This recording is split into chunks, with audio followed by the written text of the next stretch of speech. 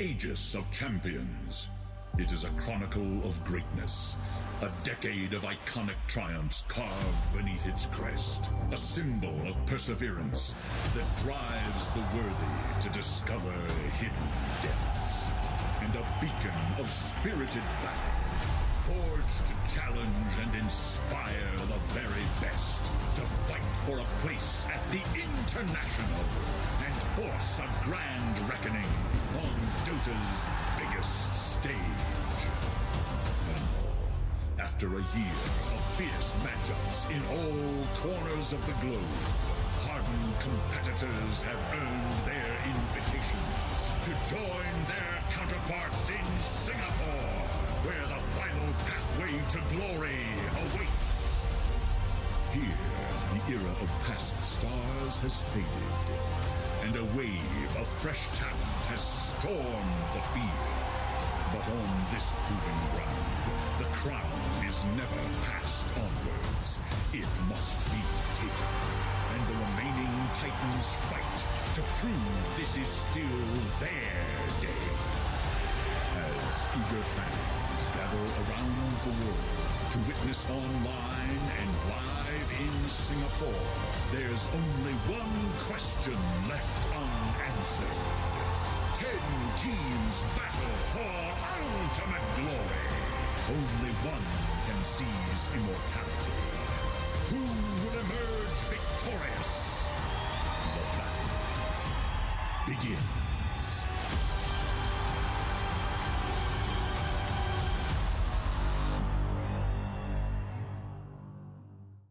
Good morning. The International 11 continues, and we're in the playoff stages. We have 10 teams remaining, and quite a few of those are going to play today here in the Suntech Arena. We have got ourselves some eliminations on the schedule. We've got ourselves some upper bracket semifinals on the docket. That's right. By the end of the day, we'll know 2 teams of the top 3 already. There's going to be blood, sweat, tears, because the closer you get to that ages, the more and more it counts, and the harsher the fall will be as well. And we are ready to get this day started. It is Jenkins, Effie, Lacoste, and myself. Lacoste, good morning. How are you doing? Good morning. Doing good. You know, very excited about the Dota that we're going to have today. And yeah, some good games yesterday. As expected, TI always bring the best out of people. It does. The best of the best, Jenkins. They're here. Yeah, that's right. There's a lot of pretty ridiculous storylines this time around, but I feel like we say that every year. You know, Thunder Awaken, they've done something that no South American team has ever done before. They're absolutely crushing it. Last Chance qualifier team, Team Secret, they're absolutely owning as well. Aster, they broke the curse this year, and they're owning in the upper bracket. Beast Coast EG, it's like, there's just too much. I could keep going with the storylines. It just doesn't end. I guess you could already say that this has been a TI full of surprises. There have been so many upsets already, and so many teams that people expected to do really well haven't been able to show up. And I don't know how this happens every year, but every single TI, there are just teams that feel like out of nowhere, they just become incredibly good. And I really do feel like there's a little bit of magic associated with the TI main stage to make this happen. There definitely is. And the magic, we love to share that magic. We share it, of course, right now with you guys, but you can also share the magic on all your social media platforms. It is Twitter, Instagram, and Facebook with Dota2 TI, Dota2, and Dota2 there as well. And of course, if you want to physically have some magic, got you covered as well, because the secret shop is open, dota2.com/TI11, the secret shop, and make sure to check that out. Now, I do want to talk more about what happened yesterday, Jenkins, because it was a day where the games were quite almost one-sided a little bit here and there. The 2-0s. Yes, the 2-0s. The elephant in the room. Well, I have a theory about that. Okay, the theory we're going to talk about in a little bit. Okay, that I want to run by. But there's been a lot of 2-0s. There has been. It's an unprecedented thing. The only time that TI has been full 2-0 in the upper bracket round 1 is TI8. Every other TI has had at least 3 2-1s in round 1. So not only is this unprecedented, it's exceptionally unlikely in terms of the grand scheme of things. Yeah, yesterday I think, though, Lacoste, we had a little bit more of results that we were expecting to see. Yeah, I mean, we did have some of the upsets, but also some of the results that, you could say that you expected. Tundra against the OG. Again, 2-0, and then we did have Team Liquid losing to Team Aster. Team Aster finally showing up what they can do on LAN. It's been quite some time. They got the chance finally, and feels like they're not stopping. No, they are not stopping indeed. In case you missed some of yesterday's games, we got you covered with the top plays of yesterday. OG, they've been spotted, but they're still going to go for that mid-tower regardless. It's low. There's a glyph here. Free pick off on Nisha, but there's going to be the jump in from DCM. He's getting caught by the birds, perhaps. They normally cut in. Needed to go for Snake. He gets burned out of all this mana. They land the pounds there as well. And 33 is full hill. Here comes the epicenter. And Nisha with a great ultimate as well there. It stops the epicenter. No chance for Alar. A toss back from Saxa. What a hit with the avalanche toss combination, bringing everybody low. And Tundra just got to clean through the OG heroes. 有幻象在往里面挤。牛头来了，摆完之后交易交上自己的大招，但是手突断了一手。我们看肉身的选来，不要现场，不要先杀人，牛头交完自己的所有技能之后，先被带走，抽开了 BKB 第一波，显得稍微有点无敌。里面肉身被拍掉之后是 BGM 都不需要这种货，他是夺取了夜眼。Out there. Ooh, this is interesting. Manage gets two. The most important hero, Oracle, dies first, and Nisha's gonna fall too. BGM has already lost his Aegis. Tundra. This charge in from 9 may have just set them up for a fantastic team fight. Sniper pierde la primera, pero recordemos que tiene dos, así que esto podría ser un problema. Foxy se toma de cara para ver si le va a salir entonces la jugada mientras que desaparece por el side. ¡Qué precioso! ¡Game of Thrones! ¡Monet! Pero sigue golpeando. Y mira cómo se cura, pero le falta un poco más de apoyo. Va a terminar desapareciendo mientras que Sven sigue con vida. ¡Dios mío! Tiene que vaquear nada más la escuadra de Liquid porque no tienen mucho más que proponer. Insane intenta el TP, pero no le va a salir mientras que Nicky no. Glória, o rebote aqui da Salva. DLFADO. 太误抢打一波，只能秒拉希克，等过来补技能，然后送完第一个火，但是拉这个瞬间就不记得满活，点击手这边血量很残，还差一下，补掉了。另一侧必须交出自己大招，阿布稍微调整一下自己的阵型，大哥往前一推，这边给了个电羊，看看要不要直接 ATT 呢？先过来 S 一个冰雨，然后跑过来打谁？这个位置整个过来打一波马西，大哥空下，而且 SF 也被打死了。这边莫奈特完成自己摇摆般的杀戮，马回交出来还是要硬保自己的基地，但是离坤的基地有点顶不住了。恭喜阿特2-0战胜离坤了。 Let's get ourselves into the action. Here we go, ladies and gentlemen. Game 1 of Evil Geniuses versus Beast Coast. Смаках, выход, бабка, выстрел, пригвоздили, сразу же герой, фэрт-обстрел пошел, его что успеет свапнуть, не успеет свапнуть, Артизио погибает, Белка тоже отправляется в таверну, сбегается Найтфолл, Новый год оценки, съедает стики, слишком много урона и времени тратит на убийство Кристал Мейден. Найтфолл пытается отступить, очередное копье он не пригвоздил, Флай догрызает Сларк, стаки уже имеет, Найтфолл пытается улететь, навес пошел, сбивает, дебаут, это минус 4 в исполнении Beast Coast. Now, what do you do if you're EG? You've got to do something. They're going to try. Nightfall, he's looking for a raw target, turns towards Chris. Notices up. So be careful as he holds back on it for now. Teases in with the bashes, they're bringing Chris down pretty quickly. That'll be him down the ones. Ahmed jumps in. Caught out by the spike cameras, but the sector just does get yours into the air. He's focusing down the Nagasara, and K1's going to get full the side, never get the solar bar. He's got the BKB up, I'm going to charge him with a remnant, take down K1. Teasing. Looks up towards Kajir inside the base, Teasing, who'll die? Chris just charging into the disco party. Each there's nothing to be done. GG, it's called. Beast Coast will be moving on. And this is the end of the road for Evil Geniuses this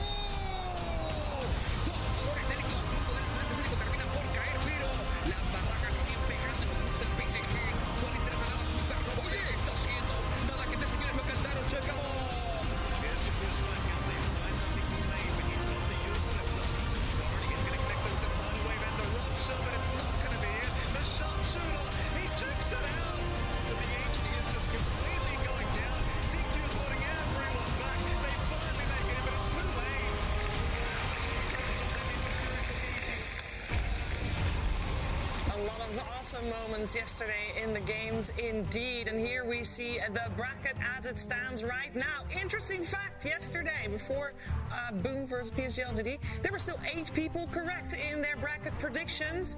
There are hundreds and thousands of people that made their bracket predictions. And now there are only 4 people remaining with 100% correct brackets. It definitely wasn't me, but if you're one of those 4, congratulations already. And of course, with these brackets being done, I feel like we got to talk about something. Jenkins, you have a theory. Why is it only 2 O's? Why? I do indeed have a theory, Shiver, and it's probably very stupid. Maybe you guys can tell me this. So, all right, Dota 2, okay? You follow me? Dota 2-0. Dota. That's right, Shiver. That's my theory. All right. Well, thank you. Now, Dota 2. Okay, it's the average game duration has increased fairly significantly recently. You got the glyphs. You got the gold formula was changed. Gold comes a bit slower, right? The game is slower, right? And so I think the teams that are not only this, but games are determined often in the late game by one single moment, one single team fight, and the games are drawn out for longer. So I feel like the teams that win game 1 have like kind of the psychological momentum going into game 2, and because the game lasts so much longer, there are many more opportunities for them to have the one comeback. And I think because they have the momentum from game 1, and because there are so many opportunities for that, it's just more likely that there are going to be 2 O's. Now, does that explain all of it? Probably not, because it's very unprecedented. But I feel like it explains at least a little bit. It's not a bad theory, Jenkins, I got to say. I expected something different. Yeah, all right. It's pretty good. I'll take that. I think that definitely could contribute, but for the most part, I feel like playing games on the main stage is very different, and there is a lot of mental pressure there, especially if you do well in groups. It just feels that sometimes the pressure becomes too much, right? And the momentum of winning the first game, all of a sudden, as a team playing at TI, you're feeling it really badly, and it's easy to be taken advantage of in the game too. So as far as it's looked like, it does seem like a psychological thing going on. Well, if you're having a psychological pressure, you need some relief for that pressure. We got 2 of the best people for that in the arena right now. It's Slacks and Casey. We got 2 of the best people for that in the arena. Hello. Good morning, everyone. Oh, sleepyheads. It's only 9 o'clock. Not so sleepy after all. All right, who's going to win? GG or OG? OG!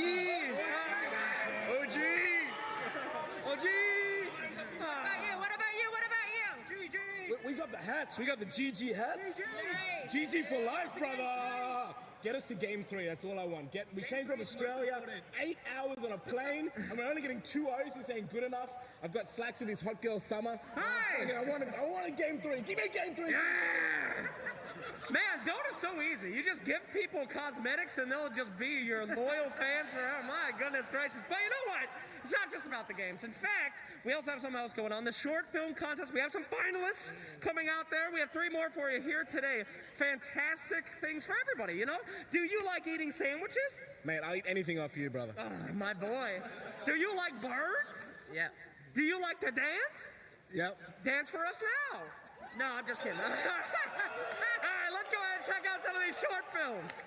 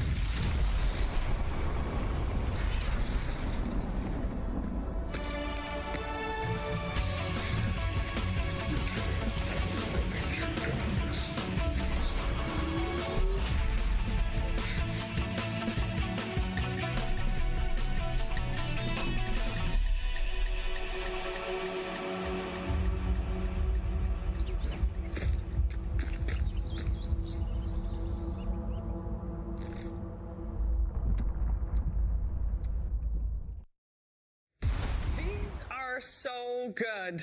How can anyone ever choose just one?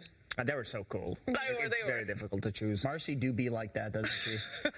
I like the poor little birds who are just hanging out, and all these annoying heroes are just ruining their lives and their ecosystem. That made me feel emotional. That one. That was a good one. Takes playing a relaxed game of Dota to a whole different level. That does for sure. Something else does as well, and we have our archivist Perium Flax to tell you more about that.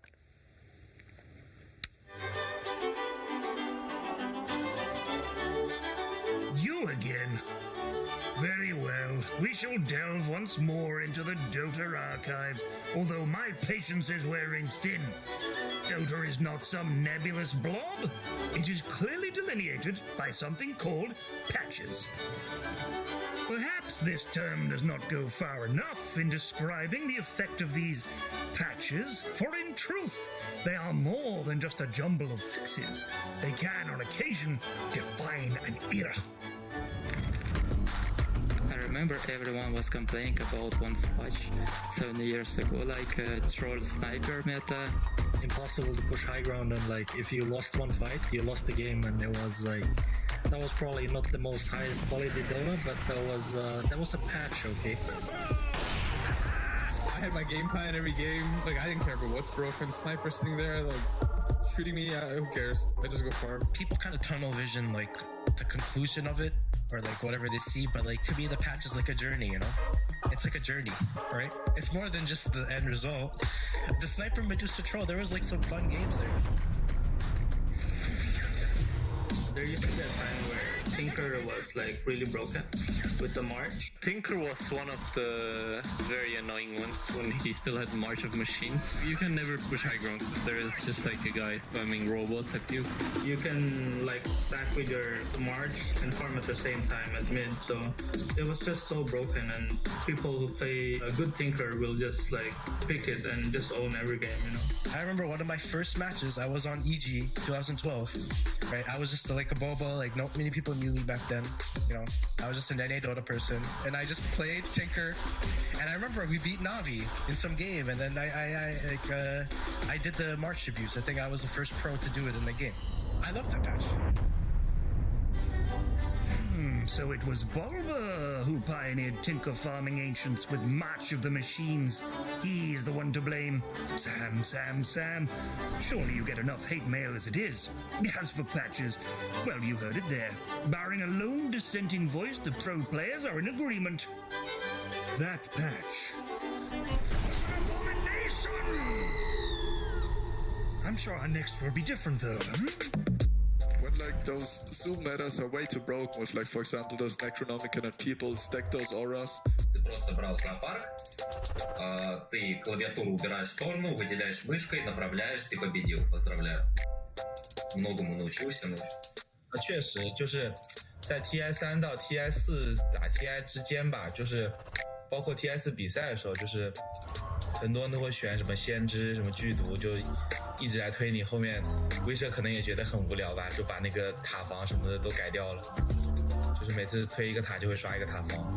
当时可能是被危机一直推。I love that patch. Look. I'm a level 25 Furion almost, so I love that hero too.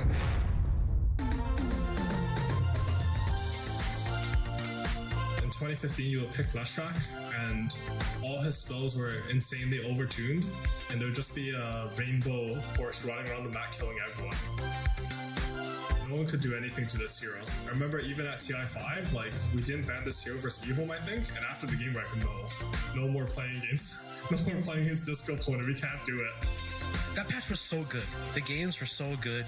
Gyro, Leshrac, like C-Deck, they kind of came out during TI, like Undying, Tuskar, like Techies was like, come on, that patch was so good. People just tunnel, like I said, they're just tunnel visioning to Leshrac. Yeah, Leshrac was busted, but like Leshrac even got beat near the end. Dota is, was, and always shall be about more than just the heroes. Sometimes, the very fabric of the game world itself can become so corrupted and evil that players become lost and confused, even angry. One such patch involved gold. Traditionally, the better you performed, the greater your chances of winning. Logical enough. But at one point, doing very, very well was merely setting yourself up for a fall as the scales of Dota justice became unhinged and insane. You would be ahead the entire game, and then you would sort of make one mistake, and the enemy Spectre would get like AoE gold on the kill and get 2,000 gold. There was no comeback to the comeback. Once they came back once, it was just over. You have a 30k lead, you die with one hero, suddenly that 30k lead is a 20k lead. Mathematics weren't the strong point at Valve that year. I throw ghosts on a whim and think about like, oh, this could be kind of fun. Let's just fuck the whole game up. That patch, I literally wanted to quit Dota. There was two strategies back then. I remember one of them was just the R buttons. You just have to get every AoE spell with the big R buttons. We got the Phoenixes, get the Tide Hunters, get the Juggernauts, the Jug Mag, get that going, And you sit there on your high ground with the ward, and you're like, they're gonna throw. Just wait, they're gonna throw. You were winning the whole times, and then one fight is completely turned. I think it's kind of not balanced. I mean, the game plan was just click the Spectre button as fast as you can, and if you succeeded, then you won. Or the Storm Spirit button. Those were two very good buttons. Without them, it was difficult to succeed. That patch was bad. Okay, I'll plus one that one. That was a bad patch. It appears we all have our limits after all. You know a patch is bad when Sam, defender of all patches, admits defeat. But our beloved developers won't. Spare a thought for them, attempting to balance a game with 123 heroes, an ever-increasing and uncountable number of abilities, items, interactions, creeps, neutral creeps, buildings. Well, you see where I'm going. Balancing Dota is the classic Sisyphean task. And yet, correct me if I'm wrong, but you love it, don't you? You thirst for the patches. You want the patch. You crave it. You sicken me. Good night. Wise lessons indeed from Imperium Flax. And yes, patches define Dota 2. And with that, heroes define Dota 2. And the current patch and the current hero pool, there's one hero in particular that is kind of defining this TI so far. And it is Marcy, and Tsunami would like to talk to you about that. Yeah, Pyrion can take you back in time. I want to tell you what's going on in modern Dota. Last time you tuned into TI, you may have seen a hero announcement. You may have seen this hero be announced. You may have seen Marcy. And you may be wondering, why is she so good right now? She was added to Captain's Mode around June. You'd think she'd be balanced by now, but not the case. Not the case with the most picked hero. What does she do? I'll give you a quick breakdown. Come on over here. So 4 spells, as is traditional with most heroes. First one, it's called Dispose. I say liken it to like a Rubik telekinesis. Basically, grabs any unit, takes them to Suplex City, tosses them behind her. Can be used for initiation, can be even used to grab allies out of tough situations. So if you see someone and you're like, oh, I didn't know they had a 4-staff, they don't. It's just Marcy being balanced. Second spell, it's called Rebound. This one also has a whole host of features to it. It can be an initiate, it can be a buff, and it can be an escape. It can be an initiate because basically she picks one allied unit to target, she runs to it, and then you pick a landing location. Wherever she lands is a stun. That's the initiate. The buff part is because whoever she bounces off of gets a move speed increase, which is pretty great. And what was the third one? It's so difficult to keep track of how many features she has. Oh, right, it's an escape because she runs like 1,000,000 miles per hour. Third spell, Sidekick. It's the least glamorous of them, but probably one of the most popular reasons why she's viable in competitive Dota. Gives any one allied hero and herself a buff for around 7 seconds of 50% lifesteal. Yeah, that's the number. And she has a talent. Makes it go all the way up to 65%. Who needs to buy Satanic when she can just give it to you for free? And her last spell, in case she didn't already have enough going her way, Unleash, her ultimate. Because why not give a support hero some right-click? Why not give her some DPS? This is what makes her so terrifying. She can initiate with her Rebound and then instantly beat down some enemy support, 100 to 0, with this right-click spell. And, obviously she should be the most picked hero if that's the result, which so far, after all of group stage and after the first 2 days of main event, it's looking like that's the case. So why don't we okay, yeah, let's get the hell out of here. You ready? Because I want to show you a little bit more about the upcoming expectations of what we're doing here in this studio. I want to show you a little thing we like to call the Hall of Heroes. It's what we want to really give the emphasis, the grandeur. Oh, there she is. There she is. You see her? She's hiding there. She's awful. Well, you're an isolated incident, Jenkins. She's incredibly popular, and you're going to be seeing more of her in the coming days. So that's all you need to hear from me. The rest of it, you'll see in the gameplay. She's great if she's on your team, actually. That's true. That's true. And That's when she's good. For some reason, if on my team, it doesn't work, but on the enemy team, works great. Exactly. It's the allied Marcy versus enemy Marcy. It never ends. Same with Pudge. It never ends, indeed. Heroes. Some heroes. And Marcy, we're definitely going to see her more today, if not on the pick side. She's probably going to get banned. It's time to start talking about our first series of the day as well, because I do want to talk about the first two lower bracket matches we've got coming your way. We've got two lower bracket matches. We got OG versus Gaming Gladiators, and then we also have Liquid versus Entity. And we got a little bit of a Western European brawl. What's happening? We do have 6 Western European teams still at the International. We're going to send 2 home today, so that's going to reduce the number, but... Hey, quit screwing around. I lost track of my thoughts there. It's all good. It's all good. It is that time. As we can see, as we can hear, our first series of the day is going to be OG and Gaming Gladiators. Let's get Gaming Gladiators on that stage.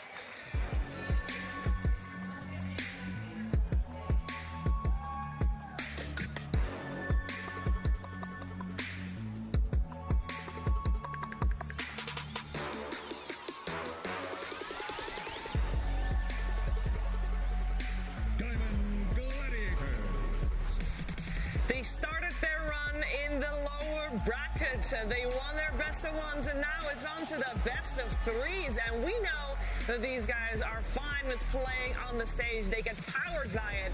The same thing can be said for those opponents, though. It's time to bring on stage OG.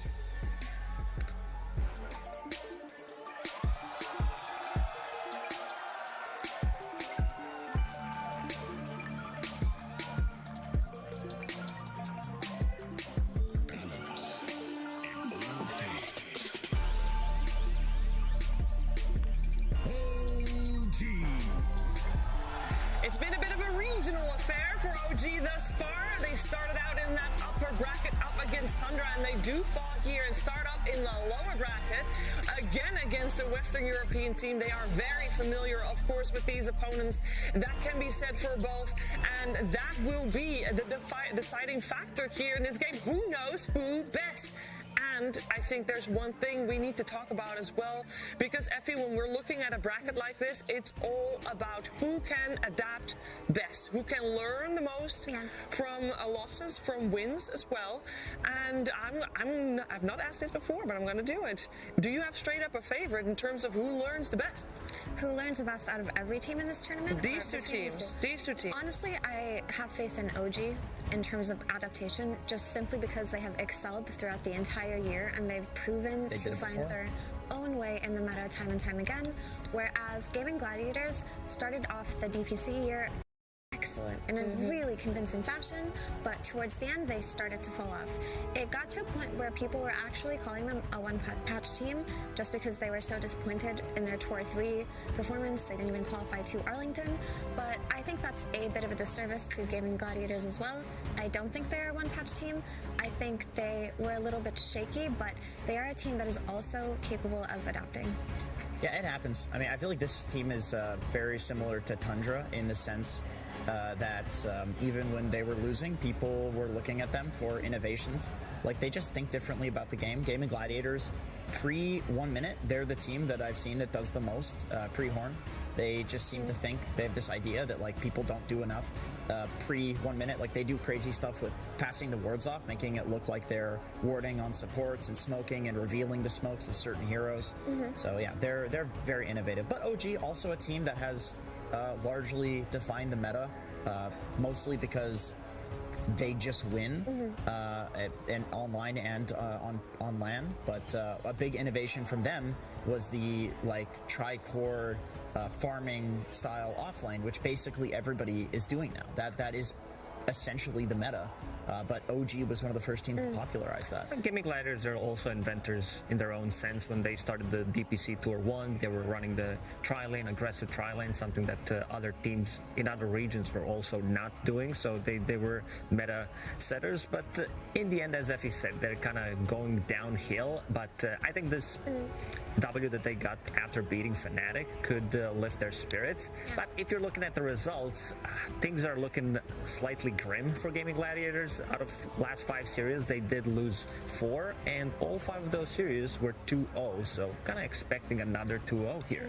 But not just that, with Gaming Gladiators, I always think about their coach, Immortal Faith. It seems like he is one of the thinkers in Dota. Yesterday we touched up on the coaches in TI briefly, and we talked about the big role that they have in the team, but amongst all of the coaches, I would attribute potentially Immortal Faith as probably the coach with the most impact in terms of how he shapes his team's gameplay to what he envisions as good in Dota.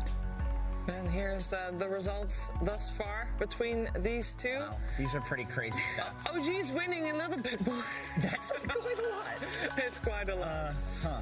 It is quite a lot indeed. I will say, though, at the start of the DPC year, when Gladiators were feeling themselves, that's when they were beating That's GG. when they were beating GG.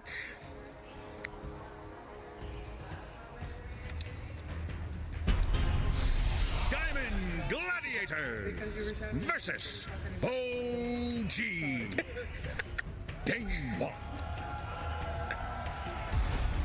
That's right, it's time for game 1. We got ourselves some draft to talk about because these two teams, they know each other very well. We know they scrim together, and what did they learn? How much does momentum count? How much does it count that one team is coming off one hot win and one team is coming off 2 hot losses? I want to say that as well, because if you're Gaming Gladiators, you're going to look real hard at what Tundra did yesterday, Jenkins, and you're going to try to copy that, maybe. Or do That's right. That's right, Cheever. So true, Jenkins. Yeah, I mean, Tundra definitely shellacked OG. I think we saw that they figured them out. OG didn't exactly stick to their guns in game 2. They picked the Timber instead of the SK, but it looked like Tundra had also had a solution for that. So the thing is, with OG coming into this one, is I feel like that was OG is very comfortable with these few strategies. Tundra figured both of them out to a degree. So I think Gaming Gladiators is not just going to have it easy, where like OG's going to come in with different stuff regardless of who they're playing against, because they lost to Tundra with their 2 primary things that are running throughout the group stage. One advantage that OG has is having much bigger hero pool, especially from the carry position, because like the whole squad of Gaming Gladiators have very limited hero pool, one of the lowest ones, second lowest actually, and yeah, as expected, like this team is very easy to predict what they're gonna go for. This Enchantress, this was their bread and butter throughout the DPC, all 3 DPC seasons pretty much. Yeah, this is interesting because OG go for that first phase Naga Siren, which we don't really see that often. This is kind of a really big statement of confidence in this series, right? They're just going for a hero that is potentially something that can be much easier to set up for in the second phase. And I know that some teams have experimented with Naga a little bit and that it's not necessarily the carry, right? Some people have tried to run it as offlane. I don't think I've seen people play it as support anymore ever since the Meteor Hammer. Wildcard played it in the last chance qualifiers, I think. Yeah, like it was just them. It's the same 2 heroes that OG did beat them in game 1 7 days ago. They did have Naga Siren and Snapfire, so I mean, it's a lot of team fight. It's a lot of way to reset the team fight as well, a lot of magical damage. I think you can also shift this Naga Siren to position 4 if necessary. Potentially, but maybe OG are just going for this carry Naga, and they're just going to expand bans to defend it now, right? This Boommaster ban, it makes sense, for sure. Boommaster obviously banned out versus Naga, so he doesn't dispel her illusions. But I do want to say, though, since we talked a little bit about OG, I have faith in Gaming Gladiators and how they're going to approach this patch, because if you guys remember back all the way to Tour 1 when they were having their dominance in the DPC Tour, they actually placed second, I believe, or something really impressive like that, and first in the regional finals, but they were the team that was most close to Tundra in playstyle. The two fastest teams in that patch, in that meta, in that Tour 1 were Gaming Gladiators, who were Team Tickles at the time, and Tundra. They had a very similar playstyle where when they would win, it was an oppressive win. They would win in 25 minutes, and they would just take over the map entirely. So if Tundra have hit their stride, and they have a similar type of high-paced, high-tempo gameplay, then I do think that Gladiators themselves may have looked at it and are going to try to imitate it a little bit. Yeah, and Gaimin they're back to their bread and butter. Speaking of Tour 1 that you were mentioning, Effie, they basically invented this carry SF thing, and so this coming back for this patch is very convenient for this team. I think Enchantress is quite solid, and they, like you said, they look at Tundra, they see they're picking Spirit Breaker, even though this is not a particularly strong hero, and they say, okay, what were we winning with this year? It was Celery playing Enchantress right in front of the enemy team's face. Yes, he ends the game 1-17, but guess what? He wins you the lane. He wins you hard. Everybody else is farming, and he's even farming while feeding because he's just buying out before he dies. But it's interesting because Gladiators didn't just invent the safe lane SF meta back in Tour 1, they also invented the safe lane Kunkka meta, and having it be... And TA. Yeah, having it be the standalone laner while they go aggressive trialing. They had a lot of cool things that they did early on, so it's just nice to see it kind of taken back to where it all began this year.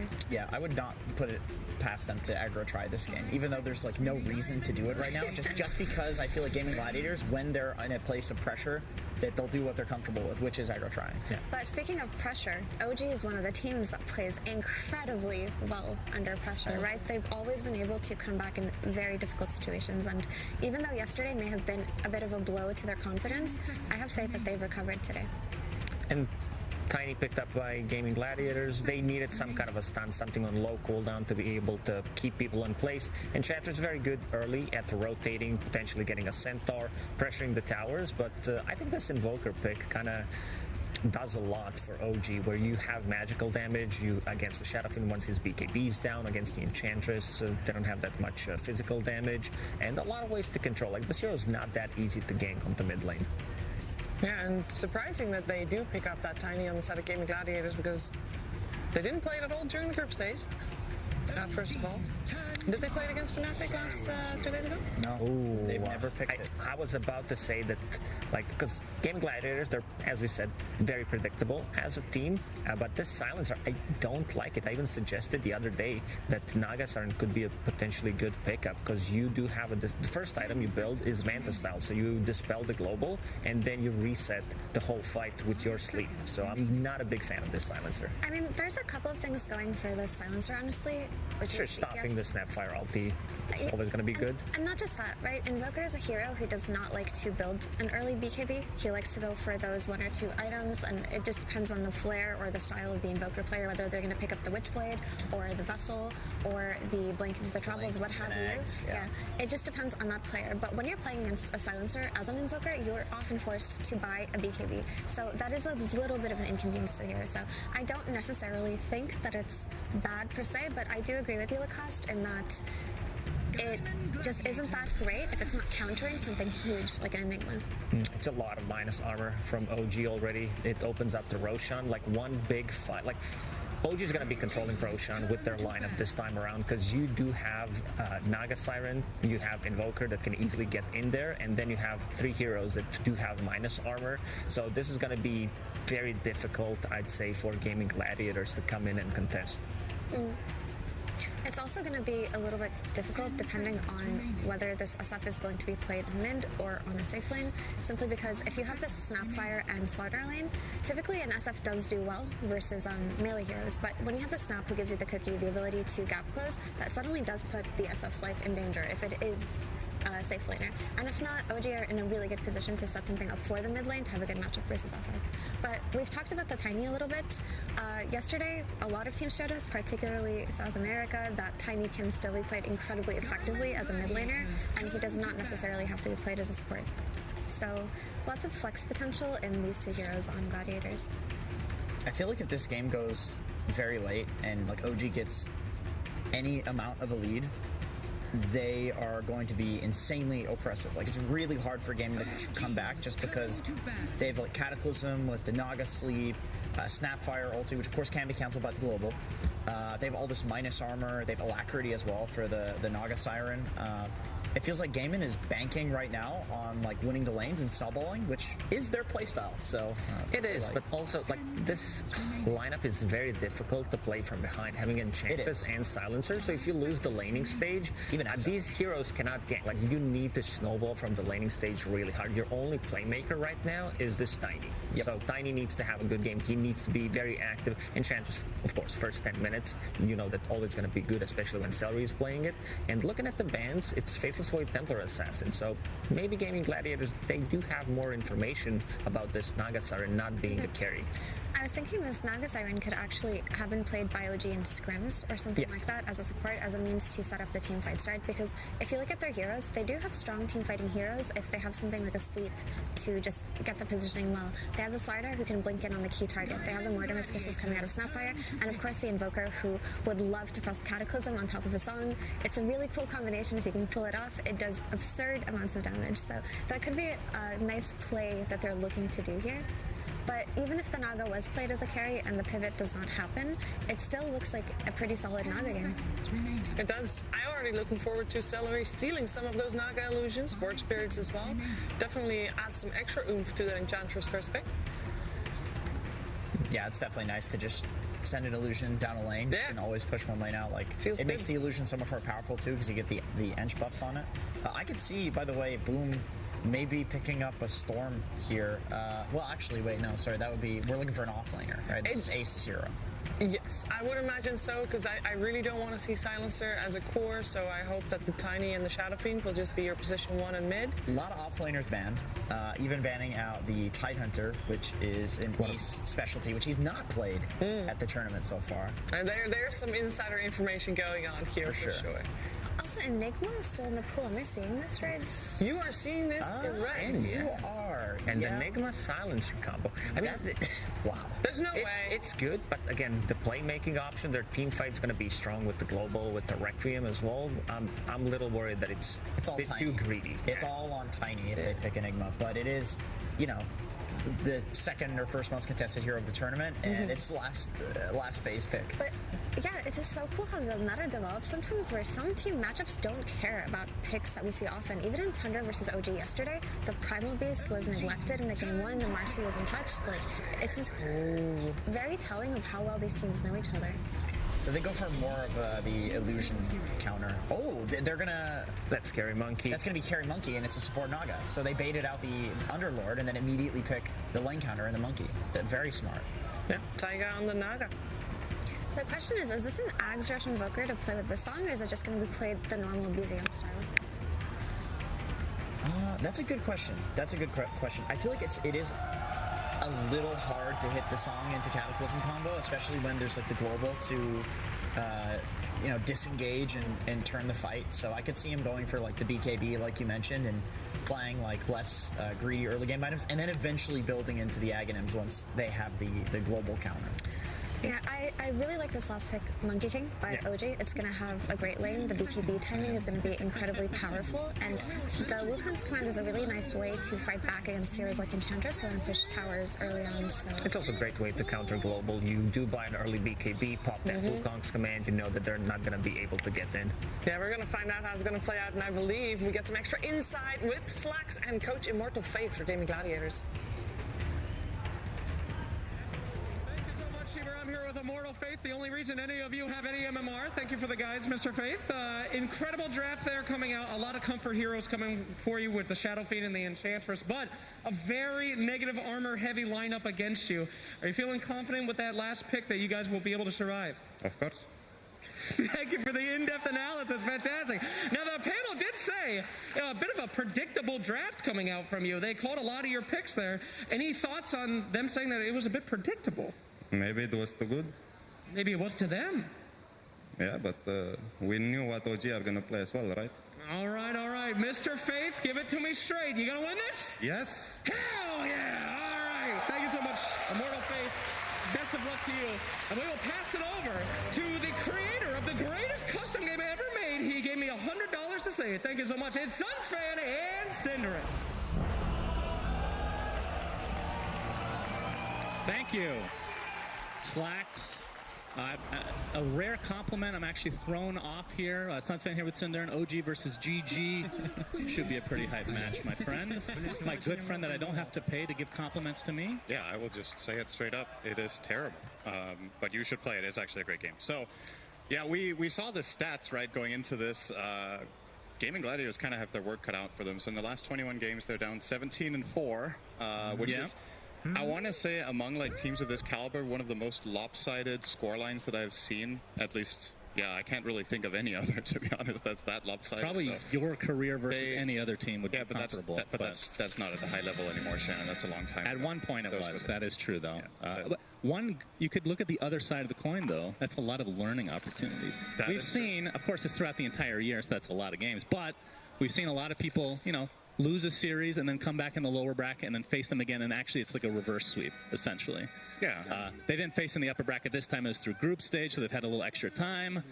I expect them to come out and give OG a good match at the very least. Yeah, for sure. I think, here on the main stage, I believe we've only had 2-0 so far, if I'm not mistaken, right? I don't think a single series has gone 3 games. I think in this series, that is definitely a possibility that would go the distance, because between these two teams, as you said, I think, so first of all, there's been opportunities for Gaming Gladiators to learn how to adapt to OG during this tournament, but I think it's also probably fair to say that neither team has looked their best, right? That's true. OG has had a very dominant year in a lot of other tournaments, but here they kind of barely scraped by and got into the upper bracket, I believe in 4th place in their group, and Gaming Gladiators obviously starting in lowers and getting that win against Fnatic yesterday.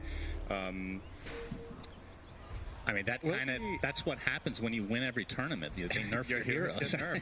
I mean, we've been talking about how it's kind of funny to see how, because Amar isn't absolutely trashing, it feels like he's underperforming, because we're just used to seeing Amar just completely take over games. And a lot of the heroes that he has been doing it on, obviously because OG have been winning these tournaments and it's been meta defining, some of his strategies have been nerfed. We've seen the Razor, we've seen the Timber get nerfed quite a bit recently, but still, Gaming Gladiators banned them both. They just have so much respect for this guy and what he brings to the team that they'd rather play against some of the heavy meta stuff than Amar's specialty heroes.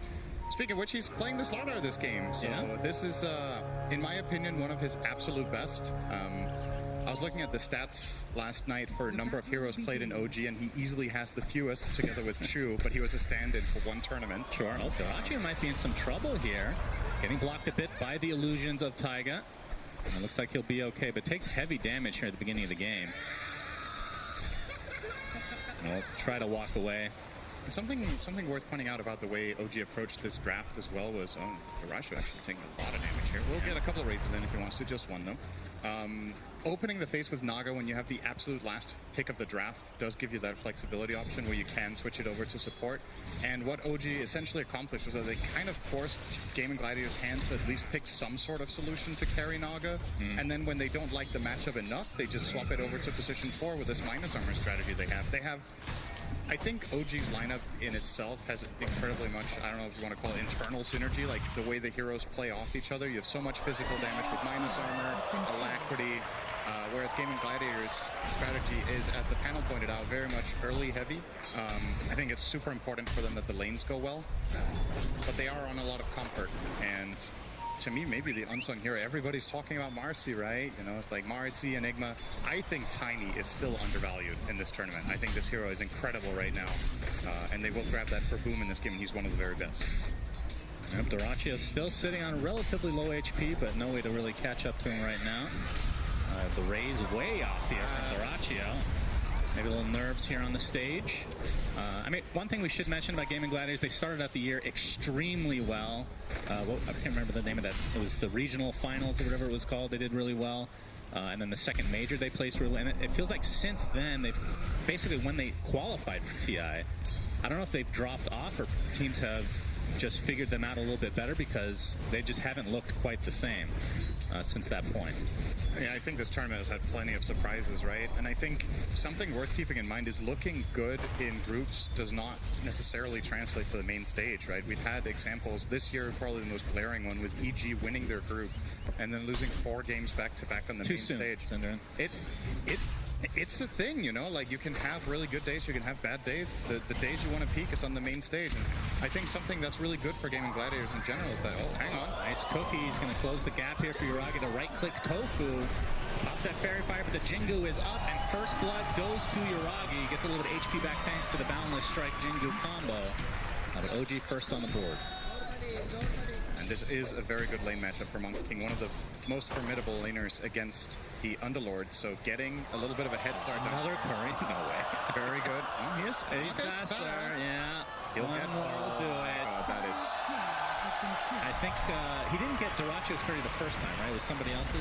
I think it was Celery's. I mean, this is really bad news for Duraccio. That was his salve as well as Wraithband, so a lot of laning presence just out the window here for him. Yeah. Still has the 2 mangoes to work with, so I would say this should be a Shadow Fiend favored lane. Like, Slardar is a melee hero who has no ranged way of farming creeps, so every time you want to go and get a last hit, you're exposing yourself to getting raised comboed. But so far, so good for Amara, right? He's 13-3 against the basically exact same CS scoreline for the Shadow Fiend. And that is while playing with support Naga, who honestly doesn't really offer that much for Slardar most of the time, right? Offers courier killing potential apparently. You can see another cookie setup kill onto Tofu. Jingu with the scatter blast.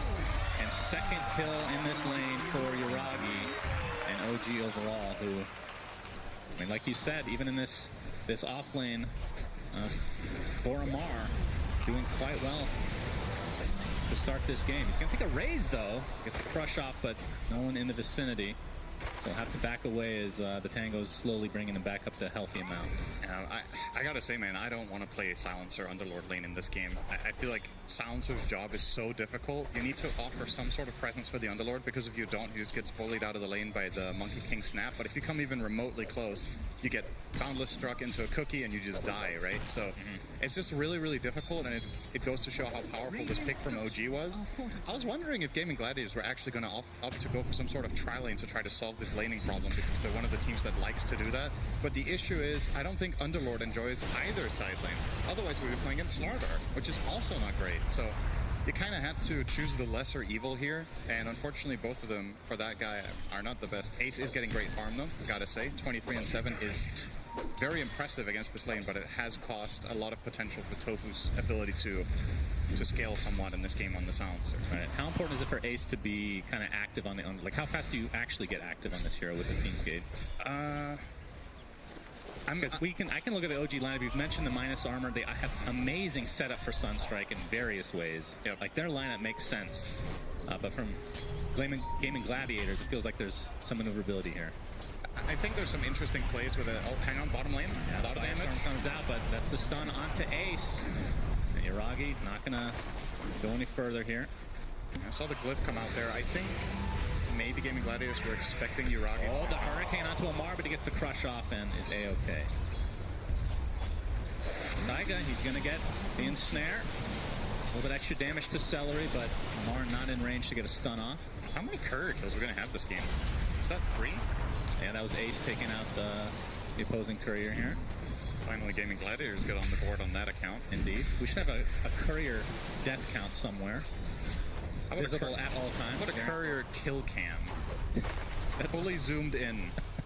That sounds kind of, I don't know, that sounds kind of violent, honestly. Oh, but you don't mind when the heroes die, right? Yeah, sure, yeah, but the couriers, let's but the skill of a courier is just on another level. Have you seen the couriers? A lot of them don't really... Okay, I mean, there's kind of a... Okay, I take that back. That's a really cute dog with a hot dog in the dire base. All right? Could be Onion. could be anyone. Scatterblast onto Ace. Yuragi's here, though. The cookie set up. Boundless Strike. Sunstrike's coming as well. And Ace just one right click away and Yuragi takes it. On the other side, Amar did fall to Duraccio, and Celery able to get out, so no trade at the top lane, but a trade basically globally for both respective position 3s. Taiga, Duraccio, another raise, but not quite enough to finish the job. Pinecone? The Pinecone is very scary. It's too slow. Very slow, as you would expect from an inanimate object. Oh, it's still alive. It be able to juke it successfully. If it got to, what's it called again, the ability it has? You know this. Seed Shot. Oh, you actually knew.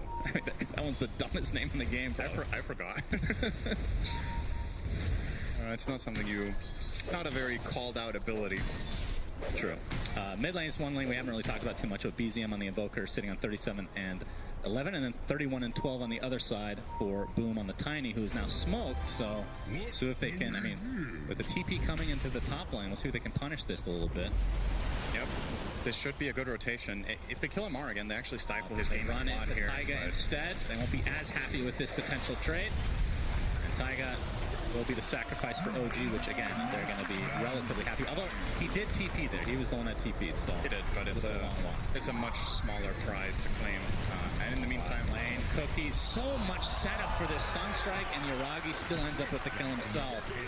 And he is off to the races, 4-0 to start the game. All 4 kills. And you can see what item build Ace has gone for to try to combat this, right? He's gone Phase Boots and Lace on the Underlord, but even then, the stuns into Sunstrike just too much. Doesn't have too much in the way of tankiness. Obviously, you have a bit of armor, but he now even buys a fluffy hat, right? He's just really trying to get all the small value items that he can to try to stay alive down here.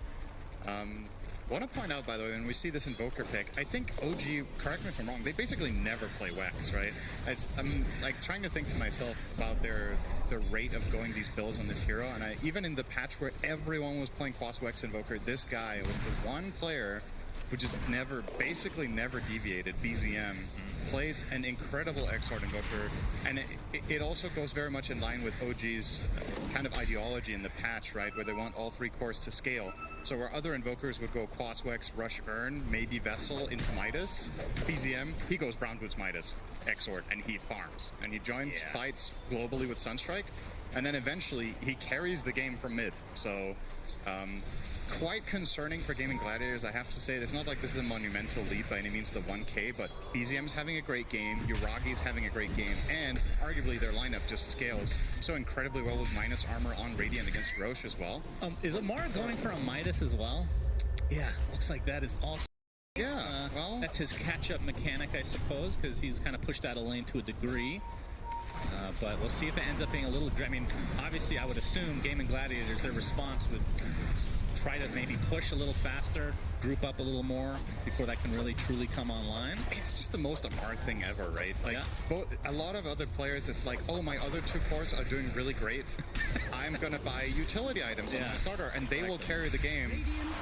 Amar is like, you guys are, oh, well, BZM, you are level 30 on Invoker, so that's okay, but Yuragi, you're only gold tier Monkey King. I don't trust you. I will get the farm. Oh, nice sidestep.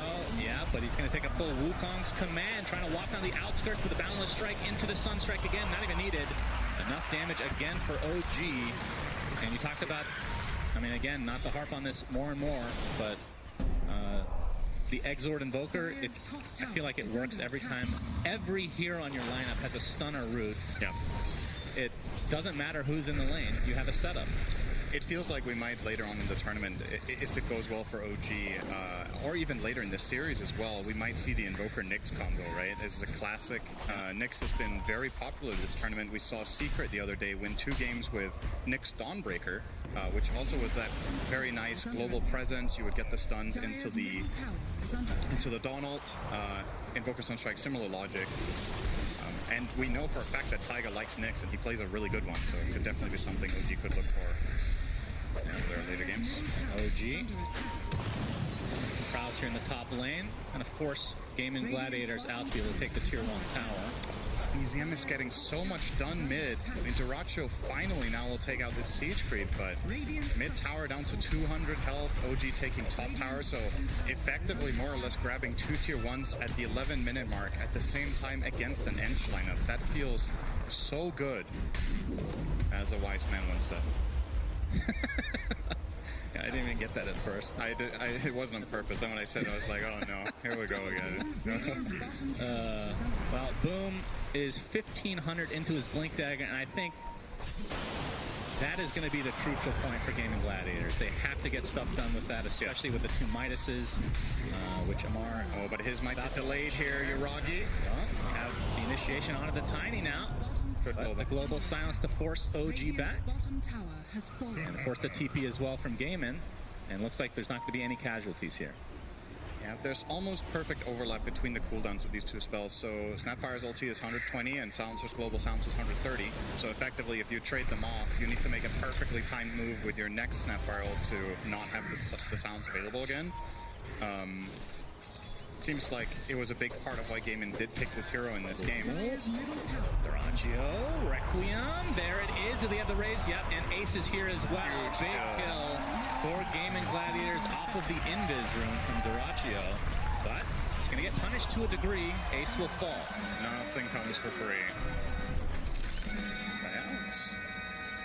For the first time in the game, now a minor gold lead for Gaming Gladiators, which...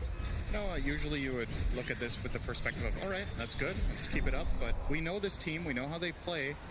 A lot of the games that they win, or at least this year that they've won with a lineup like this right now, the gold league would be 2K, 3K. And you are playing against a lineup that's running multiple Midases, so you do need to keep that pressure going so that they don't just naturally find more gold on the map that you can't because it doesn't exist. Right. Well, Boom has his Blink Dagger. Yep. See how fast they want to expose it, if you will. I'd love to see, if possible, for Gaming Gladiators to, once they have global silence, try to make a smoke rotation with this Tiny Dagger, kill the Invoker mid, and look to pressure that tower with any strong Enchantress creep. It's a lot of things to have happen at once when you've already lost your top and mid tower, but I think you kind of need to get creative and start making invasive moves around the mid area, because otherwise OG are controlling what we used to call the triangle area. I don't know if we really should anymore because there's no third camp, but everybody knows it as that. But OG really want that area all the time because they are playing this greedy style with their Midas, and just Amar is also going and farming Ancients a lot of the time. So opening up the mid tower would give them more avenues to... If you want to extend it a bit, and just the secret shop icon is the triangle. That's true. Point. That's actually true on both sides. I like that. Thank you, Cinderin. You're very smart. Thank you, Cinder. Once in a blue moon. Well, the smoke gank didn't end up resulting in a kill, at least not yet, although Yuragi is hunting. Celery inside the tree line here. There's the vision. Celery is mega dead. But again, just the support for Gaimin. Don't know if the Blink Dagger... What, are they waiting for something specific? Are they waiting for the global silence to come back for Boom to reveal this Blink Dagger officially? I'm not sure. It's possible that they were looking for a move, they didn't find the angle, and then OG were first to pounce, and they were just like, all right, the heroes that we were trying to gank, we didn't find the catch, just back to farming. Like, you got to be efficient about it, right? If your move fails, make sure you get something done. But yeah, that was very unsuccessful here from Gaimin. Fortunately for them, they only lost Celery, of course. Rather unusual in a monkey diet, Celery, but he was hungry enough that he opted for that. Probably not. I can tell you from experience that if you have to be really hungry to eat celery, so he must have been starving after that death. Well said. Agreed. Vegetables. Nothing wrong with vegetables. Yes, vegetables. Just celery. Duraccio, what is he working on right now? He has the Mask of Madness and the Dragon Lance. Yep. CMB from the Ancients, and is an Ogre Club into the BKB, so things have kind of slowed down, which we talked about against the Midas is maybe not the best of moves, but we'll see how it works out for Gaimin. Echo Saber there for Yuragi as he's working towards his BKB as well. And obviously, from Amar's perspective, the Midas has been online for a decent amount of time, which now he finishes treads. We will ensnare into Sunstrike with all my spells into Artyom coming, or Invoker. I have wards. We will ensnare into Sunstrike with all my spells into Artyom coming, or Invoker. Well, quickly back to live as Ace is dead, so we didn't get to see that gank in its full juicy perspective, Cinderin, but they did call what they were going to do, and they were successful. Yeah, spoiler, it was a Sunstrike kill. Well, Invoker didn't get the last hit, but he was as usual. I was about to say before we saw this, I mean, it still rings true, right? I think the most impressive thing about Gaming Gliders this game is how much farm Ace had. He has 141 CS, he's topping the charts, and that was after laning against Monkey King Snapfire. Ace does a really good job in general for this team at finding a lot of farm. I think, you know, I think that was part of the reason that Gaming Gliders were doing so well earlier in the year was when they were running these tri-lanes with Duracho, they still, when they put Ace in the safe lane, he managed to just find a lot of last hits on the map in the jungle, just be very effective even with a bad start. And that's exactly the case here as well. He's 1 and 4, but his CS is very impressive. Boom. Oh, Boom goes in, gets the Avatos, but it's on a support Naga. Gets Hurricane, but there's the Song. Taking some damage from the Arcane Curse. He's just going to TP out in the midst of the Song as a tier 1 tower will drop in favor of Gaimin. It's still, this is what Gaimin needed, right? They need to open that mid tower. So they do finally make this move and are successful with it. I like the choice there of holding the global. They could have killed the Naga if they wanted to, but they think the global silence is too important in order for them to go for their next objective, which is right here. And this goes very, very fast, actually. OG. Yeah, they have to be careful, though. Mortimer's Kisses are online. If OG have an idea this is happening, the Sunstrike is going to reveal a little bit. The Avatos back into the pit. Amarj is dead. Just like that, as the Mortimer's Kiss is coming out into Duracho, but the global silence counter that the panel talked about. And this is looking like a potential free Roche for Gaimin now. Yeah, OG just giving it up. They're not interested. They don't have their Slarvar. They can't get in there. Yeah, and the zoning Requiem as Boom secures the Aegis for himself. Interesting they didn't give it to the Shadow Fiend. I really thought you were going to put that one on Duracho. I feel like this hero is often very vulnerable and gets a lot of value out of having the Aegis because you don't have to pop BKB in your first life when you get down. Picking ult. Yeah, Balance Strike into the Wukong. Sunstrike coming, but he is okay. He's trying to bait some TPs potentially, but nothing actually came. He does have 15 armor, so Wraith Pact wasn't cooldown. Oh, he's actually going for the wave. Is Shiraki going to try him again here? No, not quite. But yeah, I love that move from Gaming Gliders. Really good stuff. They not only do they get the Aegis, but keep in mind this Radiant lineup is incredibly good at killing Roche. So the fact that you take it away from them is almost as valuable as getting it yourself. Duracho would have loved to have it now. The Aegis could have been on him, but instead would have died twice in this scenario, I would assume. Although, you can see Gaimin starting to pincer in a bit. The Avatos onto 3, Misha very low, nice Firestorm from Ace as Yuragi kind of separated from his team, attempting to TP out, and he will be able to TP successfully, just barely out. The Aegis was consumed. Yeah, that's pretty good for OG. You're happy with that. You find the Shadow Fiend and you get the Aegis on the follow-up fight. All you lost was your position 5. That's great. Very, very good TP there out from Yuragi, obviously counting the stuns, knowing there's nothing left. The only cancels that they have are Requiem, which was dead, and then Underlord Root, as well as the tiny combo that was used immediately in the beginning, so good call there. And OG with the 1K lead at the moment. But it does, I know that OG are kind of the favorites going into this series, but with these Midas pickups, I feel like the fact that it slowed down a decent amount, they've kind of nullified the Roche that Gaimin was able to claim for themselves. It feels like it's OG's momentum right now to a degree, despite that Roche. This aggressive move from OG could actually fail horribly. They don't know that they're visible under the watch. And the toss, Requiem to follow. Yuragi is mega dead, and here comes Ace with the Fiend's Gate. Misha's going to be the second kill, so nice pickups for Gaimin. What a sick ward. Like, I totally understand OG don't expect there to be vision there minute 19 around their own triangle there, but that paid massive dividends. That's a huge kill on the Monkey King.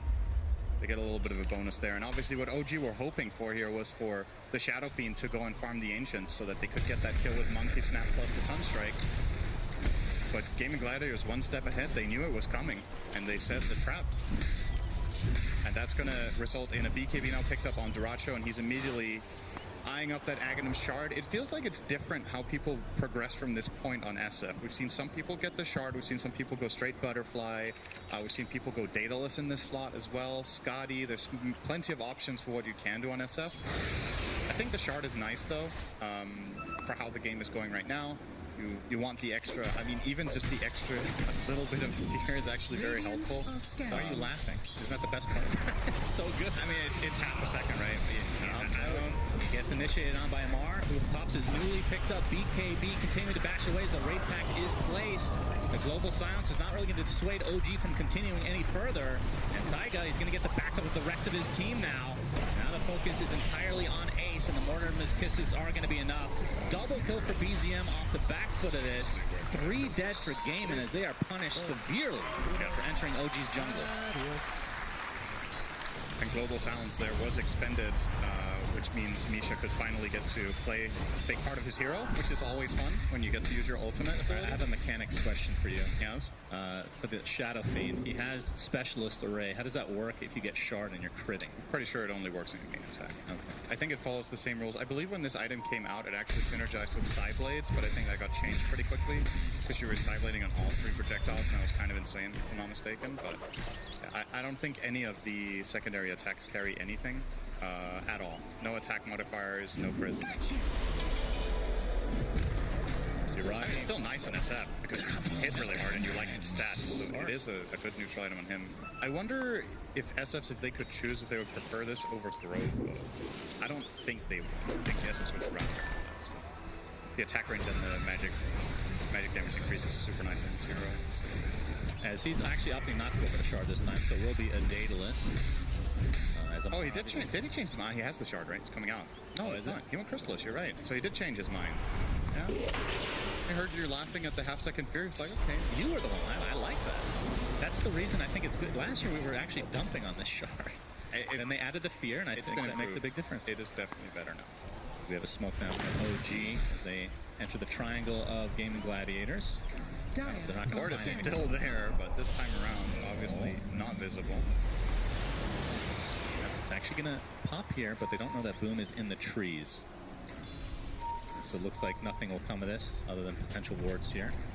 Well, now they're heading towards the bottom lane. That Gaiman just showed. I think they showed on this Naga illusion. At least one of their heroes did. They see Ace. TP out. Ace might be the only one caught out, but the TPs are coming to the tier 2. It's caught inside the ice wall. Gonna force some BKBs out of BZM, so not too bad from Gaiman. Yeah, there was no backup nearby, and Amar still doesn't have the dagger, so it's a nice setup from BZM. Landed the spell screen, went perfectly Tornado EMP and Ice Wall and into the snap, but they didn't have any follow-up, and Ace is just way too tanky for him to deal with on his own. Is the 4K lead mostly Midas related, you say? How much? I don't even know how to equate that at this point. It's hard to say. I don't think it's mostly Midas. It's obviously starting to matter, but you also do have a 404 Invoker with 225 CS, right? So BZM is having an outstanding game here. I think that's a really large part of the net worth difference. It's actually his difference down to the Shadow Fiend, who is playing a different role, is the net worth lead. Is under attack. And yeah, speaking of the Invoker, relatively quiet game from Boom. I feel like when this guy plays Tiny, he has a tendency of really taking over games and popping off on these Tinies, Ember Spirits. The spirits that are very kill hungry are his best. Hasn't really found many opportunities. Yeah, it felt like when he picked up the Blink Dagger, there was like a 6-minute period where they were just farming still. Yeah, they finally found those 2 kills in their own triangle, right? That he was involved in. If he didn't find those, he would have had 3 total kills to his name and at 25 on Tiny. That was very low for sure. And it feels like, so in this game state, I think OG are so comfortable, which is the biggest concern really for Gaming Gladiators, is that it's got to be in the back of your mind that OG want this. Yeah, they want the game to stall out and nothing to happen. They will smoke themselves now with a better map positioning perhaps, but like they don't have to make a lot of moves as long as the lanes are in the right position. They feel very comfortable just scaling up. Yep, Accelerate, tanking the gank. Deleted. More Alacrity, and yeah, pretty much any hero would die there, so Gaiman will be happy that it is Celery. Yeah, with Alacrity, Treads, and Midas, you might almost have regular attack speed against Enchantress. Very good. Maybe that's part of the reason for going it. He has the damage from his buddy in the mid lane. I think you're going to see most Alacrities probably going the Monkey King, right? But I mean, that's another nice thing about their lineup. Both heroes have the guaranteed procs from getting multiple attacks in, right? You combo that with an attack speed hero. Very nice synergy again. Okay. Yep, next rush, 35 seconds away, and I think that's gonna Gaiman have to get that one again. Obviously, the first time they got it, like you said, it was kind of taking it away from OG more than anything, but felt like they didn't really use it in any like meaningful way. That's BZM. Not going to get gone on here by Boom, who is working on the Aghanim Scepter. This is actually really good timing for Duracho, so we're only 10 away from Big Bad Stone Man. And they do have a DD on SF. Good vision here from OG, though. Mortimer's Kisses gonna reveal Celery here. Taking heavy damage, has the heal going though. You can tell Amar, oh, the blink is canceled thanks to the Arcane Curse. Yuragi now resetting. A little bit of an awkward mini engagement here between the two teams as they know that Roche could be up. Once again, great play from Tofu to not global there. It's very important that you have the right read. I think Misha was maybe hoping to bait it out, because if he forces the global there, OG are very strong to contest Roche. But with that still in their arsenal, they have ways of solving the BKB Invoker going in, the BKB Monkey King. It's a really big part of OG's team fight that Monkey gets his ult off. And if they see him at any point and he has to pop BKB defensively before he ults, they just global him out when he starts channeling the ult. And it gives them a lot more space and time in the fight for SF and the Tiny to deliver. Yeah. Gonna see this is a really, really important moment. OG had the vision in the pit there. The Naga illusion as well as a Corpse Spirit. They're pushing out mid lane with raises. Yeah, but Roche is already approaching the half HP mark. Let's see if Gaming can try to contest this, because this could be a turning point for them in this game, no doubt about it. They're going to run right into Misha. As Roche is abandoned temporarily, but Ace is caught out. Yuragi gets off his ultimate, but he's taking heavy damage, has to pop the BKB, and now everybody tries to reset as the global silence comes in. Kind of resets his fight to a degree as Boom gets the Avatos onto Misha. It's going to be close on this kill. Finally finds it. That's just the first death in this engagement. As you can see, Amar going to town on the BKB SF through the song. And he's going to find that kill relatively easily, but he's going to be traded as a double kill for Celery of all heroes. And it turns into a 3-for-2. BZM has to ghost walk away. Yuragi's still fine and healthy. As the rest of Gaiman might have to reset a bit as 2 cores have died. And really the trade is for 2 supports. It's BZM! Next, the double kill thanks to that Sunstrike. And with that, Gaiman have to abandon this for the time being. You can see that Roche still pretty healthy, so it's not going to be an instant take for either team. I wonder this fight that we just had break out there, where Ace got effectively forced down to 20% before he got out of the Monkey King ult. I wonder what that fight would have looked like if they globaled the Monkey ult. So we see it here, right? Yuragi jumps in and channels the ult there. If you global, he's just going to pop BKB and ult again, right? So I guess there was just no way out of this, but it is a really important thing for OG in this fight that Ace is that low. If Underlord has a little bit more presence, he can offer more protection here for the Shadow Fiend by playing more aggressively in the fight, but he had to back off, and that gave Amar the angle to just go in straight away and just isolate Duracha out of the fight. And Shadow Fiend is that big damage dealer for Gaiman. Oh, we're back to live here. Yeah, we have mass TPs onto the outpost as a Mortimer's Kiss is coming, but not that much damage applied. As you can see, inside the pit, Roche still pretty healthy, but OG gonna try to start taking it now. Ace gets the Firestorm off, and here comes the tree volley from Boom, but not a whole lot of damage applied, mostly to Roche himself, as it looks like. Silence is gonna get initiated, but Tofu gets the 4-step off just in time as BZM has to re-engage, has to reset completely as BZM is taking huge physical damage from Duraccio. And both teams, neither have found a kill in this engagement, but Gaiman feeling pretty nice to go inside this pit, at least at the moment. And such a tense moment here, knowing that this could be deciding the game potentially in the second Roche. Yeah, Duraccio could get the shard for free. is under attack. Very important. Imagine that. Yeah, they're starting to poke Roche a bit. There is Song of the Siren. This is not safe. Yeah. No Mortimer's Kisses at the moment, though. Here comes the Tornado. Going to clip Duraccio, and of course they have the spam of the illusions to give the vision here as Roche just continually taking these tickles time and time again. Smoke out from OG. Requiem trying to buy some time to be able to take the second Roche, and they get it. Duraccio with the Aegis and the Shard. Did he just last him with Sunstrike? Looks like they actually want to try to fight this. Is OG able to get the beautiful meteor onto several heroes, but Tofu and company able to maneuver onto the other side of the pit. They haven't lost anybody here. Did they get the Roche kill? No. Oh, you're right. Duraccio snatched the Aegis, so... I think BZM Sunstruck the Roche. Either that or an illusion from Naga, potentially? I think it was Sunstrike. Wow. I mean, either way, the Aegis and Shard are far more important at this stage than Absolutely. And they get the buyback on the snap, which is probably the least important out of all those four things. All right, Requiem. Yeah, Sunstrike. You're right. Oh my God. What are the chances? 50%. Okay. Thanks. Quick robot math there. Yeah. 62.5% accuracy on the Sun Strikes. Not too shabby. When every hero has a stun, basically, it's a little easier. Yeah, so depending on your perspective, maybe that's bad. Maybe that's horrible. Yeah. Wow, you've missed 6 in this game? Did Dyrachyo eat the shard himself? Yeah, I think so. Do you eat it? Of course, consume. That's the same as eating in my book. Yeah, okay. We'll take that. Okay. So Dyrachyo with the Aegis for another 4 minutes. This is actually a really strong time for Gaming Gladiators in 1 minute.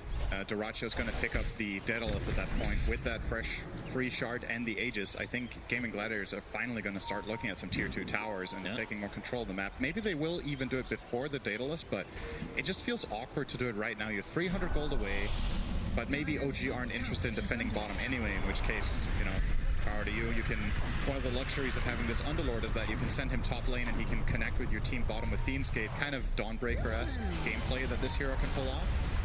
So they're not even too worried about ending up trading towers, but they should be worried about Ace's life potentially, trying to bait out a BKB here. Now he doesn't have the mana for it. Yeah, TPs are coming, but he's done.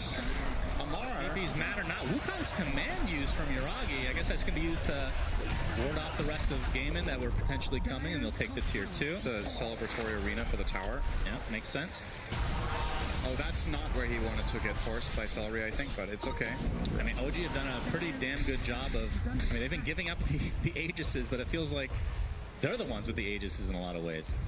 Gaimin haven't really been able to capitalize either time. They have 2 of them. Shut up. Okay. Oh, the Salt Cuirass now on Amar. And the physical damage continues to be ridiculous from the side of OG. It feels like both times that Gaimin have had the Aegis, the lead has grown a bit for OG. Yeah. Way. Well, now we can start talking Midas, because now it's been quite a while, right? Yeah. Both Invoker and Slardar, I would guess, have used it about 10 times each, perhaps. So that will obviously start really mattering and racking up. And Amar, as a result, also with the extra experience, has now reached level 20. So that's the -4 Corrosive Haze armor talent. Now down to -24 total on that spell. Do you ever buy a shard on this hero at this point? Like, it feels like a pretty good, valuable purchase, right? Yeah. Especially considering what heroes you're playing with. A lot of the time, Slardar wants to get it for free from the Roche, but Amar is prioritizing, for the time being at least, going for a Nullifier to prevent the Force Staffs, which is honestly the main thing keeping him from just flat-out killing heroes on his own, right? Is that they're pushing them away with the Eng Force Staff, with the Shadowfiend Pike, and a Force Staff and Silencer too, right? They have 3 of them.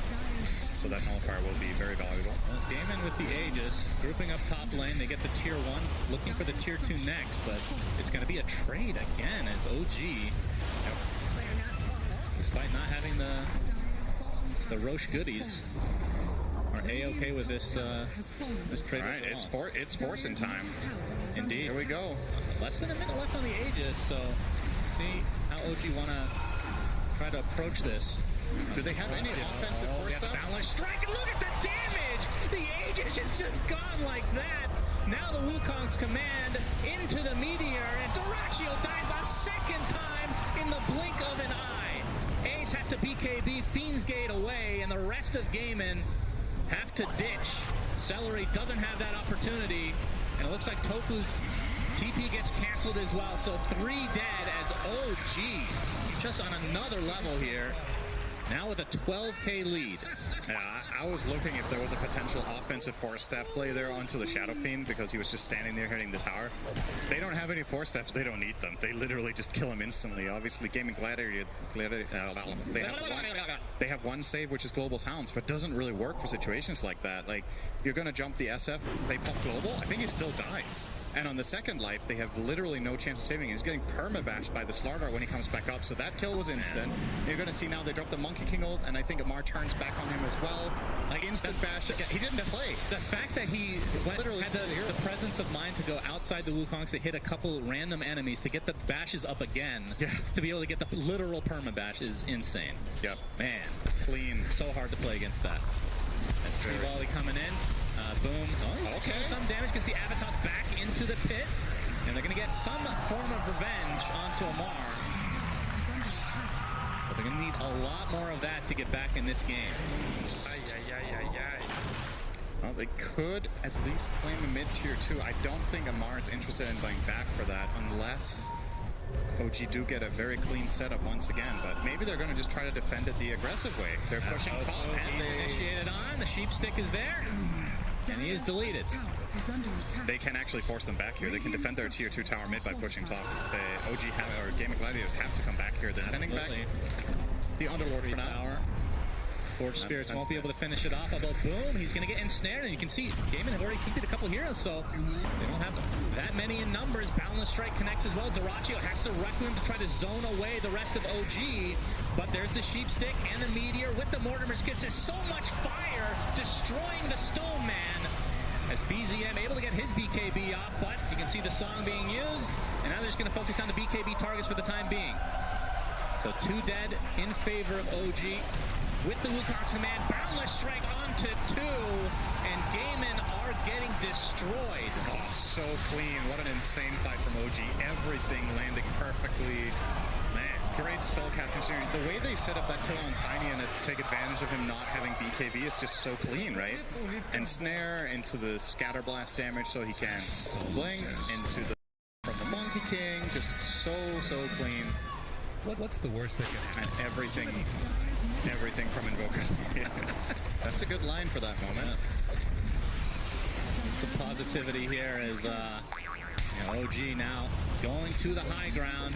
And obviously, we can see there are a couple buybacks, but they're not going to be that impactful right now. The fortification is popped, and this is looking like minimum 2 lanes, if not more. And again, when Shadowfiend's back, he's going to have half the souls, so won't be as powerful as he could be. Scotty now picked up by Yuragi. That's 2 lanes. And now trying to go for the Megas. Boom. He's going to get initiated on mid-tree volley, and look how fast he dies again. Scatter Blast finishes him off. He does have buyback this time, though. But at this point, it's going to be Mega Creeps. As Gaiman, they're just getting zoned out by BZM, who has the delicious meatball surprise with that refresher. And the global silence is there. Can't play. Like, he's literally just He just dies on the outskirts as the rest of Gaiman are stuck in their freaking fountain right now. Good lord.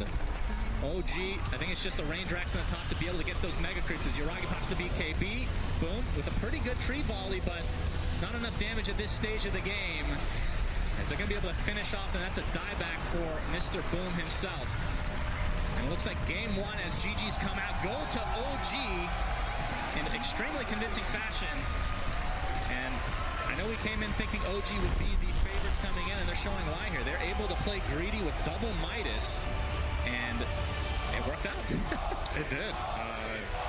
Gaming Gladiators went for one of their, tried and tested and true strategies, but they didn't get the lead that they needed. They're very used to, when playing these kind of tactics, to get that early advantage and snowball with it. And OG managed to weather the storm in their lanes, keep it close, get the Midases, get the farm up, and honestly, just a standout performance for me in this game by BZM on the Invoker. Not really too surprising, I guess you could say, from an Exort Invoker with a good laning stage, but just really clean across the board. They pulled out this first phase Naga Siren support, made it work, kind of caught. It felt like it caught Gaming Gladiators off guard in the drafting stage that this Naga was just transitioned to position 4, and yeah, just very clean stuff from OG, inspiring.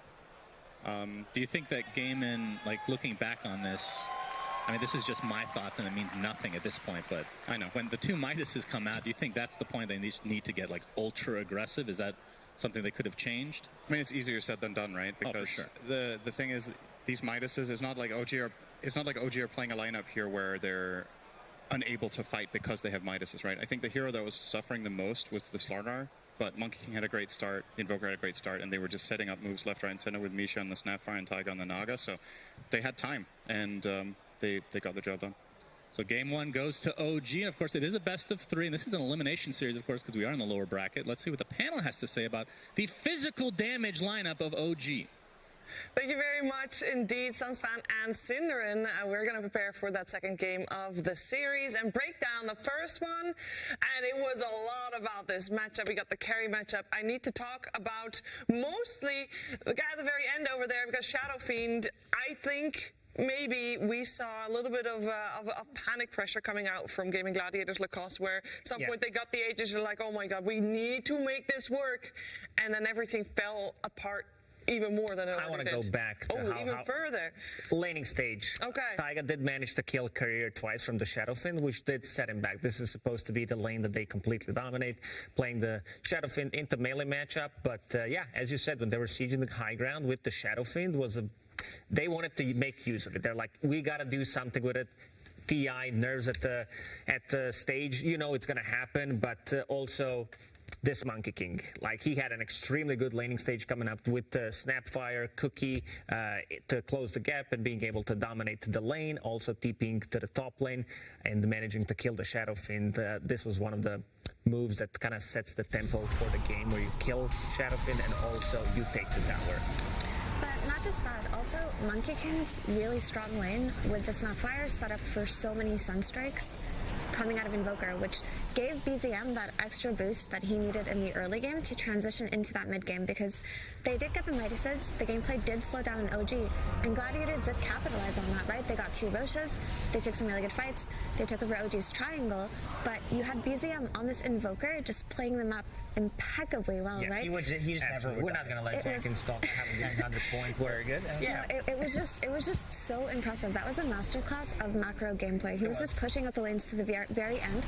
And the most important thing that I want to highlight that BZM did on this Invoker is that the target that he bullied the most was the Underlord of Ace. He was constantly EMPing this hero who wanted to come play the map, right? He wanted to push out lanes, but he would walk to a lane, get completely drained of mana, because that was literally all BZM wanted to do was EMP him, and then he'd just have to walk base. He couldn't do anything. Different matchup, because Tiny needs to control the runes, he needs to move, he needs to be not under ward to be able to gank, while Invoker does have a Sunstrike. If Tiny leaves the lane, that means with the Forge Spirits, he's going to be able to push the tower. At 11 minutes in, they did manage to kill both safe off lane and the mid tower, which did open up the map quite a lot for OG.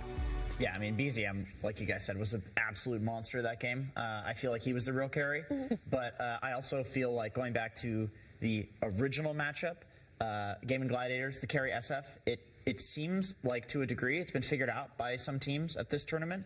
We've seen Bloodseeker go for Basher and just sit there and man up against the SF, and SF can't out-trade that. Slardar did the exact same thing. Monkey King did the same thing, especially with the minus armor and the alacrity. And Monkey King eventually gets a Basher, but it seems like these heroes that can just BKB, ignore everything else, and just straight run at the SF is the way to counter it. And it makes me think, like, maybe this is something that it's one of these heroes that's supposed to fall off after the first few days of the main stage, because that's happened every single year with some heroes. Yeah, it happens indeed. I also wanted to touch upon something that you guys saw during the draft. They weren't too happy with the silencer position 4. Who wants to take that one? Yeah.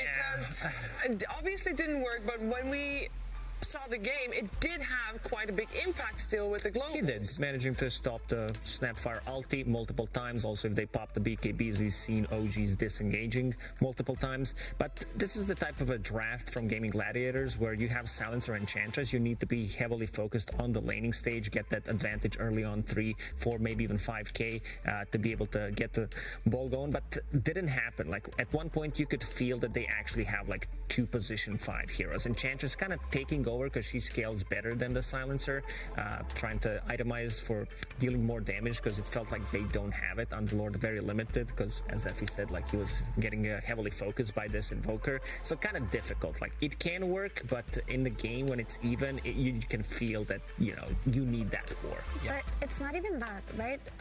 That is an excellent point, but I just feel like Gladiators draft, the heroes were so slow, right? That once the map started to get like picked apart by OG, they parked their Naga near the jungle where Gladiators was playing, because it was a way for Naga to kind of scout people out with her illusions, but also cancel TPs of the song or potentially set up good situations for OG. So I thought that was like a neat little thing that they did with her. But like Lacoste mentioned, this Silencer, this Enchantress, this Tiny, they're just all very slow. The only hero who had a means to potentially open up the map and counterplay the movements was the Underlord, and like we mentioned, he wasn't able to do that. So while the Silencer did contribute a little bit, like by way of giving Roche, because you had the global to take 2 Roches, he cancelled Mortimer's kisses. He did some good stuff during the game, but just this slow-moving hero, his weaknesses just unraveled throughout the game. Yeah, it really does. So time to go back to the drawing board for Gaming Gladiators. We'll see what they got coming towards OG in game number 2.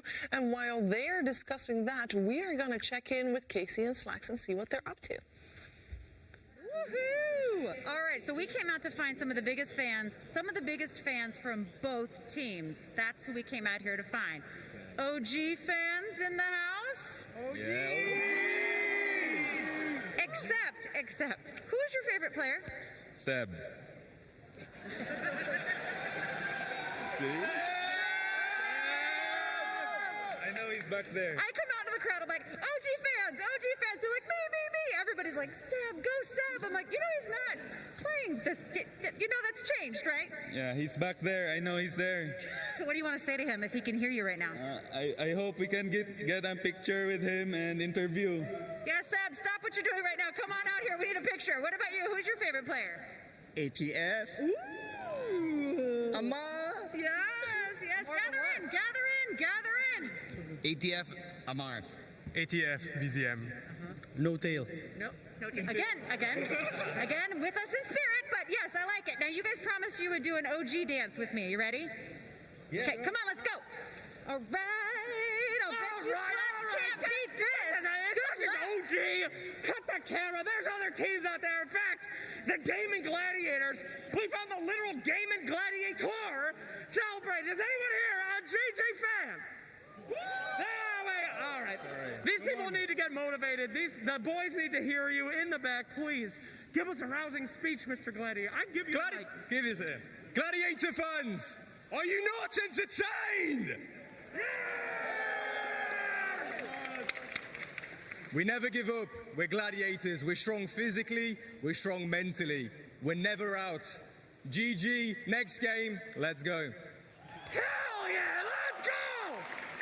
I want the game 3. I know the Gladiators do. I know the OG fans do. Casey! Game 3! Oh, that is a great impression. Thank you very much, and we'll put it back to you guys. Whose hat is this? Whose hat is Don't worry about it. You steal drinks and hats. I got the What lights. do you do here? That's not good. Yes. All right. Well, thank you very much, Slacks and Casey. You got quite some fans in the arena. Indeed. Are you doing well, Jenkins? What do you Are got well? there, Jenkins? Some sauce OGs, huh? I don't get it. Sausage. Yeah, speaking about OG, I feel like the last game, the fact that they built 2 Midases, they knew that they could basically hold out the early to mid game, and then eventually the timer was on Gaming Gladiators. It really was. Yeah, yeah, that's it. That's all. Okay, well, with that said, let's focus our attention on what the teams are actually discussing right now, because we've only had 2-0s, and these teams, they're very well aware of it, and as we heard earlier today, momentum and confidence plays a big part in the current meta because of the extra duration of the games. Jenkins had a perfect explanation earlier today, but that means that there's extra pressure coming into the teams during these 10 minutes. Immortal Faith, the coach of Game Gladiators, got his work cut out for him, of course. Effie, what would your speech be? My speech? Yes. I would say, don't give up, guys. Woo. I'm not sure if that would do the trick. I'm motivated. I would take this gladiator guy from the audience and put him That guy. Like, do the speech for me. That's true. They should find that guy Do and the just put speech. him in the booth. Do the speech. Yeah. No, but I think that Gladiators really are onto something, because that game didn't look bad. Like I said, the map just kind of got out of control for them, and their heroes were not equipped to play the same macro game that OG's heroes were. But those first 25 minutes, they really had the right idea, because as we see with OG, they're still not playing the Wraith Pact offlaners, and when a team like Gladiators does group up for the 5-man, they can exploit their Wraith Pact hero, their 5-man heroes, versus OG's really greedy plays still. Indeed they can, and we are having the teams coming back on the stage. So all those discussions have already taken place. There's only one focus now, and that focus is on the upcoming game. That focus is on the draft. And we could very much see that these teams are very used to each other, because when the Naga was first picked up by OG, Gaming Gladiators knew that this is going to be a support Naga. They ended up banning out some carries at the end because they knew that Naga was not going to be in the hands of Yuragi there at the end. It's going to be interesting to find out what else they got up their sleeves. What else do they have up their sleeve, you think, Lacoste? I think Gaming Gladiators, they need to shift things up a little bit. Like their hero pool, as we said before, was one of the lowest ones, and these players, they can play different heroes. Also, like Boom did great. He did extremely well. We saw a game against Fnatic when he popped off completely on the Storm Spirit during the DPC.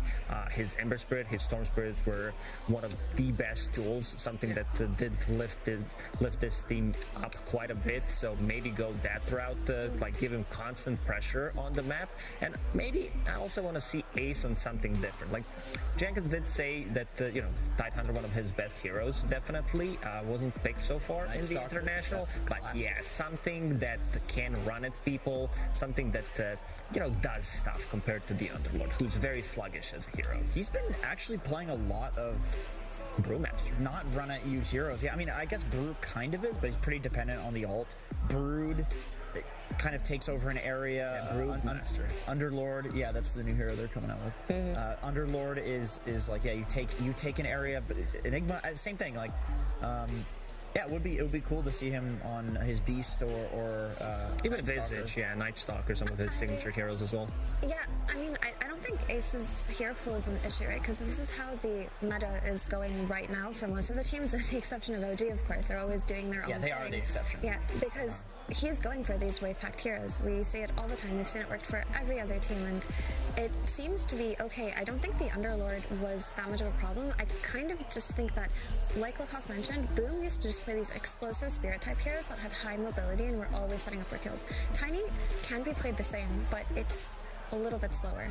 It needs that Blink Dagger. It needs a little bit of time, and often it will just need that BKB.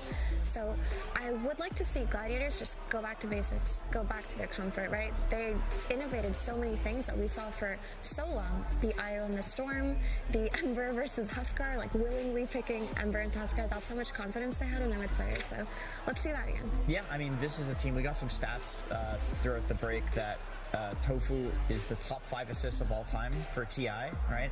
Going into the game. And yeah, that's the finish. And Dyrachyo also has average GP, is the highest average GPM in this TI. It is time to get into it. It is time for game number 2. Diamond Gladiators versus OG. Game 2. And if we want Tofu to once again get high assist numbers, he needs to play something else. Yes. Other than Silencer. I think that was a part of the problem, to go back to Jenkins' point about him being very active in terms of the assists. You get assists for pressing global. Now they changed that. If you silence somebody and they die, you get the assist for it. Do you actually? Yes, you do. Yeah, it counts on the ticker as an assist. Okay, so that for silencer with the refresher this game. Yeah, just maximize your assist stats. It counts because it's a debuff, and all debuffs count as assists. It used to not, though. Now if you're spear breaker charging somebody and they die, you get an assist. You actually get gold for it now. That's always been that way. No, it wasn't. Yes, it was. No, because if something didn't take damage, you would not get the assist. That's not true. I used to play spear breaker 2 years ago and just get so many assists charging heroes that aren't. Well, yeah, well, we're old. I mean, 2 years ago, it might have actually been when they patched it. I'm telling you, like 4 or 5 years ago. Just so you guys know, how you try to make your stats better than they actually were in Dota games? I used to do that with Spirit Breaker all the time. When I knew the hero was dead, I would just charge it anyways. Like, give me that assist to make me look good. I'm too old for that meta. I never thought about it that way because it never counted when I did it. It didn't count, no. All right, we're in the draft here. We got ourselves Gaming Gladiators on the Radiant side this time around, so they swapped around. First pick is going the way of OG, And we have Shadow Fiend, even though it lost, still removed from the pool. Compared to previous game, we saw previous game, OG, they banned out both the Marcy and the Primal Beast. Now both are still in the pool. On the side of Gaming Gladiators, they stuck with the same thing. They still ban out the Razor and the Timber, and the Undying next to the Shadow Fiend is the other one removed. And it is going to be Pango as the first pick. So this Pango is just a testament to how this hero, since his release, has just been so useful in what he can do in the game. But right now, most popular as a mid laner, he's very good as an anti-Z hero, right? He's anti-summons, he roams around very well, can match the pace of a lot of heroes, and he's very heavy on skirmishes. He's also an anti-carry hero with his disarms. That's something that a lot of carries don't like to play into. And this is going to be a silence. A good way to counter Pangolier when he tries to use the role to be able to lock him down, or even focus him down with the heavy physical attack while the rest of the team does have global on them. Yeah, but also Enigma is still in the pool, so if OG had decided to pivot and just pick that Enigma in the second phase, the Silencer has already been picked up by Gladiators. We also saw what Silencer can do around the Roche pit, right? He just secures these early Roche fights incredibly well, so outside of simply just countering a hero, he does a lot for early objectives. I'm fairly certain that one of the higher win rate heroes in the game versus Primal Beast is Viper. You'd think like there's some break mechanic at play there, but I don't think it has anything to do with the break. I think it's just that you can Viper ult the Primal and screw with his trample through the BKB once he eventually picks that up. So Viper can always, kill him when he charges in, and also Primal Beast, like, he gets in your face, and you just get 5 stacks of poison on him and kill him through his ridiculous armor and high HP pool, because he's the highest strength gain hero in the game. So I do like this Viper pick. Yeah, they might shift the priority of this Primal Beast, because both Boom and Ace were playing it so far in this TI, so maybe start thinking about different, because I mean, even Viper is a flexible pick. Like you can go to pretty much every single role with this hero, and Yuragi, his hero pool is the highest at the international, so they might still run Viper. He's played so far, I believe, 18 different heroes. Crazy. Okay, we got a Lich ban out coming from Gaming Gladiators, and now we see also the Marcy removed. And Lich is a hero that we have seen become a lot more popular simply as a response to the Marcy, because people have caught on to how strong Frost armor can be, especially if you're not playing versus any Dispels or Purges. And a lot of heroes like Primal Beast love to combo this hero. We've also seen it comboed with Lesh, and just that early boost of being able to go in the enemy team, just go in the center like a bulldozer and live out for as long as possible is really annoying to play into, even if you're not directly countering anything. And just removing a couple of the strong heroes for OG here with the Broodmother as well. Templar Assassin removed inside of Gaming Gladiators, also potentially avoiding some extra minus armor strap from the carry side of things. Now that there's no Slardar at play. It's insane that Enigma is just ignored, even by the teams that get the Silencer. And Marcy just made it all the way to the second phase. Okay, there it is. Thank goodness, there it is. But I just feel as though the heroes that are incredibly popular during groups always fall off during main stage somehow. And at least a few of them, yeah. They can figure it out. The thing is, we were making these discussions, or we were making these points about how main stage meta shifts towards teamfight and comfort, but I feel like Enigma is a hero that's comfort for almost everybody, because he's been in meta for, 6 months now? It's been so long. You need to know how to play Enigma, otherwise, you're going to be very crippled when it comes down to variety of the heroes that you can play. And Crystal Maiden, like, I don't mind seeing Crystal Maiden Silencer as a duo, because I think it's a bit different. Crystal Maiden does scale quite a lot in the mid and late game, but this is a good counter. Having Clockwork against both of these supports and also blocking the Primal Beast.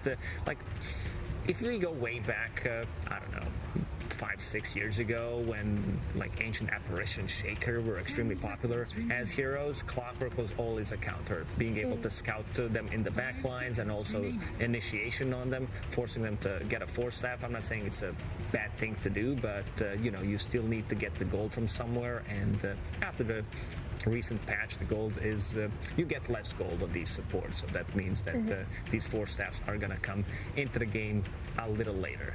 Yeah, and I have to. That's actually a really great point. Supports got super nerfed versus Clock when they don't even get gold anymore. And yeah, the flag bearer creep kind of equalizes that and gives it to the carry, but often supports aren't even on the They're lane. not even there. Yeah, they're running like bounties and doing like other support Exactly. things. Honestly, maybe you'll get 1 to 2 flag bearer creeps in the first 10 minutes, but you have so many other things to do that you can't play the greedy route and just try to stick around for every second wave. It doesn't work that way. So supports really have lost a lot of gold this time around, which interestingly enough, I thought that maybe Bounty Hunter would become more popular simply because of that, but yeah, that hero still sucks. He was very popular in pubs just before TI. Like I was thinking like, oh man, all the pros are playing this. That's because people have fun stealing gold from people. That's what I plan. It is pretty fun to go goblin mode. But as far as drafts go, I think OG's draft is pretty scary right now. This last Lifestealer pick from Gladiators does a lot for them because he counters a lot. He can fight through the Rolling Thunder, he can fight the Viper, he can fight the Clockwork and the Jakiro. So this is a great hero, but taking that away, they just have so much to counter the Primal Beast. They've got this Clockwork, they've got the slow from Jakiro, they've got the combination of Macropyre plus Power Cogs, they've got the Viper Strike on the Primal Beast. And all of these things that I mentioned, who else hates them? Two slow-moving support heroes. I think Ursa's still in the pool for OG. They might be a little limited on tower damage, but just looking at the carry-to-carry matchup, like it's great against the Primal Beast who wants to get in multiple times in and out, and just the matchup against the Lifestealer is really good for Ursa. And you'll two-shot these supports, dude. There's no way a Crystal Maiden can deal with an Ursa. It's also just not bad for Monkey King men if that's the route they want to go. The Monkey King was an excellent pick. Last game, the BKB timing was nice, and it's really good here too. Especially when you have a Pangolier who can do so much for you. The Monkey King was super capitalized on because of the Invoker Sunstrikes, him having a stun, being able to set that up. It won't necessarily be the same effectiveness in the first 15 minutes of the game, but as the game progresses, also still great pick here. Even Terrorblade is a good solution because these heroes can get on top of you, but their damage is extremely limited when he has a BKB. I like the idea of a melee carry more, simply just to pair up the Clock with the Viper and the Jakiro with the melee carry. It's a great Void game. I was actually looking at Dota Buff, and Void has one of the top win rates versus Primal Beast. It's great against these like spellcasting supports who are very spammy, and you can time dilate them for a lot of damage and chase them down. It's great against Lifestealer. I think if you go late game Lifestealer versus Void and you don't have some sort of other like semi carry, it's basically a loss. Like it's very difficult for Lifestealer in this matchup.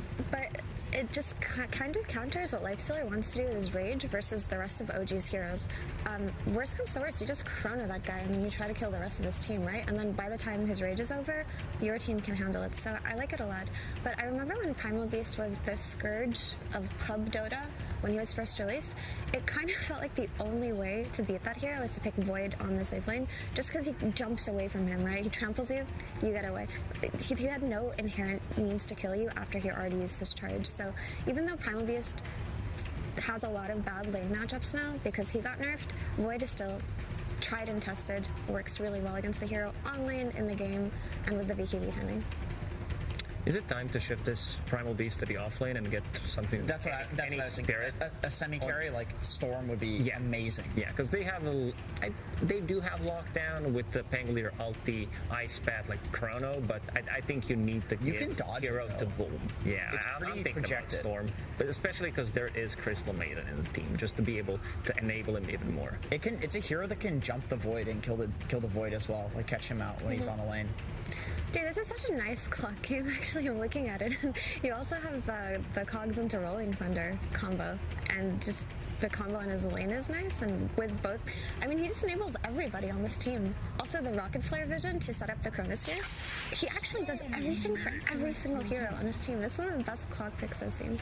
Well, we do see this Storm in the end coming out, and that means we're going to have a Primal Beast played by Ace. That'll be his first Primal Beast play of the International. But does this mean, this Storm pick, does this mean that you guys are a little bit more on board on the potential of a Game 3? Because I've been thinking about like what options do they have, and this seems like a good option, something that doesn't rely on any cooldown. You can play very aggressive. We did say that they need carries this. the game as well. Yes, exactly, and feels much better. I would say I'm still a little worried for their damage output once Faceless Void gets to his like 3-4 item timings. Yeah, we're gonna find out. I was loving hearing you guys' thoughts, but I think people also are gonna love hearing the thoughts of Seb, who's standing by with Slacks. 5 seconds remaining. Absolutely, my friends. I'm here with the choo-choo train Chubak. How you doing? Fantastic. So, Primal Beast, pretty good hero. You only picked 5 counters against him. Do you think that you have enough to take that beast down? Should be fine. All right, should be fine, should be fine. Now, how much did you guys prepare for this match against Gaming Gladiators? I know that you guys are the favorites always to win TI, so they're very prepared for you. Did you do a lot of research against them? I mean, it's like 4 or 5 hours straight preparation. So, okay, he's not lying! Shut up in the crowd! All right, thank you very much. All right, are you going to win this game? Give it to me straight, Choo-Choo Train. I guess. I guess! All right! Well, ladies and gentlemen, let me pass it over to the most successful podcasters in all of Dota 2. They pay me $100 to say that. Suns fan, that's Idrin. Thank you very much, Sir Action Slacks. Another very good interview. Hopefully an Emmy Award-winning interview, just that specific one. I love the confidence. When you can just tell the coach, like, I guess. You just know it's in the bag, you know? Yeah, that's true. I'm so inspired. You know, I think coaches saying, I guess, have a higher win rate than coaches saying we are definitely winning this game, at least at this event so far. I would love to see the statistics on that. Yeah. One-word answers, if that equates to more wins, or if they're eloquent, perhaps they lose more. Yeah. Doesn't make any sense, but kind of like me. I talk a lot, but not so much play, you know? So it makes sense. It really does make sense. You know what else makes sense? That this is Game 2, because Game 1 is over. Not sure if you're aware of that, Cinderin, but that's true. Game 2 of this lower bracket matchup between Gaming Gladiators and OG. OG with a 1-0 advantage so far. And they're looking to close this series out while Gaming trying to hold on to their TI hopes and try and force a game number 3. We're finally going to see some Primal Beast action, but the panel kind of talked about a lot of bad matchups for my boy. Talk to me about it. Yeah, so Clockwork is already a little bit of a tricky one to deal with because you're a mobility-based hero, right? As Primal Beast, you really need to move around and navigate the fight. You have an ability that gives you a lot of armor, but in the way, like Clockwork is 90% magic damage. He has a lot of ways of interrupting your movement with cogs, with hookshot, battery assault is annoying. And you have Pango ult, that's going to be annoying for you. You have Ice Path that you need to navigate around, Viper Strike, and then the last pick that OG get, which kind of reminds me a little bit of what they did in game number 1. They picked this Faceless Void, so if the Primal is going off lane, he's going to be playing against Void, which is one of Primal's worst lane matchups. You can just time walk away from the trample, and if he's going mid, he's going against Pango, who can just swashbuckle away from the trample. So they kind of cover their bases here, where they see Gaming Gladiators going for a top-tier pick, and they just make sure there's nowhere he's going to be truly happy to play. So it's a very disruptive way of thinking about drafting, that not only do their heroes make a lot of sense together, but there's one singular hero in the enemy team that you're really just trying to make miserable, and that's going to be Ace. So curious to see how he performs in this game. I think it's a very difficult Primal game. Yeah. What about the other heroes, though? We have Lifestealer with the Infest Bomb potential into the Storm Spirit, which was the last pick from Gaiman. The Storm pick was very good, for sure. So see if they can execute properly in the mid-game. Try to get some pickoffs here onto OG. How many Midases do you see in this game from OG? I don't think BZM usually buys Midas on Pango, so I'm gonna go out on a limb here and say 0. 0? Is the Void Viper Midas. Maybe Uragi will buy one, wouldn't he? Yeah, I mean, Faceless Void buys it from time to time, right? So, and Amar buys one every game, so I think it could be 2 still. Yeah, I mean, it's possible. It definitely could be. And on the side of Gaming Gladiators, yeah, Lifestealer, probably the only one who would ever buy it, really. If you buy Primal Beast Midas, you're playing the hero wrong. I'll go out and say that right Maybe now. he needs it real bad this game because of the bad matchups. I think that's not a good look. I mean, what kind of itemization can you go for Primal Beast to try to mitigate, like, the counters that you're going up against? I mean, you obviously have to get BKB, right? That's every game. Yeah, but you have to get it even more this game. You have to get 2 BKBs this game. Oh, so a refresher. Okay. But you don't have mana for that, so you need some sort of item to give you mana. So you're going to hope that you find... All right, give me the full list of items that will allow him to have double BKB. Is he getting the robe or not? Let's just say everything goes his way. Okay, BKB phase boots, robe, refresher, and then is wand enough? I don't actually know. It's probably close. His mana pool is atrocious. Taiga taking pretty heavy damage in the bot lane here. Doraccio pops the rage, take off those poison attacks. I mean, I could also go BKB refresher and 6 mangoes.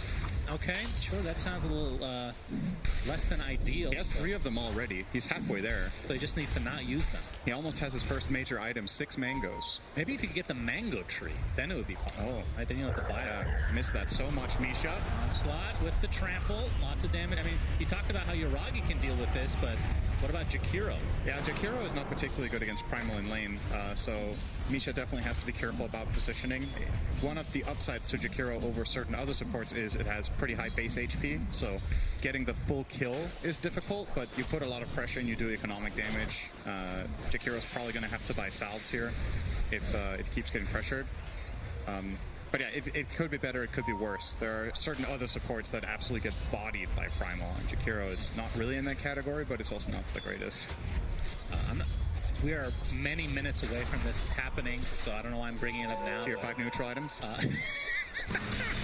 No, actually, for once you're incorrect. I can't believe it. Well, I'm bringing this up because I know you're such a big fan of Clockwork, but I am. seeing the Aghanim Scepter at this tournament, it hasn't been picked up as much because it's a lot of it's support and you have to get the gold, but when it's picked up, it feels impossible to play against a lot of the time. Yeah, I think the biggest upside to it is just the vision, right? If you're playing support Clock and you just spam out the rockets in key moments, you get a lot of information, which is very powerful.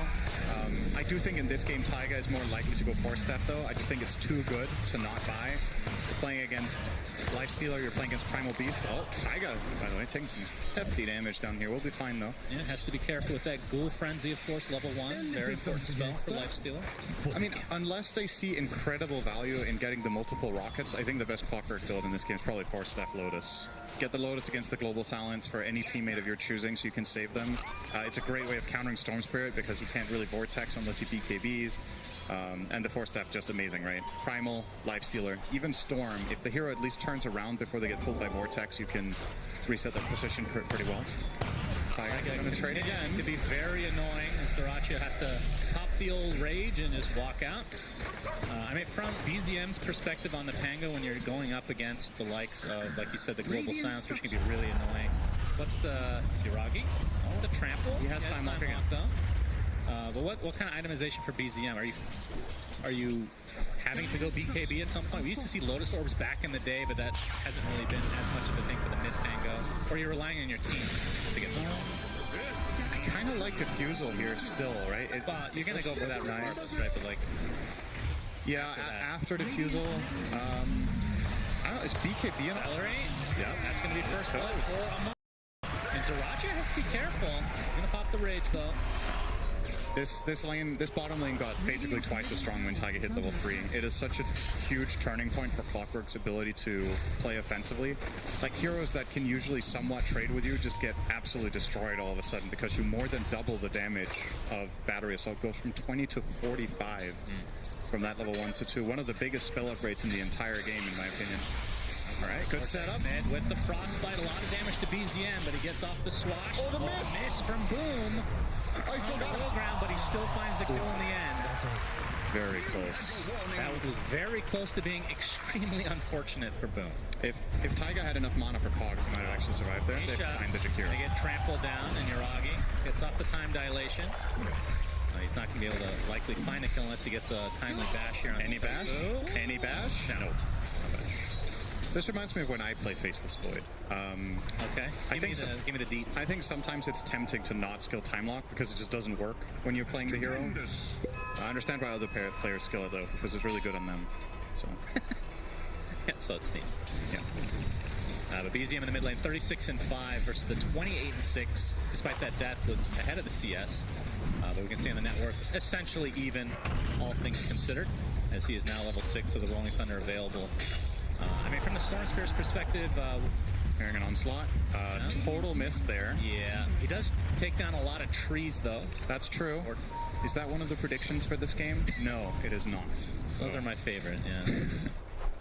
I missed the community challenge to kill trees. Duracho needs to be careful here. Has the phase boots, which is very, very useful against the clockwork. Yeah, Tofu gets up the last ward, but BZM with the Rolling Thunder. Oh, nice juking from Tofu. Fancy Looking to get going on, though. I don't know if he's going to hit him a second time. No. Tofu definitely has his dancing shoes on as he's able to only get hit once. I believe this is what some people refer to as NA driver. That's okay, what that made. Sure. Celery, he's going to get soloed down. Amar actually gets credit for that kill. And now the Viper strike onto Duracho, attempting to TP out. Oh, he dies in the fountain. Oh, dear.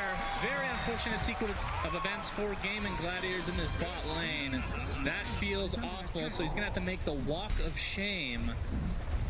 And, I mean, do you have to go to the jungle? Because obviously Viper Strike, now that that's online, very low cooldown. It's not only that. Amar's going to be level 7, and you just cracked level 5. This bottom lane is over. The problem is, lifesteal jungle is pretty slow, and you can at least still somewhat sustain yourself down here. And I think if you leave Maiden down here, she's just going to get dove non-stop, right? Yeah. So you probably kind of have to just go there and pick up the pieces and get what you can. But yeah, Amar with a complete dumpstring in this lane now. 1,400 net worth ahead of Duracho 8 minutes in. Effectively 300 more GPM if you think about it that way. That is, that's scary if you're Gaming Gladiators. This bottom lane, definitely they could not afford it to go this poorly from the get-go.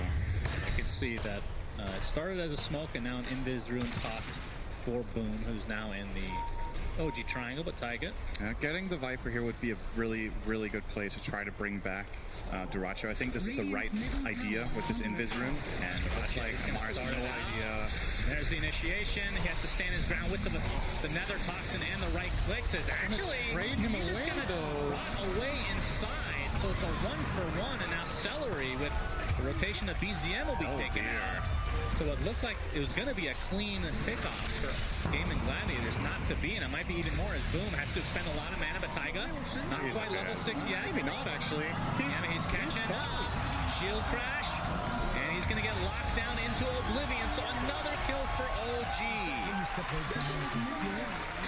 And that is another big part of why Amar is so strong on this hero, is that even when the enemy team is going for his Viper to try to solve the lane after it's been lost, if his teammates are fast at rotating, Viper is a pretty hard kill. You can see Amar going for the traditional item build of... Chronosphere, and Amar is on the other side as well. That's a goner. And uses the Viper Strike just to ensure another kill on a core hero for Gaimin. What do you think about Amar's item build? I don't think I've ever seen this. What do we got here today? Dragon Lance? Wraithband Null Talisman. Oh, I didn't. And 2 branches, no stick. Okay. He's getting the mana regen from the Null, and then he's not buying stick. This is one of those do not try it at home moments. Don't do this at home. I'm sure people will. You or do it at home. Maybe it's easy to pull off and look good on.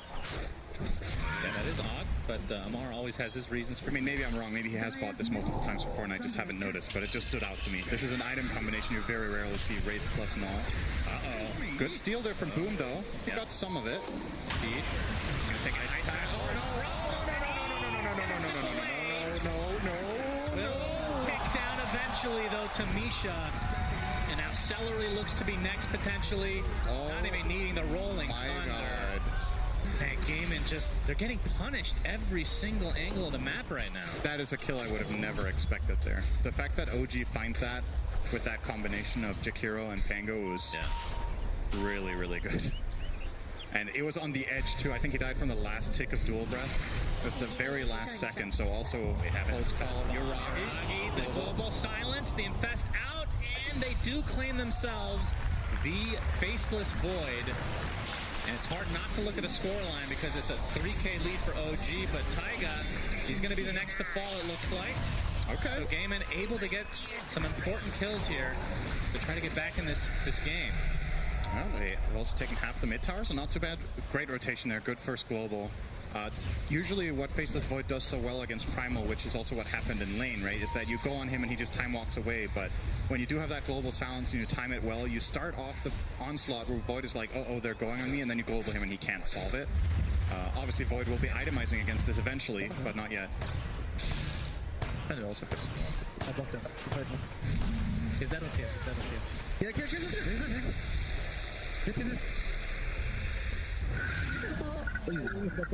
Yeah.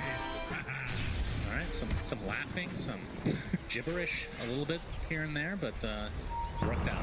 I like Amar's advanced call of kill. Good strategy there. I do believe that is a winning strategy most of the time. Yeah, Tofu, he's dead. Kill. That's definitely a throwback to Eternal Envy days, right? Just repeat the same word. He would still be saying kill now. It's just like an endless loop. Recursive loop if you're a programmer.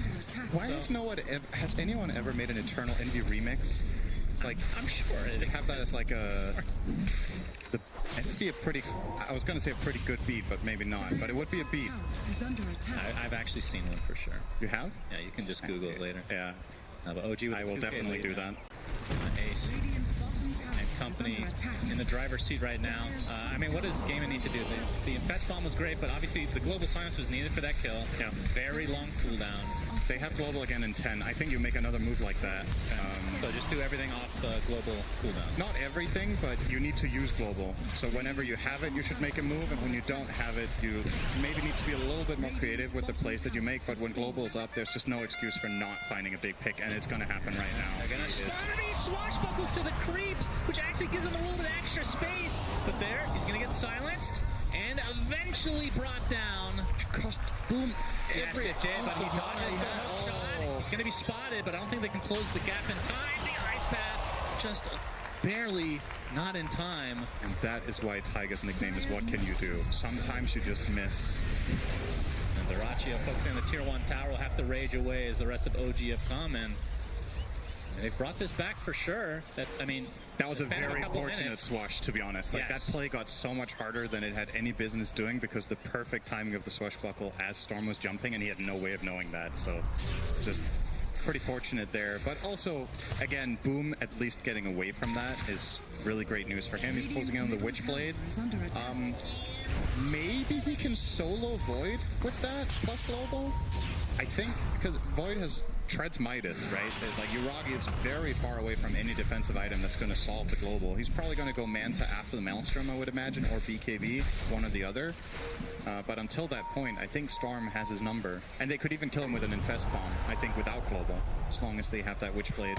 Should be enough. Taiga is going to find Celery. Indeed, inside the cogs. Ace is here to watch for the time being, but Dorachio pops the rage, and now the focus is on Taiga. Gets off the hook shot. Look at that range from Amar. They end up getting the support kill in the end as BZM gets off the hook. Doesn't want to go for the Rock Thunder quite, but the Electric Vortex comes in. But you have to be careful to that Storm Spear. The Infest into Ace with the trample. Not enough to finish off Taiga in the end as the Uproar procs. The cogs being used as a wall to be able to maneuver with this Rolling Thunder. That's going to be the death of Ace, and not a Chronosphere on his teammates, but the more important is on the Lifestealer, and Dorachio will fall as a result. Not the prettiest of plays, but OG still get it done. I don't really know if OG could have done much more there. What I'm wondering is if there was a way for Ace to set that up better on the Primal. If they could have been quicker about it and gone on top of the Pango and then get the Pulverize off, but as we talked about pre-game, it is a hard Primal game. You really need to hedge your bets about how you go. We're going to see the replay here. So this is obviously one of the best matchups for Clockwork against the support. Crystal Maiden, super slow, can't really break your cogs very easily once she's in there. You kill her off.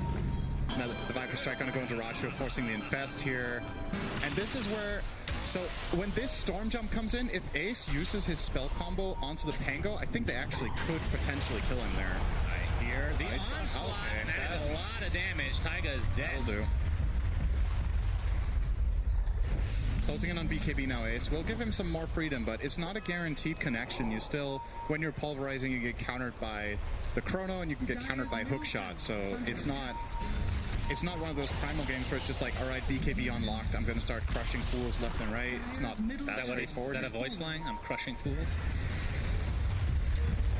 Is it? I don't think he speaks any actual words. Just roars. Yeah, maybe one of them means that, though.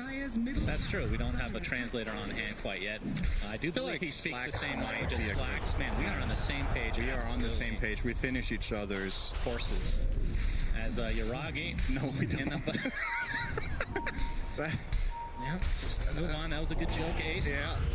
Inside the cogs, which gets broken right away by Taiga. He is dead again. Yep. So they're able to find him pretty consistently, which, like you said, is a pretty important hero to take out before any of these engagements, because it does disrupt a lot of what Ace wants to do. Oh, that's a long Big jump. Zip and BZM. It's going to be found, but the swashbuckle out. Ice Path does connect onto Boom, but I'm not sure who wants to fight here. Both sides kind of happy to walk away, it looks like. I think OG are a little bit timid. They don't have their clockwork, and Global Sounds is up, so that is a pretty difficult fight to take. And they also have the read that there's obviously Gaming Gladiator's vision there, because Pango got jumped in Fog. So I really like the call to not force that as Dire. I think the risk reward was just not good enough for you. So they're gonna chill. Wait for Chrono as well, worth keeping in mind. They didn't have that for that either, so probably even less eager to get anything done. But now that it is online and he has Maelstrom, perhaps OG are considering a move. Radiant are scanning. Hearing that the Infest bomb ready to come, but the action's going to start onto Celery, who's just dead right off the bat. The Global Silence comes, though. Rolling Thunder already activated. And is Dyrachyo able to claim himself the first kill? They're going to find another on top as Amar falls. The buyback was used on the Celery. As you can see, the BKB already activated from Ace. And Taiga at the root keeps him in place, and Celery's buyback ends up being worth it. So double kill for Boom as Gaimin taking a big fight for themselves, although BZM able to claim Tofu. Well, pretty good from Gaimin. They're really getting value out of this Infest Bomb right now on that Storm. Getting that Viper kill, just negating Amar in that fight. He will have BKB probably in the next big fight, though, so then I think this play will not be successful next time around, unless Lifesteal gets a Desolator, so they have enough in the tank to just bring him down right away when they jump in. But yeah, good stuff for Gaming Gladiators. I think in a pretty good position here to proceed in the game, and obviously the BKB on Primal Beast, huge reveal there. Ace was able to create a ton of space in the fight, never got Chrono because Yuragi wasn't really there in the beginning, and Clockwork was on the other side of the fight, so got completely free movement. Players here. Yep, and for the rest of the item progressions, we can see that Dyrachyo is essentially halfway to his Desolator, which is going to be a huge power spike. What do you think of Ace working on, we've been seeing a decent amount of this, the Aghanim Scepter from Primal Beast. I mean, the first thing I think of is breaking, but it feels like it's been picked up consistently even without that in mind. Yeah, just a lot of damage. I have to say, I don't have the best read on the, like, when and why this exactly is good in a specific game, but I will say one of the major upsides to buying it is that it gives you the mana for Refresher, right? So when you do take this path, instead of, like, certain other heroes, in order to get Refresher by Scotty, you're definitely not doing that. So it's kind of between the Axe and Shiva, and I think in this game, maybe he feels like the armor from Shiva is actually not going to do that much because the enemy team has so much magic damage that maybe he's better off getting some more utility this way and then transitioning to Refresher. I think that's probably the line of reasoning. But I'm not certain when I would say the Scepter is better than Shiva, because I think Shiva is really good on this hero in general too. So, but anyway, are those the 3 mangoes he started the game with? That would be hilarious. It might be. I mean, maybe it's just kept. I mean, they get region, right? Yeah, of course, just a little bit. I'm sure it's really helped out a lot as Smoke. Does break here. Yuragi doesn't don't know what direction. It is daytime. Yes, wrong side. Tofu. You have the zip coming in from Boom. Electric Vortex is there. And he's going to easily be taken out, so a big pickoff for GG. Close to a time lock, but not quite. But that was Global expended in half of Storm's mana pool, so maybe OG will look for something here. Yeah, they're going to start out onto Ace. Already at half HP. Pops that BKB. Viper Strike as well, attempting to TP out. Not enough. Will be fine. But Celery, not so much. Again, the sacrifice. I think Gaimin is A-okay with that. That was, I want to say, about a 1/10 of a second away from a Primal Beast kill, because Taiga just barely couldn't get on the other side of him to cog him for the knockback stun. So he did just get the BKB up on Primal there. With a level 2 hookshot, that's a kill 100%. Maybe if Taiga hits the angle a little bit better, he kind of got blocked by the creep on the left, so he couldn't find the angle there. And those things matter a lot. Like, that would have been a huge kill. It's the richest hero on the side of Gaming Gladiators that OG just narrowly miss. They do get the CM, as you mentioned, though, and that was a dieback from Celery, so he's on the sidelines for a very long time. That aura is going to be very missed right now. Yeah, level 1 aura. Ace cares about that. He has his mangoes. Wait, where are his mangoes? Oh. Did he eat them all? I guess. It's really hungry all of a sudden. Do you ever, like, shotgun mangoes? Just, like, 3 back-to-back? No. I'm surprised that's in the diet of a Primal Beast, if I'm being honest. The Tier 1 tower is done. 3K lead now for OG. When it comes to the old Roche, Cinderin, who would you say has the advantage? Probably... Neither of them are like super Roche killers. What about like the team fight in the Roche as well? Yeah, when Duracho gets a Deso, it definitely gets easier for the Radiant to do it overall, but I don't know, I feel like probably OG, if you put me on the spot, like you have Battery Assault, you have the Disarm from Pango, it all adds up, Poison Attack, lots of damage over time. The fight itself, I think it's completely down to Global Silence. Gaming Gladiators lineup can absolutely fight in any area of the map if they have vision and they get the initiation. If they don't, or Global is on cooldown, I think things get a lot trickier. So, Taiga, opting to go Shard. I think pretty rare, I would say, that Clockwork buys this first item. That's true. But really valuing that vision that you get out of that jetpack. I generally consider Force Staff to just be a better item than this, because essentially a lot of the times that you use Jetpack to escape, you could do it with Force Staff too. But what Force Staff also offers is it gives you more mana and you can use it on allies. But obviously the thing that it doesn't give is the flying movement. It's the flying movement. You don't get a jetpack. And it doesn't give style points, right? And style points are pretty important on the TI main stage. Yeah, absolutely. Generally, the less you care, the better. So, Amar's the kind of player you want. Yeah, that's pretty accurate, actually. I mean, there was a lot of questions when they were at their first LAN this year. How would they react? Because they're very good online. It's literally the same thing, right? But then they had an interview with the coach, and he was like, I guess we'll win. And everybody was so inspired, they won the whole event. So can't blame them. This rocket flare will show that the Roche is being taken right now from Gaiman. You can see OG not that close right now. They're going to smoke up and try to contest, but this Roche is going down. It seems like the purpose of this from Gaming Gladiators is to bait a fight. I think they know that they're not going to get it in time. Yeah, they back out for now. Already uses the hookshot, comes in, will connect, but there's the Global Silence into the Pulverize, so it looks like Taiga will be the first to fall. Gets off the cogs, and oh no, he's stuck inside the cliff essentially. Again, after the shield crack, finally finds his way to the high ground, and Celery will be the first kill on the side of OG, but the buyback now into the Jakira, but there we see Uragi with the Chronosphere, all on the lifesteal, and he is dead. 50 seconds of no Duraccio, and that might mean OG gets Roche, but we'll see. There's only a couple kills, but again, the lifesteal is the big one. The fact that OG come out of that after the with first that result, thunder.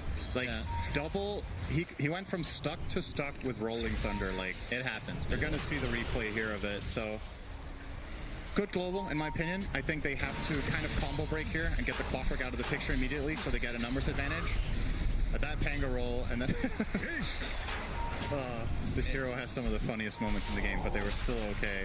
Obviously, Roche, very low. It is low, but the hook shot onto Ace, and it looks like Uragi is going to get the Aegis, no problem. Ace now cannot get out of the cogs easily, and as a result, OG can pick him up. And now that's a haste. Boom. Pretty low on mana, but BZM pretty low on HP.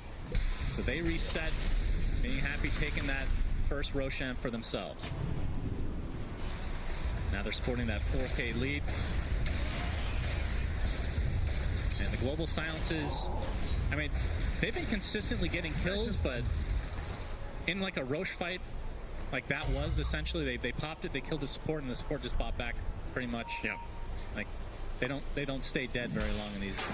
And if you're just getting a support on the Global Silence, maybe not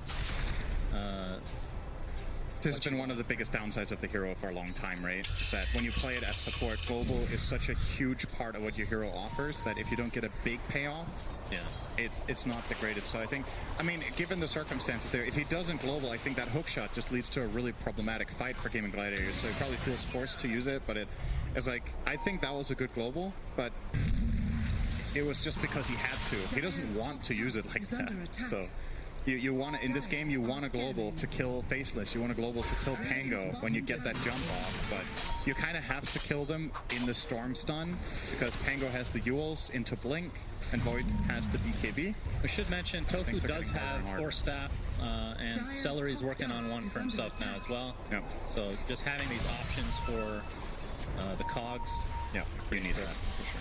It's like your best. Celery. But here comes the initiation from Boom. Look at the burst damage. Global Science is there, but Yuragi pops the BKB and the Chronosphere. Trying to focus down Celery to start things out. They'll get him relatively easily. Now, Dyrachyo gets destroyed. Misha gets credit for that, and Boom able to zip away. And Taiga, no hook shot here. So Boom is fine, but the initiation from Gaiman looked good initially. Not able to find themselves a kill, though. And that was still either way on an Aegis holding Yuragi. Yeah. They didn't have Ace as a part of the play either, right? So they were lacking that bit of damage and teamfight control that Primal Beast offers. But sometimes it is like this, that Primal Beast either, I'm not sure if that exact moment, if he was pushing out bottom, because if you're all 5 heroes missing all the time, your plays get really telegraphed. Sometimes you have to show a core to give the enemy team the chance of getting out of position or feeling safe when they're not. So it's understandable that Ace is maybe showing here bottom, but it's just a tricky situation when their lanes are this pushed in bottom and mid. Like you gotta take care of that when you're making the play as well. It's hard. And OG's counterplay just again proving to be too strong. Yeah, Yuragi, he might use the Aegis here. Nope, time off, he's fine. And now a lot of mana missing from Boom. BZM. Are they actually that Rolling Thunder? Celery, he's going to be spotted and easily brought down from OG as Ace gets 4-staff action. Now the zip in from Boom. This is going to be an FS bomb. They're trying to focus down Yuragi. They get him. That's life number 1. But the Storm is already dead. You can see the Uproar Aghanim Scepter from Ace doing massive damage as he secures himself a double kill. But now all onto Dyrachyo. Gets bashed up, gets brought down, and it looks like Ace is next on the list. Pops the Uproar one more time. Oh, he actually gets a nice polarized triple kill for him. And oh my god! Ultra kill, and then eventually brought down to Yuragi's hand. How the hell did he get an ultra out of that? Man, I love that Aghanim. I have to say, it's kind of winning me over right now that I I mean, in Aghanim's Labyrinth, that's the hardest part. Since that was a pretty strong fight. He did more damage than his entire team combined in that fight. Absolutely. That, I mean, that is an issue, right? Because you're losing the lifesteal and the Storm pretty early in these fights. You see the replay here. Yeah, so Maiden dead straight off the bat, and that's a very nice use there from Misha of the Psychic Headband to push the Primal Beast away a little bit and buy some time. This'll come in handy. This connection is super good, though. Really isolating, killing Viper. I think he had 1 second cooldown on BKB there, by the way, Amar. So could have been a very, very different outcome if that had happened 3 seconds later. Oh, here we go. The Uproar is going to feel real good. Oh, yeah. Into the Pulverize. A hook shot into live. Taiga. BZM is here to try to help. It's disarmed there. And Gaiman just disengaging a bit as, okay. Celery with the freezing field just wants to hit the R button this game. Understandable. Pretty hard game to get that off, honestly. Yeah, if he doesn't use it, I think Taiga was actually trying to bait. He still had stick and mech ready. Wasn't expecting the freezing field damage to pop off there, I think. Wanted the Storm to have to zip to finish the kill, and then maybe they could have made a counterplay. Not worried about it. What do you think of open wounds being picked up? Like an actual perk. A lot of times lifesteal, you get it off of Roche. I mean, against high HP targets, it's extremely good because it's percentage based for each proc, but they don't. I mean, the strength here they have is clockwork, so a little bit odd. I guess it helps him stay on top of targets and an extra lifesteal. He becomes a little bit less less dependent on Storm Spirit constantly. I think for the most part in these team fights, Dyrachyo has been kited really hard. We've talked about all the counters to Primal Beast. They're counters to lifestealer for similar reason, right? Viper Strike, Cogs, Hookshot. If you have this shard, maybe you can stay on top of a target or at least reconnect on them later in the fight. it's a relatively small price to pay for the opportunity that it could offer you, right? Dyer's bottom tower is under attack. But yeah, obviously you'd rather get it from Roche, but that has not been happening for Game in this game. Yeah. Miragi. Oh, hook shot. Taiga finds Celery again. He still doesn't Mar is in the area to help finish the job. So support kill is Boom. He's going to be seen here from Misha, but pretty hard to catch that Storm Spear without either. I mean, they have Ice Path Chrono and Hookshot. That is quite possibly the worst Gauntlet challenge I've ever seen. You get Hookshot by Clockwork, isolated, and you don't have Force Staff, and then you challenge him to a duel as Crystal Maiden. I think you cannot use the Gauntlet any worse than that. Was very good from Celery. He knew that he was doomed. And I mean, Celery, he's a memer, so. You're 31 minutes in and you don't have Force Staff on Maiden. He's having such a hard game. He had the dieback earlier we talked about. He's just been dying every fight. 11 deaths here. And it's... Oh, we got the zip in onto Amar. Duraccio. The BKB from Amar. He's going to try to walk away, and the rest of his team is here. The bash comes out of the swashbuckle, but now the global silence in retreat for Gaimin. But the Yule Scepter, Boom, out of mana, and brought down again. OG punishing everything that Gaimin is attempting here in this game number 2. Amar's just so tanky. This is his standard Viper build. He tanks up Dragonlance Scotty. 3k health, 25 armor. Lifesteal doesn't have the damage. Yeah, Duraccio. He's going to be jetpacked on, and the bash comes out from BZM, gets off the open wounds, but it's not going to matter. He is caught out. And 2 big kills for OG, as they can try to extend this lead now. Of course, Roche, we won't know when he'll spawn for the next 30 seconds, but they do have very good presence on the map, does OG. Yeah. And Silencer's early efficiency is really starting to fall off now, right? Because this is what usually happens with the hero. Enemies ultimately get the gold to counteract your global. If you're not very farmed and have a refresher yourself, you can't really offer the same dangerous utility in the fights you could before. Or you survive until you get tier 4 items, and then half of them will dispel global silence. That doesn't help either. But Silencer has come back into the meta after a long drought, primarily because one of his biggest weaknesses in the past was stage just wasn't as good as it used to be, and he got buffs in that direction that a lot of the times makes it worth it, even if because global is an incredible ability for a decent portion of the game, and the downside isn't as significant as it used to be with the laning stage.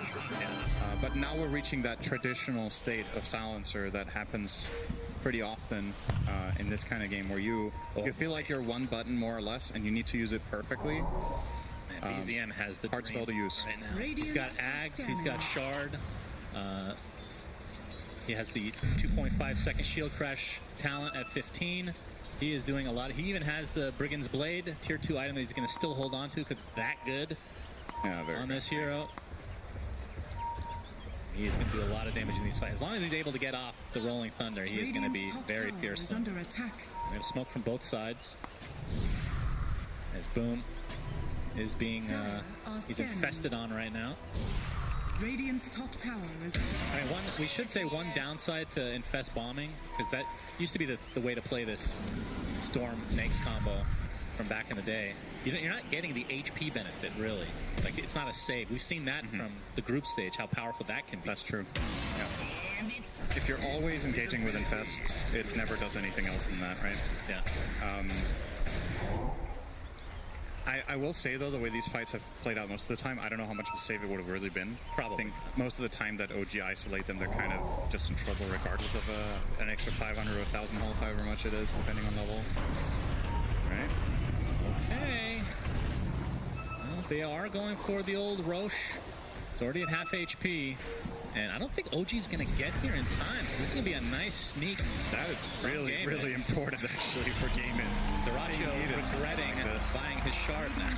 Although Boom will take it, that's a very good one as well. They put the Aegis on Lifestealer, not on the Storm.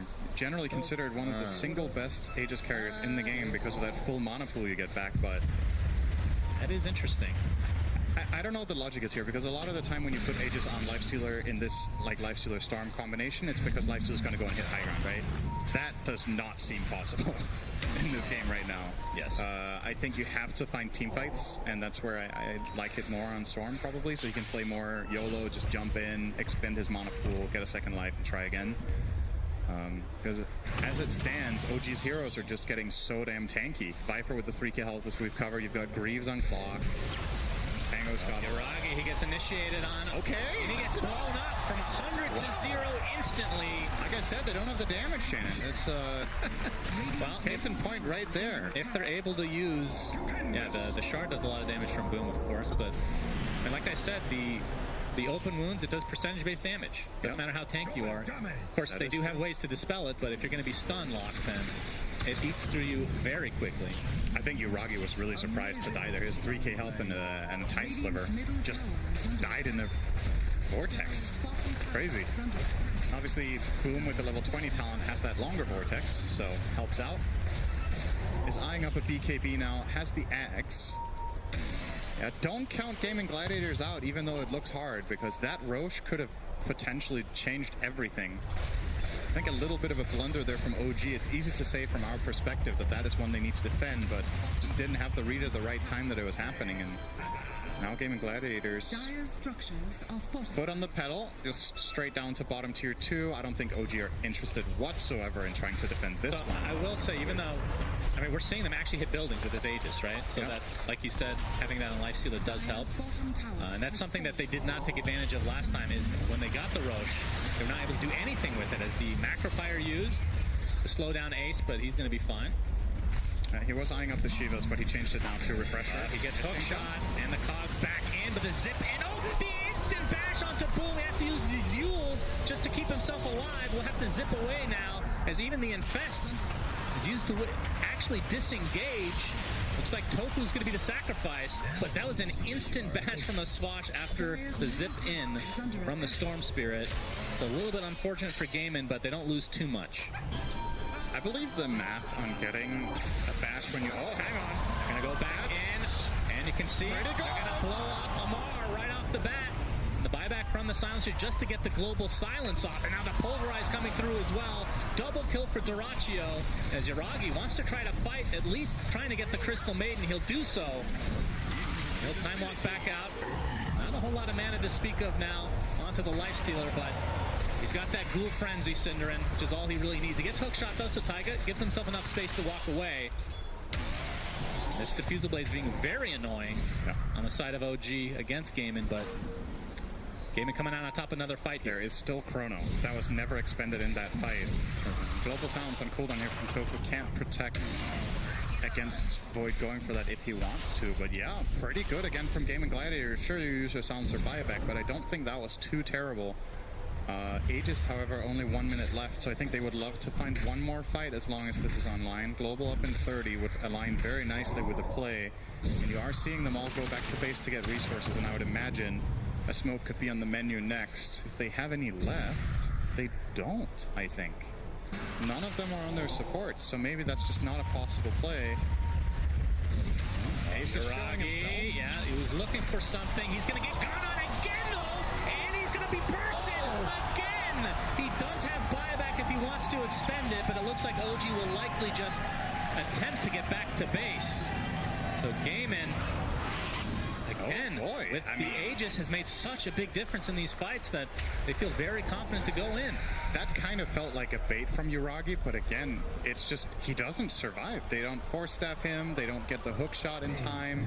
I think that time the Swashbuckle did also bash, so I don't even think he was unlucky on the Pango. Just the wrong read on how tanky he is, really, and I don't really blame him that much. I'm also a little bit surprised with how easily they kill him, but considering they already did it bottom, by now he should know what the game state is, right? So this time around, I think less excusable than the first one. Gaimin, I mean, this game looked like it was getting really grim for them. I think, yeah, the win probability was 84% for the Dire, and now we're pretty much back to a 50-50. So anyone's game again. Indeed. Shot, Dyrachyo no more with the Aegis. He's going to get pushed back, but he gets the Infest off in a creep, healing up a little bit, trying to get his HP back via right-clicking, but it's not going to happen. But the reinforcements have arrived as Boom able to get one, but Taiga buys back into the game. Ace pops to BKB, now focusing on Amar with that trample, doing quite a bit of damage. Now we'll have to just TP out, but he gets back. Whoa! Okay. It was a cooldown, I think, from shield crash. The bash was on cooldown? Yeah, I think he got a bash from shield crashing on the left. So I think his basher was on cooldown for that one.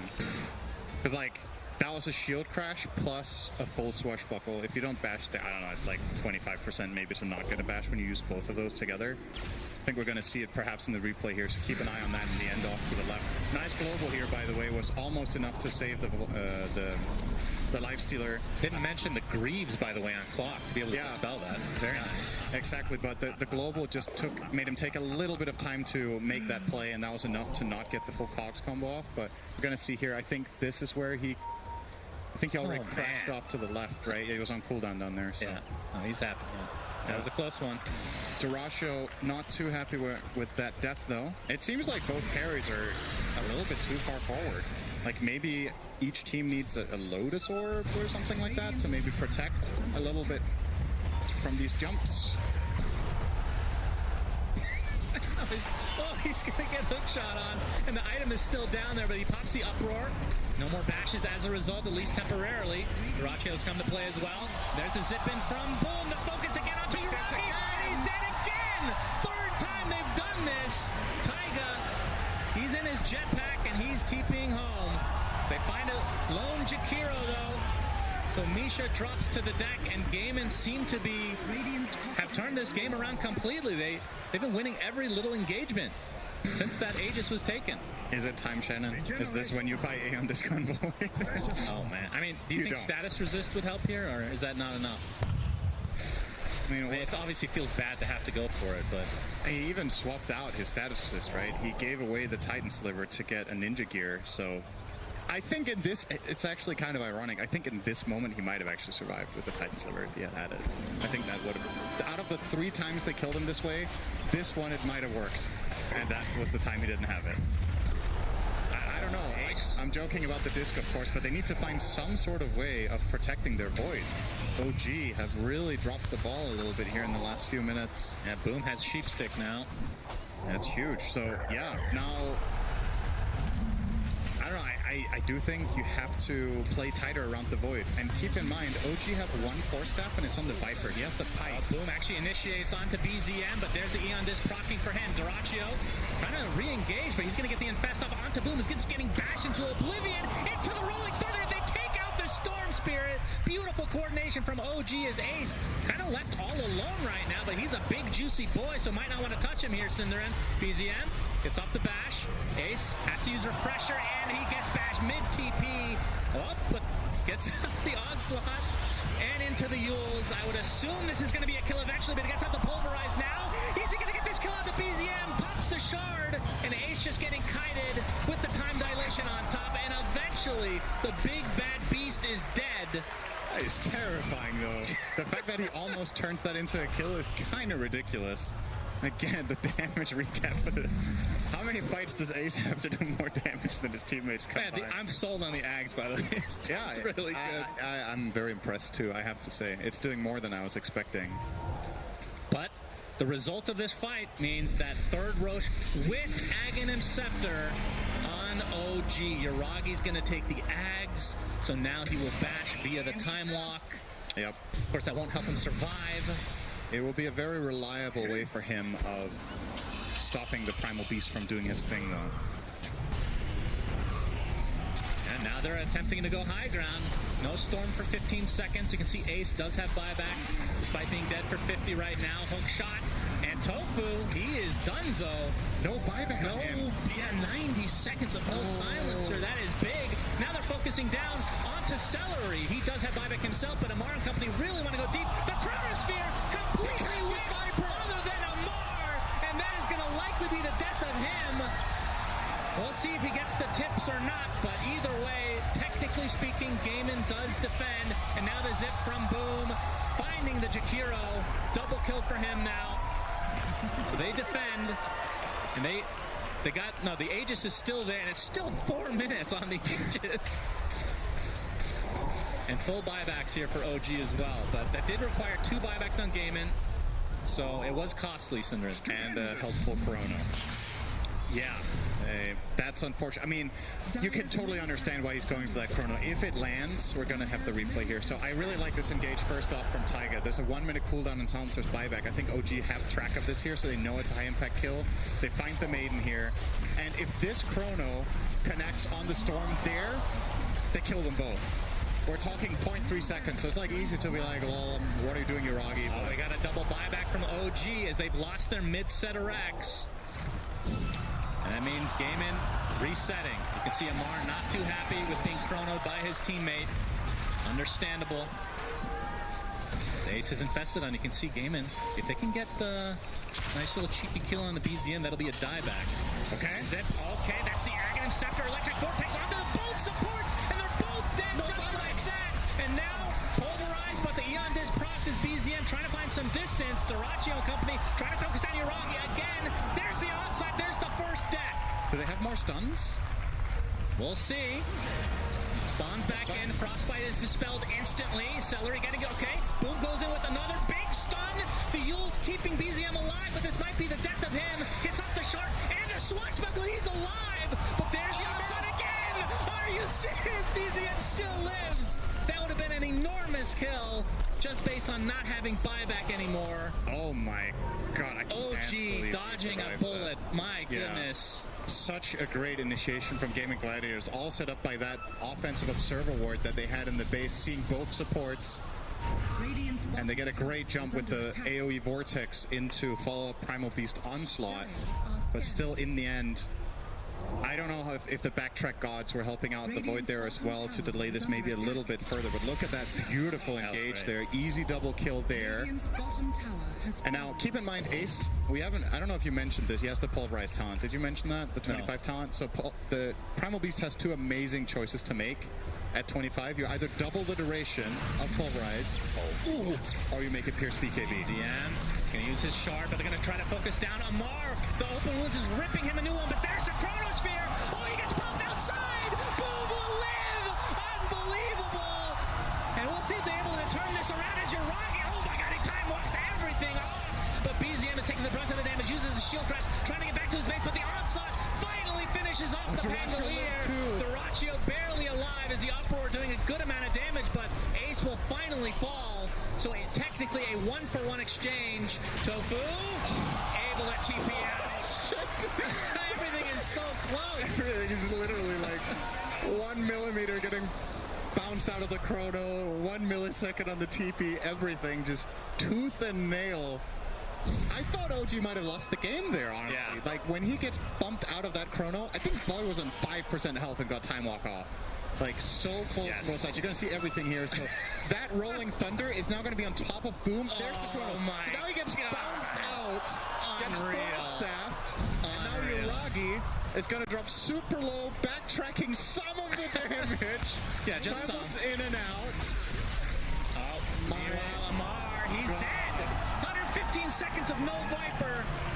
Big kill for Gaiman. Was he just out solo pushing mid? Yes. His teammates were too far away to help him. He does not have buyback. That might be it. And Pango's dead as...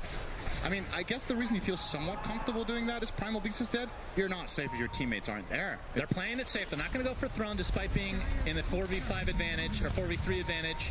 So we'll take the top set of racks and then can waddle their way back down to bottom to get megas. But still so much time without these heroes. But here's the initiation. Global silence, but the instant BKB. But now the bash applied to Yuragi. Now trying to focus down Dyrachio. He's going to have to time walk out. And instead, they're going to lose Taiga. Does have buyback, though. Yeah. That's 2 sets. Now to the bottom lane they go. Still 30 seconds until their Primal Beast is back. I actually think OG had to try for that. If they don't do it, they lose the lane for free and the play just happens bottom instead. Now they have a buyback play, potentially, with a 10-second cooldown on Chrono. This is defendable because Ace is dead and Pango is spawning. Gaiman actually needs to be a little bit cautious here, but they don't know necessarily what could be coming their way right now. Nice rage reaction on the ice path, though. Bash. Gets bashed inside, though. Chrono is available. Okay. Gonna try it. Yeah, reverse time walk back out. And you can see Amar obviously dead for 30 seconds. He's the one holding cheese as well, so that's an important item potentially that's still sidelined. But now it's a 5v4 until Amar is back. But they were not able to secure megas. And OG still have everything at their disposal once Amar is back online. Man, what? This is not at all how I imagined this game playing out 30 minutes ago. Like, no way would I have imagined that we were getting this. What a treat, though. It feels like every team fight has some sort of detail that means everything. Yeah, and it's always something very small, technically speaking, right? Like one key backtrack, or one hero getting pushed a little, or one perfect force down. All right, initiation onto Uragi. He's going to get pulverized. Is this enough? It is, but he does have buyback available. The bash not enough to keep Boom in place. Big rolling thunder from BZM as the Viper strike now to Duraccio. He's going to get chronoed as well, and he's going to be brought down. He also has buyback, though, but that's the bigger kill on Ace, who does not. And he used Refresher, too, before he died, which I guess actually doesn't matter because he doesn't have buybacks. Thank you, Shane. Great analysis, as always, from Cinderin. As now OG, I don't know who's in the driver's seat. I don't even know. I feel like have they kept track of this buyback timing on Primal? Like, it's a minute away. Sometimes you don't have the exact timing, and it's like on a hunch, right? If you know for a fact it's not up, this is where you could push for barracks.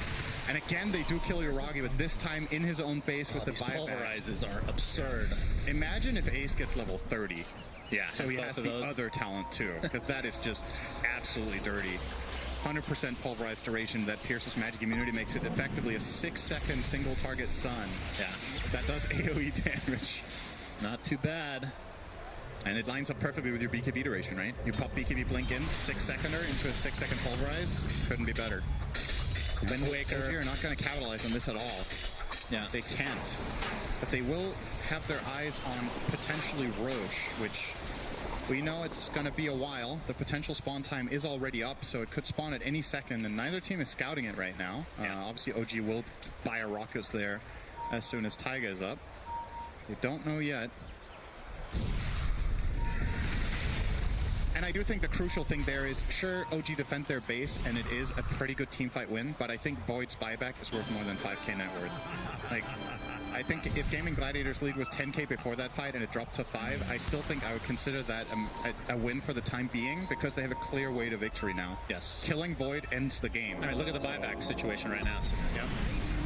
All 5 of OG have none. Yep. All 5 for Gaimin have theirs. You just need any sort of good core kill, especially faceless, and I feel like you've got this one locked down. You also have a 9-second BKB on Boom. He finally buys it and has buyback. A very late game BKB. He got it minute 53. Okay, Taiga. Is that going to be the kill on the support? But there's a global silence. Boom comes in with a beautiful electric vortex onto 2. The support is already dead, and Amar extremely low on top. But he pops the cheese. Now he's taking the right clicks from Duraccio. But there's the Chronosphere with the Macro Pyre on top. Is it enough to take out Duraccio? It's going to be close. He gets silenced, so cannot rage, cannot use open wounds. But he dies and buys back. 3 dead for OG. No buybacks available. And that might do it. Gaimin will have a free path to this next Roche. Yeah, they're going to get free Misha path too. potentially for the game. Misha doesn't have buyback either. Indeed. 4 dead on the sidelines. Misha is done. If they've kept track of the buybacks, they don't do this. So Gaming Gladiators don't actually know the game state here. This is 100% over if they just push. It's always very... Absolutely no way Void could defend this. Maybe they're just going for stats. They need Roche kills, Cinderin, to get their quest completed. Yep. Maybe that's a bonus that Gaimin Gladiators, the org, will give them.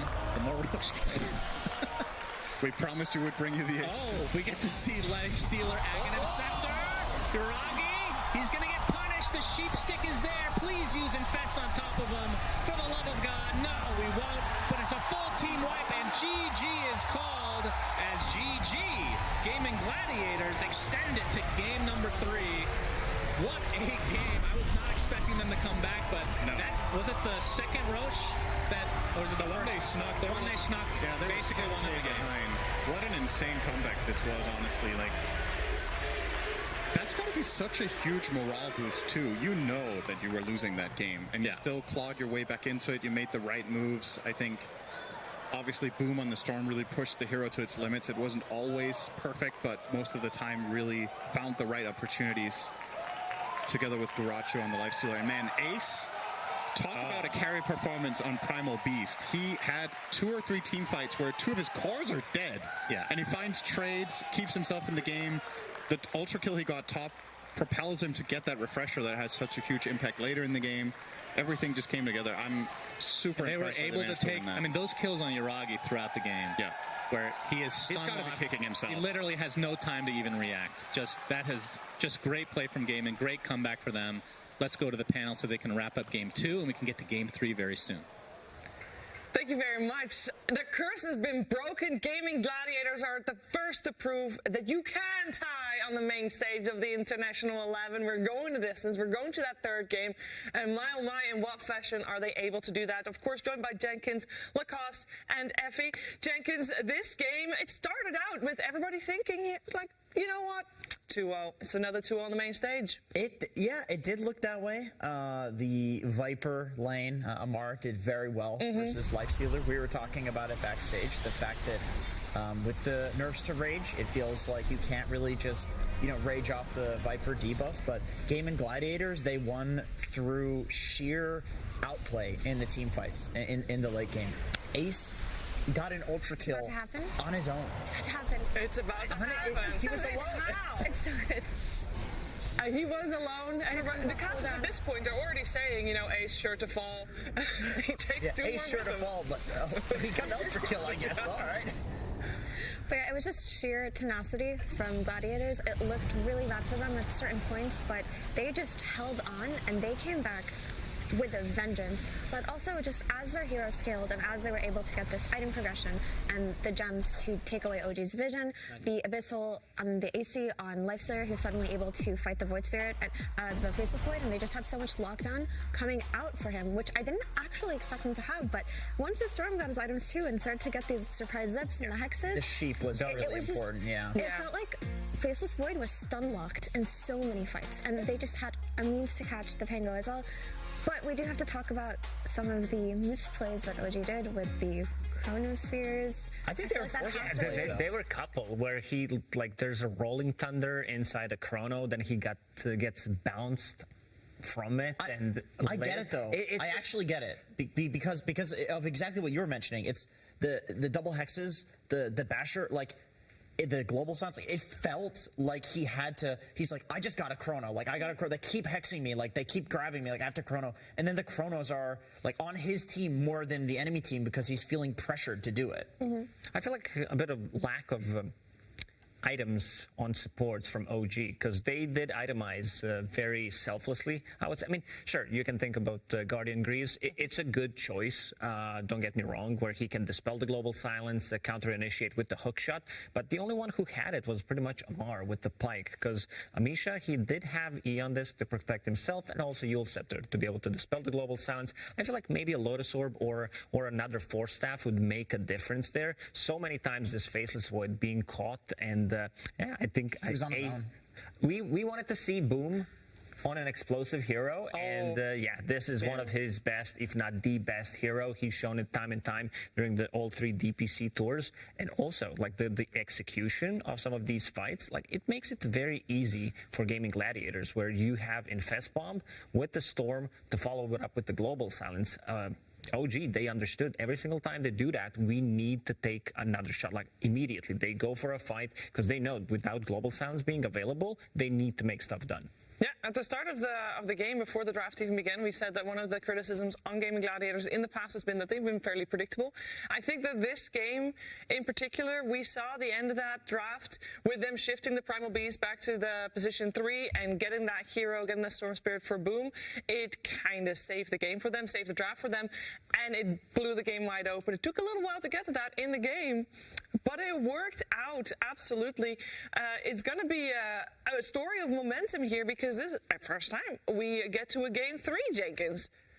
Thank Gaben. It's just ridiculous. And it was a good game too. That's the thing. It was a good game too. It wasn't just Game and Gladiators turning around and stomping. And I almost forget what the narrative is for what happens in game 3s. What do we say? Is usually game 3 is stomp in one direction? What do we usually say with these? Is it? I think Gaming Gladiators, yes, we do. We say the same thing.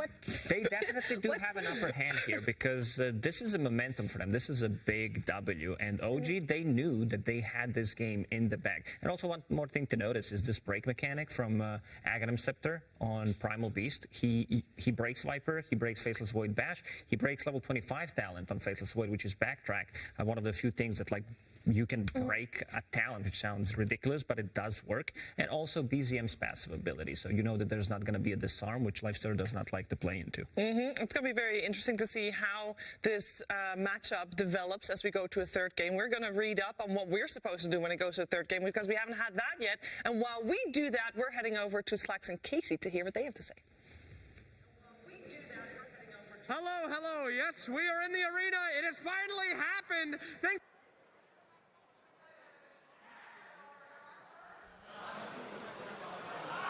Really happen, but thank you. You got global silence. You got global silence real hard there. That's what the silencer does to you. I mean, there was also a Mask of Madness, I believe, sitting next to him. Ace Nightstalker.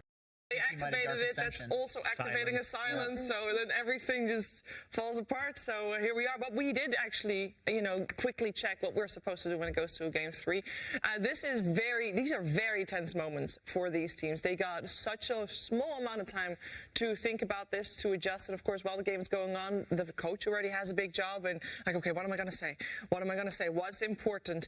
I think the most important thing is very simple. Try to reset, Effie. Try to get back to not feeling like you just lost, not feeling like you just win. Just go back from the start.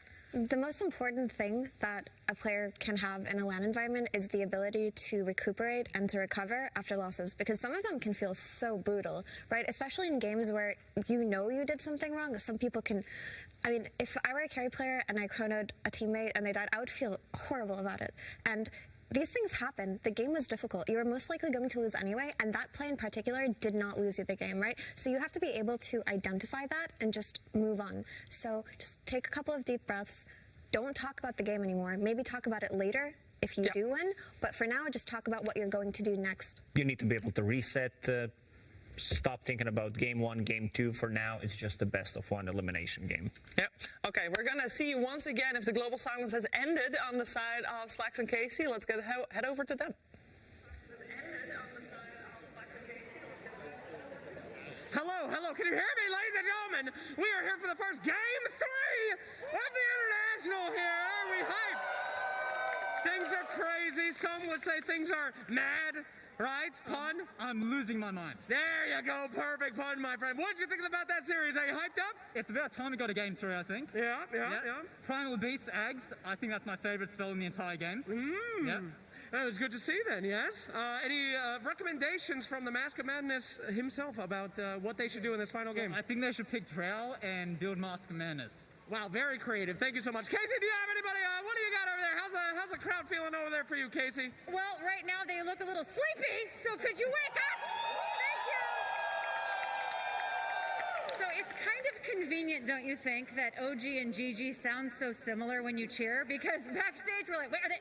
Oh, now they're chanting for GG. So I decided to find some fans from each side to prove their worth. Sir, how many TIs have you been to now?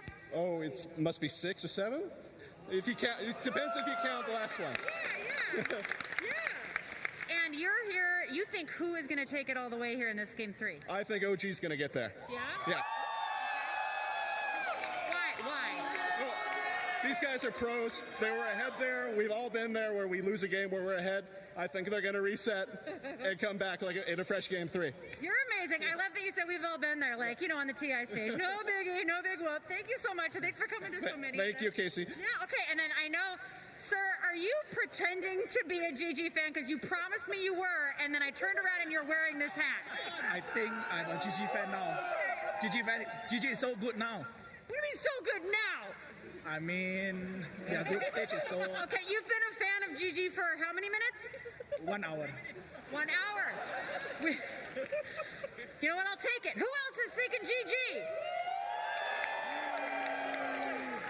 By the way, very confusing because GG and GG sound very similar. So somebody's gonna GG. It might be GG or OG. All right, you with me? Wow, one woo. What is wrong wrong with you guys? Get back in here, Slacks. We got to get this crowd all fired up. Don't worry about it. It's going to be a GG easy for OG, maybe GG, but either way, we're going to go to a little video. So goodbye, crowd. Enjoy this wonderful video content. Video content. This is being recorded. Jenkins. Well, everybody, welcome to this video where we're going to be a panel. Sorry. What is he talking about? What are they doing? I don't even want to know, but what I do think is really cool, there's somebody who cards been to 6 TIs. That's impressive, Yeah, right get there. this guy on the panel. Get Jenkins out. We want to see this guy on the panel right now. He definitely has more info. Talking about Bulba? No, the guy. The guy that been to 6 Oh, that guy. Yeah, that guy. He went to the last one. That's cool. And that is cool. This guy went to the last one as well. Yeah, It's he did. Misha. He was a coach for a different OG at that point, and now he's the position 5. Still a very important role to be able to get that team back to the 0 line and start from scratch here with the game and the third and deciding game here in the lower bracket. Extra important, extra pressure, but you got to focus on one thing only. It all starts with that draft. Should be upon us fairly soon.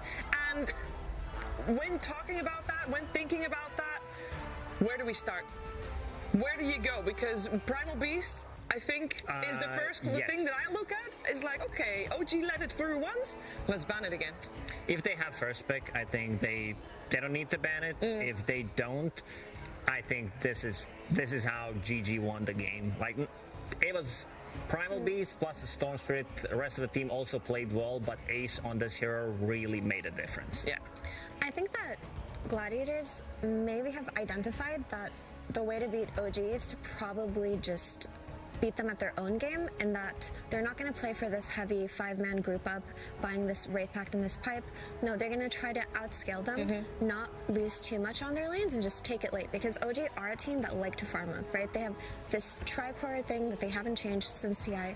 Sometimes they will slow down after their lane dominance and just farm it up, buy some Midases. So if GG are going to play that game and try to outscale them, they honestly might have a shot to just make it to the next round. Like, they could actually win here. Yeah, I mean, if you think you can beat OG in team fights late game and you go, relatively even. There were points where either team was ahead, but in the grand scheme of things, fairly even.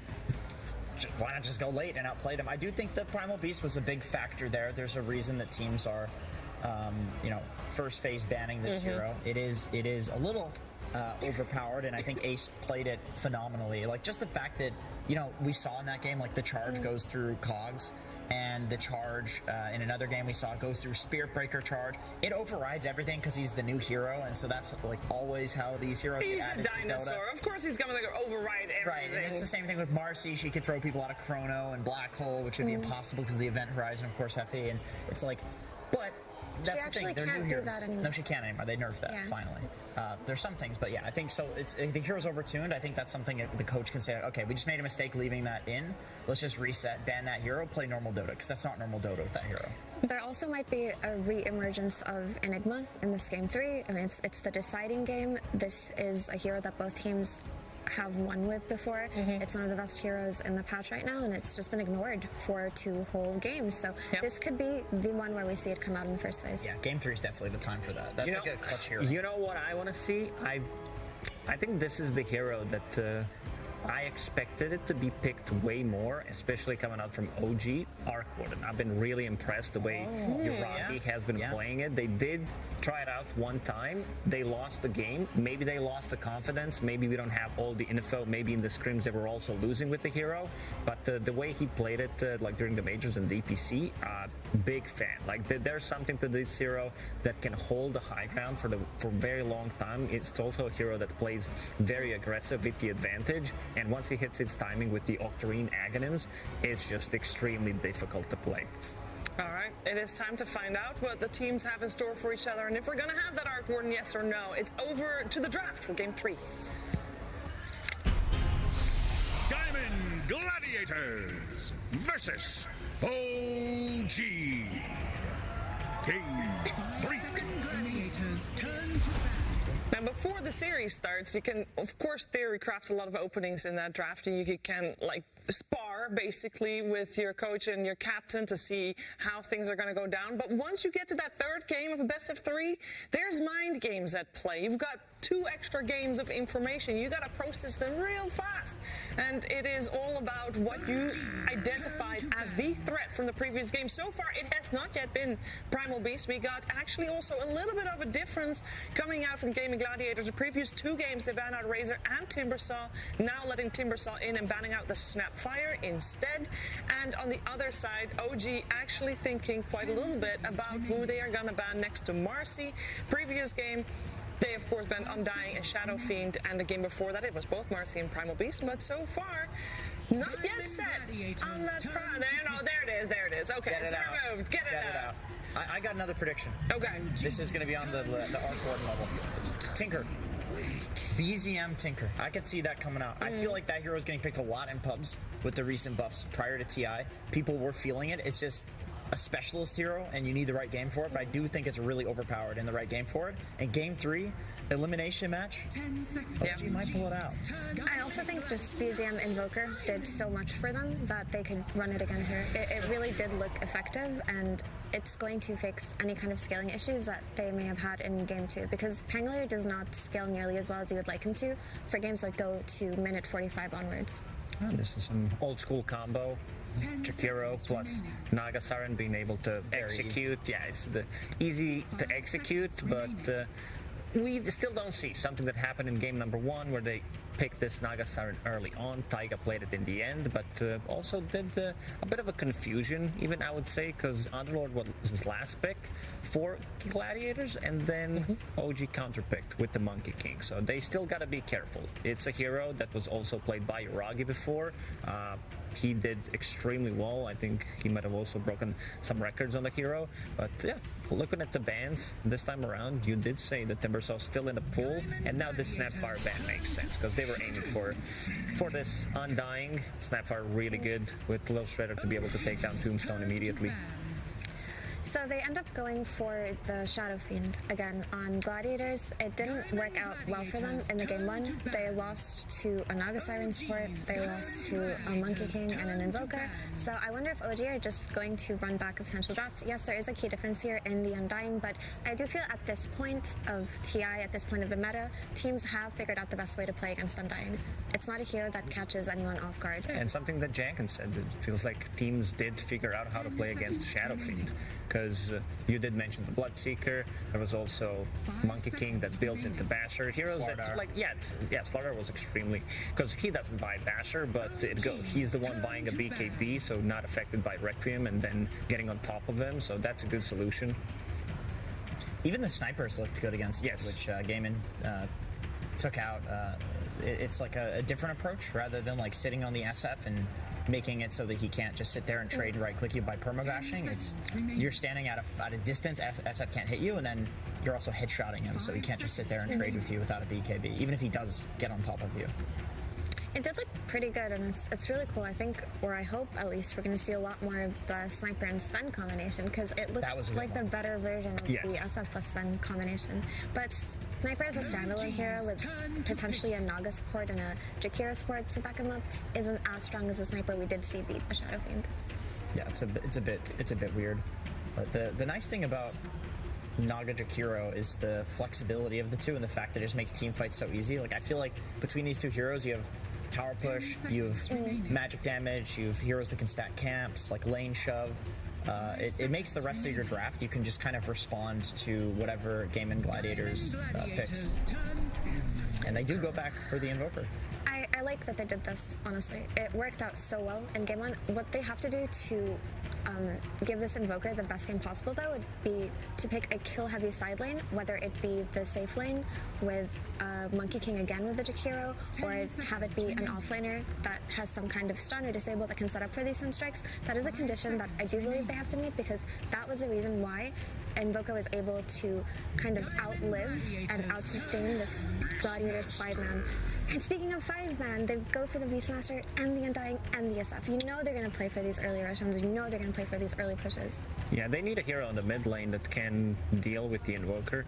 I wouldn't mind seeing something like Leshrac that will give them like strong mid-game momentum with the Undying Shadow Fiend with his level 15 talent, and also Beastmaster with his aura. Disruptor. Ooh. Okay, they're saving their pick for last. Mid one. Man, they really like running this position 5 as a 4 thing. Like every game it's been... Hey, it's something that Tundra did as well, because they're running position 5 Mirana. Yeah, but they are running 4s as 5. I feel like Gaming Gladiators is running 5s as 4. No, you're right. The support roles have just homogenized. Yeah, they have. They really have. In this tournament. Disruptor kind of owns here, in my opinion. I was wondering if they were just going to go back for the Silencer, a la their last 2 games, but I like the idea of Disruptor with a Vision hero, right? You have the Hawks from Beastmaster, so it already sets up for the Glimpse. You have the AoE silence and damage on the Naga Legions. It stops her from casting songs, so if she is going to be played as a carry here, her effectiveness is reduced. Also, if this Naga is split pushing or scouting with her illusions, Glimpse insta-kills them. So if they send an illusion uphill into Gladiator's triangle, Disruptor can just get rid of it just like that. Yeah. This Disruptor pick, why they decided to go with position 4/5 is they did not want to reveal anything because they want to still have an option to put this Shadow Fiend on a mid lane. They do not want to reveal the matchups. And also Vision game from Gaming Gladiators. It's going to be through the roof this time around. You're going to have Tombstone for the Glimpses back, Hawk as well, Summons from the Beastmaster. All this attack speed will increase the damage output from the Shadow Fiend as well, and you're going to be able to set things up with the Glimpse. Okay, thank God. I was going to say that OG needs some Blink Stun hero because this SF is still unaddressed and it was in the first phase, right? Yeah. And so you have this Blink Stun hero in Sand King that can get on top of this SF early on. Sand King has a very early Blink timing that his teammates can play around. But also the Sandstorm is going to be really nice later on with the Blind versus Shadow Fiend if the game does go very late. And of course you have the setup for Sunstrikes, which we talked about. It's really important that you have that if you're going to run this Exort Invoker, because that's the assumption that I'm going to make. Yeah. Also, the reason why Taiga did pick up an early point in Snare, because he was playing with the Invoker. It's also a great setup. Anything that can enable your Invoker to have a good game is going to have a lot of value. And I think OG also, from what we've seen from them in the group stage and main stage, is they like Sand King against summons. He's like one of the best heroes, or if not the best, for just planting in a lane. And a hero like Beastmaster that likes to kind of snowball the map, you can delay that for like sometimes 4 to 5 minutes, which is enough to, stop the hero from just like rampaging you in the early game. But we did see Tundra punish OG doing that exact thing against the Death Ball, against the Zoo, and yeah, if Gaiman can contest Amar's stacks on the Sand King and kill him when he shows up in that lane, we could see a repeat potentially of that Tundra game that we saw. But I feel like it would take a while for Gladiators to contest the OG stacks because their heroes aren't necessarily the ones who are most quick to move into the triangle, right? They need a mid, yeah. Beastmaster parks himself on the offlane for a while and tries to just get his creep, farm up, try to get his timings and take a tower, maybe pressure the second before he wants to shift to another side of the map. So I do feel as far as stacks are concerned, Sand King should be relatively safe this game in stacking and taking them. And a hero that could do that would be Storm, but it doesn't look so good this game because they have the instant stun cold snap, instant stun from Sand King, and then with lots of follow-up. Like in the previous game where we liked the Storm because all the stuns were kind of projected. Like, yeah, they did have Disable, but there's nothing to instantly get him. That's different here. They could go for maybe... I was going to say Leshrac, because that is something that can push down really quickly, and the BKB plus Blink on Leshrac. Just double down on the Death Ball. Yeah, just do it. But the issue is if Leshrac does have a difficult game or gets ganked a couple of times, they do have a means to kill him early on, right? And you can defend towers quite easily with the Sand King timing and with Jakira's abilities. These two heroes like to hold on to towers for as long as they can. Another thing they could be looking at is potentially the Ember, but there is a lot of lockdown. They have a full minute to think about what they want to pick up last here. for Gaming Gladiators, and they can still shift the Shadow Fiend around if they really want to, although they traditionally like it on the right. Tango is still in the pool. It is. Yeah, I could see them going for that just because it's kind of in the middle. It can be pretty active, has decent stuns. It doesn't exactly get countered by the instant stuns like the Spirits because you can get that roll-up ability and instantly dodge out things. I like the sound of that. I think they're debating it though, because if they do go for this Pango, they're all in on their 5-man, on their Deathbell, and they won't be able to outscale OG. And we talked about how Gladiators were able to win Game 2 just by outscaling and holding on for longer. Ooh, this is a good one. We kind of forgot about the hero.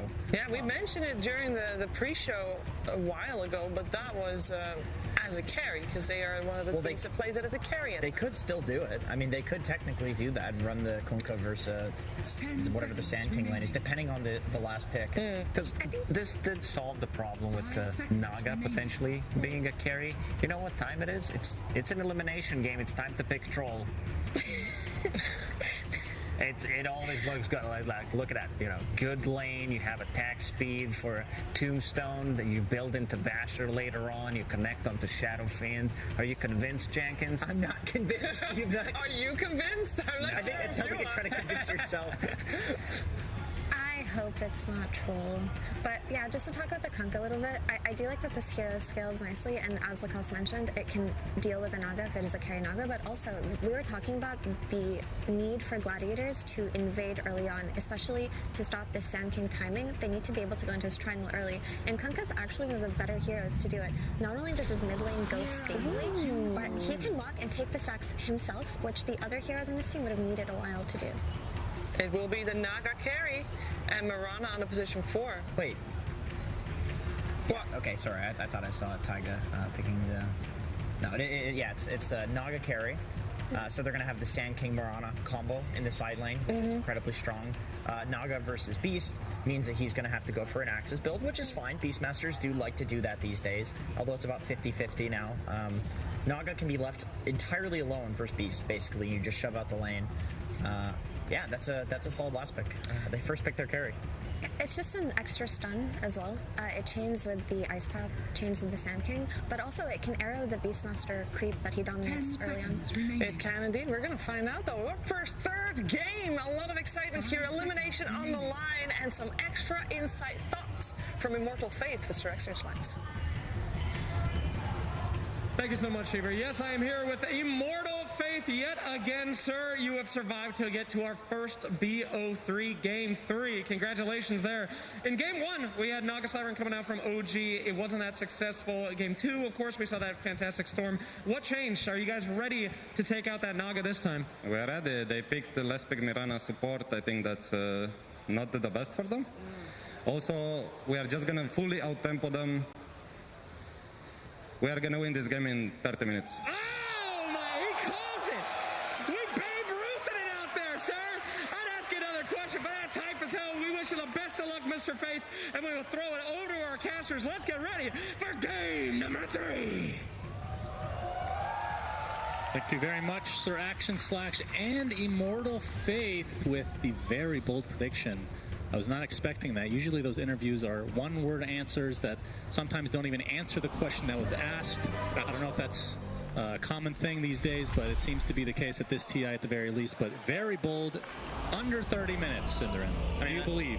I mean, that's about half my interactions with Slacks, though. He asks me a question, and I don't really answer it because the question was bad. But that was actually a pretty good question. So I'm proud of him. I think he's improved a lot. 30 minutes? Yeah. I like the confidence, obviously. I think if they'd interviewed Chu, he would have been like, yeah, we'll probably find a way to win, I suppose. But Immortal Faith is a little bit more animated, a little more, you know, he makes more maybe radical predictions. I would be very impressed if Gaming Gladiators win this game in 30 minutes, but the thing I really like about hearing it is that I think that is what they should be setting out to do with this strategy, because I kind of agree with him when he says that they're going to outpace OG. I think there's portions of this game that should be happening, and then it's about whether OG can weather the storm and buy themselves enough time. Also worth noting, Amar playing... in this tournament, he's been playing Sand King a couple of times. This is not a traditional MR hero in the sense that it's not a lane dominator. It's not a hero that scales particularly well with farm compared to a lot of other picks he has. So maybe this time around, if things do slow down a little bit, it's not as much in the bag for OG later either. Because I think carry Naga in this game is not automatically going to win this late against a mid Kunkka and a safe lane Shadow Fiend. There's plenty of AoE damage, have solutions.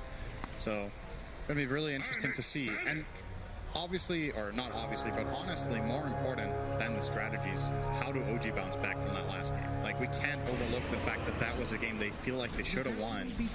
Do they have that mental reset backstage? We already have a level 1 battle here. Dyrachyo gets off a couple nice raises, but won't result in a kill. As in terms of the actual bounty distribution, I believe it's going to be split here. It's worth still to come. Yep.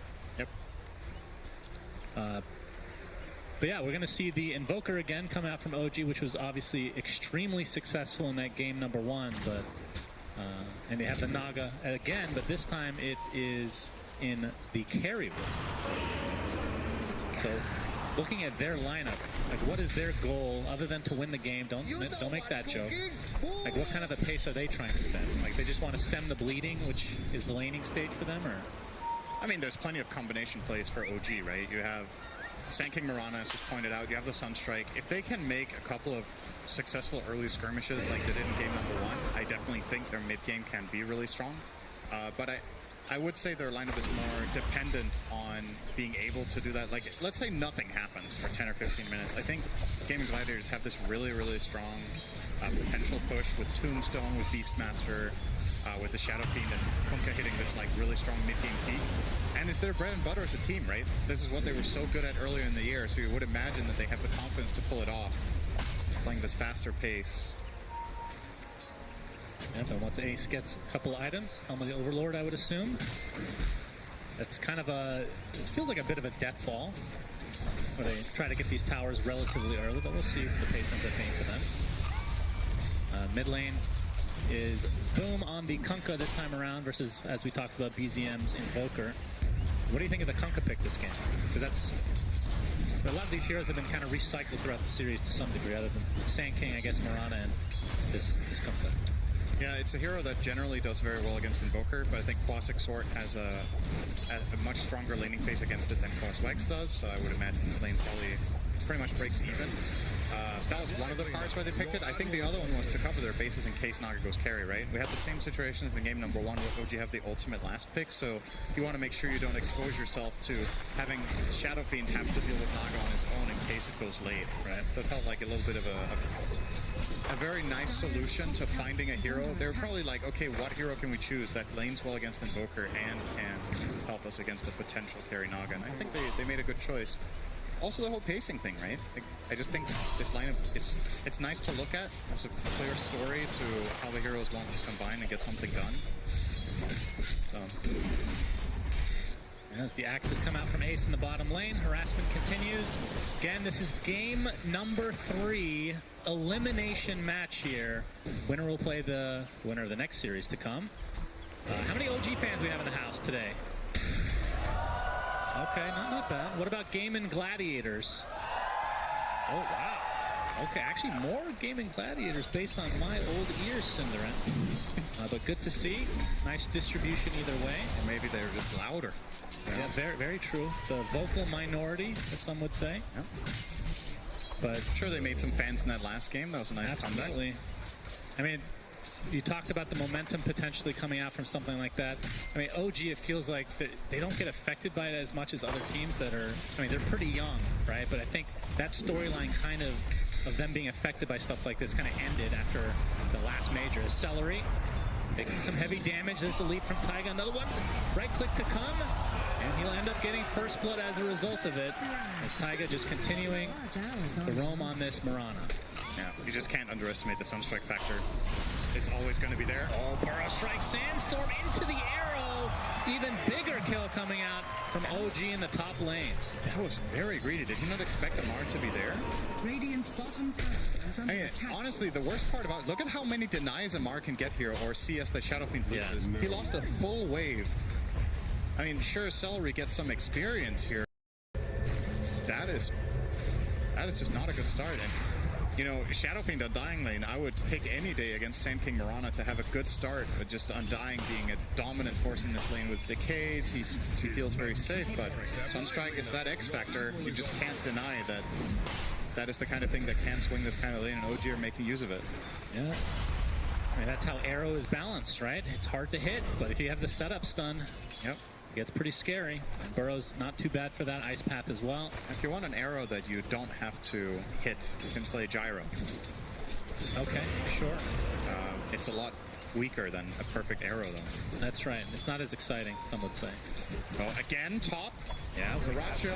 Oh, they didn't coming out. Sunstrike not going to connect there. Or I think Taiga didn't see the line for the arrow, so he didn't go for it. He went for the leap Starstorm because he felt like he was going to hit a creep. Viracho counting his lucky stars there. If there's an arrow connection, he's dead again. Glimpse. Yeah, Ace save.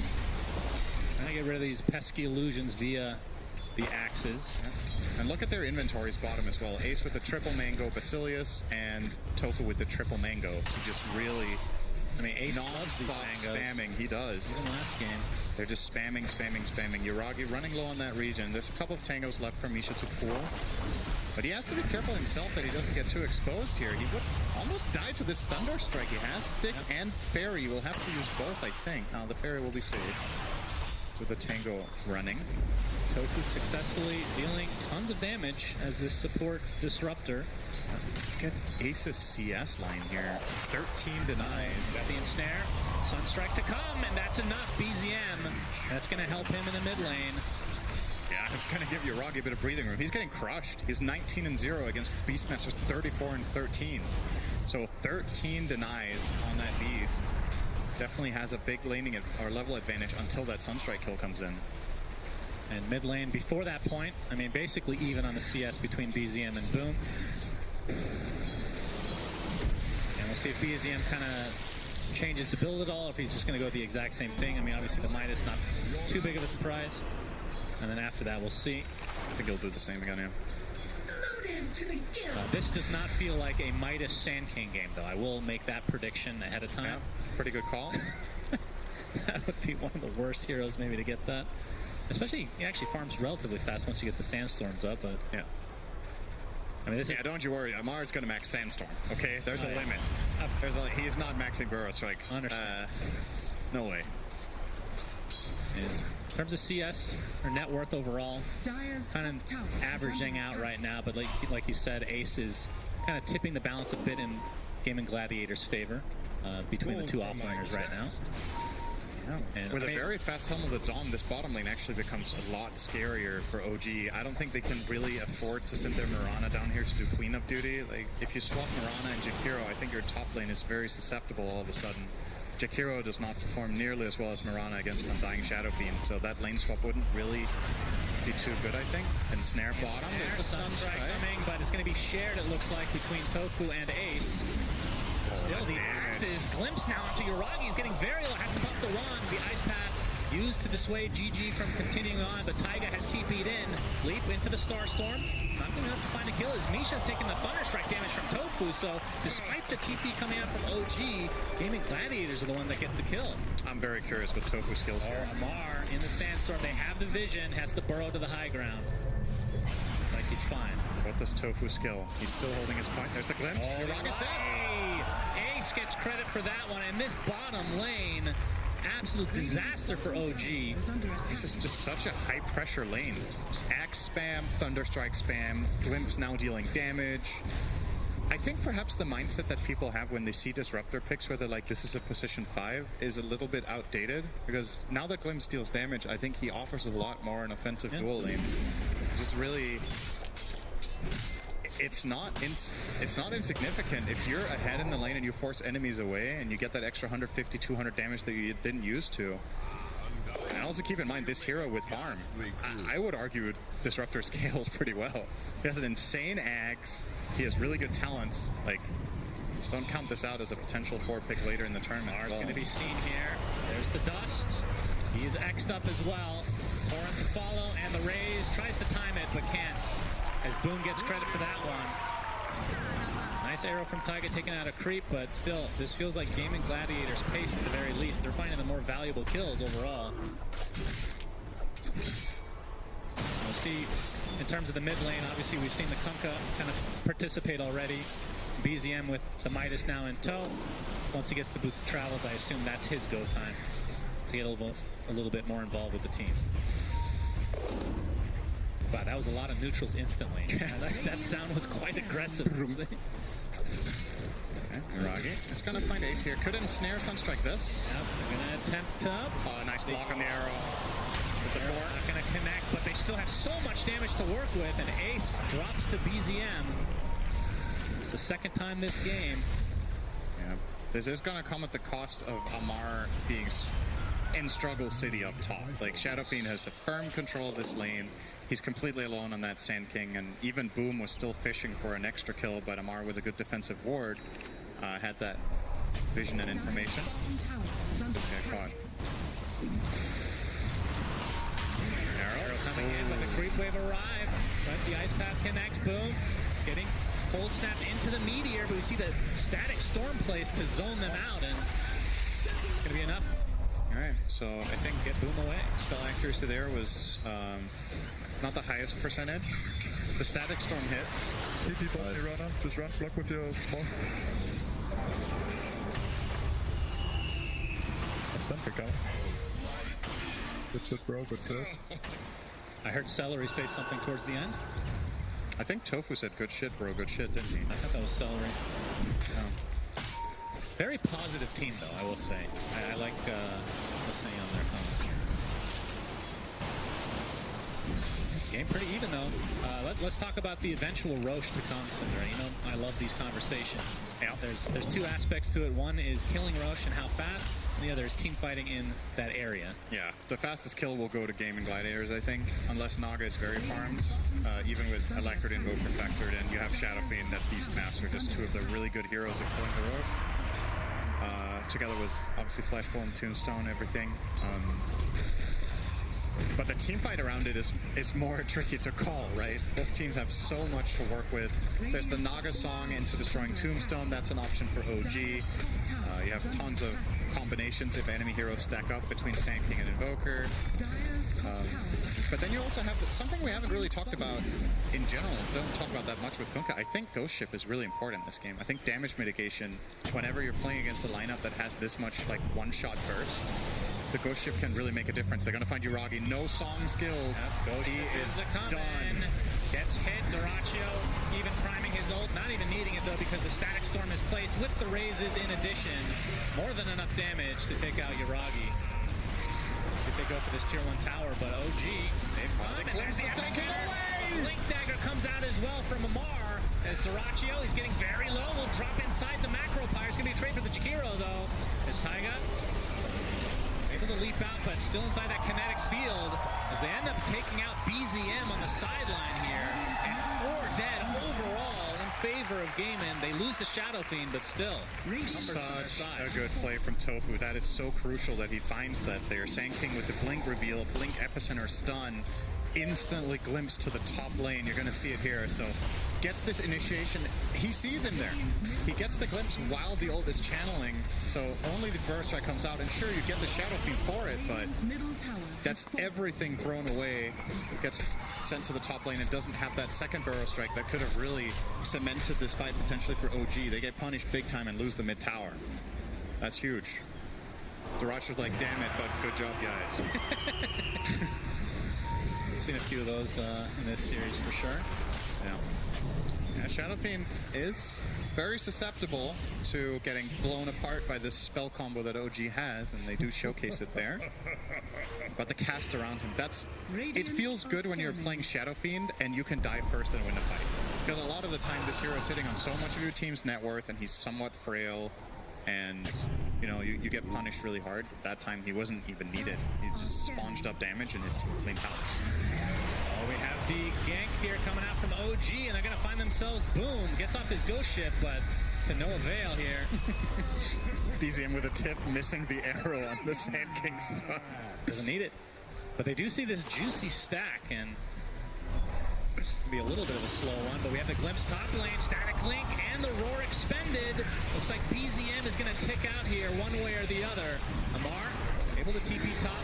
We might find the trade on Tofu, but see Celery in his flesh golem form with that soul rip available. And Duracio's come to play as well. You can see the Tombstone dealing a huge amount of slow here. Nice from Amar there. Another kill in favor of Gaiman. Well done.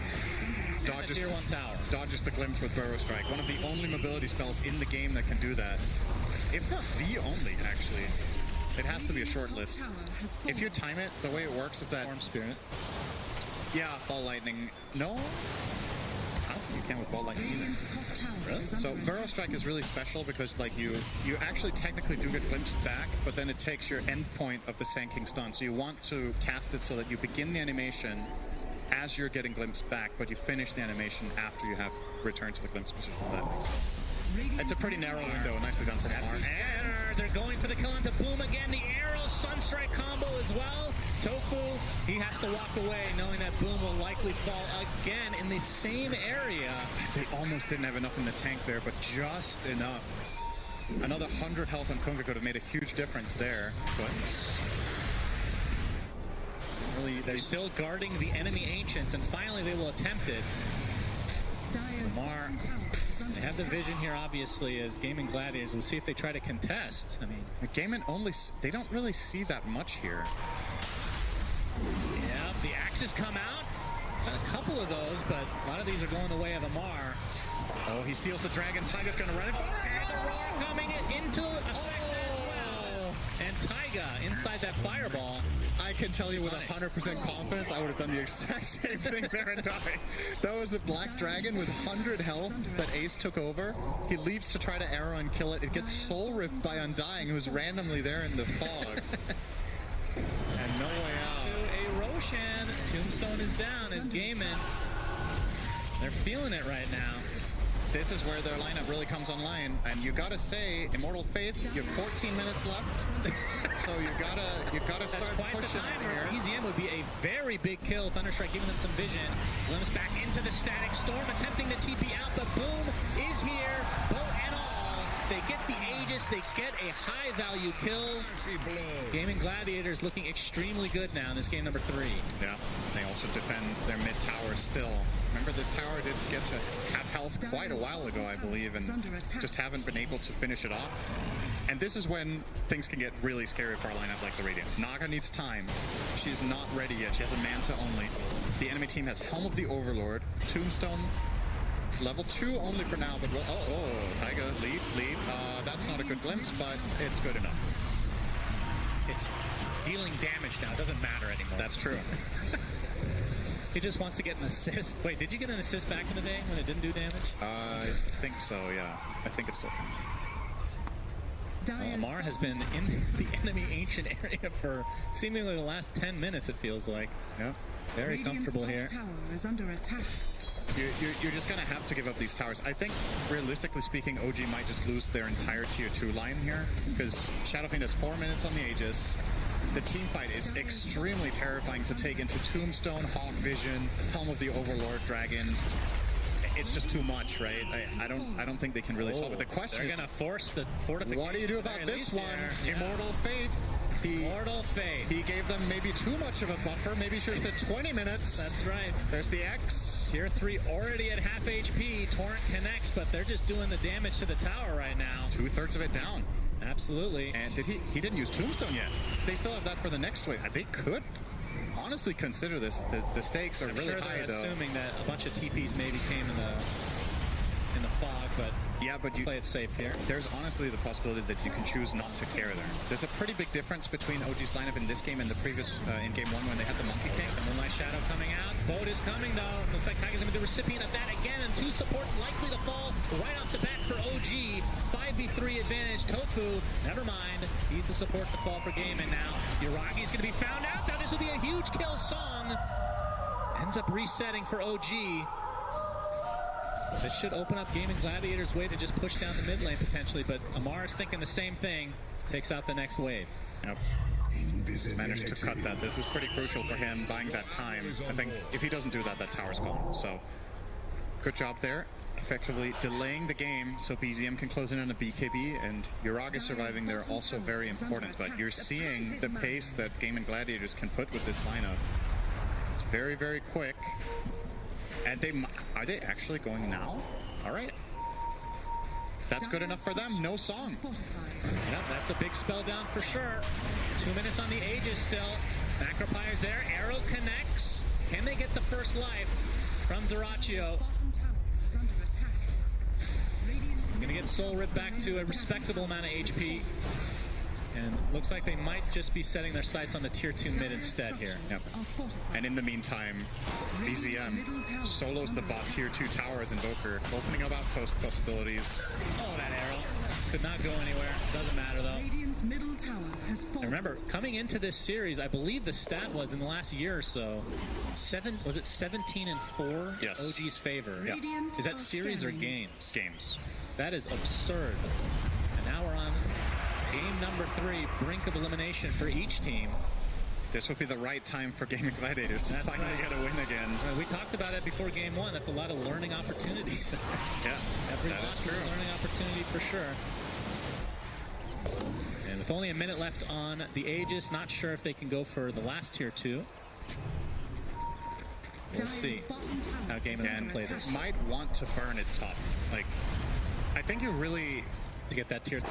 Yeah, I think you take the risk here. Okay, maybe not. Mid! The initiation on Ace. He's dead right off the bat. Doesn't have the buyback. I'm not sure if he wants to expend it, though. X into the torrent. There's the big Requiem to follow, but doesn't really connect on much. Taiga does go down to the right click, but that's still a support for your off lane. Epicenter from Amar. Sunstrike to follow. Trying to take out the support on the Disruptor. They're going to get the Undying first, though. Static Storm not on a whole lot as Duraccio pops the BKB. Trying to stand his ground. He gets a double kill for himself now, but the BKB has run out. The song connects along with the Ice Pass. That's life number 1. Torrent to try to slow this down, but Duraccio looks to be completely surrounded, and he's going to be brought down by OG. Tofu somehow lives, despite basically being the one initiated on his boom. He's going to get tornadoed. Now blocked up by BZM. Doesn't look like they have much more catch to follow, though. That is honestly the dream for OG, the way that played out. They killed Beastmaster first with at no cost. Like, that is Ace just being a bit out of position. They were biting over more than they could chew, right? Shadowking was already looking to go and hit top, and in the meantime, Beastmaster was pushing the mid wave with his body instead of just the summons.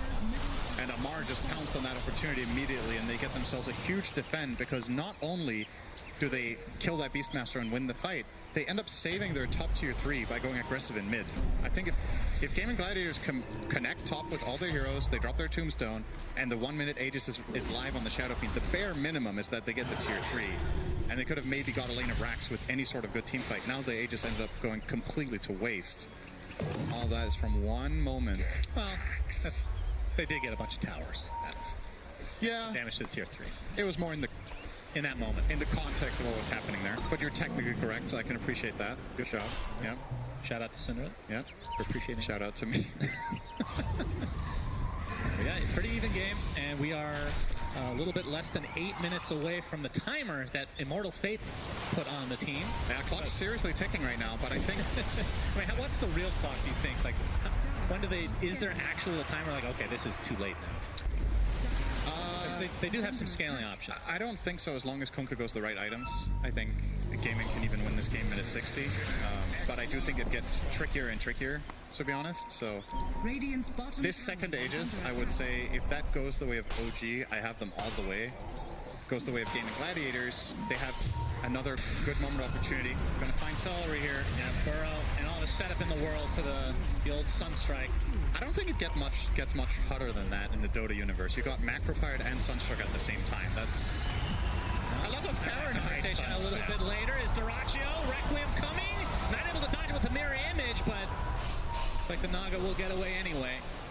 Well, at half HP is the Moonlight Shadow. Keeping cover. Nice Burrow strike on the 2 from Amar. Epicenter to follow. Sunstrike as well. And Ace is dead again. And only Duraccio and Boom left. The ensnare keeps the Shadow Fiend in place, and it's looking like the death of him as well. The meatball surprise brings him to his knees. Double kill for BZM, and OG now back in the driver's seat. Really, really good spellcasting and killer instinct there from Amar. Finds both setups just perfectly done. Recognizes what he can do, and again, Ace on the Beastmaster gets nothing off. He has BKB. He's actually really farmed on the Beast. He's highest net worth in his team, as usual, almost. With Helm of the Overlord, BKB doesn't matter if you get Burrow struck and full-on burst comboed. So, this right here, when this fails, you have to hard disengage. But they're sticking around. You see they're kind of like going back and forth. They're uncertain what to do, and that Burrow strike right there just seals the deal. Ace gets blown up. Full-on spell comboed, and they even have that ensnare from the side to boot. Just beautiful Dota from OG, just finding the angles and the right picks when they're given the opportunity. And all of a sudden, now this looks pretty damn grim for Gaming Gladiators. This move, I dare say, this move has to work. If this works and they get Roche, they can kind of stabilize. If it fails again, Naga's starting to reach critical mass soon. Yeah, we can see the Roche timer is pretty damn late this time around, so... yeah, I agree. The second Roche is a requirement for game, and it feels like. Both sides smoking now. It's Boom showing himself in the enemy triangle. In the cover of these illusions, Amar and try to initiate Taiga. We only found the one-man stun. Ace again getting locked down. Sunstrike to follow again. Pops his BKB finally. There's the Primal Roar now on top of Amar. Still with the BKB, but gonna see Requiem from the sideline. Not quite enough to take out Amar here. But the axe out, he gets out of that as well. Amar, slippery man. They still have vision on him. They do. Finally comes back. Double kill for Tofu. That's a gem. That's true. Gem drops. Unfortunately for Gaiman, Roche not up anytime soon. Dude, that... If I'm honest with you, the game could have almost... I'm not going to say the game could have ended there, but Amar did not find the stun of his dreams there. He actually had a 3-man lineup, but he only hit the first guy. I think didn't manage to click on the back hero in that stun and just ends up getting only one here. Right here. Wow. Look at that potential stun combo into Ice Path. They literally just wipe them out if that lands on 3 heroes, but instead, Ace gets to play for once in this team fight. Huge impact there with the Roar, obviously ultimately leading to the same peak kill, and they've already killed the Mirana, so... Could have been the stun of his dreams. It's still not terrible, right? Like, you still have decent control. You didn't lose Roche. Yeah. EZM, he needs to keep in mind the enemy team has the gem. Yeah, they seem more scared of him than vice versa. Yeah. The gem is on Tofu, though, and he's not frontlining, so they didn't see BZM run up there. Nice. Pretty bold, honestly, to do that in that situation as an Invoker. I mean, yeah, you have BKB, but... Zaracchio's going to get X back. Able to defend this easily, though. It's a nice benefit. Yeah, and they're going to keep the Roche control. 20 seconds to go now. Indeed. Roche number 2, so very important.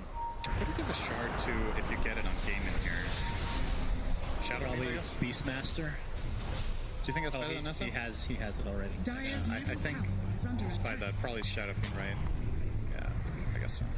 I don't think Tidal Wave is worth it. No, probably not. Yeah, they're just sitting in the pit, but you can see the smoke down from OG. They are ready for this potential fight here. And Roche has begun.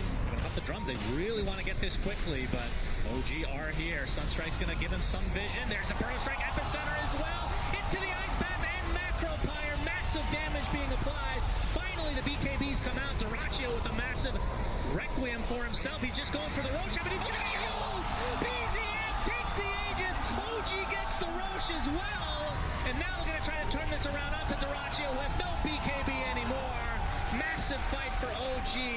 And the Ice Path clips Ace, who has to BKB TP.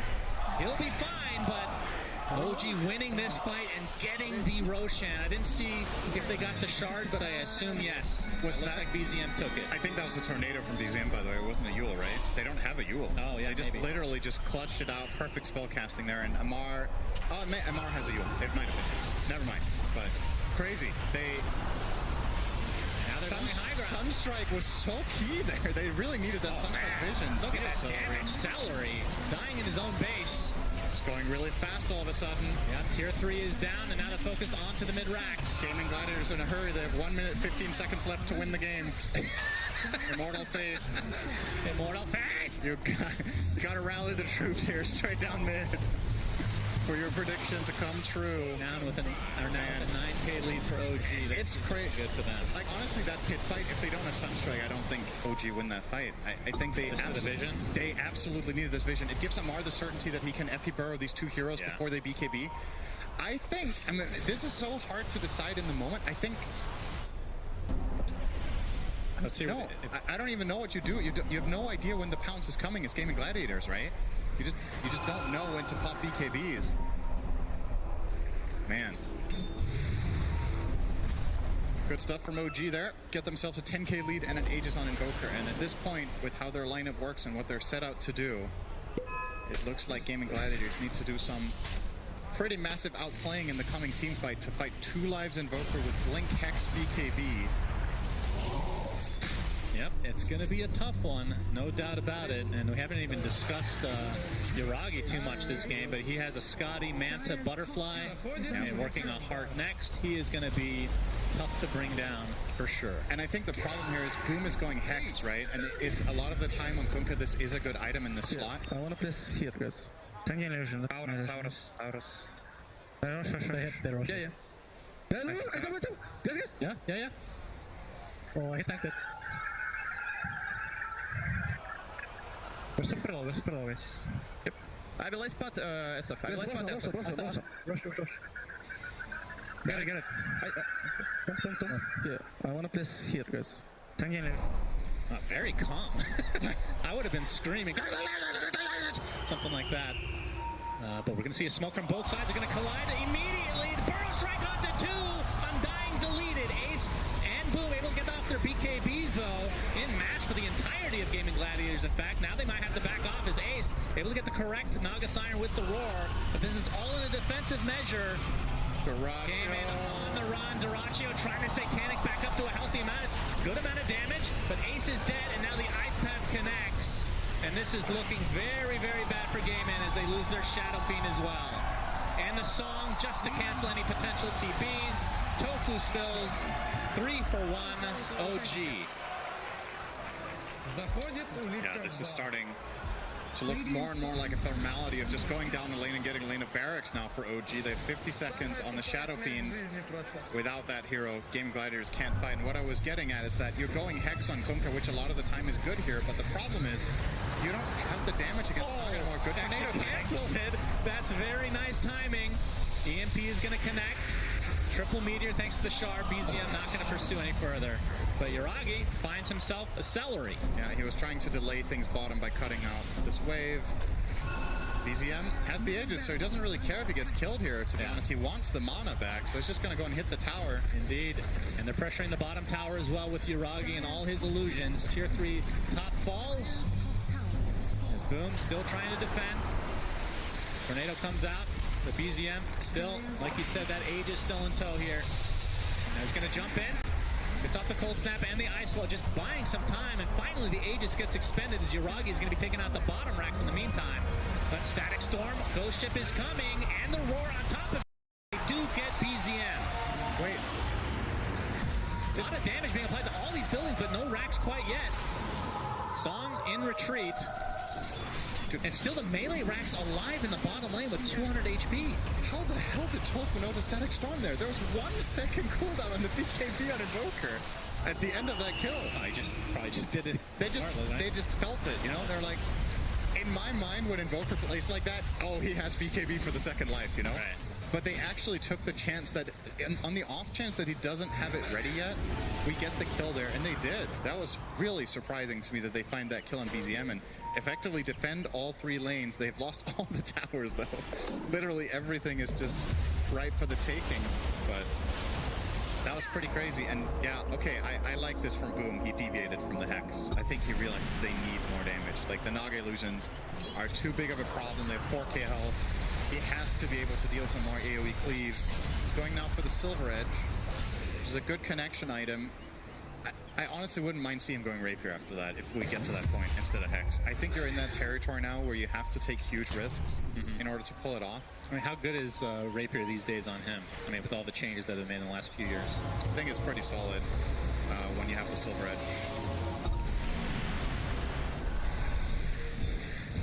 No, BZM. It's going to pick up Hex very soon. Hex, another few hundred gold. Yeah, he's getting close to Lincoln's. Did I say Hex? I meant Lincoln's.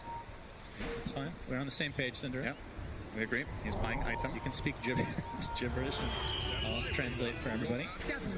Almost MKB on Duracho. Iragi. Radiant are scanning. That was a joke I'm just going to ignore. Oh, the leap out. No connection quite yet, but the glimpse finally comes in. Able to get the vision at the last moment as Taiga gets dropped. But OG not afraid. They want to continue on. Amar able to get the one with the Burrow Strike. Requiem, kind of the zoning. Oh, they pop the BKBs to try to get away from the song. Kind of an awkward engagement. Who's running from who right now? But the Ice Path connects onto two. Tornado to follow. So both supports controlled right now as Misha trying to outrun this Triceratops and zombies as he gets destroyed by a Hawk, it looked like. Triple Meteor now as BZM just playing with his food. Not able to land that ghost ship, so BZM finds the distance. Now that would be an interesting team fight to have the True Sight audio on. Because, like, go back. I don't know, I'm out, guys. I'm still here. Okay, I'm coming in from the side. OG did not seem like they were on the same page with what they were trying to accomplish with that song. I mean, it's one of those moments where you might have a really good idea as one player, and then one thing you're counting on from someone else, they're a little bit too far away or whatever, and you end up, like, walking back and forward. Considering how that was looking, I think getting out with 2 support deaths is probably pretty decent for them. Because that could have got really scary if they had chosen to commit a little bit too much. So end up settling for that relatively minor loss, and I think it's time for both teams to start having a look at good old Stone Guy. Spawn timer obviously not known to the teams. We know Bit it. of a late one again. But it is the area to play on the map now, for sure. I actually think the biggest concern for Gaming Gladiators right now is how do they deal with BZMs and Voker now he has Lincoln. I actually think it's really, really tough for them to solve this hero with the heroes that they have available right now. He's creating insane amounts of space. He's forcing them to use BKBs, and they can't really go on him first unless they get the sort of really clean way to break the Lincolns. Like, you can X-Mark or Glimpse into Roar, but it's just very, very hard. He's so fast. You need to have vision. Not easy at all. And he keeps pushing in this bottom lane. He's constantly forcing rotation. That time it was Kunkka with the X mark. He can't do that again. And BKB now up for Yuragi. And of course, he's had the heart for a little bit now, and at this point, he is running out of room in his inventory. I guess the treads can go, potentially. I don't know about the old Aghanim Scepter this game, but we'll see. Moonlight Shadow. Sentries immediately placed. Boars have died thanks to the Aghanim Scepter via the arrow. Very tense here. This could be the final fight for Gaiman if it goes poorly for them. They decide to send in their Thunderhide. Yeah, Triceratops gets the ward successfully. Getting Soul Ripped now. The fight between Triceratops and Demon going the way of Demon with Alacrity. Yeah, but now they have a Wolf. Now the Wolf is very powerful. It's from another dimension. As Evolution has shown, the stronger pet. Okay. Oh, nice sidestep by the Wolf. Yeah. Gaining intelligence via Evolution. They do have the good vision here actually placed, which could give them a moment of opportunity. They see a lot of heroes right now. Now they don't. Okay. Back. This is all about when Roche is up. And obviously the vision for Gaiman with the Hawk potentially here playing a big role. And let's see if it's the Ags. It's Refresher Shard. All right. Good on Invoker, though. It is very good. Just less exciting. Let's be real. Aghanim Scepter's cool. I don't know. I feel like an Invoker Shard is pretty exciting. Very good, like I said. Wolf is still alive, in case you're wondering. Yep. The Hawks have been spawned. But surely there's going to be sentries in the area, yeah. The dual breath. Idea that this is here. Support Spirit's really important there, actually, giving him some much-needed information. The Tombstone comes out, so that cancels the Blink Dagger, but here's the song just to kill Tombstone. See if they can turn this around on top. The Ice Path connects onto Celery. Duracho gets off the Requiem as well, but it doesn't really connect on much. Ace gets the Blink up, and a nice double burrow from Amar. Inside this kinetic field are two members of OG. They find the first support, it's a 1-for-1 to start.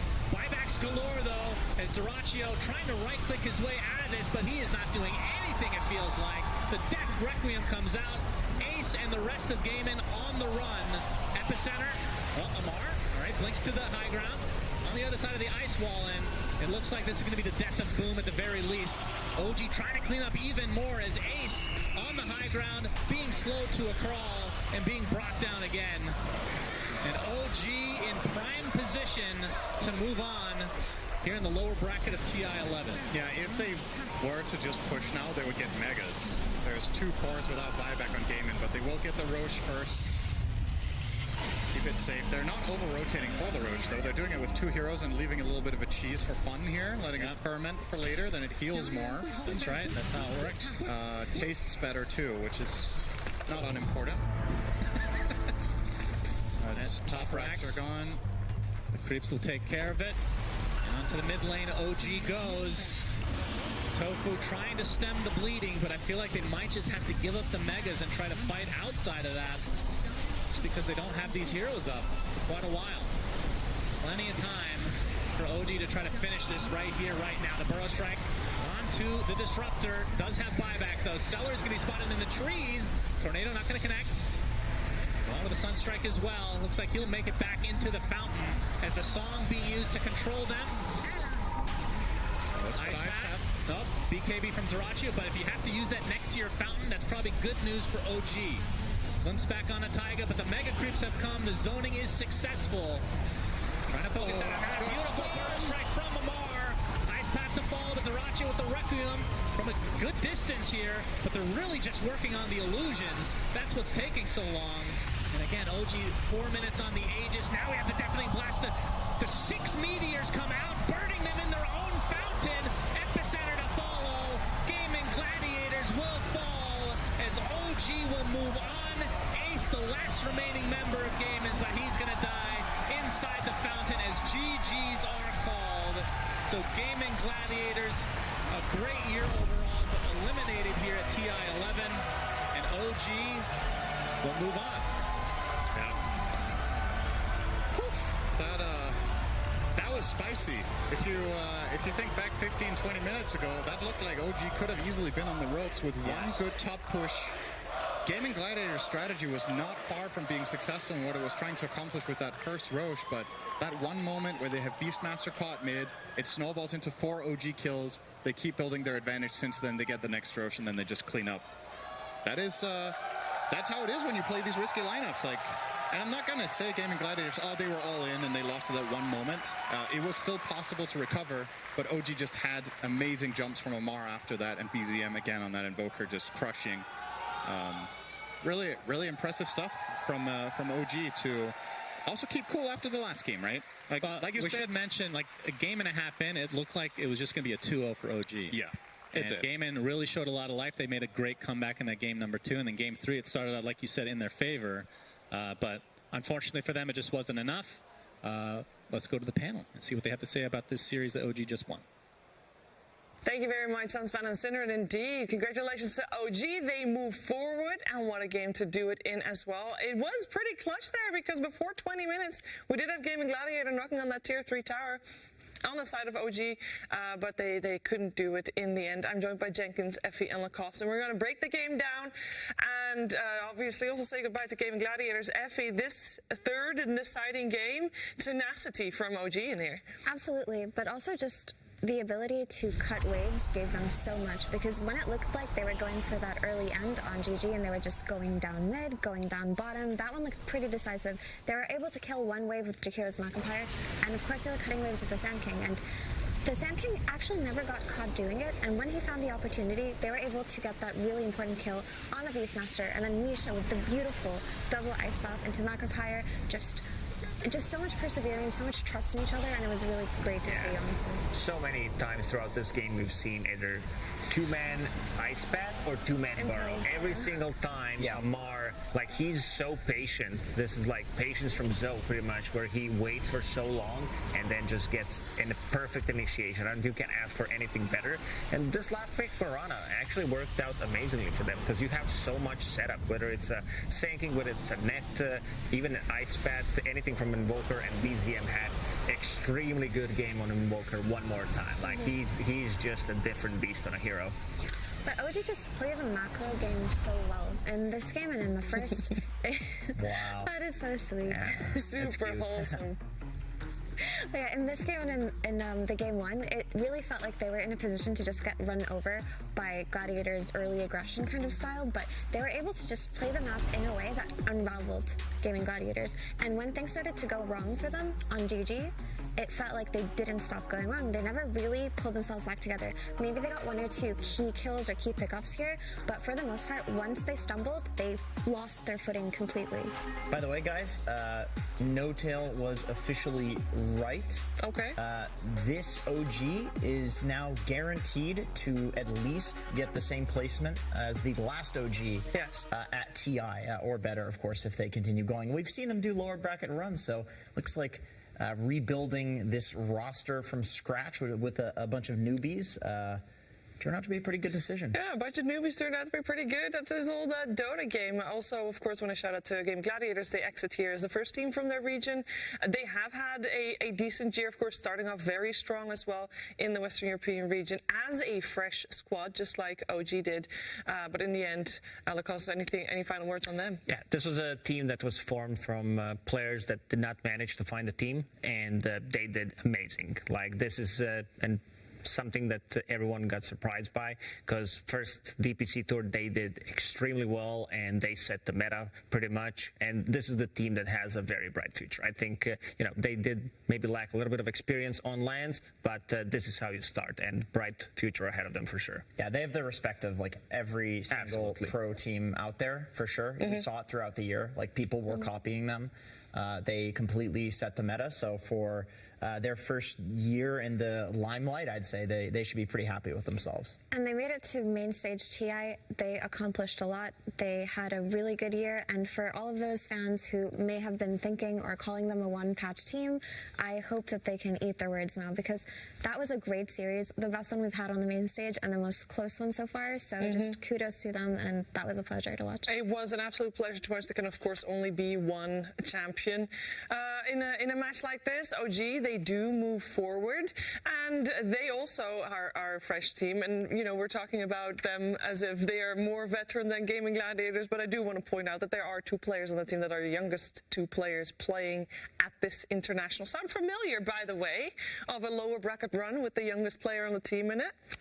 EG. Team Spirit last year at the same. I thought it was like Sumail on. Oh yeah, well, okay, that was a very long time ago, and I think they went through the upper bracket in that time actually. But yeah, youngest players on tournaments traditionally they have had some success, because Sumail indeed youngest of all time, and of course last year as well with Team Spirit. But OG looking very hot here, and they move forward. They also came back from a loss, and I think that, Jenkins, is something that is very difficult to experience and come out on top of. Who came back from a loss? I was thinking OG. OG. Okay, I was thinking of a stat that I was like, did OG start in the upper bracket? Okay, they did, because no starting and lower bracket team has ever won TI before, but plenty of teams have started upper, get knocked down to the lower, and then make it all the way to the top. So. It does look like the trajectory for that storyline is there. And I totally forgot your question again. It's all good. It is set. We have, of course, Yuragi had a rough second game, and we talked about, did you just have to be able to reset and go forward? And he definitely did. He did in game number 3 as well. And Yuragi is also the person that is standing by with Casey for a winner's interview. Yuragi, congratulations. How are you feeling after coming back in game 3? That was great feeling. We had a really great reset after game 2. Some things went wrong, but we were able to reset ourselves and come back. Misha hasn't been able to play with you the last couple of big tournaments. What is it like having him back? I mean, it's amazing. It's our captain, our soul of the team, and it's great working with him. All right, who do you want to face next? We got Liquid or Entity, depending on how the games go this afternoon. I'll say Entity. All right, how come? Just more fun to play them. And I got some PTSD after the 3-hour pause against Liquid. So, yes. Anything you want to say to the fans? Thank you. Thanks, everyone. This crowd is amazing, and thanks for everyone supporting. All right, well, congratulations again, and we will see you again soon. Back to you guys. Yuragi actually made the smart play. You've got all these players shaving their head. He came in bald. He already got the power. He is good to go, and he's good to go through that lower bracket to find their matchups. Either Team Liquid or Entity. He prefers to face Entity, and indeed, we do remember a 3-hour pause in between a series or during a series that he had with Team Liquid, and we are gonna find out who their opponent is very soon, because Team Liquid and Entity, those two teams, they are coming onto this stage. Next, we're going to have another best of 3 on our hand, our last elimination match of today. Always a little bit of extra spice on elimination. Let's bring our first team out on stage. It is Entity.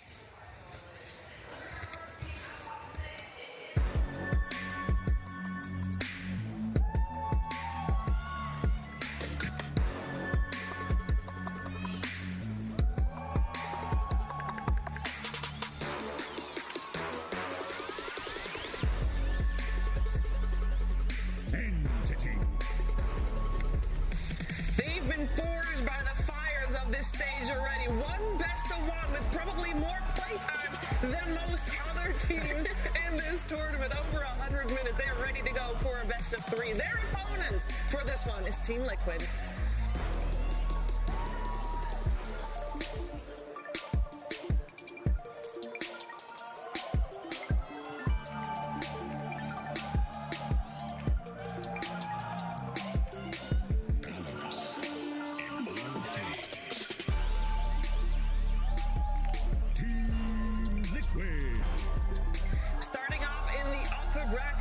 Got dropped down here to that lower bracket, and we're going to find out if they can continue their run or if they're going to fall short. It is a lot on the line. One best of 3 between continuing not just the tournament, but also, in the case of the Toolman, continuing your career in Dota 2.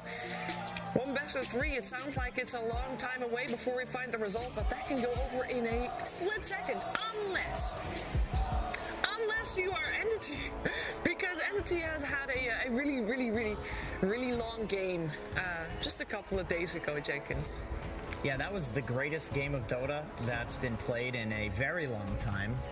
The longest Dota game that's played at a main stage of TI. It was so good that if anybody's not watched the entire thing, I don't even want to spoil what happened by talking about it, but I will anyway. It's fine. We don't have to spoil it. We can just relive some of the moments that happened while this team was winning. There were so many emojis. I cannot even imagine what you're building up to an 107 minute game.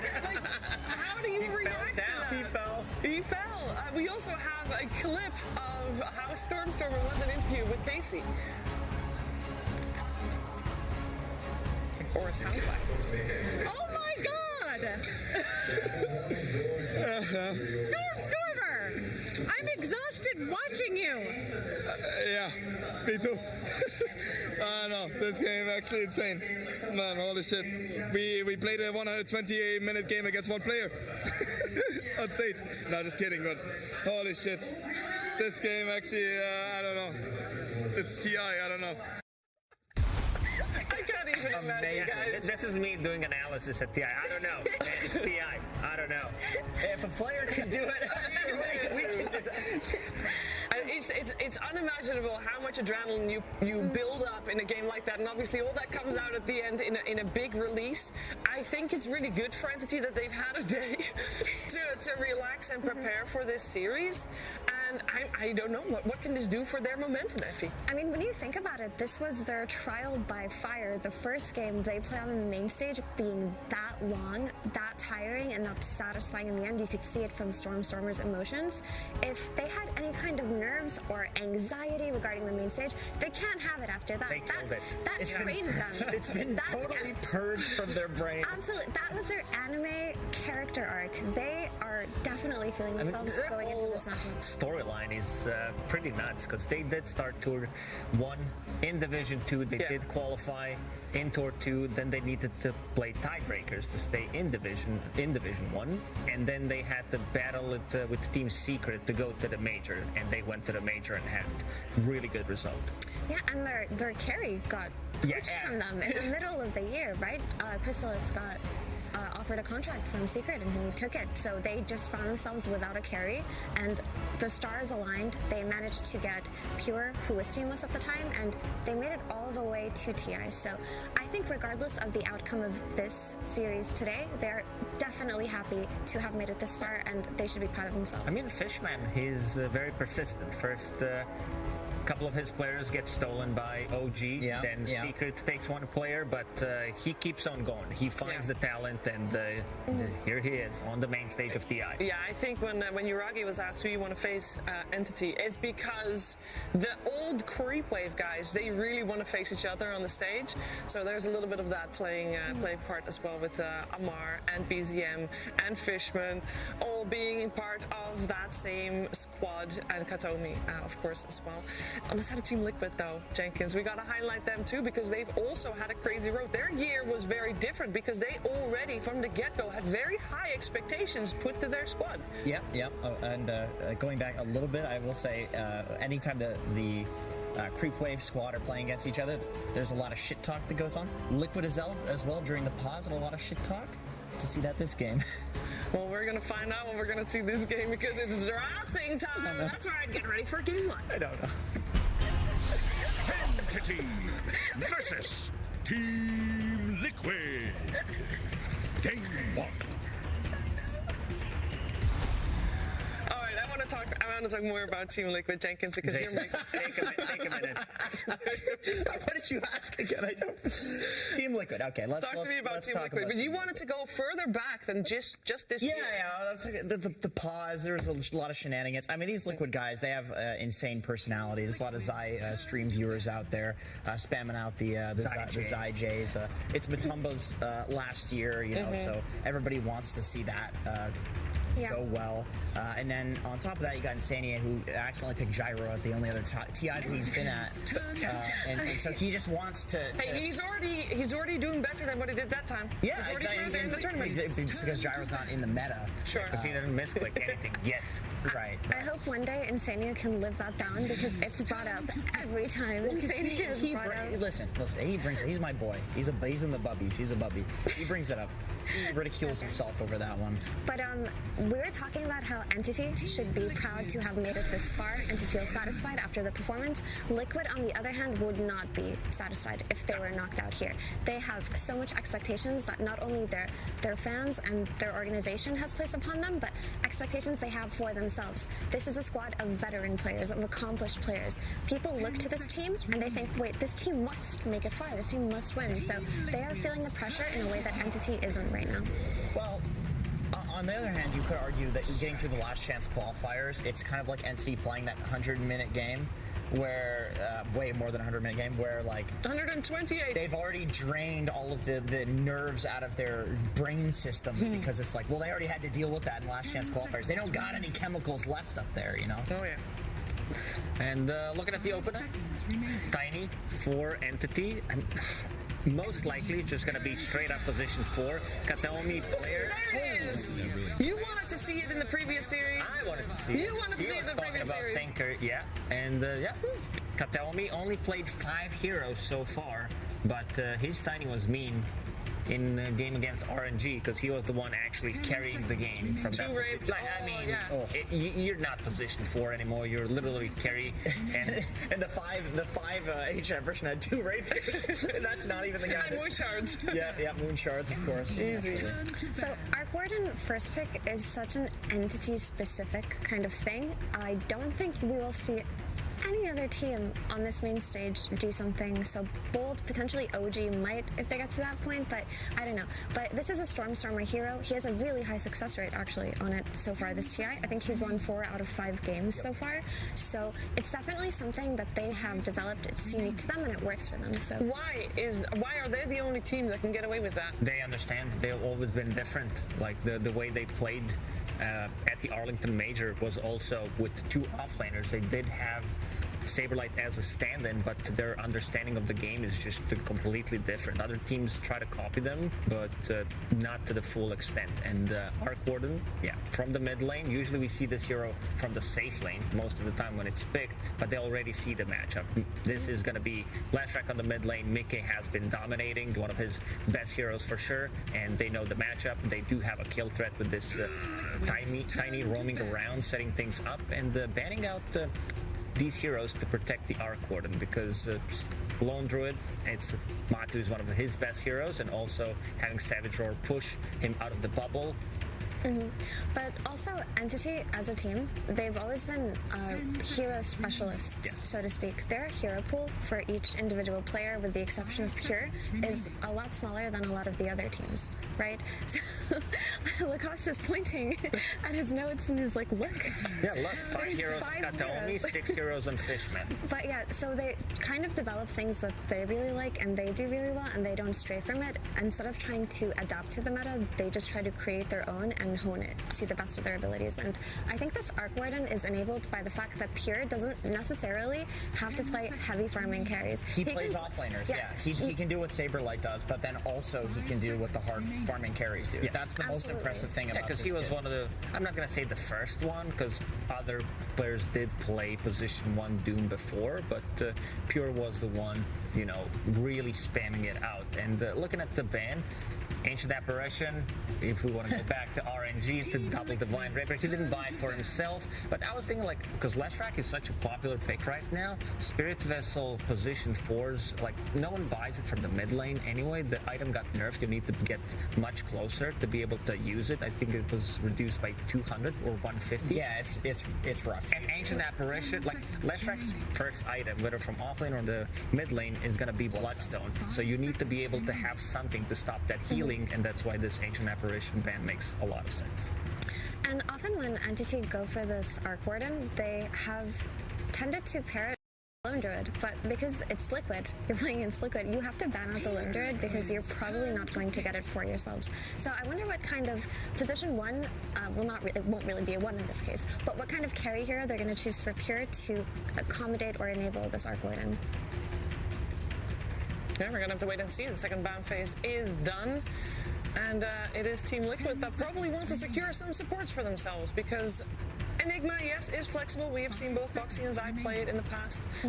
But other than that, I'm assuming we're still needing some supports. Oh, that's going to be our Boxy. Actually, did you know in the first series that Team Liquid played with Zai?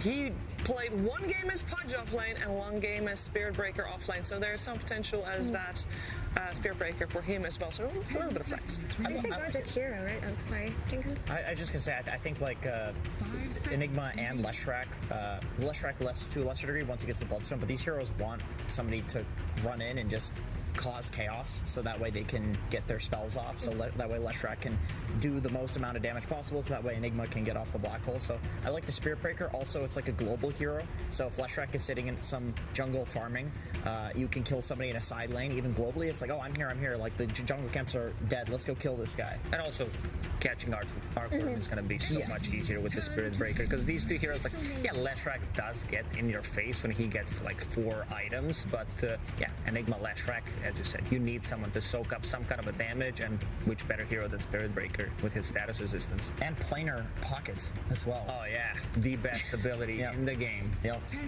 Have we seen that? No. I've never seen it before. I've never seen it. I've tried it a couple of times in my pods, and it really just feels so bad. I thought you were going to say good. No. That's too bad. After you use it, you're like, oh, I spent 1,400 gold on that? Okay. I want to sell it. Like, you don't even need to give me 50%. Just give me something. Give me 400. I'll take it. Yeah, so this is a kind of a pivot from Entity. I thought they would go for one of their signature Jakiro picks, just because the Ice Path gives them the ability to potentially stop the Spirit Breaker to cancel the Black Hole, but instead they go for the ever-popular Crystal Maiden. She's just a very strong laning hero, and her aura is going to enable the Tiny and the Arc Warden, so I can understand prioritizing the sustain over something like the Jakiro's utility.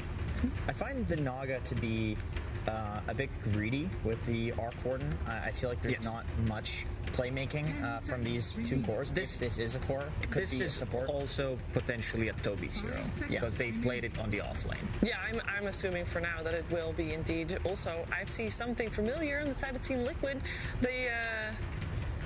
They got themselves a Spirit Breaker Lifestealer. Where did we see that yesterday? Tundra played it, and they played it really well. Question. You had to answer that one. But it was a great game, honestly. They made it look really good. And I mean, what if Liquid just play this core Spirit Breaker? That would be cool. I really wouldn't mind seeing that, especially if they're playing against this Arc Warden, because see how value would be if Spirit Breaker actually gets some items. Get on the items, so it can actually It's greedy, what it looks like to be offlane Naga Siren here, because they did play that against Team Secret, and the way he itemized was Raid Pack and Pipe, just utility pretty much. But they don't really win with their offlane Naga, though. It's about stalling the game, using these illusions plus Arc Warden until Arc Warden hits the critical mass, and then the game just becomes like it's so difficult once Arc Warden has like 5-6 items, and with these heroes they can cut the waves for as long as possible. Like this game might be, we've seen Entity play a 107-minute game, but this one might go on even. Understandable. To me, I'm just concerned. Obviously, Entity are confident in their ideas. I just haven't seen their offlane Naga be that successful. 25% win. It hasn't been great for them, but if they are potentially doubling down on it, then I'm really happy to see where it's going to take them. But kind of backpedaling a little bit to talk about this Lifestealer, I quite like Lifestealer and the Lifestealer versus Naga matchup. He can't really sit and fight her if it's a one-on-one situation, but he can build Mjolnir, right? He can rage through the song, and he can kill her supports. Like, he can create situations for his team where Naga doesn't have the most advantageous matchup. Okay, so they're gonna shift things around, it seems. I believe it's still gonna be pure Slardar. Yeah, I think it's a carry Slardar. I think it's a carry Slardar, but they will play it against the Lifestealer just to have that lane matchup. Yeah. Yep, they could go CM Slardar. Sounds like a pretty strong lane, depending, of course, what this pick is. And also against this Arc Warden, you have Spirit Breaker plus Infest to be able to get on top of him, but there's a ways to reset. With Naga Siren, Lifestealer doesn't like to play at Slardar at any stage of the game, lowering his minus armor and also have an ability to control him, can't TP out with the bash. I think what Entity has is a bit greedy, but with the heroes that they have, they can stall the game. I think if they get the lanes that they want, Slardar into Lifestealer and Tiny into this Enigma, you just go tree grab level 1 and you just hit his Eidolons. He's one of the better heroes at making sure Enigma doesn't have a great time on lane, simply because of that. And if he's played as a support, which he is going to be, he can focus all of his tree charges on hitting the Eidolons. He does not have to hit creeps or deny creeps, right? So I do like it for Entity if they can get those desired lanes. A lot of talk still, or a lot of time still left to talk here for Team Liquid. They had close to 2 minutes left in their bonus time before this final pick. So we're seeing Coach Blitz give a little bit of a speech to his squad. Some waves coming out. Oh, yeah, you know what? I like Glitch for the last You do? Because they're all blue and right facing. Well, Lifesteal not. But well, other than Lifesteal. Okay, yeah, sure. And also having an extra armor, you have bouncing between illusions. It's very hard to micro Naga Siren illusions and still like deal damage, and great against the Invoke or Arc Warden because you can pull them out of the bubble. Yeah, we still don't know where the Spirit Breaker is going. And it is lit. Good call, Cost. Good call indeed. And is that for you enough to sway Liquid's play? Not convinced. I like it, but I'm a big fan of Hardcore. I think this hero is not utilized enough, so I think I'm going to go with Entity for game 1. I like both of these drafts, but after seeing Tundra play the Infestball and Lifestealer, I'm really excited to see it in action again. I do think there's a lot of potential for them to hit this really strong timing before Arc Warden reaches that point where it's impossible to fight into. So I think it's just going to be a matter of execution around the 30-minute mark more than anything else. And we're going to find out. It's game 1 of elimination series here between two Western European squads. Let's get some more insight from the coach from Team Liquid. It's Blitz with Slacks. Hello, everybody. Thank you so much. I'm joined here by Blitz Dota, coach for Team Liquid. They're pretty, some would say greedy draft coming out from Entity with a lot of guys that need some farming. They need some time to come online, potentially. Do you feel like you have the momentum necessary in order to counter that? Or would you even call it greedy?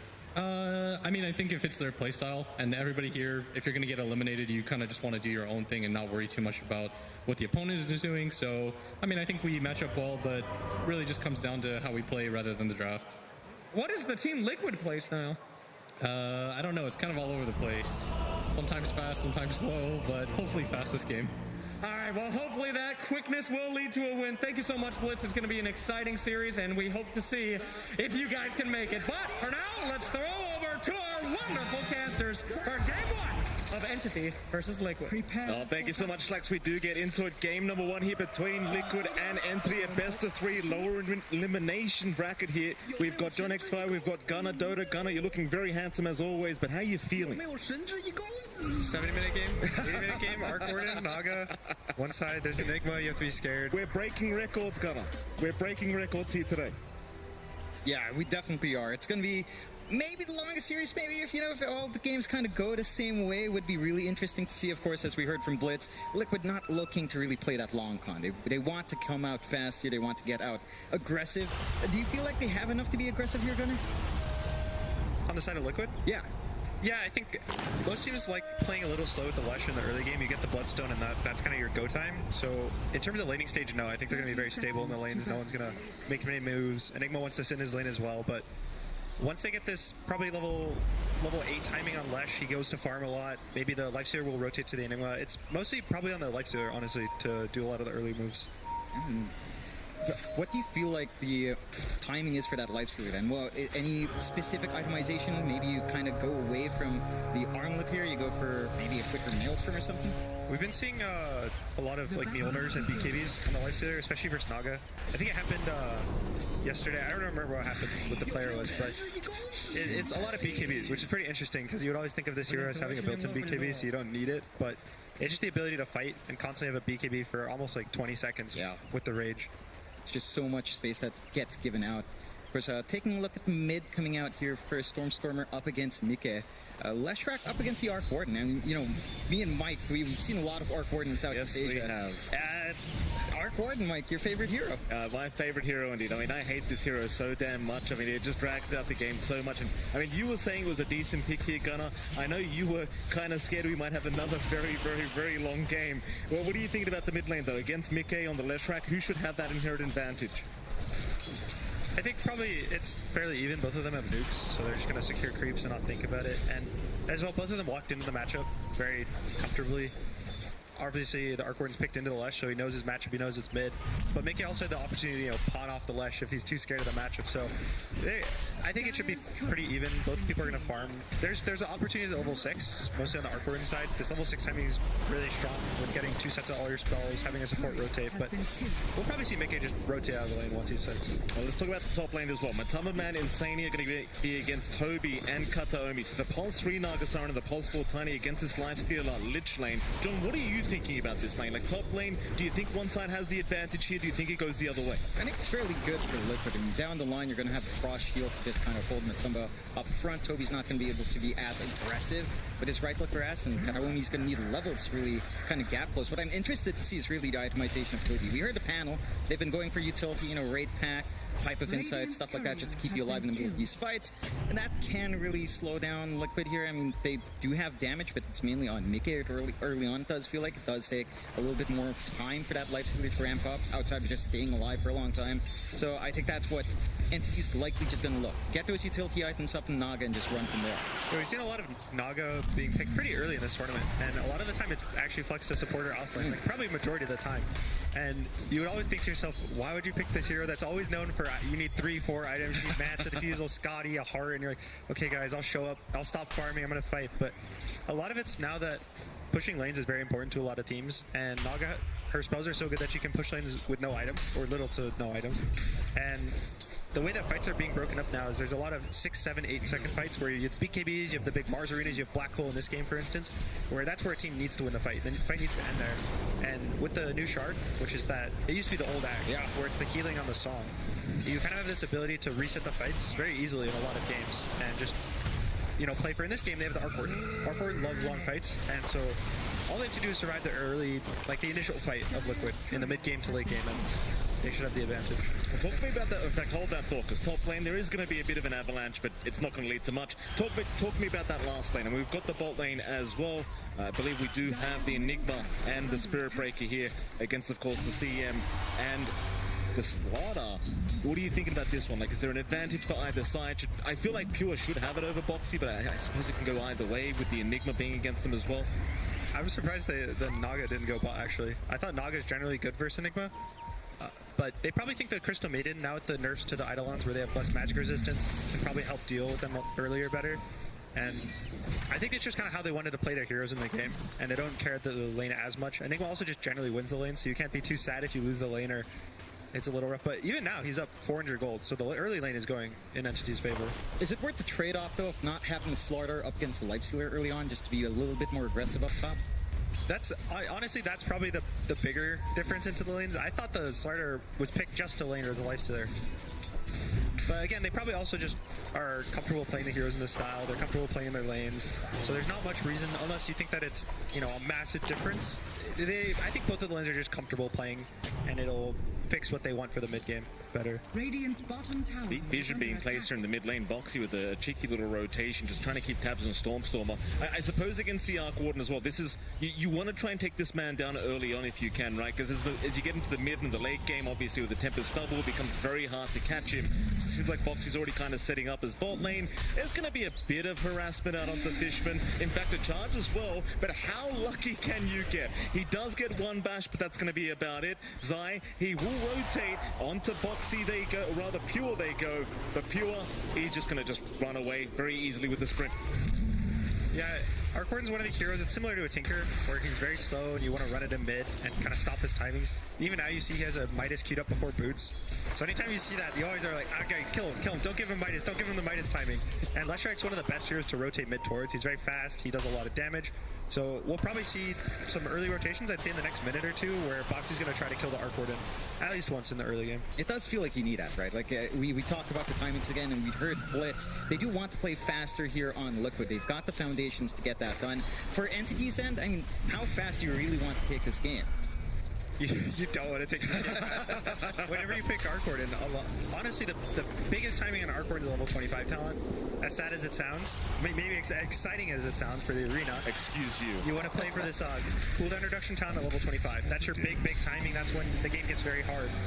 So, bit of a charge mid lane. He was getting ganked, to be fair, so he might not complete the charge.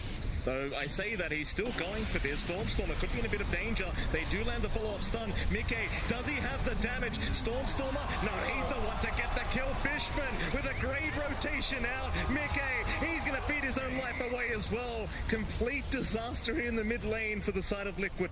Yeah, the instant TP's in, they managed to share that damage coming out, and Stormstormer manages to just run away in the nick of time. 2 kills for their trouble, and we talked about Liquid going fast. They tried to dodge that gank and transition to a kill. Doesn't quite shape up that way. He also has really low mana on the Lesh, so his ult, I think, stopped because of mana.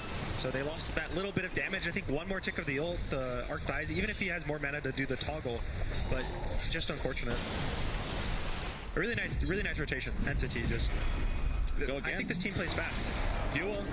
He's in danger now. Maybe Liquid trying to return the favor as Boxy getting very lucky with the bashes. Can he find another? Not quite yet. Pure going to go for a run. Boxy, he'll try to chase, but with the sprint, it's a little bit too hard to keep up. So they are going to back off. I suppose at the very least, you are forcing Pure to have maybe a little bit of a slower game here in this slot. Yeah, he's going to have a slow game, but again, he's not really the win condition in this game at all. It's all in the arc. They pick the starter as a hero that will just run in, stun, and give vision for the arc. And if he dies, it sucks. Pure He's dying right now. He certainly is. A couple lucky bashes out, but Pure again going to be able to run. I believe that was 2 bashes in a row. Meanwhile, top lane, Toby now going to be in danger. He's got a lot of armor on that Naga Siren, but they are still chopping through. Matumba not giving up. Toby, he'll try to keep juking around that tier 1 tower, but there is no help coming. Matumba able to secure his first kill of the game. It's a nice kill to pick up, right? It's a lane that already feels pretty free from Tumbaman. 48 to 11, not really being contested. I think the one thing for Liquid as well, focusing so much on Pure down bot, is that those rotations mid that we saw them attempt at least once a while ago, they're not trying again anytime soon. So you're giving a lot more room for that Arc Warden, as you're seeing here, Gunnar. And Stormer, he's going to have a good path towards that Midas. Yeah, the biggest entity right now, I don't think the side lane cores really matter to the overall game plan. They can do their role with low farm, bad games. They just have to, create vision, create space, push lanes. Arcor will do everything. He'll kill everyone who do all the damage. Mid lane, Kataomi, he's the first target, and they do find it, but now Mike could be in danger. He does back his way out. They are not going to pursue. Seems like Kataomi going to be the only casualty, and of course it's the mid laner in this TriCast saying that the side lanes don't matter, Gunnar. I wouldn't have expected any less from you. The mids are going to be the star. I think even on Liquid, the Mickey, his Bloodstone timing really big. Also, he picks up a casual cloak. We've seen that a lot as the tournaments develop, where there's so much magic damage people are picking in the early game. This game it's the Arc, Tiny, and Crystal Maiden, where just having this casual cloak, there's so many plays I've seen where they have 50 health left, 100 health left, and it's purely because of this cloak. And it's so cheap. It's just a really nice value item. He's rotated up top. They are at least going to find the Lich here, so it's a decent pickup onto Insania. Question is, can they find the big one? Can they get Matumba Man? Not quite. He'll go for an Impes, quick stun away, and he'll just run his way back, perhaps into the jungle, while Boxy is going for a charge up top, but naturally is going to have to cancel. There's 4 heroes up there. There's absolutely no point going up. Yeah, and I like seeing this kind of movement out from Entity. They're trying to go a little bit quicker. At the same time, this is so much space for Stormer mid. I mean, Liquid have not been able to focus down this Arc Warden at all. Midas fully up, Maelstrom coming up next. You've got the Tempest double. The farm will rack up here. Yeah, it's one of the things where both those safe lane carries want to sit in their lanes as long as possible. That happens every game, and it's kind of a test of chicken. It's whether you're going to be the carry to rotate first, and you have to make sure the move's successful. A lot of the time it is, but those times where you leave your lane too early and it's bad, it gets really bad. So you're always going to wait for trying to bet the perfect opportunity. Pure makes the right call. He goes top, gets the Lich. He loses his entire bot, but now he kind of has space to farm. Just go straight to that jungle and try to build up and still give Toby a little bit of room. This is the one thing with Nog as well. You mentioned here, Gunnar, right? You just send out the illusions, you can scout out, you can clear out camps, clear out waves without too much commitment. Although you're not doing too much to stop the lifesteal there. Nice little cancel from Kataomi. Boxy trying for a charge, but really just wanted to zone him out for Mickey to be able to pick up the power runas now. Mickey being slowed up quite a lot. They're going to move back in. This could be very dangerous for Liquid. Boxy, he's trying to help out, and he does take the toss away from Mickey as they keep going. Kataomi, he's the one to drop, and Mickey, look at this Giga Chat. He'll just keep going in against 4 heroes. He just doesn't care, but it may cost him his life, and eventually it will. But here comes Zai with the black hole. He wants Pure at the very least. Chain Frost out as well. It will be enough. Who won that team fight? It's Entity, right? Arc Warden doesn't die. Everything on Entity is on the Arc Warden right now, and every time you don't kill him in the fight, he gets a kill or 2, he survives the fight, you're just building up, getting XP. That's all that matters. It's all the XP. So every time he lives, it doesn't matter if he gets gold, doesn't matter about anything, he just needs the levels on this hero.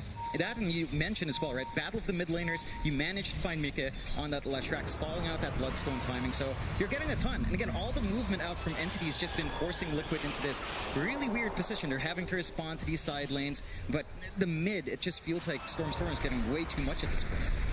At the same time, Liquid is playing for their timings, with both their 1 and 2 are top of the network right now. So Liquid, they're up 3k gold. We're talking about this, disaster right now. The Entity getting all of their timings, but Liquid's having a good game. It's just that there's always this looming fear when you pick Arc Warden of, is it too late? Have we ended the game? We heard in the last series it was, we're gonna win in 30 minutes, and as we saw after 30 minutes, they didn't win, so the game got hard. And in this game, again, it's just the 25. That's the big timing. So what you're telling me is we should delete our quarter from the game. I never said those words out of my mouth. I mean, you want to play it, don't you? I like 20, level 25, 16-minute games occasionally. If it was a staple, maybe I would agree with you more. Here we go again, charge up. They've got the Infest Bomb this time at Tumba. They're going to find Pure on that pulse one slider. Pure surely has no way out. He'll pop the sprint, but still slowed up here by Matumba. Will go down. Fishman, he was also spotted, but they aren't going to bother trying to chase that deep. They'll be happy with the slider. Yeah, and it's really good to see Liquid recognize that time. Early Armlet already up on Matumba. Number one in effort that you pointed out there, Gunnar, and just play with that combination. Invest in, charge forward, give Mika some space, and start to get some action on the map.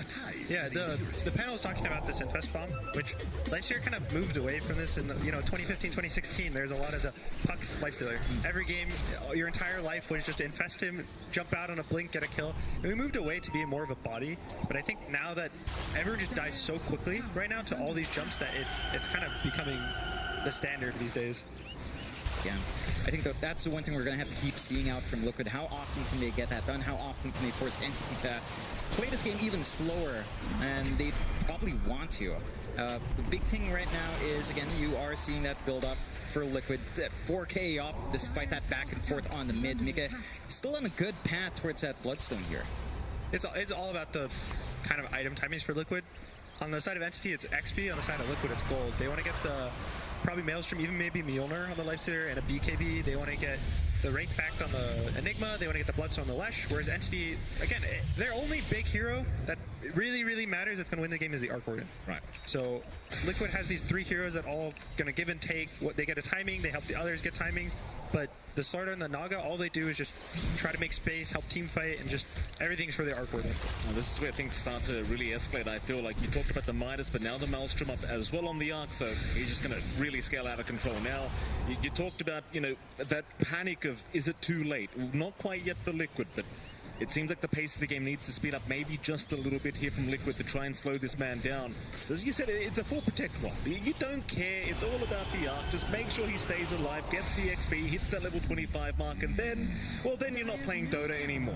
No, playing the Arc Warden game. Yeah, it just changes completely. I think the one thing for Liquid right now is they're also starting to go into some good utility coming out from Zai. Great pack pretty much done, fully assembled up, so they can try to go for these fights, try to prolong them a bit more, survive through. They've got some good durability coming out, and that could be one of the times. I mean, you're also almost done with Mika. At least you have the Soul Booster up, so gonna be a lot more durable as well if he does get jumped on. Oh, full Bloodstone. So they're gonna smoke up. They're gonna, again, Liquid just uses timings. They get the item, they go, they smoke up, they fight. So they're gonna look for try to get a kill. Again, they want the Arc. That's the goal. And he's been in this mid lane area, so you'll see them wrap around mid or the tower. At the least, they want this tower. A good read from the Storm, from the Arc Warden. He does back off at the right moment as Fishman is the one to tank the gank. You'd argue that's good positioning, right? Like, just, in fact, hold that thought, because Kataomi, he might be in danger as well. They may just find a second as a Nether Strike. Massive range out from Boxy, finding a second target, and they should take him down. No problem. Matumba, he'll be the one to take both kills. They'll even find a mid-tier 1 tower out of this, perhaps. This tower is really important just for the amount of map it gives. Because Arc Warden wants to he wants to farm waves, and he wants to farm these safe camps, and every time you take the tower, he kind of gets less and less map, so he requires more and more lanes, which he takes away from his team. Anytime you give him safe farm, he'll take it, and then his team also gets farmed. But this is where his net worth is going to go up, and his team is going to go down, and you're going to, as you can see, the top 4, 3 of them are Liquid. And one of them is Entity. And it's going to keep getting bigger and bigger, all the differences. And you can see that gap already between Stormer and the rest of his team. At least the 2K gap. Pretty big considering how much more well-balanced it is on Liquid's end. And it's going to get a little bit tougher for Entity to kind of maintain control. I mean, you are getting that build-up slowly but surely onto Toby here on the Naga as well. He does at least have the Hood of Defiance going into the Orchid for some a little bit more control coming out. Is there anything else from Entity that can maybe help them match up against Liquid's timings? It's all about how they take the fights. They want very slow fights. They don't want them to be bursty, so probably they don't have the best hold for a song, but I would say something like a song into like a tiny combo on a hero. You kind of kite the fight out and you get a lot of spells. The Arc Warden still will do damage the whole game. He does a lot of damage, a lot of magic, but he can't ever get jumped. So they just need to play these really long range fights, pokey. Even Sardar's not too bad at it. He does so much damage in a jump in 1 or 2 hits with the bash that they're hoping just get one kill, get out, and just, you know, the game gets delayed by a minute. Delay the game, delay the game, delay the game. That's all it is. It's just about delaying. Smoke up from Entity. I mean, they're going to rotate down towards the bottom side here with their starter CM. Boxy's actually going to charge in with the SPS bomb once again. Kataomi is around. That's the big target, though. They found Stormstormer, and they're going to take the kill. But can they get their way out? Matamba, he'll also get caught here by Pure and does get shredded by the Slaughter. Boxy will go for a run, but the Courier's following him. The Courier's just giving the information they need. Boxy, though, he is too fast. Or is he? They try to find him, but Pure's off the mark with the blink. A little unfortunate, he had the clarity on the Courier, so I had the slow from concealables. So I wasn't able to perfectly follow him, but it was a nice play. Yeah, and I think that's also the blink reveal coming out from Pure right there in that instant smoke. They managed to get the good angle. They lose their Arc Warden, but they've at least find a punishment onto the life shield, kind of slowing him down just a tad bit, although I say slowing down. Matumba is still massive here. Yeah, and he's going for the shard next. I've been really liking the new shard, how it works. It's so much cast range and so much lifesteal that you give to all your teammates. Even the Lesh, I like it so much with Leshrac lifestealer, because you put it on a target, it'll keep bouncing with all the AoE damage, he'll keep lifestealing, and he just gets an extra 2 or 3 bloodstone effectively in the fight. Roshan is going down the way of Liquid. No contest quite yet from Entity. Doesn't seem like they're quite well aware it is happening. Roshan, I mean, it's getting way too low now. They haven't got the time anymore to try and contest this one. So first Roshan of the game, going to go to the side of Liquid. They'll be very happy with that. Looks like it was Mike who takes the Aegis. Naturally, the Leshrac really enjoys that reset. Happy days for Liquid. Now with this Aegis, you'd assume you can keep this pace going. Yeah, it's the first stages of the game is generally just about pacing and gold. So Liquid's goal of this is they're 16 gold right now. They're going to go maybe like 8, 9k, depending on. And Entities just survive the Aegis, don't give up too much.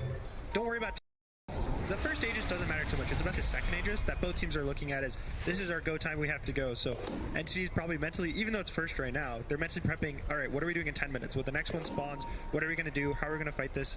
He's not going to be 25, he's level 13. So what are they doing at this 20-30 minute mark where Liquid is prepping to end the game with his second Aegis? And at that point, you're going to be seeing a lot of items coming out from Liquid. Like Zai's probably going to have his blink in less time than that. You're just going to be finishing up that full shard, and Matumba getting that additional life steal off. And the BKB is going to be up for Mika soon. And it doesn't feel like they have any good answers for that prolonged spell immunity, especially as you talk about down the line. Once Matumba has his own BKB, and that massive duration for him, it's all down to just Pure and the Slardar. I think Liquid right now just feels very comfortable with how the pace of the game is going. And Entity, you know, in the back of their head, they're still thinking that it's fine, but you're always worried if you're not the Arc Warden, because you're always like, you have to make sure that they have the tough job. He's the one who's just like, all right, don't worry guys, just trust me, I got this game. And everyone else has to be like, all right, what do we need to do to make sure that it's all going according to plan right now? And I think the way they use the starter right now is really nice. Kataomi, nice avalanche away.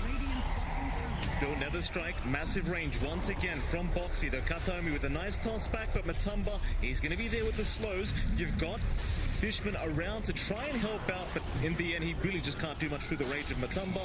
Is this a bot T2 tower to go down? It does seem like. Yeah, they're going to use the glyph, but I don't think Liquid has anything to fear. Entity doesn't want to force this fight, and they actually don't glyph it.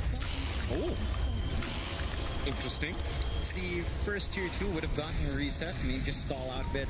Not the biggest thing in the world. It's not too big of a deal. The worst is when you don't get a reset the glyph and you glyph the tier 2, and that's when it leads into maybe your tier 3s get a hit, maybe you lose all of your outer tower. So at least now they still, it's pretty much the same, it's just the game is 6 seconds faster, which, yeah, not the worst. Not the worst, yeah, although it does feel like for Entity every second does count, right? You're still trying to build up for Stormstormer. He is at the point where he has the blink and the Maelstrom, but still miles off from that 25 talent where it does get ridiculous. If you're an Entity now, I mean, you mentioned it, right? You're looking for what you're going to do by next Aegis. You're looking how to enable Stormstormer to hit those spikes. What are we looking for from them? They're going to have this blink on Kataomi soon, and it is up, but that's timed with Mika's own BKB. They're hitting a lot of timings on Entity soon. The Orchid's going to come out for Toby, BKB's going to come out for Pure, the Blink just finished, as you said, on the Tiny, so the others are hitting timings, and Art can play with his own team timings. He has so much range and damage that they're going to kind of hit this maybe ball where they will force a fight into the Aegis and be confident, but on the side of Liquid, they're actually hitting their own timings as well. Boxy almost has a full BKB. He actually has the full BKB right now on the Spirit Breaker, which is, this is where you see the kind of difference, I guess, in terms of one team's being ahead and one team's other. A lot of it also comes down to the supports. You see that it's been 20 minutes and he just picked up the blink on Tiny, and on the other side, he's up 2,000 gold on the Spirit Breaker and has a BKB. Yeah, so it's going to feel a bit tough to kind of close out. And that's something with the support Tiny, right? Like that blink timing just feels so pivotal, and when you manage to only grab it after the initial BKBs come out, it can feel a little bit rougher. And that's him playing with the Fellow Stone that they've had for a few minutes now. So it's just been a little bit slower for Kataomi. He has been copying the ganks, and he's 0-4-5. He has been kind of making that space for the team. He made the choice to go phase boots, which is generally if you want to make a lot of early moves and not force the blink and play with your team. But unfortunately, it didn't really end up working out except for that first TP play. Give me a rough estimation, you two. What's the time? Like, give me a time in the game where this Arc Warden's a problem. What is the exact time? I want predictions. Exact time on the clock. I don't want to get level 25. I want exact time. 42 minutes in the clock. I was going to say 43. Oh. There you go. Okay. Very close. See what happens. See which one of you is right. Entity, grouped up. May go for a smoke. Chances are you don't really want to. Just group around Storm and make sure he remains safe. Keep that farm going. Liquid, they have taken over that Radiant Triangle, so it's going to be a pretty nice bit of farm denial here inside of Liquid, but again, it doesn't seem like they're panicking. Entity, they're more than happy to drag this out. I also know we talked a lot about how Entity's kind of doing in there, but and like how they're behind, but they are actually very good at defending this high ground. They have Tiny and they have an Arc Ward. Both these heroes are amazing at defending the high ground. They have a Naga Song to reset if Liquid goes a little too far, so Liquid is... They're not too happy about going and forcing high ground until they're 100% sure that it's going to be good. Yeah, the tools are there on Entity to kind of stall out. We've seen already from Entity's one game, they can stall these games out.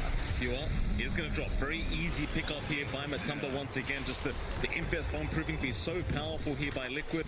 Pure, again, he's the pos one, but doesn't really care. He's just buying space for his mid laner. And it seems like Liquid, well, they are going to find a Tempest Stubble, but that's not going to be the real thing. Get a bit of gold here for Mickey, but that's about it.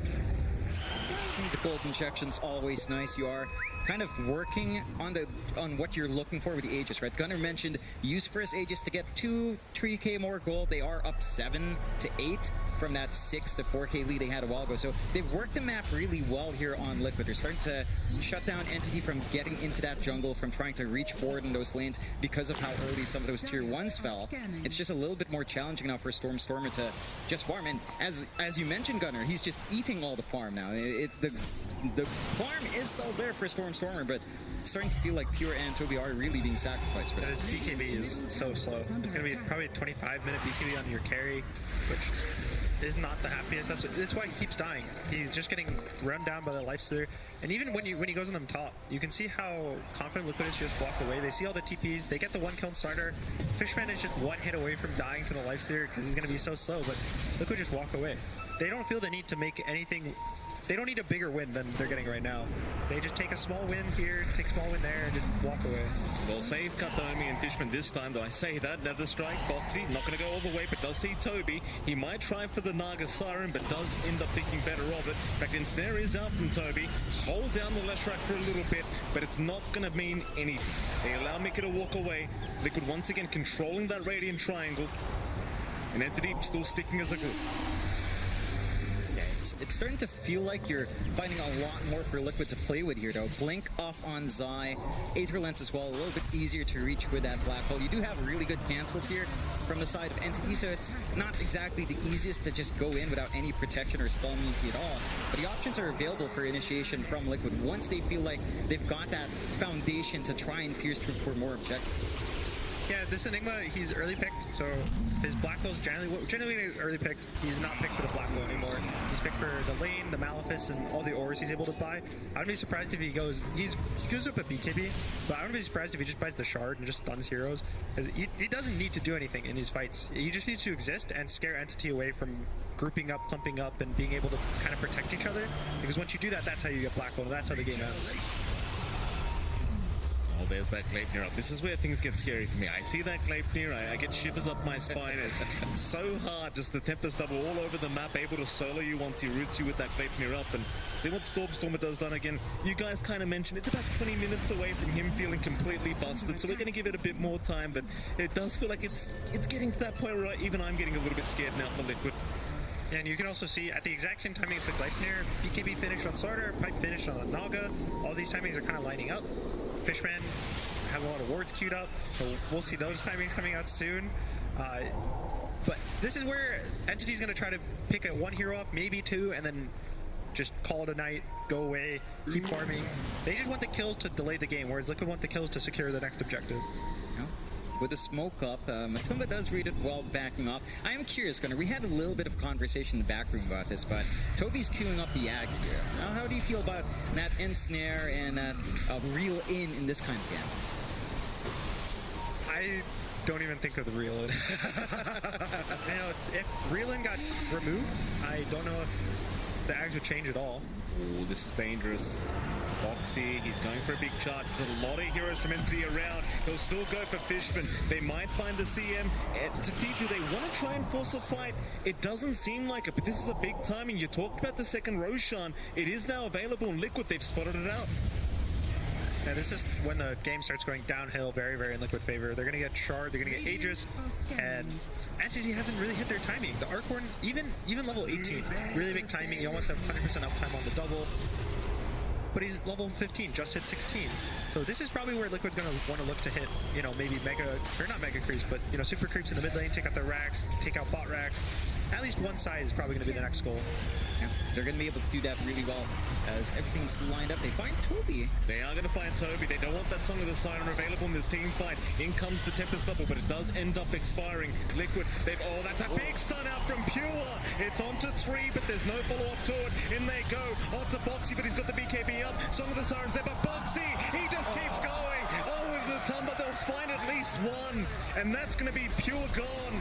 Can you keep this fight going? That doesn't feel like it. Great first BKB use out from Boxy, interrupting that fight, isolating Pure, and still they managed to secure that Aegis. So everything Gunnar said, they're going to be able to start targeting some tier 2, start looking at some lanes of racks to take out and really build into that advantage, really start to choke out. Maybe not Stormstormer, he's still going to be able to reach out into some lanes, but the rest of the team is just going to start suffering on Entity's end. There's also really unfortunate timing for Entity. As you said, the Tempest double times out. There's a 28-second downtime where he has no Tempest double. So Stormstormer TP's mid. He's sitting there in the trees watching the fight the entire time. You watch his ult tick down because he doesn't want to go with this hero. He wants to use his illusion to be able to fight. But by the time Pure's dead, he gets the illusion. They don't have the... It's just very unfortunate how it timed out. It's just not quite shaping up in the Entity. Mind you, they still have a lot of time to play for. Liquid looking to start to speed that game up. They've got the full Basher up now on Matumba as well, so he's got some control coming through here, and it looks like the Mjolnir isn't too far off as well. So all the timings really being met. Sharing farm nicely with Mike up there in the top 2. Mike for his part, a little bit more armor on, going for the Lotus Orb next. For Entity, I mean, we talked about those key timings, with the BKBs, with the blinks up. What else can they do? Maybe just execute better? Should they be the ones starting back? They're going. They're going to try now. Mike, he's in. Fishman, no, they want Toby. They want the Naga Siren. They'll get Fishman first, but Toby is completely melting to the damage of Mike. They even found another. They'll find Pure. He'll try to BKB, but the Nether Strike right through it. They will secure the outpost, and Liquid just running circles around Entity. Pure tries to catch the backline. He knows he needs to kill the supports because those are the ones without armor, but he just gets black hole very the back. They hold him the entire time. He goes down. As you were saying, it's hard for Entity to take a fight, I think, outside their base. They need to force... I think they need a toss back. They need to secure one hero, get him isolated in the fight, burst him down with all of their stuns, their damage. And playing these elongated fights or getting jumped at all by Liquid is kind of impossible, it feels. Yeah, they've got the tools to do that. Of course, they can stall with the Arc Warden, as you mentioned. They've got really good high ground hold, although they're going to be able to find the illusion at least. There goes that Tempest double. Charges out. They see Stormstormer. It's just a matter of whether they want to try and make the jump in. Seems like it was just Boxy trying to give the vision over to the T3 tower. It was clipped up. Seems like Liquid, they're in no rush. They've still got 2.5 minutes on that Aegis. They'll retreat, they'll reset, and maybe come back another day. Tone bought up by the Arc Warden, trying to get this level 18. This is the first small timing. The level 20 timing, not that big. It's a lot of damage, but he's fairly the same hero. It's all about the 18 and the 25. Those are the big timings. And whenever you're behind, you get so much XP for winning a fight. You get so many levels, they're on kill streaks, they're so much higher level than you. But do they win the fight to get there? Yeah, it's tough to see that from Entity. Maybe, as you mentioned, just getting tossed back. Although, oh, that's the real hero. Stormstormer looking like he may have found an opening. They're going to try and Matumba. It'll be a big pickoff, a nice avalanche, a nice toss. Kataomi trying to set up. They'll at least find the Aegis on Matumba, but they're going to try and focus down Boxy. But through the BKB, they can't do too much. Song of the Siren out. It's still only 2 heroes, but Liquid, they're coming in. They're trying to make something happen, but it seems like Entity, they are well and truly out. They'll find the Aegis. That's going to be enough for them. That was pretty nice. They didn't even use the BKB on the Slardar. And again, this Aegis, maybe he gets tossed back into a Slardar stun. Maybe he just gets killed instantly when he goes high ground. So maybe the game's delayed, but now the BKB is forcing the limit. Okay, has he gone too far? BKB is there. Stormstormer is being chased down. It's just the Tempest double, though. So Mickey, very confident with the BKB, is not going to drop, not in too much danger. Can they really go for this tier 3 tower, though, like without the Aegis up? No, it feels so risky. Like that, just all the jump from Entity makes it feel like you don't want that without protection. You kind of want that next Roche. And for Entity, that's good. They get more time to try to build up. They get more time to try and hit that level 25, 18, 20 talent timings for Stormstormer, and just kind of play the Arc Warden game going forward. We also get to hit our 42 to 43 minute timing. Yes. Casters. Very important. Very important indeed. I'm kind of wondering, like, Zaya's been very quiet this game as well, right? Like, we haven't seen one black hole. We did see one. There was one solo black hole early in the game. Apparently there was another. We just didn't quite catch it. What do you think with Zaya? Like, is it an easy game for these black holes to come out? Is it important? In fact, hold that thought, because mid lane, we might see one soon. Pure, he's in danger. Nice toss back from Kataomi. Saves the day, but will drop himself. Very nice sacrifice. Yeah, I don't know. Zai, he just has nothing on his shoulders. He doesn't have to do anything. He just has to exist, and it's enough. It's scary. The hero's scary just existing. He always feels like, oh, guys, we're going to get black-holed. We're going to get black-holed. Careful, careful. You always are talking about it. It's always the threat. I don't think he has to click it. Yeah. He can just wait for this Pure to walk forward, go to the back line, go a little too far, black-hole one hero, and it's going to be enough for them. Yeah, and just going back to that pickoff, without the Tiny, that threat of the toss back is gone, so high ground completely opens up, even though you have some setup with the song here. Try and chase a little bit, but it doesn't seem like they can keep up. In fact, hold that forward. Kataomi with a nice toss back has found Matumba Man. This could be the big one. There's your black hole out from the low ground. Zai. It will get cancelled though by the Song of the Siren. They have at least got Fishman down. Liquid, can they keep going? It seems like they're going to try. Toby, he's the target. He'll get forced off the way, but it may not be enough. They'll just close the gap. Onto Kataomi. They want more. Toss in Matumba, but that's going to help Liquid. Matumba's happy to fight. They've even found the Arc Warden. Oh my God. An ultra kill out for Mickey. And GG has called Liquid. They make this game one look very easy. Just such a dominant performance from this dire end. Oh yeah, they never hit that 42, 43 minute mark we talked about. I mean, and we heard Blitz, right? They wanted to play a faster game on Liquid. Went a little bit slower in lanes, but they hit this point where they just start getting that build up. They hit these initial timings, and with all of those tools on hand, they just managed to run it down. From that first Roche where they increased their lead, just went from there. I think the standout was the Matu Boxy combo. They had so many infest kills. They keep killing. They killed Slardar 3 times on the side lanes. They pressured Stormstormer mid. Obviously didn't work out, but just the constant pressuring and forcing it so that they only have really one hero that is able to farm. That's what speeds the game up for you. That's what makes it Liquid up 4K, 5K, 6K so early, and they just keep growing the lead over and over. So wait, boys, before we do get into Game 2's draft, is there anything you guys would like to see changed up? Maybe you just don't go for the arc. Right. Liquid's playing fast today, it seems, and you might just want to match the tempo, get one of their standard, just quick, fast-paced lineups. You just kind of play. You want to play to the style of being able to play the game and not feeling like you have to hit your timings and you have to play later and just a slower game. Yeah, I think that's the one thing for Entity, right? The last time we saw them up against RNG, that did go a long time. They tried to take it slower here as well. We got to see them go a little bit speedier, and we'll see if they adjust for Game 2. Well, I love the advice you guys are giving. Just don't pick Arc Warden. That's my favorite kind of advice. I hope my teammates in my pubs are listening too. We're gonna head over to the panel, see what they thought about this game number 1. It sounds so simple. Just don't pick Arc Warden. Words from our commentary team. And is it that simple? I'm going to also ask that same question to my panel. Is it that simple? Jenkins, don't pick Arc Warden. Was that the reason here that we have a 1 game up for Team Liquid?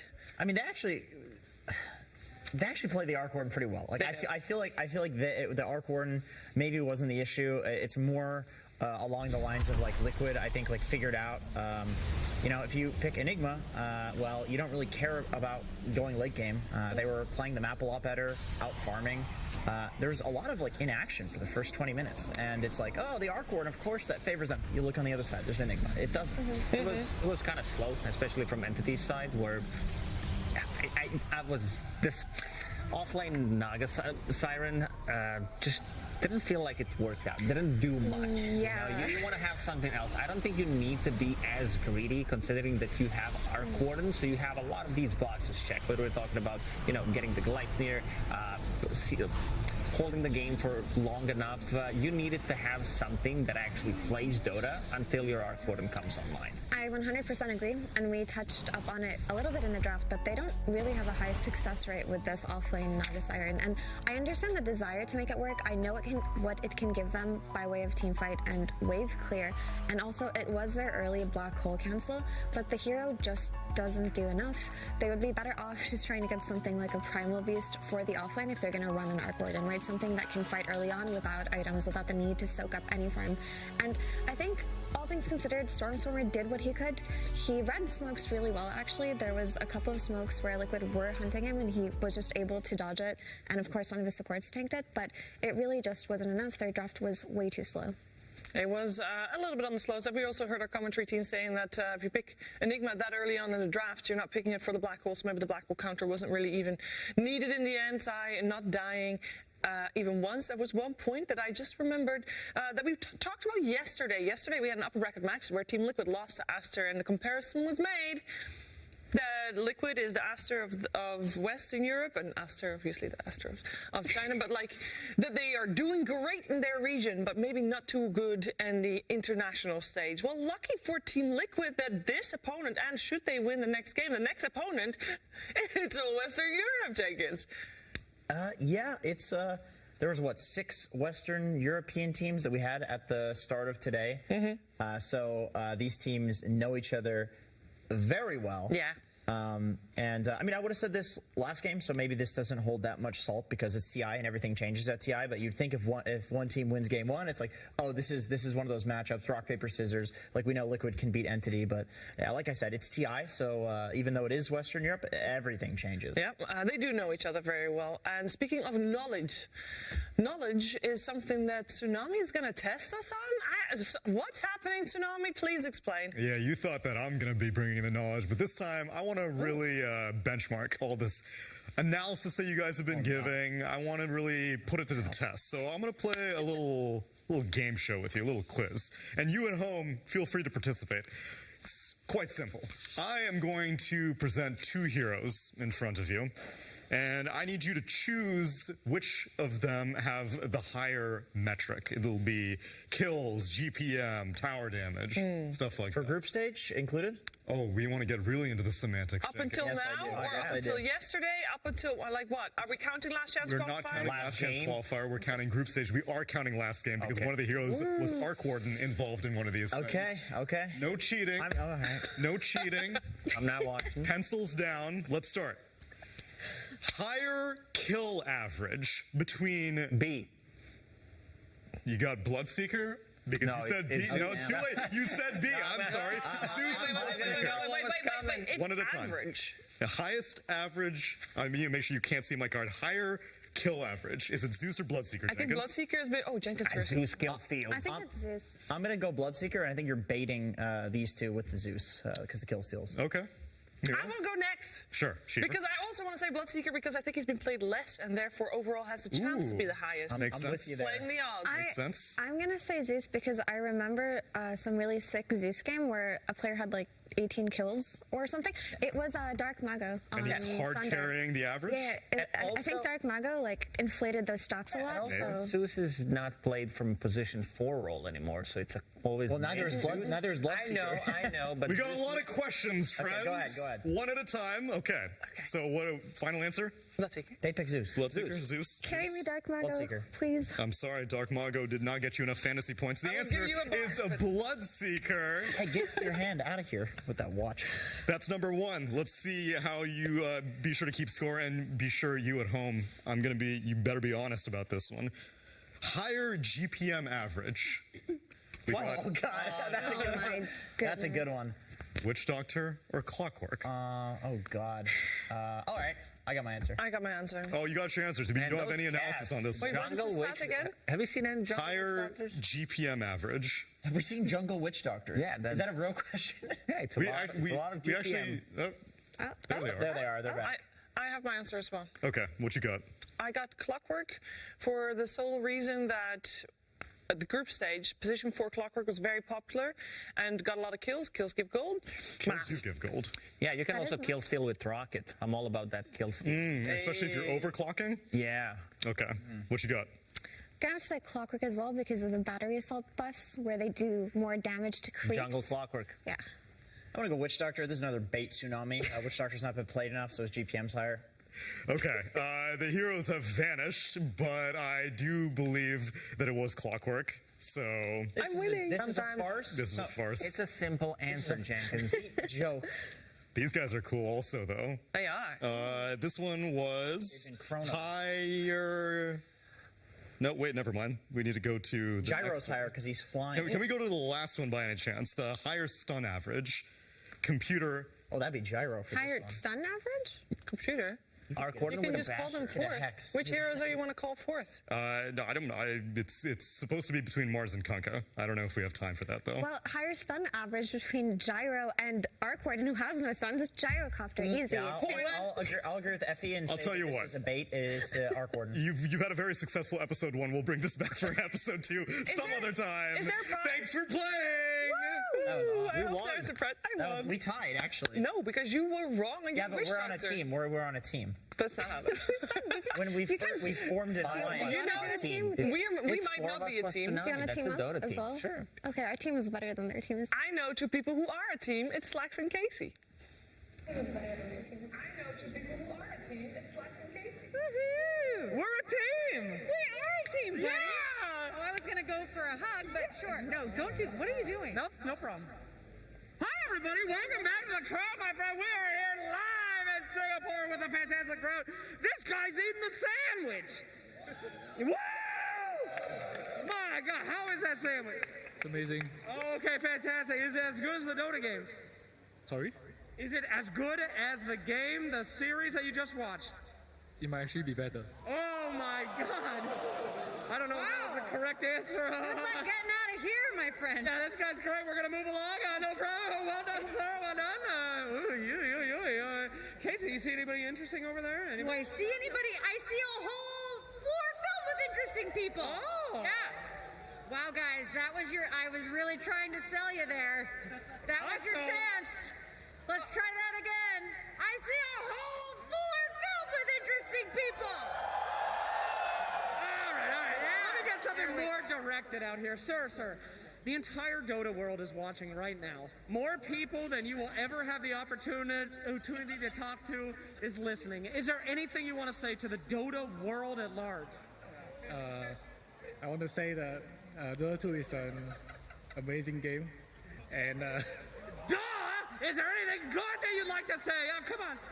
and I want to say to my fiance, should have come with me here. You're out of time. All right, fantastic. You should have come to the event. We're going to throw it back to the panel. Thank you so much. You should have been here. Thank you very much, Slacks and Casey. As we welcome the teams back into the arena, I think that could have gone very differently, by the way, as well. So Slacks got a little lucky there. But I think we're getting lucky here as well because we're getting treated to another game between these 2 Western European squads. We got Entity and Team Liquid taking the stage once again. Of course, Team Liquid 1 game up now. And it is, I believe, as far as coming back from a game, I feel like this was a fairly easy one for Entity to just shrug off. It's like, okay, guys, we had a plan. This plan didn't work. But I feel they definitely have other plans as well. We know that. We do know that, but I am pretty much feeling that Liquid's going to carry this momentum just because I don't want to write off Entity. They're definitely an excellent team, but I do feel as the group stages have progressed and everything's kind of slowed down, people have had more time to figure out the Z strats, the Wraith Pact strats, which basically are what catapulted Entity into such success, right? They were the first team to do it in such a convincing fashion, and at this point, it feels like a lot of these heroes and a lot of these playstyles have already been dismantled 3 days into TI.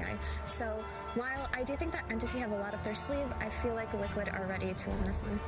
Yeah, Liquid, having 3-4 coaches, they are able to pretty good. Set up everything for success, and also being able to find out how Entity has been playing this team with the lowest hero pool at the TI. So in terms of hero pickings, you know what's gonna come. Like, it's relatively easy to predict, especially if you have these big brainers behind you. But in terms of how Entity plays, like, their style is pretty, I would say, unique compared to some other teams. And yeah, seems like, at least in game one, Team Liquid did find a good solution to it. You know what I want to see? Actually, I want to see the pure sniper. I feel like he is so good on that hero. And that hero has been underutilized surprisingly. Yeah, even though we've seen it win, I agree, it's still underutilized. I do think that they just give him something like that and try to channel that energy of when they first formed their team, and they look on top of everything. I agree, even though we are talking about how the fact that this Wraith Pact group up 5-man zoo meta has maybe been figured out. He's the one that kills Wraith Pact from a distance. He's the one. But I do think, like, what do you do in a best of 3? Like, you have to go back to the basics, right? When you've been stomped in game 1. You do go back to the basics. That is what traditionally happens on the main stage of the International. Now, of course, we have a chance of still having 2 games to this series, but that all depends on if we are going to be able to get a third game out of it, and if Entity can win. Can they do it? That's a question that will be answered largely in the draft with MLP, Jonix Fire, and Gunner. Entity versus Team Liquid. Game 2.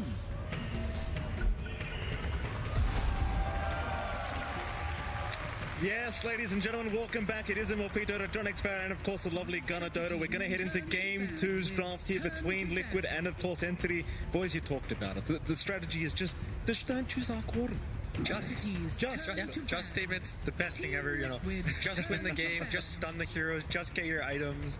That's all you need. Yeah, it's simple.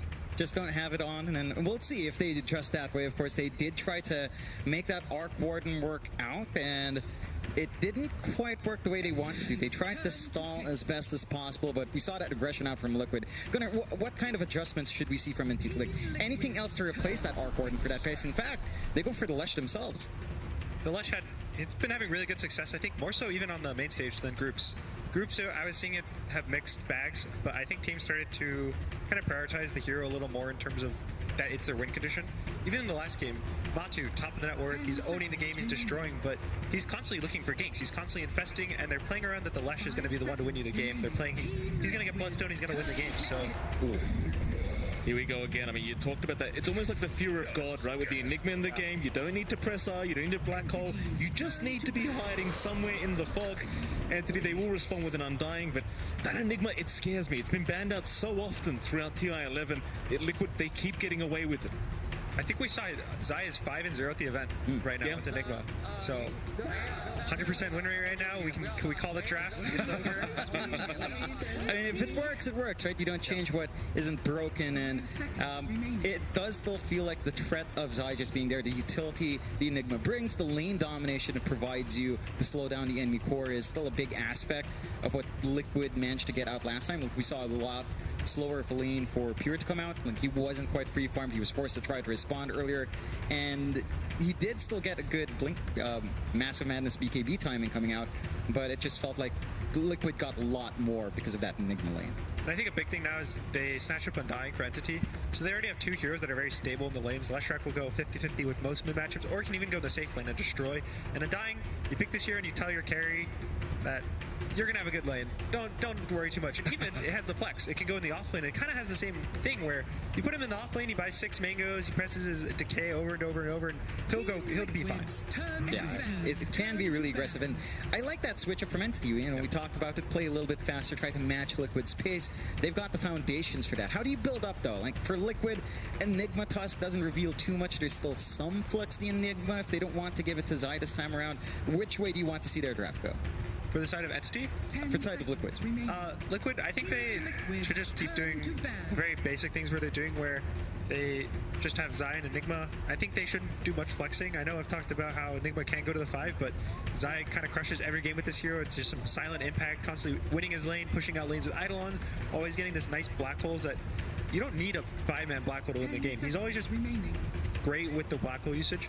And I think the Tusk, I think Boxy's Tusk is really nice. I think when he plays these melee heroes, he's very enabled to just his Marcy, I think, is actually one of his best heroes. The way he plays the early game on these melee stuns are really nice. So probably just something that enables these heroes. Maybe looking for a Matu, just a standard strength carry goes in. He's been playing a lot of Lone Druid, Pudge, Bloodseeker. I don't know if he's actually done the Bloodseeker yet, but I think something along those routes, and then giving Mickey just a nice ranged carry spellcaster mid.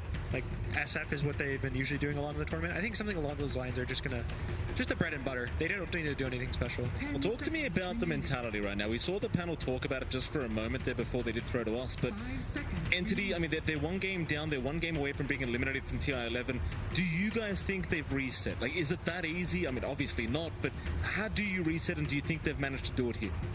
It's not easy to reset, but the best way is to go out playing your style, playing your thing, and not changing everything at the last minute, throwing, you have one game, you're like, let's just throw out the book, let's pick what Dota Buff says is the highest win rates, let's just pick the best heroes in the game and just hope for the best. So I think probably they're going to play to just win their lanes, more so than they did the last game, and play their fast. As we said, the Wraith Pack, the Zoo style, I think that's kind of what they're aiming for. Just picking really stable lanes all across the board. Yeah, and I think the one thing as well, it does feel like you don't have as much time to reset in between games, right? It does feel like the turnaround time is rather quick. So it really tests how mentally strong a team is, because you don't have that interim period where you're allowed to pump yourself up a little bit more. And I think that's one of the bigger tests that we've seen at TI, maybe contributing to a lot more of those 2-0 series here. You can also see on the side of Liquid, I think they have a similar read. They're banning up the Visage Beast. They take the Enigma. So a lot of these Zoos, Wraith Pack buyers are kind of getting banned or snatched up. So it's kind of limiting Entity's pool right now for how they want to progress the draft in their way, in their style. Which is, it's pretty interesting. Even the Brute was banned in the first phase. So all these Zoos are kind of out of the pool. Speaking of Zoo, while we have you, Gunnar, do you miss Necrobook? I like Necro 1. Okay. And maybe 2. I think the true side of level 3 was a little questionable. True. Yes. You're a support player, I assume. You like being able to D-ward for free and have a gem. You know why I'm a support player, Gunnar? Because Necrobook doesn't exist. I used to be a mid player. I used to be that Broodmother spammer back in the day. You buy the Necrobook, you buy the Orchid, and you just terrorize everyone in the game. Now they took it away from me, Gunnar. I've got nothing. I've got to play Pulse 5 every game. It's sickening. Oh, we've got a Pudge in the game. Yeah. They actually flex it between both. Both players play it in both lanes. Mickey's played it safe. He's played it mid. Matu also, I don't know if he's played it mid, but he's played it in the safe lane a lot. So a lot of options right now, which is pretty much Entity has to make the call of, do we think this Pudge is a mid or a carry? And, if it's mid, do you want the Flesh versus it? The numbers of the Lesh add up very similar to Fleshy for Edict. So there's 6-7 seconds in the fight where the Pudge is actually invincible for fighting the Lesh. And so, do you want this Lesh to be your mid versus the Pudge and have some weird timings? Do you want it to be your safe lane? This is kind of the 16-17, you make the choice in how the draft is playing out, and then after that, it's just filling in the holes. Oh, here we go. Yeah, there's a response sniper coming out instantly, along with the timing once more. So just going back to that, how do you feel about the sniper here? Like, it does feel like you're going to have some good distance here. Your best jump in is probably the Tusk with a snowball. Is it well protected enough to just have that standard sniper game? Yeah, I think there's actually 3 factors of heroes that make it really cool for the sniper pick. One is it can go safe lane, and it lanes really well versus the Enigma. Shrapnel destroys. He also in the game, he is so far back that it's hard to black hole him, and anytime you black hole your team, you kind of just kill the Enigma. 2, it's that Pudge, he just kind of destroys. Pudge wants to always walk in the fight, and you just kill him. And 3 is that when people pick Pudge, they want to pick a ranged mid that carries the game, such as Shadow Fiend and Lina. And Sniper kind of outranges them and beats them. And Liquid still ends up wanting the Lina. They know that that's what they want for the draft. But she's also happy with how this is playing out for them. Yeah, I like that. I like seeing that Lina come out. Do you think with Lina now, are we kind of secured and just saying this is the Pudge for Matumbaman in the safe lane now? Okay. I think so. I think the only flex that they could do right now is seeing the Sniper and the Pudges being a stable laner. They can put the Enigma in the safe lane with the Pudge and pick a new off lane. But that's where it gets a little scary, because when you do a lot of flexes, you're kind of giving them the opportunity that they pick strong heroes, and now your strongest heroes that you're picking really early are going to weaker positions and not being able to get everything that they want out of the game. PSA to any new players, new viewers thinking about playing the game as well. If you do end up playing Dota, pick Sniper and just go the 6 Perseverance build. That's what everyone does when you first start. If you want the authentic Dota experience, that's what you've got to do. That was years ago, man. That was years ago. It's still... Guys, don't show my age, right? We're on the main stage. That was back when it gave you 10 damage. Yeah. That's some time ago. Good old days. And that's when, we were all just spam building onto his 6 slots anyway. Like, what, 4 Wraith Bands? 6 Wraith Bands? 4 Wraith Bands is even better now. 25 minutes? Yeah, it could be nice. There you go. You should have said Wraith Bands, Mike. No. Persevering. No, I shouldn't have said Wraith Bands. Yeah, but it's still old school. What do you mean? We just spammed Sanj and Yasha on every hero. That was the old days. Yeah, I'm saying first game, Perseverance. It's so much value. You get the HP, you get the... You know what? Don't worry. Just go back into the draft. We see another Zoo. I was considering the Lycan as well for Entity, but I think that's what 4 Zoo heroes banned, 1 pick for them. That's 5 out of the pool. Is there even any left? I can't think of any. Only on like the support positions, right? Like Chen and Ench. But yeah, that's doesn't feel great when you already have Undying Tiny. Brew's probably the closest. They just everything that has a summon, everything that buys a Wraith Pack has been banned out. Maybe Entity finds one. Doesn't look like one. I think this might be in a dying offlane based off of this Clockwork pick. Yeah, I think that works out pretty well if you're expecting the Pudge safe lane as well. You can kind of just soften him up, take away a lot of his damage, and punish him when he does come in for the rod. Like, he's not going to have that HP to really play around with, although Flesh Heap's still going to be annoying, but Undying doesn't care too much and can still do, you just sap away strength. Entity with a Clockwork does give them reach into the backline as well, so not only do you have to worry about the snipers you mentioned for the Enigma here, even the hook shot's going to be an issue with the BKB on Enigma, not going to matter as much. Lina going to be easier to catch out as well. It does feel like Entity, they've really worked in a really fast draft here. Yeah, even the Sniper is a very fast hero. They have so much tower push between the Lesh, the Sniper, team fight from Undying. They have a bunch of strength heroes, which anytime you want to be fast, you need 1 to 2 or more because they have health. They don't need the items to buff them up. They just walk at the enemy and are strong. Snapfire is the final pickup here. Both drafts completed. Boys, I love asking this question. It's the hard question for both of you. We'll start off with you, Jonathan, because you're used to answering the hard question. Who do you think came out with the better draft between these two teams? I honestly really like Entity's draft. I feel like they've fixed issues from game 1. They've got a very solid way of playing really quick. And if they just play with that aggression this time with just having Stormer contribute a lot more, it does feel like their push potential and their just their early team fights and how active that is going to be maybe overwhelming for Liquid if they're not careful. On the side of Liquid, I think statistically they should win. 100% winner Enigma. Stats never lie, but my only concern with Entity, I like their draft a lot, is the Lesh Sniper. The interaction where both of them kind of want to be slower and farm. He wants to get the Bloodstone on Lesh before really big moves, but Sniper's just a slow hero movement-wise, so he has to walk and waddle away around the map, and everyone knows what he's doing and what's up. And we saw Aster. They had a great run, but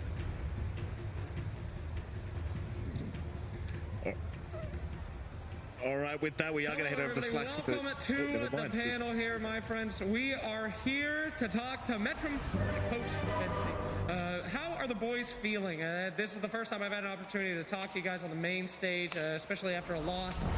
Team morale okay? You feeling good getting into game 2? I mean, it was a rough game, not gonna lie. Like, they completely destroyed us.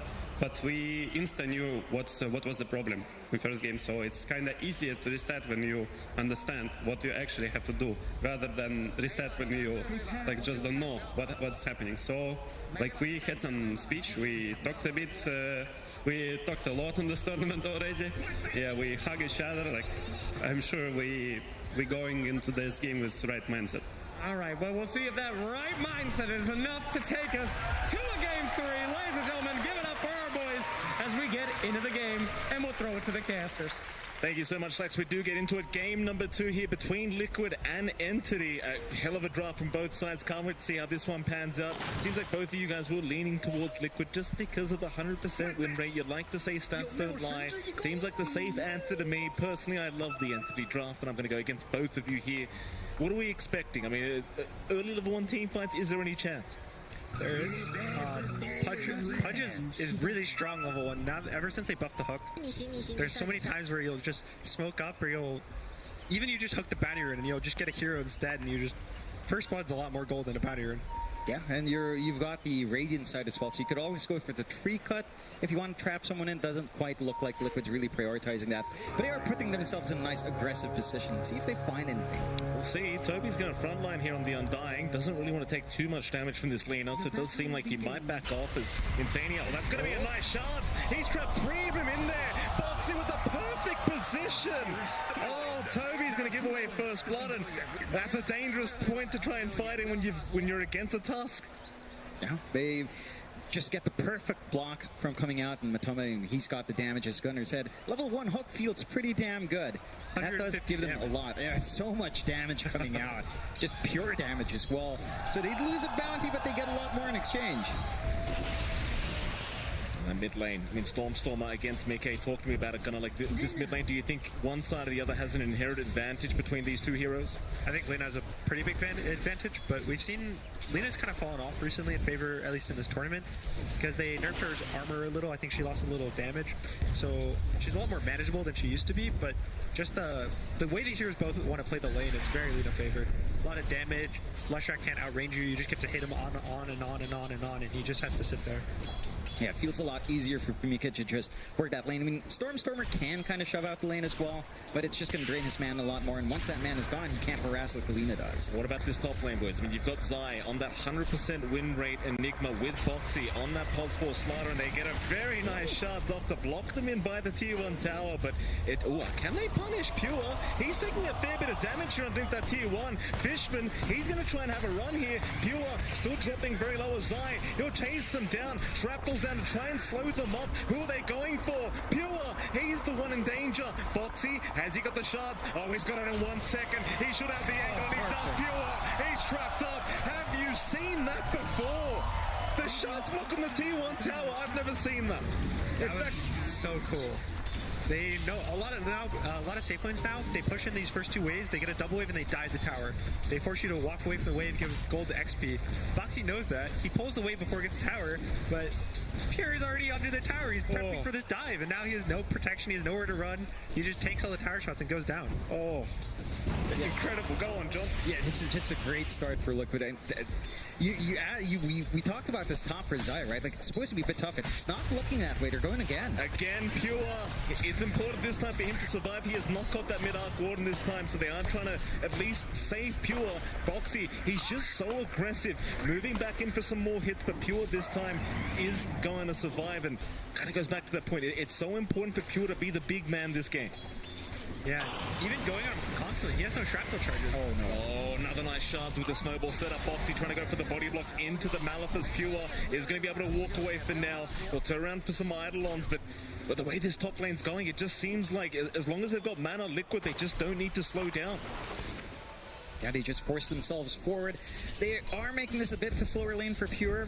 He is still finding his CS, but every single time you see Boxy come in, it's always a kill threat. And this is the Tusk without even the tag team up. Once you've got that, much easier to run them down. Yeah, they're going again. Again and again.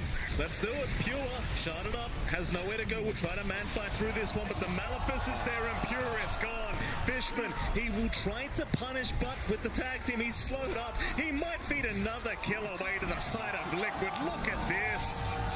This is disgusting. Boxy, this is filthy from Boxy. Oh, man. I mean, from first blood to this bloodbath in top lane, Boxy's just had so much impact. And this is the lane we expected the sniper to kind of do well in. You know, you just melt the Eidolons, you stand back. They've got the gap close with the Tusk. And it just doesn't feel like you're able to do much as Fishman here in the Clockwork. Like, yeah, he's blocking off. He's draining some mana. He's getting some good cancellations with a battery assault on the chase. It's just not enough to save them. Yeah, Boxy's just been doing something magical in the melee for this whole tournament. he's just outstanding every game. We should talk about the bot lane, I suppose. We haven't really looked at that whatsoever. You're going to have that pulse one punch there against Toby and, of course, Kataomi. So the position 3 Undying. Matumba, he's been farming okay. But Toby, he's been farming a little bit better with that CS sitting at 19 and 6. And with the strength too, it seems kind of hard for Matumba to stick around. In fact, they're going to try and pincer him in this tree line. Toby, he doesn't know where he's gone. And Matumba, very nice juke out with the fog. They cannot catch him. Problem is, though, he's not finding any farm on this pot. It's going to be a good lane for Undying. Again, this hero, his strongest suit right now is the lane. He just has a strong lane. He builds into the game. And on the side of Liquid, Matu is going to be a little sad, but he's not really the game winner.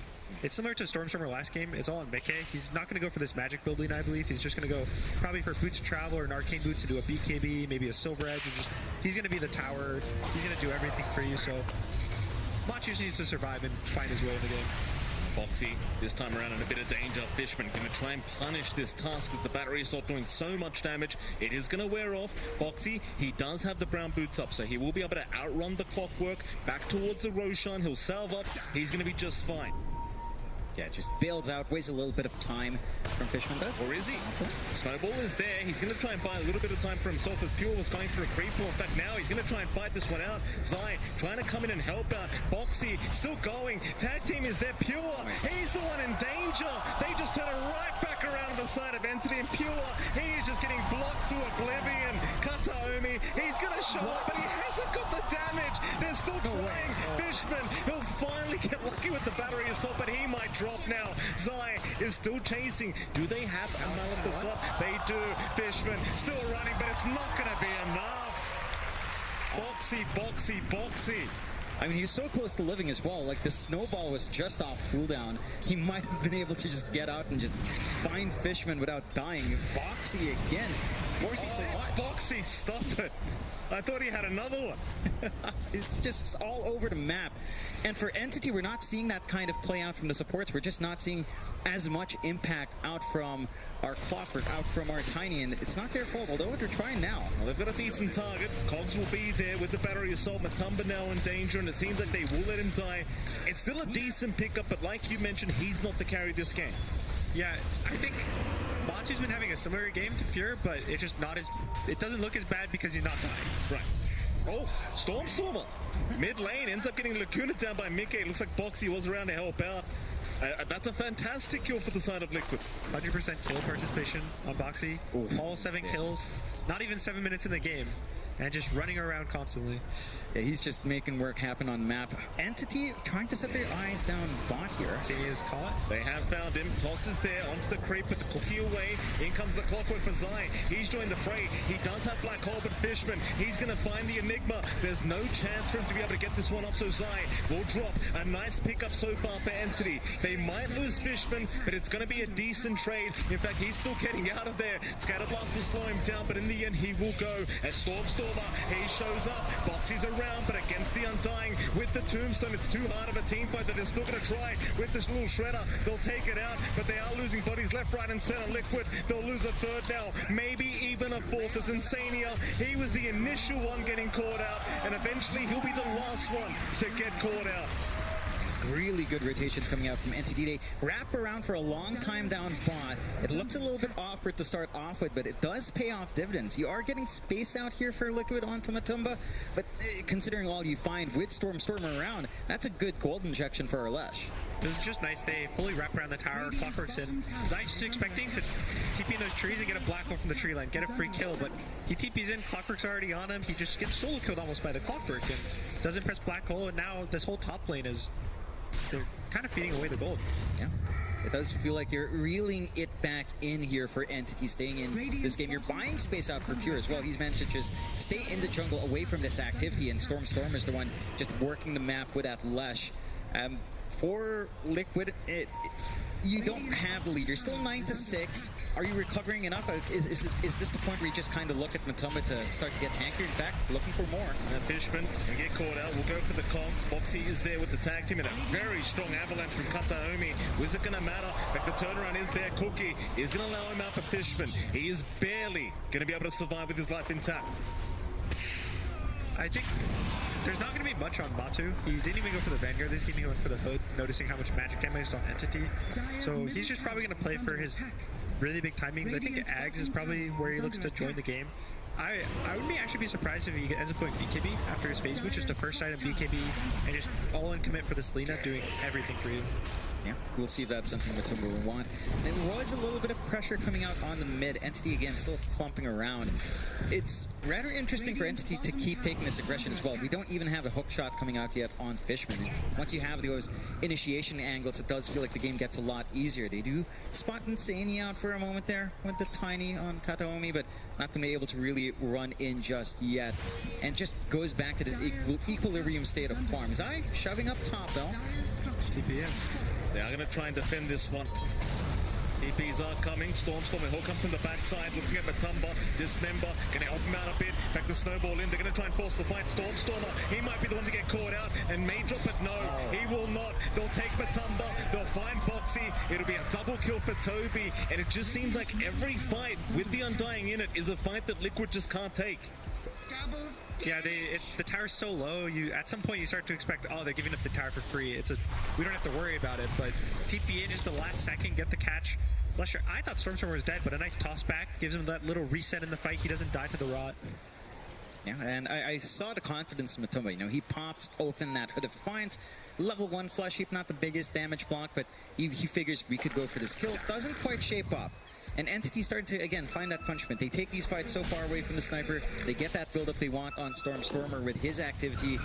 And for the moment, it doesn't feel like Liquid's able to really match up just yet. Smoke out from Mike and from Boxy, though. They've got that Aether Lance up on Mike. A little bit more reach out from the Lina, but might just be Boxy scouting out here alone.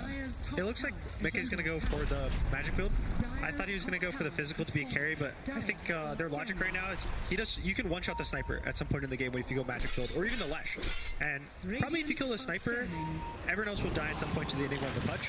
And so he doesn't really need to be this right-clicker. He can just play to kill one hero, good enough. That's just make it a 45 off the bat, just survive, maybe stun once or twice, and play off the fight. And I think that's a big one for Nick, switching out for that magic. Let's see if it does pay dividends. You still have to worry about the match damage coming out from Entity as well. You see Zai just kind of farming around in that jungle, being scouted out by Fishman. They're still managing to hold Liquid off from really getting too much more done in the invasions here. And they are still buying that space out. At what point do you feel like for Liquid that they've kind of allowed Pure to farm too much and it starts to become a threat in that sniper? Maybe once he gets his item after Dragonlance.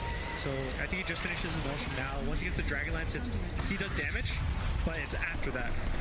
Fishman getting caught out. Mid lane, Laguna, not going to be enough yet. Eventually he does drop a box. He had to stick around so long, but they will trade quite effectively here for Entity. Again, Toby shows up at that right moment with the Tombstone. It just doesn't allow them to fight back. Liquid, I'm not sure, are these fights in their favor? It's hard to say. Entity has the range in the fights. They have the sniper and the lash, and they have the burst, but they're going to constantly make these aggressive moves, like on Matu the bot. Yeah, this one's definitely in their favor. Or is it Dismember? Is going to be them at Tumba. He'll try to fight back a very nice cookie out from Insania. Now the turnaround with the Mortimer's Kisses. Stormer, he could try to run, but there's no escaping. Just rains fire on the Leshrac. And it seems like Entity, they had no other response to it. That's just sick from Insania. Coming in at the right time, cookies at the right time, and the kisses on point. Very close for Matu. Gets at least a second off the Dismember, so gets a little bit of healing, just enough to get out there. You also see how strong the Flesh Heap is now versus Lesh. Every tick of the Lesh only does 20 damage when the Flesh Heap's active, so really tanky versus the hero. Sounds very, very balanced indeed. It's fun. Yeah, I imagine it is. Fun is balance. Yeah, absolutely, and Dota is supposed to be a fun game, so that's how we balance around here. Of course, for Entity, I mean, it's not all gloom and doom. They're still having these massive stacks being taken here by Stormer. His Bloodstone doesn't feel like it's going to be too long, although the timing isn't maybe as fast as what we saw from Mika in Game 1, but still going to be there. And once you do have that frontline sustain, all that damage coming out from Stormer, you can make some work happen. You do have the full raid pack up on Zydo. So again, we're reaching that point where the Enigma is just going to be holding back a lot of what Entity will want to do up front there. Yeah, the big difference is Pure is top net worth now after that rough lane, 3 deaths in the 1 lane, and he's also very good versus Wraith Pack. One of the things this sniper is he can just kill the Wraith Pack very quickly, not much to worry, and he is hard to jump. It's going to be on the back of probably Boxy, who ends up going for a Force Staff. I think Force Staff's really nice versus the Clock, versus the Luna versus the Tiny, but no Blink. They're not really going to have any of these Blink daggers to catch the sniper in the early game, so it's a lot of just maybe wrapping around on the sniper, catching him first, or just trying to fight away from him where you see him on the run. The smoke up behind mid-game, they're going to rotate into that dire triangle. Oh, they'd love to find Stormstormer, but he's quite low. He's going to go for a reset back at the fountain. Nice timing here for Stormstormer, just clearing out the triangle while he could. Instead, maybe into the mid lane they go. They'd love to find a pick-off and perhaps move into that tier 1 mid tower. Thing is, Toby is the one they'd have to aim. He's hiding in that tree line for now. It's just not going to be that easy to try and burst down this Undying. Unless Matumba, he could try. A shot will give the vision. Mortimer's kisses are out. Snowball is there as well from Boxy, trying to buy a bit of time as they do go back into Fishman. The Clockwork still surviving. Meanwhile, in comes the cavalry. Stormstormer, he finds Insania. Everyone's getting tossed left, right, and center. In goes Toby. He wants a little bit more, just taking so much strength away. And it seems like this time for Liquid, they just can't force the fight, but they do find Fishman. Toby, he'll keep going, but they don't have the lockdown for any more. Yeah, you can just see the response out from Entity. Instant TPs in the moment they see these heroes break out from the smoke, and they just commit to hold off. They know how important that mid-tier 1 is. They just toss all their bodies in Liquid. They just don't have enough to really get it done. They also kind of fragment themselves inside. Like we saw Insane just trying to target out the Tombstone, couldn't really do much. It's also just how strong Undying is when you dive. You go past, your team kind of gets stretched out, the Tombstone gets dropped, you can't kill it because not everyone's around it. And then you just keep slowing, the Tiny TP's in, you get shrapnel, and just so much slows for when Liquid has to chase, just walking in. See what they can do now. Liquid falling a little bit further behind. 2k net worth now, the way of entry, and you already talked about this for Pure, just escalating out of control now with that net worth, and just a struggle to find what kind of anti you have for this sniper. The Toby just doing such a fantastic job on the Undying, second in net worth right now, and just so tanky, so hard to deal with, and it's just not the target you want to try and burst down first, but Toby's just giving them no options whatsoever. So Liquid maybe feel like they're a little bit trapped at the moment, maybe need to slow down the pace of the game, get a few more items up, but it's kind of hard to know exactly what they need at the moment. The only item they can really wait for is his Pudge Axe. Everything else is, even the Lena Axe 3,000 gold away. The Enigma Blink is 1,000 gold away. You don't want to wait for so many different timings that probably once they get the Ags, they're going to smoke up and look for a fight. Yeah, they've got to build off the back of Matu, and that nice timing you do get with a Pudge, the damage output he does have on hand. It does feel really tough. I think, talking about Toby again, he does have the look sort of up. They do get a good hook here. And Insania, let's get caught out. He'll try to run towards the north and try to juke out Fishman, but it's just so hard with the battery assault. Even the Tombstone being dropped just in case they needed the vision, and Toby, he'll take his 5th kill of the game. Got it. It's just getting way too much in this Undying. Again, he's got the Lotus Orb up. He's already got a casual cloak up, going to the Hood of Defiance. And with all the strength he's stealing, with the way he has to save his teammates from the snowball potentially, it's gonna feel really hard for Liquid to kind of come in. All their control, most of it, is single target outside of Snowball, not the most reliable to catch a group, or the LSA. So you're always gonna have some value from just that Dispel coming out, and Toby's just been really, really massive in the front line. Yeah, and on the side of Liquid, they don't really have the front line right now. Matu hasn't had the opportunity to group up with his team and be this body. He just... The one time they did it, they won the fight. In the jungle, he jumped and they turned it on Stormstormer. But outside of that, he's kind of had a...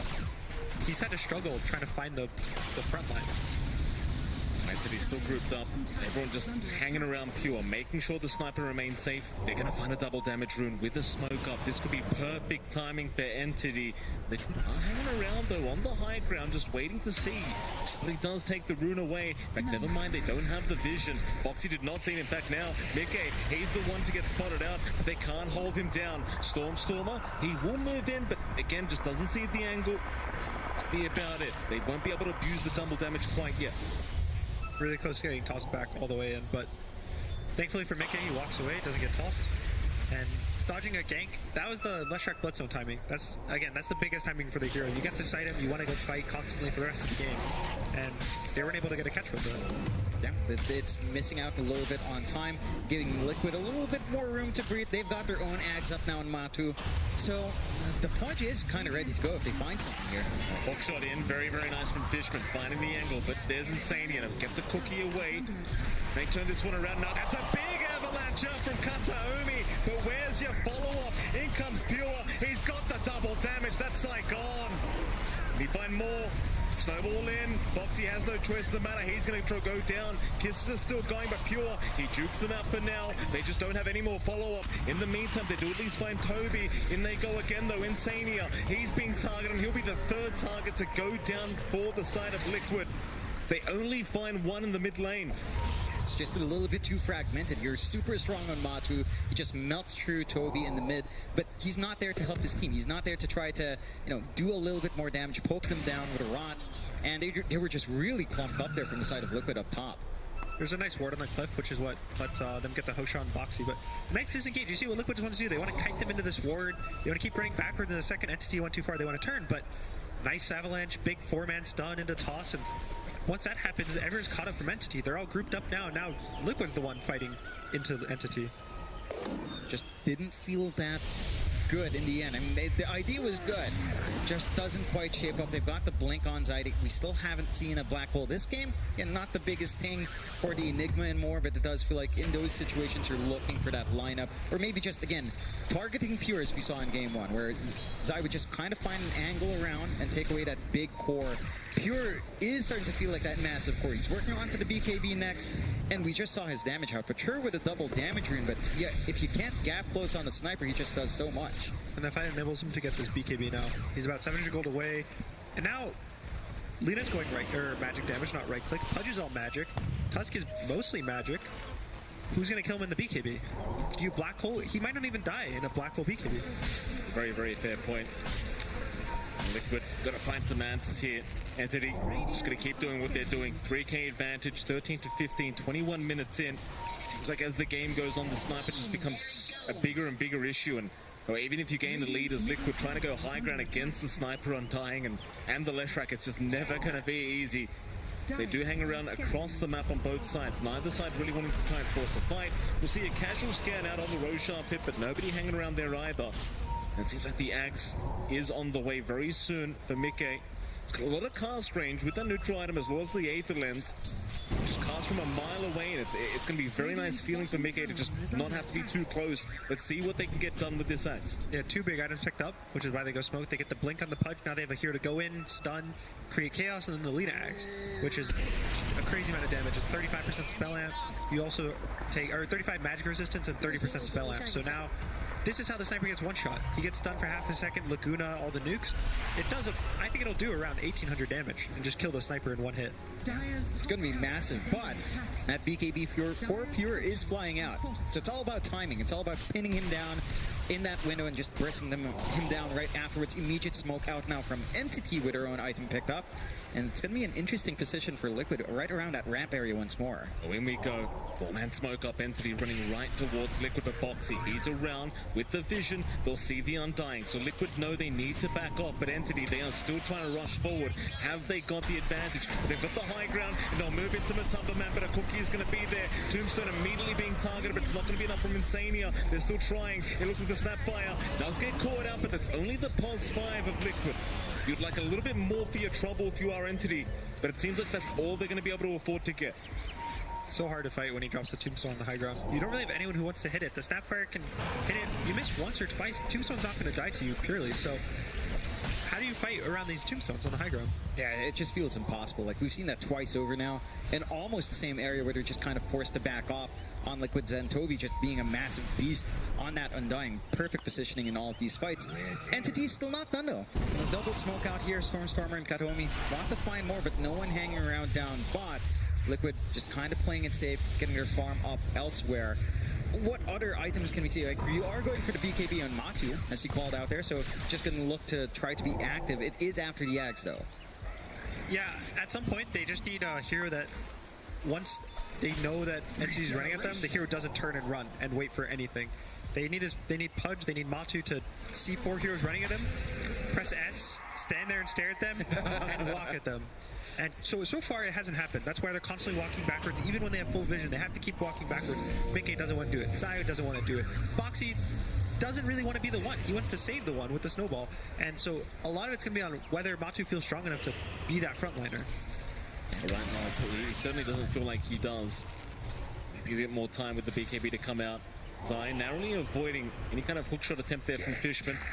Breaking back towards the south. More defensive itemization from Liquid, as you do see Insania now with the 4-staff up. You can get Pure just going for the full damage build as well. Scary stuff, just going right into the Daedalus, and that's going to be very, very concerning. Like, if you can't find this guy, he's just going to delete your whole team. Also going for the stats over Assassinate. Oh yeah. Pure damage. Yeah. Radiant all about the right clicks. Nice pun, Gunner. We've seen that a couple times, you know. If you don't need the Assassinate, if you don't need that longer reach, it really doesn't feel like Entity has to, because no one's really highly mobile on the side of Liquid. You just go in the stats, you fatten up, you get a little bit more durable for Pure, and you just get so much more out of it as well. Liquid, for their part, again, waiting for those items to come in. They're working towards a blink now for Mike. So just going to have a little bit more follow-through to jump in when needed or jump out when needed and just kind of dance around. They're also, they are saving up for the blink on Boxy. So again, that blink save from the Tusk or blink initiation is also going to be up there. With this stall out in time though, does it feel better for Entity? It does feel like they're getting a lot more from this time. I think it feels better because Matu isn't really getting health with the BKB. He's getting the ability to not get comboed by all the stuns and spells. But Pure's buying damage. So now that Matu's not really buying the health, the matchup of being able to survive the damage is kind of going Entity's favor until the plate mail. But that's, you know, you're asking Matu to get 5,000 gold when they're already 5,000 gold back. It's a lot easy ask. It's a huge gap to kind of clear out. And, you know, Pudge does farm fairly fast, but it's still going to take some time. And he's still sharing that space with Zai and with Mike. Both of them are kind of occupying the jungle as well. Anything else that kind of helps Liquid out here? Entity does feel like they've got almost everything lined up. But what, maybe, is there like a fast, quick fix item timing that we're looking for on Liquid's end? I don't know if it's so much an item timing rather than getting the proper jump and vision. Because again, you need the frontliner for vision. They don't have any heroes that provide vision besides the Pudge bodying up. So if they catch the sniper, he will die to the Lina. He will die to, you know, Tusk Lina combo, just the two of them. And it's just hard to see him. You'll never see him. He'll always be in the back. He has so much vision and range on the sniper. Even at night, he has 1800 vision. So just the inability to catch him is the issue.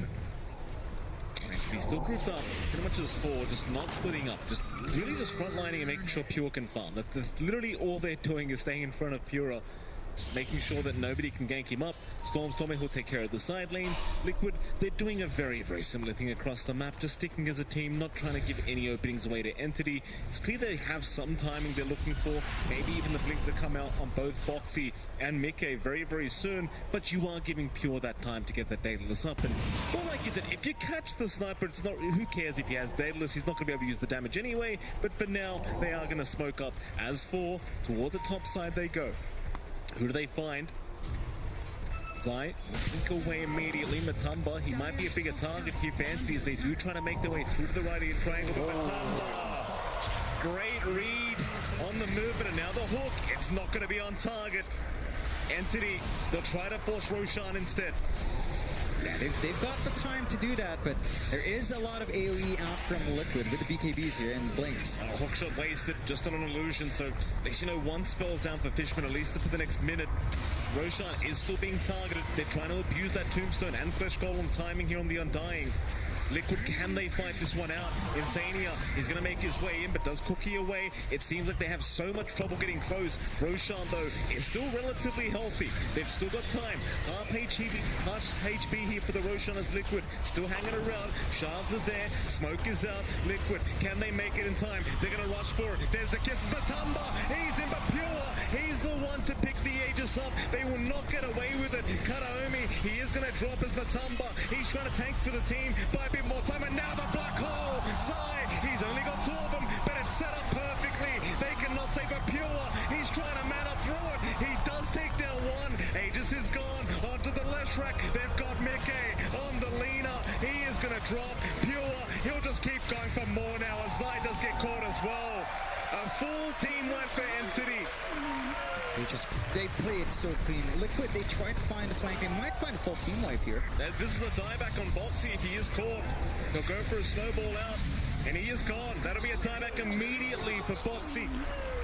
That hurts. That's his blink dagger. That's what you need to blink to catch the sniper. Even in that fight, you see Matu has to blink to the hit. If he gets that Aegis, maybe the whole fight's different. But now you've committed so much into the Grosh pit that Mickey gets a kill, the support buys back. They kill the clock, he buys back too.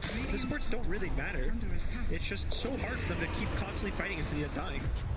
It's just so tough, and they did find a good angle. You did see Zai try to be really patient in that black hole, but doesn't really manage to catch enough for that massive impact you'd want, and Pure managed to reposition himself further into pit, so he had more usage out of that Aegis, and it takes way too long for Liquid to kind of get on top, and Entity just punished so nicely.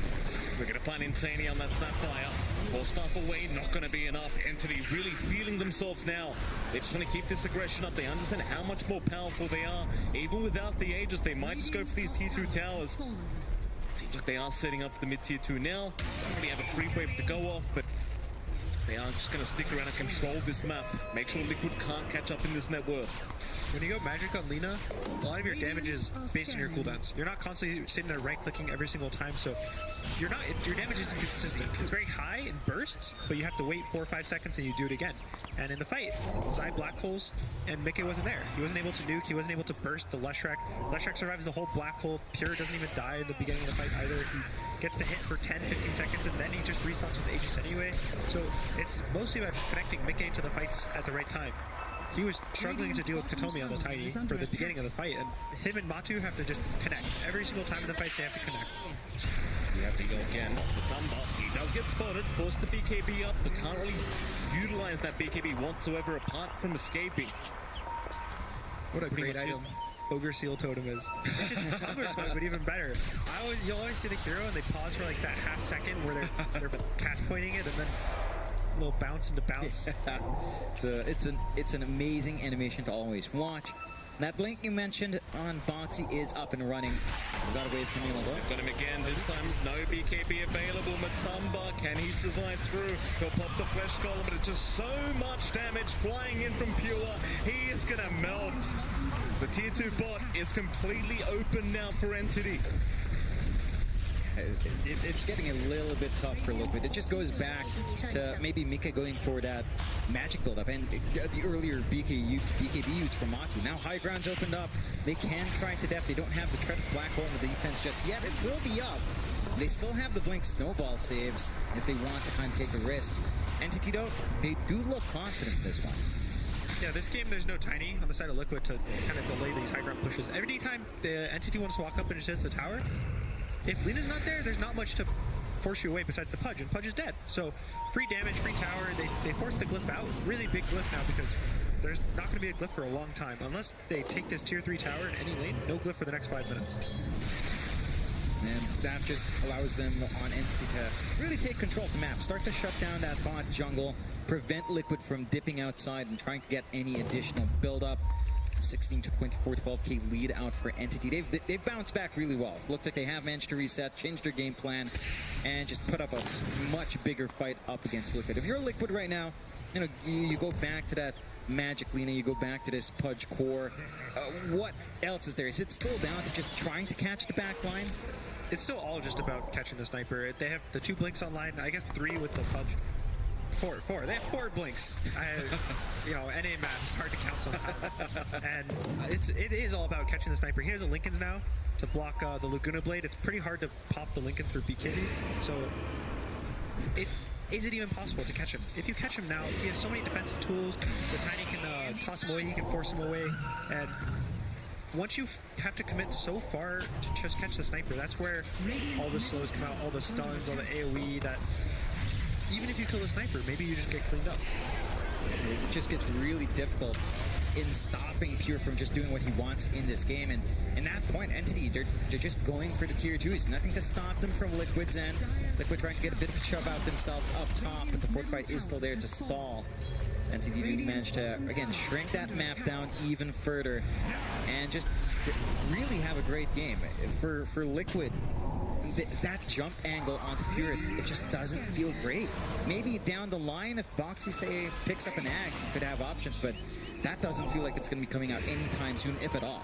There's a nice scan out. They know they're in the Radiant Triangle right now, so Liquid immediately dissipating and just trying to get back towards the fountain. Just avoid a Stormstormer. He's going to rush forward, but won't be able to find Box. He'll be just fine to TP away, back towards his team. And they'll just try and get another part of the map. It's all you can do right now. Just play the avoid game as we see Mickey. He's got even more Magic Amp now on the Lina.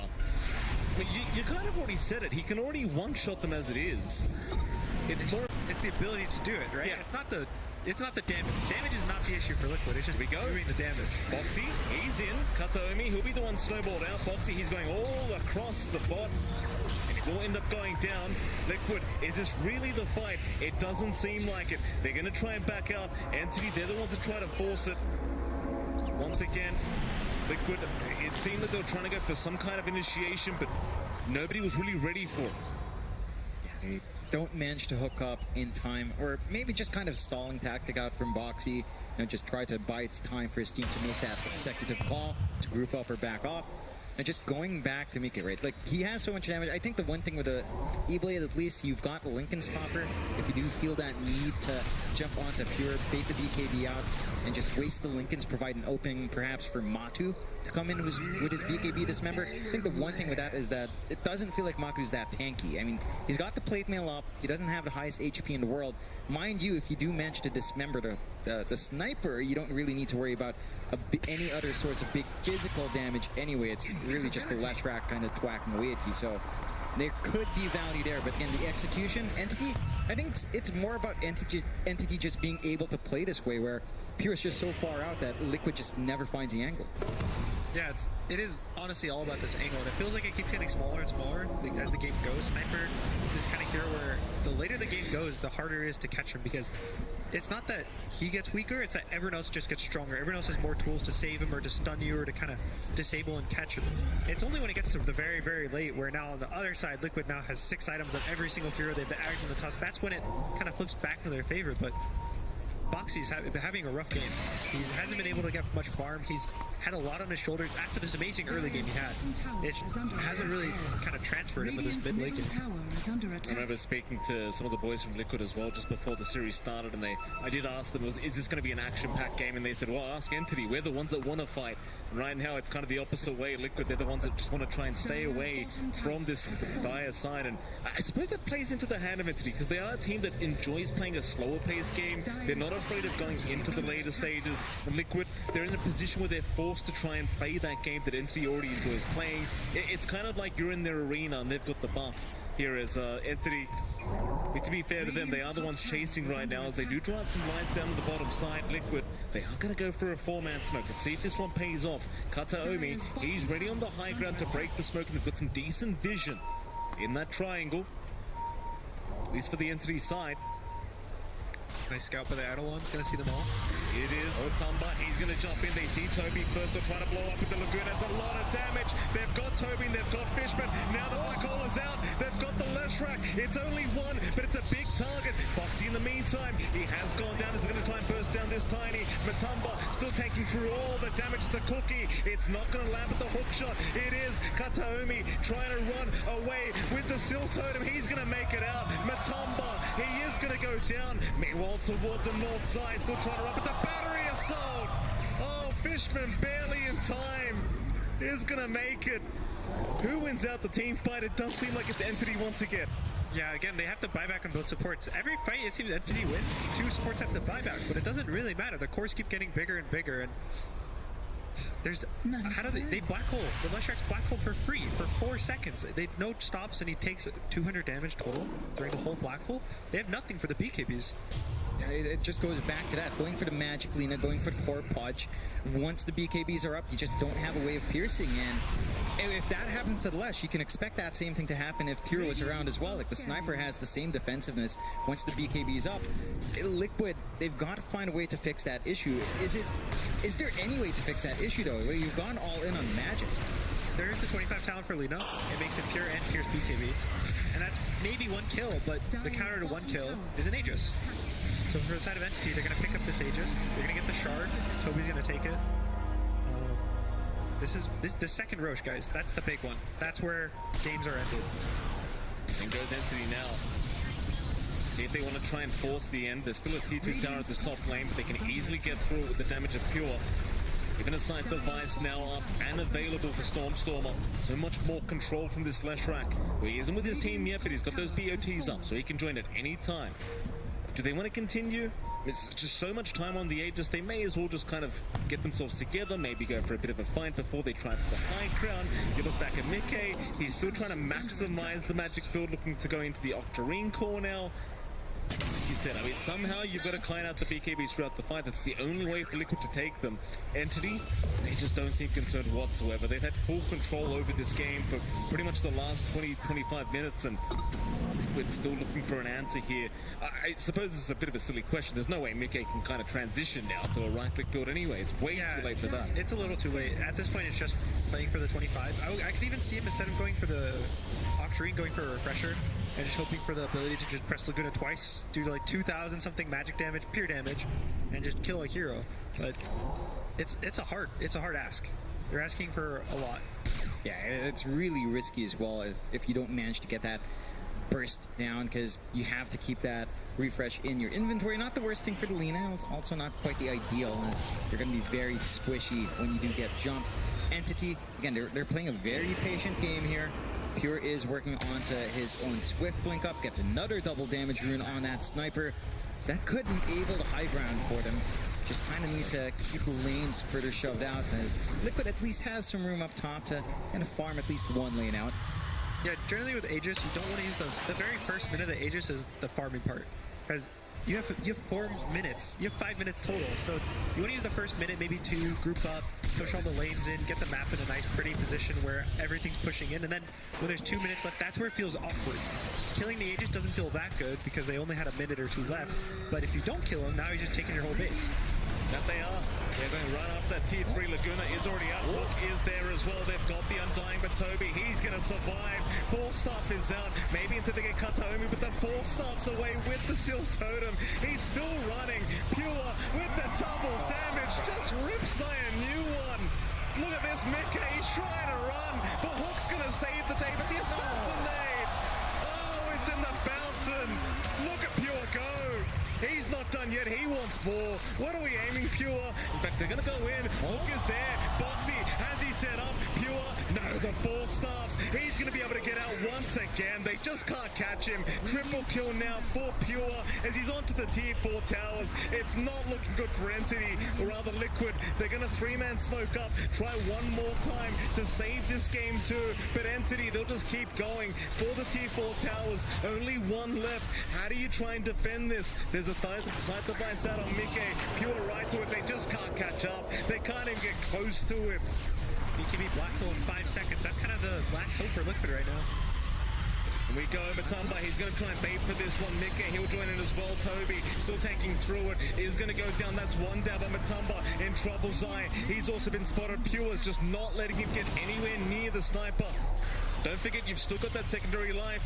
They still hold on to that final Tier 4. They do jump in again. Matumba, he wants the first life with the 4 staffs. So there, the Hawk is going to land. He's got the first one. Zai, he's still in range. He's got the black hole. It's going to connect on 2 of them. Pure is distracted right now. Have they done it? Can Liquid keep defending? Kataomi is going to drop it. They've got the Mickey Lina. It's all over. There's only 1 left. It's only Zai. And without the black hole, there's no way they defend this. Entity, or do they? Boxy, he's back up, but it's basically 2 supports against the sniper. Pure, he's got the hand up. High fives all around. They'll kick away the Leshrac. Stormstormer, he might drop, but it's not going to matter. GG's called. We are going to a game number 3. Oh, yeah. I mean, it was a valiant effort coming out there for Liquid towards the end, but it just doesn't line up. Pure is just way too big. They had no catch for the back line. Gunnar, where do you think it kind of went down? Because it felt like they had such an amazing start for Boxy, but it just didn't pan out. I think the bot tower defense, this Tier 1 bot actually mattered a lot for how their momentum was going in the early game. They did great in their lanes. Boxy was in 7 kills early. Again, crushing the early game, but they make a choice. They defend this bot tower, and doesn't really work out. They lose 4 heroes, I think, and that's where Entity, that's where they started. Pure didn't even show up. He gets all his farm, he gets all these items, and just the game snowballs from there. What do you think Liquid can do different in Game 3? Like, if you're going to change anything, at least in this draft, what do you think they need to change up, at least to win out this Game 3?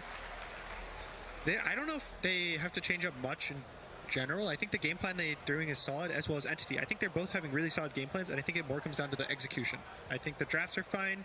The way that they're like mentally, it looks like they're mentally playing really well games. It's just execution, making those small little choices. Those are what really matters in the game. Well, with that, we'll be back with our Game 3 draft very soon. But let's see what our panel had to think about this game number 2. Thank you very much indeed. What a game for the second time this international. We are going the distance to the third game. Can't wait to see it, but we got to wait a little bit. Got to give the teams a little bit of a breather and talk about how this happened, because if you only watched the first 5-10 minutes of that game, you would not have believed that sniper turned into the beast it turned out in the end, Jenkins. Yeah, it's funny because they were kind of feeding that lane with the Clockwork and the Sniper after that insane dive on the Tier 1 tower at level 1. You just see Sniper getting pelted by Tier 1 tower shots, but the other 2 cores kind of carried the early game. They actually had a 1k gold lead, despite the kills looking very bad for them, and then it gave Pure the ability to just farm up and be the absolute monster that he was in this game. Yeah, I mean, there are a couple of things I want to mention, but I'm just really glad that Entity went for the Sniper, because we did mention it before the draft started that going back to comfort is so important, and that we wanted to see the Sniper come out, and it did in such a convincing fashion. Initially, we were watching in the green room, and I was just confused because I had this level 1 Sniper and his Clockwork diving towers. It was awesome, versus an Enigma and a Cluster. What was your plan there? What's going on there? I mean, it was a really sick ice shards from Boxy that kind of put them in a bad situation in the first place, but they did it twice. Not once, but twice. And not just that. Mika completely destroyed mid on the Lina, and somehow Entity found their way back into the game. They put Pure in the jungle, he farmed up, they rallied around that Undying, who, even though was played as a core, kind of played that more of a supportive role, right? He went for the Wraith Pact, he rushed a Lotus Orb so that he could protect his cores, and eventually the Sniper had way too many items. He was always in a good position, and it got to the point where Sniper was grenading himself high ground and hitting 4 heroes. I mean, at that point, what do you do? It's supposed to be a disengage, not an engage. that was good stuff. I mean, speaking of comfort heroes, Fishman, you mentioned his name. 2 heroes come to your mind probably: Fishman Bane, Fishman Clock, and also Kataomi on his Tiny. This is his signature hero. I don't think you can give Tiny to South American teams, and you cannot give Tiny to Kataomi, because he always finds stuff. And I like the build that he's going for, going for that phase boots and the windlace, and actually making plays before getting a blink dagger. But I'm just really impressed that Entity were able to do this when they were on the brink of elimination, because I really thought that after that game 1, Liquid had the momentum and they would just run them over in this game too. And the first 6 minutes of the game, it looked like it was going to be so one-sided, winning 2 lanes, but Entity somehow found 2 really good kills on the Pudge early on. They negated the Not Worth lead, and then the Sniper is a hero who is actually so effective against Enigma, right? Because he just stands far back and just punches him, and then he dies. And even if you have BKB, you can't do anything. You're dying to a dwarf right-clicking you, critting you for 1,000 damage. Yeah. Having vision from Tombstone and also from Shrapnel does make things a lot difficult for Enigma to engage. Once he picks up the Blink Dagger, it's still very, very hard. As you said, Sniper staying away from everything. I feel like maybe Matu needed to join these earlier fights. One of those, he was farming his Aghanim Scepter against the Bloodstone Lash. You need to have some kind of regeneration reduction, but I felt maybe things would be slightly different if he was there to potentially hook the Sniper, get him inside when he was not at his peak. Once that blink on him. Yeah, once that hero gets 5-6 item, gets very difficult. I mean, we talked about comfort and about how we like seeing Entity on their comfort. You can look at the draft of Team Liquid and say, wait a second, but Liquid was also playing on comfort heroes. Jenkins, why didn't it work better for them? Well, number one, I think Entity, it's not just Pure that plays really well on the Sniper. I think they play around the Sniper very well. There were so many 4 staffs and just like disengages coming from his team that were making it so that he looked like the god that he was in that game. And as Effie mentioned, Toby, even though his game was incredible, he still built the support items, trusting that even though the top lane was going quite horribly, that Pure on the sniper eventually would get to the point where he was going to carry the game and be worth protecting like that. And it was a good call. It worked out. And also, like, the tombstone placements were really on point. We saw time and time Insania trying to go for it, kill it with Low Strider. He immediately uses Soul Reap, heals it, and there was not that second hero that's going to go in and try to kill a tombstone with Insania. Normally, it's supposed to be Lina, right? Yeah, but this is like Spellcaster Lina, and BKB came in a bit later, and she didn't feel... And, like, Sniper already hit his critical mass, and if she gets close, she's just going to get peeped. Oh, yeah. Yeah, she did get peeped. Everybody got peeped, actually, in that game. And, Insania, no, he also got peeped that game. This was a rough game because from a draft perspective, if you look at it on paper, it was fairly even, and then I kind of feel like Liquid got outplayed in this match. So when we're talking about comeback, we knew that for Entity coming into game number 2, it was going to be fairly doable for them to reset and just go for a different plan. How is Liquid going to fare with that, Effie, you think? I mean, I would hope that a team as seasoned and experienced as Liquid would be able to reset in the same way. And like we mentioned earlier, if you're losing this game 2 and you're going to the game 3, don't spend too long talking about the game 2. It's over. It happened. If you win, talk about it later. But for the most part, what's your game plan going in next, right? Are you going to have the sniper in mind? Are you still going for your Enigma? Are you potentially going for something more active on Mike? Are you going to go back to the SF? This is something they're going to be discussing right now in this downtime. Or builds, like Lacoste was mentioning. I think in retrospect, you look at the Pudge and it's like, okay, we have the Lina, we have an Enigma. These are 2 late game heroes. Pudge doesn't necessarily need to farm. Let's go for an early Blink Dagger, kind of play like a mid Pudge. But like defining 1 or 2 things that they could have done differently. Okay, reset, we'll do that this game. We're going to beat them next time. Yeah, and we know, of course, Team Liquid does have a lot of experience facing Entity. And I do want to point out, it's not, the last couple times did not look good. Lacoste. Yeah, in the TI qualifier, they did lose 2-0 to Entity. Yeah. They did beat them in Tour 3, and they did beat them in Tour 2 as well. Yeah. So, I mean, Liquid does have tendency to play, like, slightly below what you expect at them when they're at LAN. Like, you always have high hopes, but, yeah, I think they need to reset, and they need to come up with something really good. Metrum, coach from Team Entity, did, say, game 1, doesn't matter. Yeah. We have a good draft for game number 2, and the confidence speaks. They knew exactly what the mistakes were. They didn't make those same mistakes, and Liquid also needs to make an adjustment. Yeah, I'm going to imagine, though, Metrum is a great coach. Yes. Liquid's got 3 great coaches. Someone's got to be able to give the speech that is needed. I'm sure in terms of support system, they are not lacking at all. It feels like Liquid got handed the ball and then they fumbled, right? Because that was almost a perfect early game for them. They got the heroes that they wanted. They killed the sniper, 3 times in the early game? The Lina was out farming the Leshrac. You had this Matu Pudge that you're super comfortable on, and it felt like maybe they got a little bit too comfortable because at some point they were diving and overextending for kills that didn't matter too much, right? You often saw this Snap and this Husk playing together, looking for these early game pickoffs, but they would chase all the way to the tower, and then Entity would TP in 2 or 3 heroes, get the return kill, and they did it maybe 2 or 3 times before they stopped. So I feel that that's a bit uncharacteristic of them. Maybe just, I don't know, talk about it a little bit more amongst yourselves because you can never get too comfortable on the TI main stage. I agree. Like, you're totally right that it felt like there wasn't a sense of urgency involving the sniper, which in a draft like that, when you have Enigma and you don't have these great heroes of getting on top of the sniper, it's like, at some point, we need to kill this guy or we're going to eventually lose. But I think you're totally right that they felt comfortable because it's like, we killed him 4 times. He killed him 4 times. He's useless. So whatever. Like, Matumba can just keep farming. He can go for this kind of greedier build rather than going for like an early game, run at you build because he's like, all I got to do is carry this game, not feed. The sniper's useless. And it's like, oh shit, he's top net worth. That's not good. Yeah, so what do we want to see from game number 3? Because the teams have had almost about 10 minutes to talk about this. We've obviously focused mostly on what went wrong in the previous game, but what often happens, and what we also saw in TrueSight, is that teams spent this time mostly on deciding what to do next, how they're going to adapt, how they're going to change things. And I would love to hear that too, because we've seen 2 very different games coming out from these 2 teams so far on this main stage, and we know that Entity can adapt. We just saw proof of that. Can Liquid adapt? I would imagine so. As you heard Effie say, these are very experienced players. They're going to be able to adapt, but how the cost? What would you like to see changed?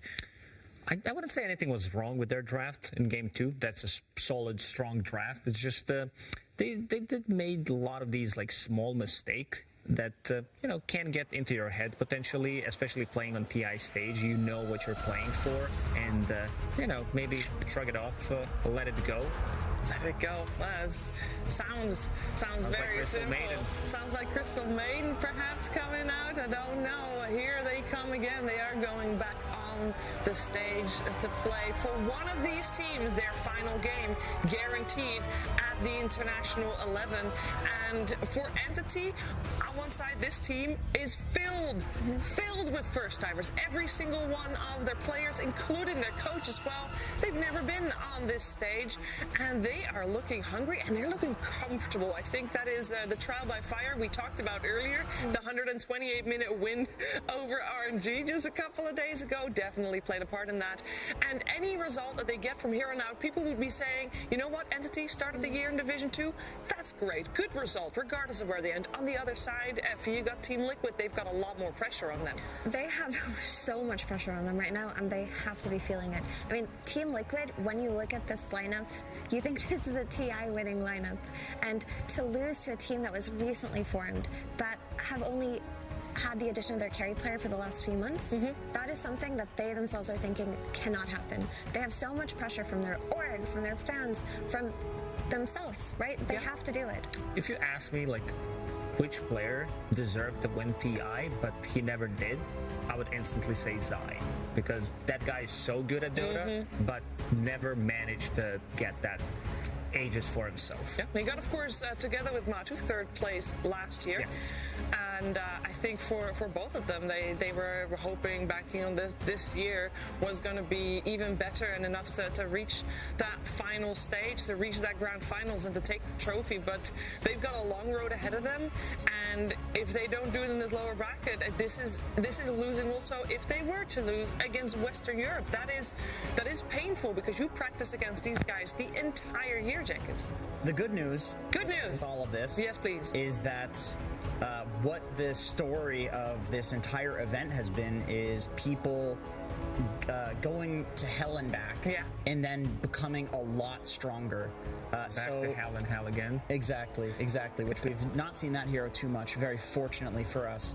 But either team, whichever team wins this, not only have they gotten a lot stronger from the trials and tribulations they've gone through, this will make them stronger. And yes. I feel like, potentially facing up against these upper bracket teams, these lower bracket teams, they always look spicy, man. They always look strong.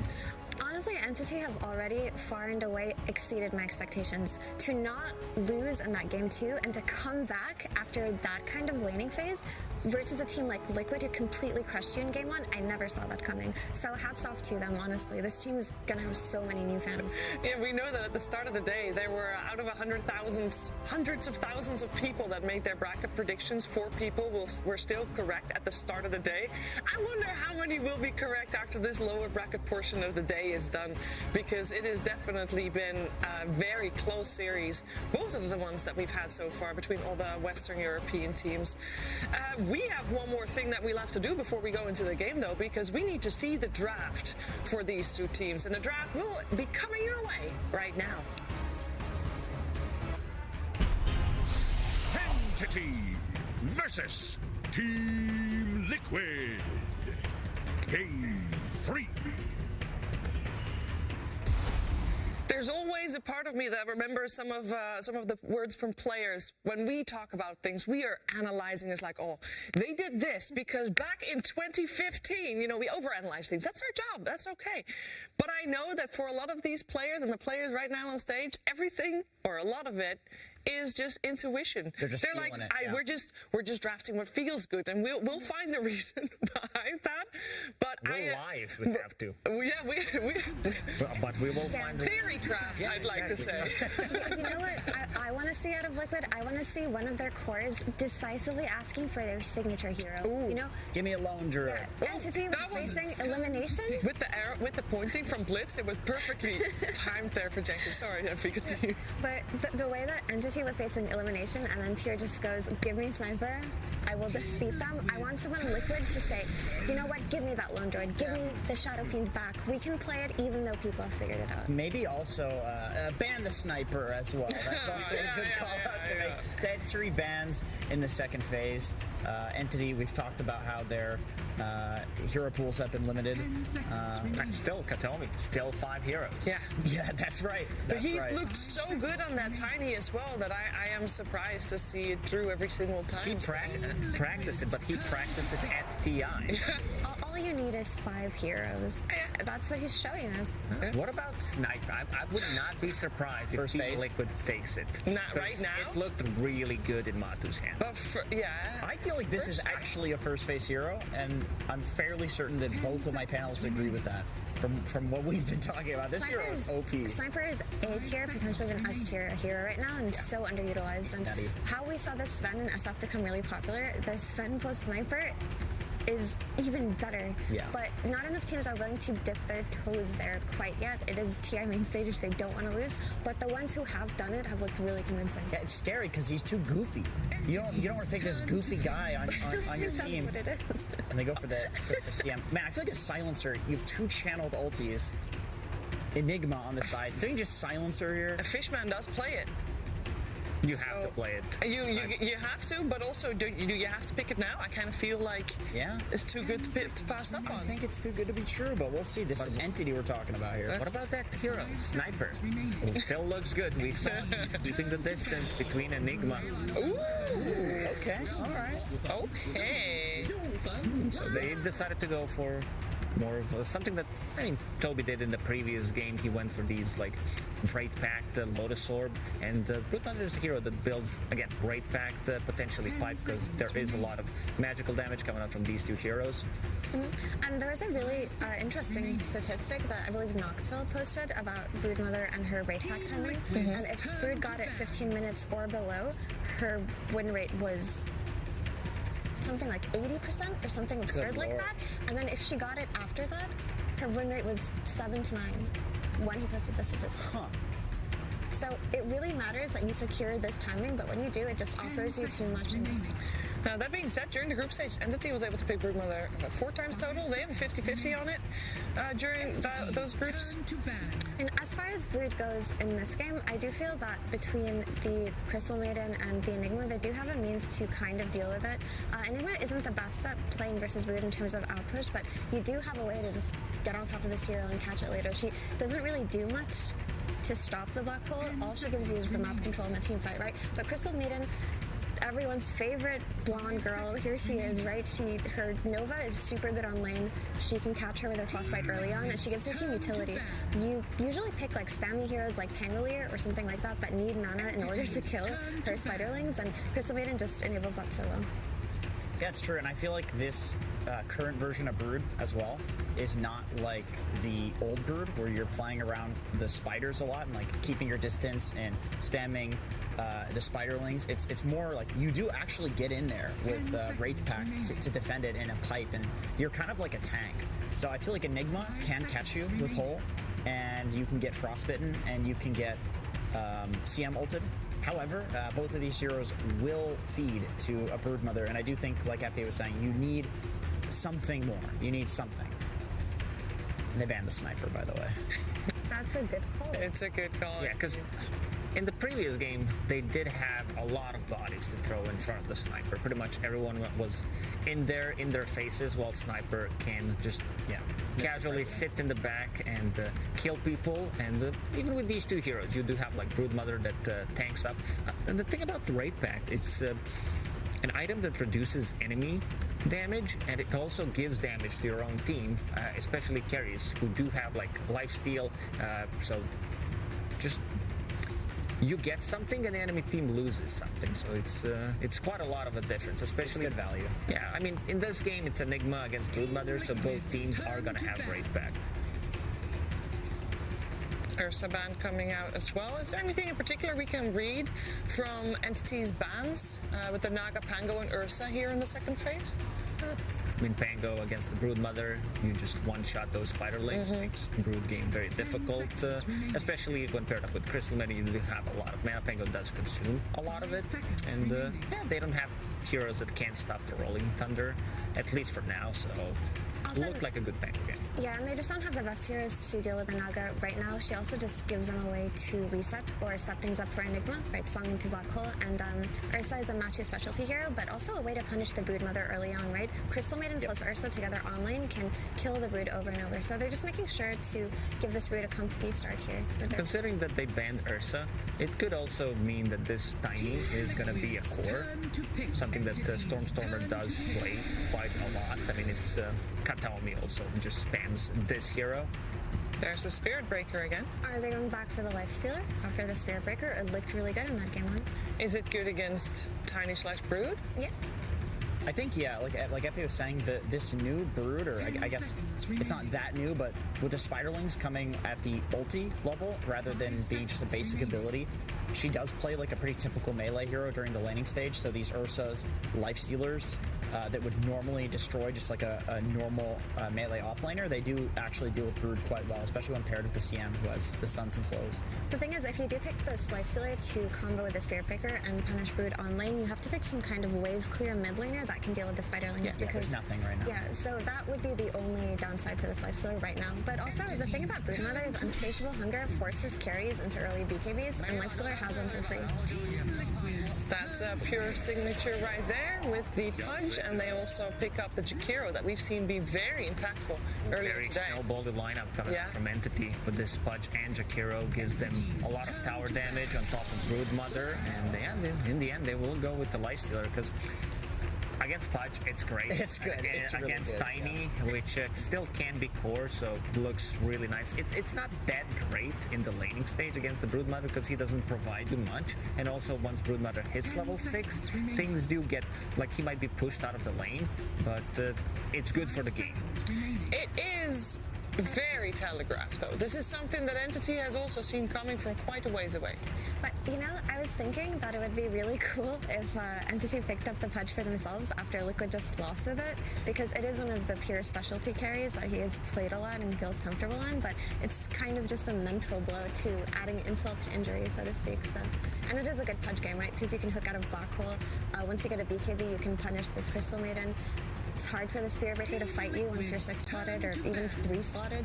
I don't actually think Lifestealer versus Pudge is as bad as people think it is either.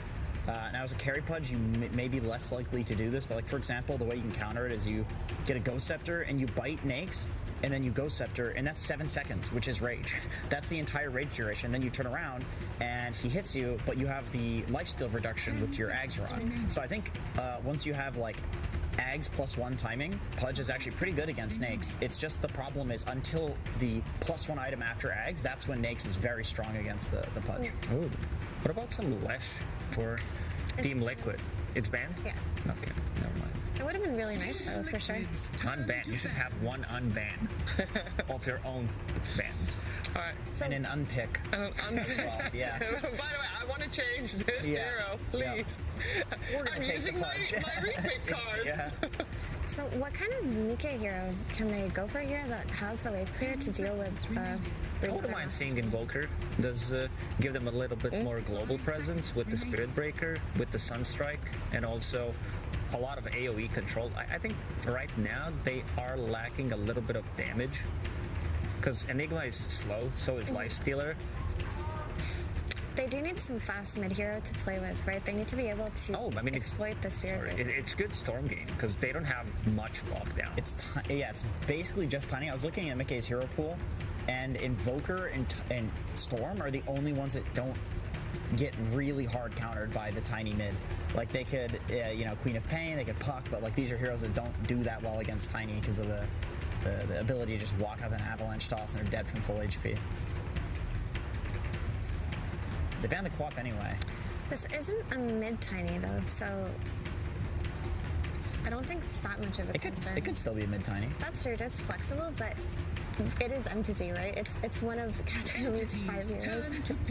It's going to be Team Liquid that has the overall last pick, so we'll see if Entity tries to keep it somewhat flexible maybe in their heads before Team Liquid gets their choice, but I'm going to assume that we're going to see mid-hero come out here as well, and it seems like Team Liquid was expecting the same with the Invoker ban and the Visage ban, two of Storm's heroes.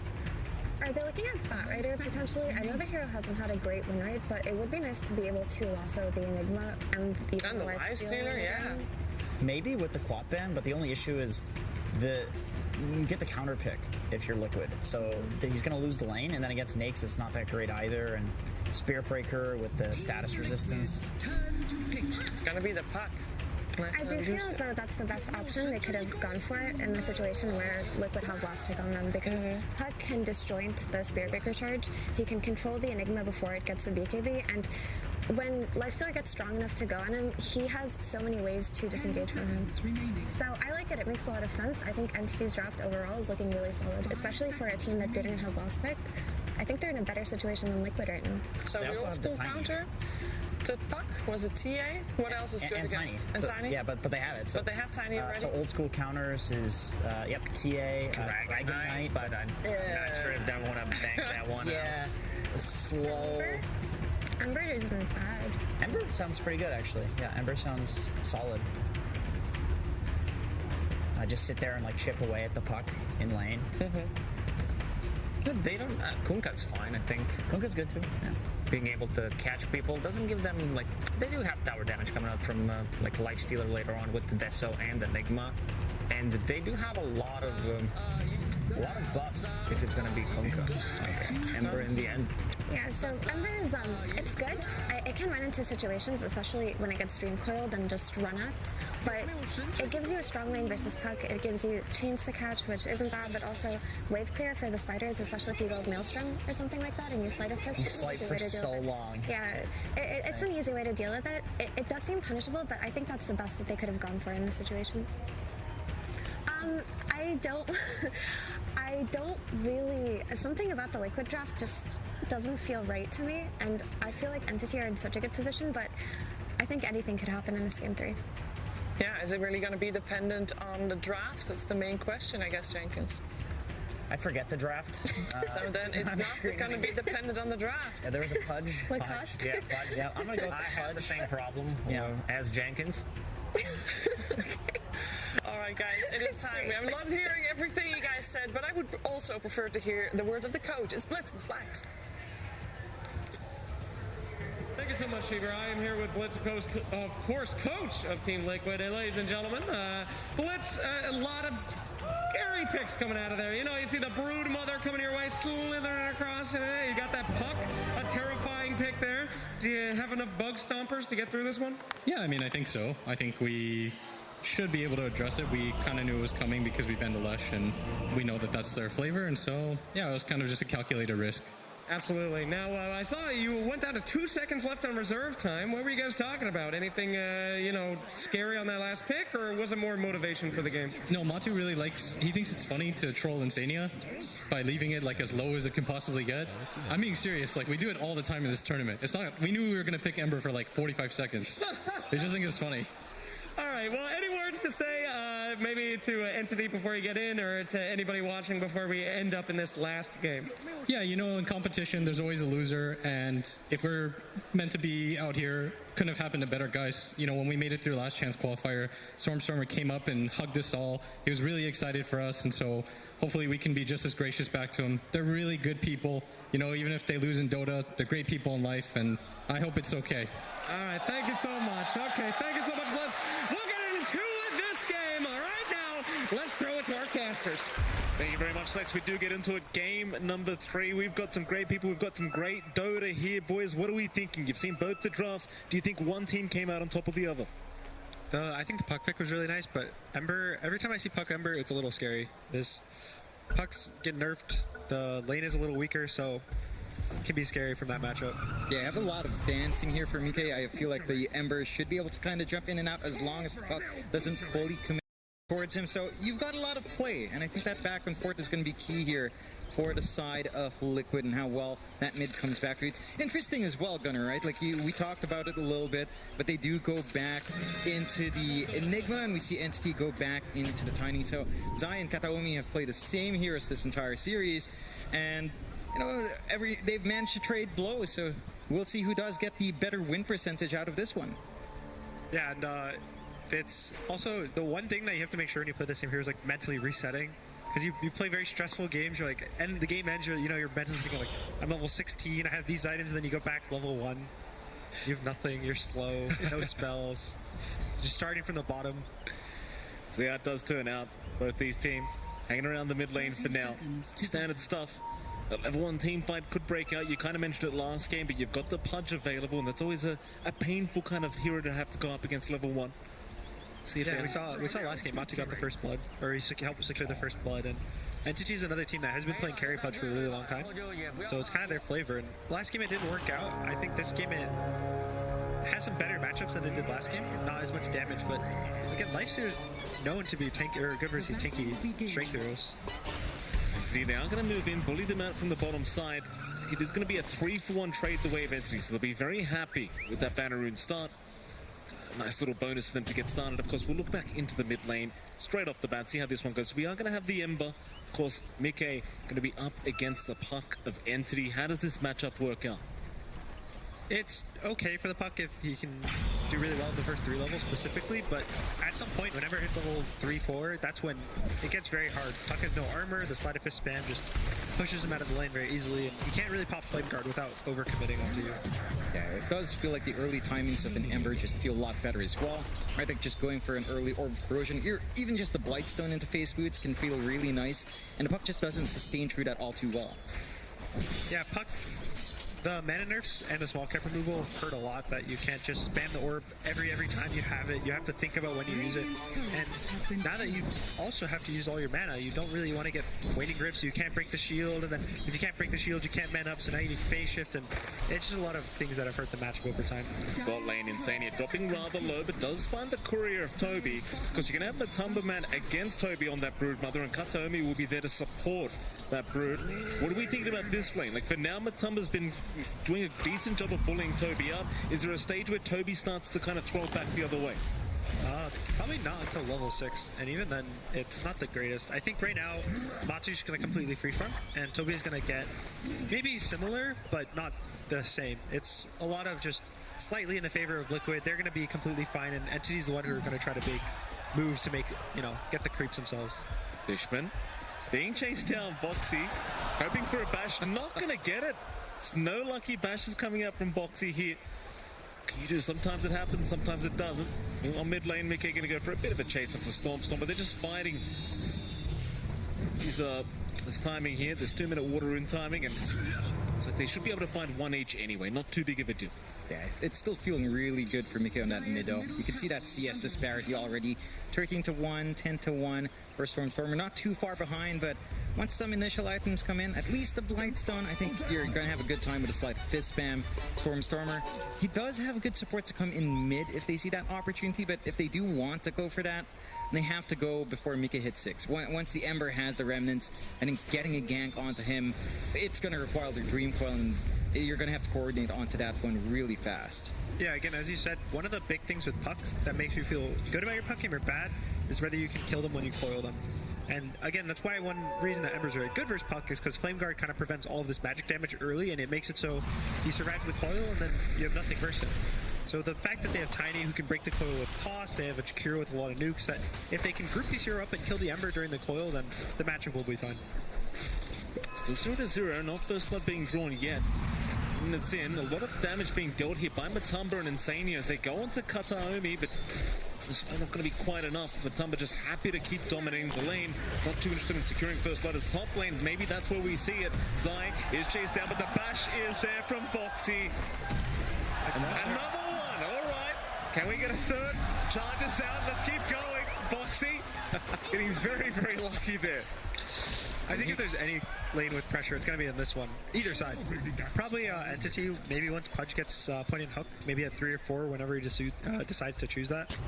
Because The other two lanes are probably just going to be slow wins over time. It's not going to be really kills. It's going to be you chip them down, you get the extra last hits. That's what's happening mid, that's what's happening bot. But top is where both lanes have the ability to kill. Yeah, they've got a lot of damage, a lot of slows on hand coming out from Entity. Good amount of stuns from Liquid if they get lucky. We saw Boxy kind of hunting for that stun for a very long time. Very disruptive right now on that Spirit Breaker. Won't find it this time. Boxy trying to be very, very cheeky on this Spirit Breaker, but not so lucky. Pure joined in there with Fishman trying to get this pull off. Denied at least from Zai. Malphus will be there. They've got the idol on. It's going to be a fair bit of damage. Boxy going to move in. There's a charge out. Pure. Is he going to get bashed here? Not quite. It looks like instead onto Fishman. There's your bash out. Boxy still getting very lucky. Fishman trying to run. Fishman surely has no way out though. He's just trapped between a rock and a hard place as Boxy. He'll keep going with Zai. One more would do it. There's your Malphus. Fishman, he will hand over first blood. Zai able to pick it up as now Pure. Oh, Pure. He's been caught out by Boxy. Can we get lucky? Maybe one more. He doesn't get it yet. Pure, he's going to try to run Boxy, not getting lucky. 17% is what he needs right now as Pure still running, not getting lucky, but the Malphus will do the job. 2 kills out for Zai as in comes Fishman once again. Boxy, this time he'll back up. No crowd favorite bashes to secure the kill. Getting them nonetheless. They've just got to shout bash louder. That's all they need. Yeah, just need louder yells. And Boxy, he's being impactful again. We saw this in game 2 where he gets really aggressive. It's not the same sort of aggression as we were seeing out from his Tusk. Much more focused up top. They have made this lane pretty hard for Pure to just sit back and farm. He's going to take a little bit more time to get going as they go on to mid a bit. Boxy does play it safe. No man on the puck. He has to go base. This is where it starts to feel bad. Mickey's level 6. He's going to start pressuring the tower, and having to walk back to base is mid. This late means you're probably going to miss the 6-minute rune. You're not going to have TPs to, counter gank in the side lanes if there's any rotation. So he's going to kind of lock his game up for the next couple minute or so. Yeah, it's going to be a little bit tough for a Stormer to kind of contribute to the sides if he does decide to head mid, and he will. Already have the supports here to kind of help out. Right, almost breaks out there. Fishman unable to land the nicest ice path. Stormer unable to find the regen room, and as Mickey was able to take it on the Ember. Steer ward out as well from Liquid as they are very grouped up in the mid lane. Just kind of wonder what they can do against the puck. The force out a phase shift, but it seems like they're going to have to leave Stormer be. So maybe Boxy can rotate down bot. No, in fact, he's going back up top. See what he can get done here is Matumba. He's the one in danger right now. Toby will go for a chase, but a nice rage up. Matumba going to juke out the avalanches. Now Insania does come in, but top lane, Charge was there, Pure. He goes for the hook instead. Boxy needs to run and will be able to do so as Zai will have his back. Yeah, this bot lane, again, it's very kind of calm lane. They're both hitting each other a little, getting low, chip, but we haven't really talked about the Brood that much. And the Brood fills a similar fashion to what they were trying to do with the Naga in the first game, where he's going to buy a lot of ore items. He's probably going to go for a Wraith Pack, into a Pipe. They don't really play this, the old school Orchid, Diffusal, BKB. They play as this really tanky hero who just absorbs the map and just pushes you away. So it's going to be more of a, he's playing to just make the map very dark for Liquid. There's no more vision, no more creeps, and it's going to give space for Entity to kind of use this Pudge to farm his Ags, the Puck to kind of catch the picks on the side lanes, and mostly just a kind of a tool rather than like third. Charge out to win the game. Pure. He targeted. Zai is around. They've got the Midnight Pulse going with the Malphus. There's one bash out. Pure needs to run with the black hole. It's going to be cancelled. There was an avalanche there from Kataomi. Still Mickey. He's still going to go for the chase. Dream call out now as well. Stormer, the toss out. They break the coil. Can they hold down the Ember? Boxy's back in. He's manning up. Pure's gone. Mickey, can he truly survive this? Fishman's the one dropping low. Mickey still alive somehow. Kataomi now. He's the one in danger. A double kill out the Zai, and a third kill for the side of Liquid as they're going for more. Liquid are not done yet. They want Stormer, and Boxy's going to find him. They'll find a fourth. Oh, man. The output right now coming out from Mike. Blades of attack, not even a full phase boots with the Orb Corrosion. It's enough to dig in, and they get some pretty good bashes. They shared the damage really well as well, coming out there from Liquid, just diving nicely and just ensuring they've got enough in the tank to power through. Visions of what happened last game. One team goes to the enemy safe lane, they kind of wrap around the tower, they force a play, and you feel strong, you feel like you want to defend, but you just get wiped there. And now the map is so much in the favor of Liquid that if this Brood can't really kick the Lifesteal out of the lane and take the tower soon, where's their map going to be? Yeah, and it feels like that the timing of that Brood is just contingent on shutting down the map early on in the bot lane, you know, and just preventing the life healer from trying to get that build up, equalize, provide some space for the Pudge. Isn't quite shaping up yet here from Toby. He has been left alone to push in a bit, but it does feel like, as you mentioned, Gunnar, Liquid has found enough to kind of compensate for that possibility. We do see the support duo of Entity kind of walk towards bot. It looks like they're going to try to force the tower now that Matu's off the lane. Foxy, bot lane, Avalanche will be there. They'll try and secure at least the Spirit Breaker kill. They'll go for a bit of a run, but it's not going to be enough. Entity able to pick up something. Is number Tumba going to be spotted here by Storm in the Invis rune. Will show himself eventually, just trying to steal away the creep as the Hurricane is going to push back Matumba, but he's going to be okay. What a creep. It's so scary. Every time you get pushed, I think it only does it when an enemy hero is near you. You can always tell. Mid lane, he's a big target. Charge is going to be there. They've got the Dismember onto the Ember Pure. He's in such big danger. They'll toss up, try to get him out. Maybe he does make it. The Ice Path locking down a couple. Insania will drop as well. Here comes Boxy though. After Pure bashes out as well. He'll get lucky. Can he do it again? Pure, it won't be enough. Zai will get him, but Zai's going to drop as well. 3 for 2. Traders Kataomi. The toss is up. Boxy, he's got some vision on that high ground, but can he get a charge? It's on cooldown for now. He's going to go for it. He barely gets it off. Kataomi is going to get dived underneath the tier 2 tower. They'll find another. Somehow Zai finds that from the grave as well. Stealing away Boxy's little pick off. Very patient there, dancing around. It does feel like you find what you want there on Entity though. You save Pure out, you manage to punish. Just a great... The Dream Coil and the toss back doesn't quite break this time, but it groups them up for that big move in from Jakiro. Starts to look really scary. Pure lives with less than 100 health. You would think he goes down here, but the Flesh Heap, also with the heal from the Dismember, the coil makes it so Ember can't slide a fist to do this little extra bit of damage. I thought Matu was also dead there. It looks really scary for Liquid that everything would just go downhill. Certainly did, like Pure barely going down into Boxy. Boxy just kept the chase going, and eventually with the Eidolons they had just enough. Such a long, drawn-out team fight. Looked like Entity were going to win out that team fight for a moment, but Boxy, he just diving the tier 2 tower as well. Just no fear in the world. You can see the smiles on the side of Liquid. I mean, they're still happy with the way the state of this game is going. And would you agree that Entity, like you talked about it earlier, the Broodmother's not having the impact you'd hoped for so far? I think the laning stage is honestly okay because of how early picked the Brood was. And you can see that he just walked over. There's a nice line of webs leading from bottom to mid. He goes mid, he kills Zai. So now this bottom half of the map is kind of his. He's doing his job right now. He has the cloak, he has arcane boots. He's probably going to go, I would assume, for a Wraith Pact relatively early. Or maybe even just the Pipe Rush. And he's doing everything he needs to. And there's no one to contest him besides Mickey. And Mickey, he's the strongest hero. He doesn't want to go down there and deal with him. He wants to run at heroes like right now.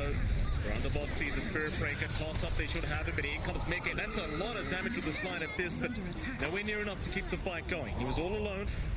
The Entity will pick up a very nice pick off for themselves and continue defending that mid tier 1 tower. Mickey will stick around, but he doesn't really have so much backup at the moment. Pure is going to run into Matumba. Carry on carry matchup. They are all alone as well. Nobody here to help out as Mickey, mid lane, going to get tossed back, but the coil's not going to break, but the Ice Path going to lock him down, but now the Black Hole! Zai, he found 2 of them and should have enough damage. That Pure, he's going to try to man up, but eventually will drop to Matumba. That combination came out. They managed to punish Mickey really well. They had to use the smoke behind their tier 1 on the right side for it. But then the punishment from Liquid, like that black hole in the freezing field, barely enough to kill off Pure, but that does kind of make it feel a little bit more even. I mean, even at the same time, the tier 2 Bako's down. The tier 2's really big. Now he gets outpost. Now he gets the entire side of the map. Now he's pressuring your base. You feel it kind of creeping in. And Toby's doing everything he needs to right now for Entity. The map is just going to get smaller and smaller. And while Liquid don't really need a large map, they need something to get their items. Mickey chose to go BKB first item. He's still really far away. And for that, Stormer Bit of danger here. Fishman trying to slow them down with an ice path. The charge is still going to give the vision, but in comes Kataomi to try and break them off the Stormstormer. In comes Boxy. Base Shift's going to save the day for now. Not going to be able to get that charge off. Instead, now they turn back around onto the Spirit Breaker. Boxy, he will drop. Stormstormer will punish. They keep chipping away at Fishman with this Sleight of Fist, but it won't matter in the end. It seems like Mika, he's going to have to give up. But in the meantime, Pure, he'll go for a Dismember. Matumba, he wants to keep going. There's going to be a TP away. Nothing to cancel. Go Ice Path. It looks like the Pudge is going to be just fine. As now the Ember is in trouble. Fishman setting up perfectly with Stormstormer. They'll find Mickey. Like we said, if you have to be happy with Puck, you have to kill them in the coil. Every time the Ember gets coiled, he goes down. It's so hard for him to survive. The Brood walks over multiple times. The Pudge will keep showing up. They just keep grouping multiple cores on every coil. It's never just Puck with maybe one support. It's always 2 cores, always 4 heroes together, always getting the kills on Mika. Yeah, the coordination coming out from Entity's been spot on. They've just been able to play off the back of all these combinations well. Try mid lane. Domi setting up the Insania with a great ice path from Fishman. Land on 2. Still seems like Liquid want to try and force this fight, but can they really get it done? They're going to try and break the gap. Mickey, he'll remnant in. Chain's not going to land on anyone. Toby, he'll turn around onto Matumba. Happy to fight this one out. Look at just the slow of Matumba, man. He's not even moving right now. After Katomi, but the ice path again from Fishman. Gonna lock 2 of them down. So hard to catch up when you constantly get locked out by this ice path. And eventually they will be forced to retreat. It's also just a level 2 ice path. The game, their mana slows on Entity, the Kite, they have a lot. Every hero has a slow, stun, or silence. And it's just so hard for Liquid to keep walking into the fights very slowly. They probably need to get this BKB on Ember online. This Slicer needs this Deso so that when he gets the jumps, the hero just dies instantly. They don't have to chase. And even Zai, he just probably needs a blink so he's actually able to get in there in the fight. It's going to take a little bit of time for them to get that build up. They are going in that exact order as well in the items, of course, but it doesn't feel like Entity's giving them room. We talked about that bot a little bit. Toby's just camping there the entire time. You're not able to farm there, but not to. Mika, again, is eating up the mid, eating up the triangle where he can, trying to go towards that BKB. And it's still a rather even game, 11-10, but it just feels like Entity's management of the map just feels so much more suppressive in comparison to Liquid. Dire are scanning. Yeah, I think the gold's not crazy right now for Entity. I think right now the game feels so much more in Entity's favor than the gold is actually showing. It's only part of the story. It's a lot about how much the map feels really small for Liquid and really big for Entity. They kind of can walk wherever they want, and they'll get a kill, they'll get a tower, they'll get anything. And Liquid is just constantly feeling pressure to walk away. Mid-tier 1 tower now under siege. Entity, there'll be a charge out from Boxy trying to clear out the Spiderlings. They do a decent job of it, but Stormstormer just continues onto the tier 1 and seems like there's going to be no protecting it for Liquid. Entity taking even more of the map now. Just doesn't take them too long once they commit. Again, with all the control they have on the map, Liquid's counterplay just feels really limited, and they're not really done yet. I mean, they've got the smoke up from Kataomi, does fade now, but you can see they're just feeling so confident. The posture in that bot jungle to cut off the side of Liquid and just make it hellish for those catch-up items to come in. Like, we are still 1.2k away from Mika having a BKB. That's such a long time considering he's the one that feels like he needs to be starting to play around here.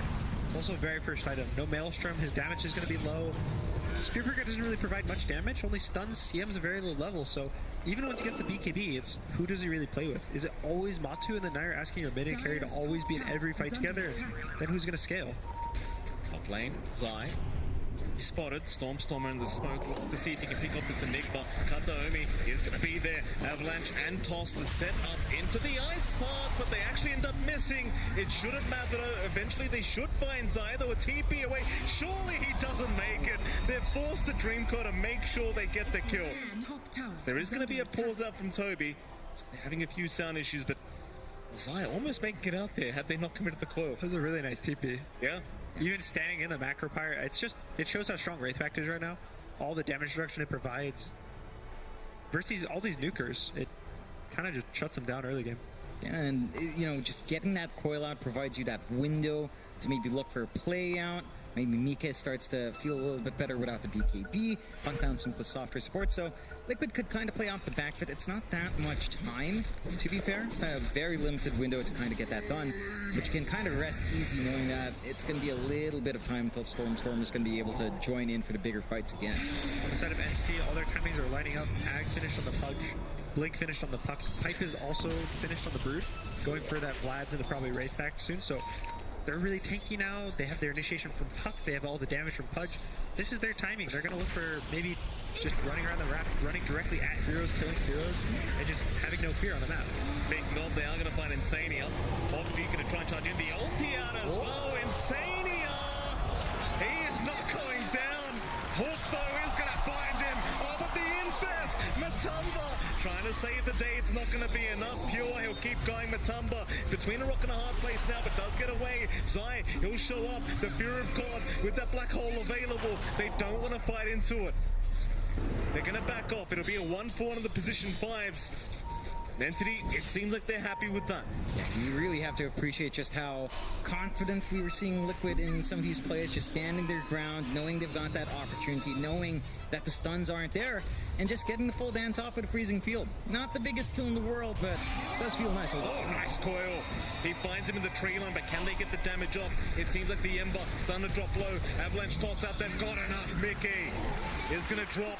Stormer does pick up the kill, now unstoppable on the puck, and now a hook out from Pure. Mid-charge up into the top lane. Foxy's going to try and TP away, but he's not going to make it. More strength away of the punch. That's a beautiful hook. Everyone just commending their boy. And it's looking scary for Liquid. The BKB is slowing down again and again, and they're just not really getting the connections they need. Even on mid, it was, thankfully for them, Coil was still cooldown for 20 seconds, or Matu also goes down there. Yeah, I think the one thing we're seeing different from that game 1 combo of the Spirit Breaker and Lifestealer is that we're not seeing them be aggressive, right? Like they're much more satisfied with Matu having to build up. He does have the full Deso up, going for the Shard next, so not too different from that game's item progression. It's just they're not able to play around it, and without that tool, just relying solely on Mike, it just doesn't feel like the Ember does enough. Like, as you mentioned, no damage with its kind of build-up. You're rushing the BKB not even up yet. Entity has such a massive power spike in comparison. Yeah, they're 5,000 gold now, and all Liquid needs is the BKB and maybe an Infest kill, and they can maybe change the fight. You know, maybe they get 1 kill, maybe they kill the Puck instantly, and that's it. But Entity, they don't have a, you know, they don't have a rule set, they don't have a bulletin that they need to follow the bullet points, like do this, and we'll win the fight. They just kind of can walk at Liquid, I think, and click their buttons, and they'll win the fight.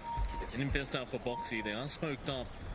They're ready to try and force a fight with the Desolator up now on the Lifestealer. They want to try and get this timing going as they see Fishman. It's just the Jakiro, but they'll take what they can get. That'll be the Desolator reveal from Matumba. They would have probably liked a bit more of a team fight, but they won't be able to find anything. So you do have another timing now. Blink and BKB up on Mickey and Zai. Yeah, and again, this game there's no black hole cancel through BKB. So once Zai gets towards his BKB timing, it'll be a lot better. But even now, it's really hard to black hole. Every single hero can cancel besides the Broodmother, so has to just be very careful at what his choices are in the fight. And at least now Mickey can kind of cause disruption in the fight and not to worry about his life too much.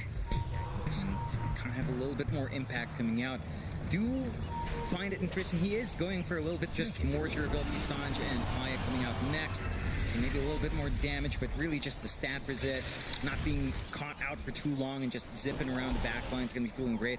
We're at the point in the game, 21.5 minutes in, where you are pretty geared up now on the Broodmother as well. Full pipe, the Wraith pack of Entity not too far off, and they're going for a smoke play here. They are. With that Radiant jungle, who do they find? Maybe in the mid lane. You see one. Oh, that's a big one. Mickey, nice juke away.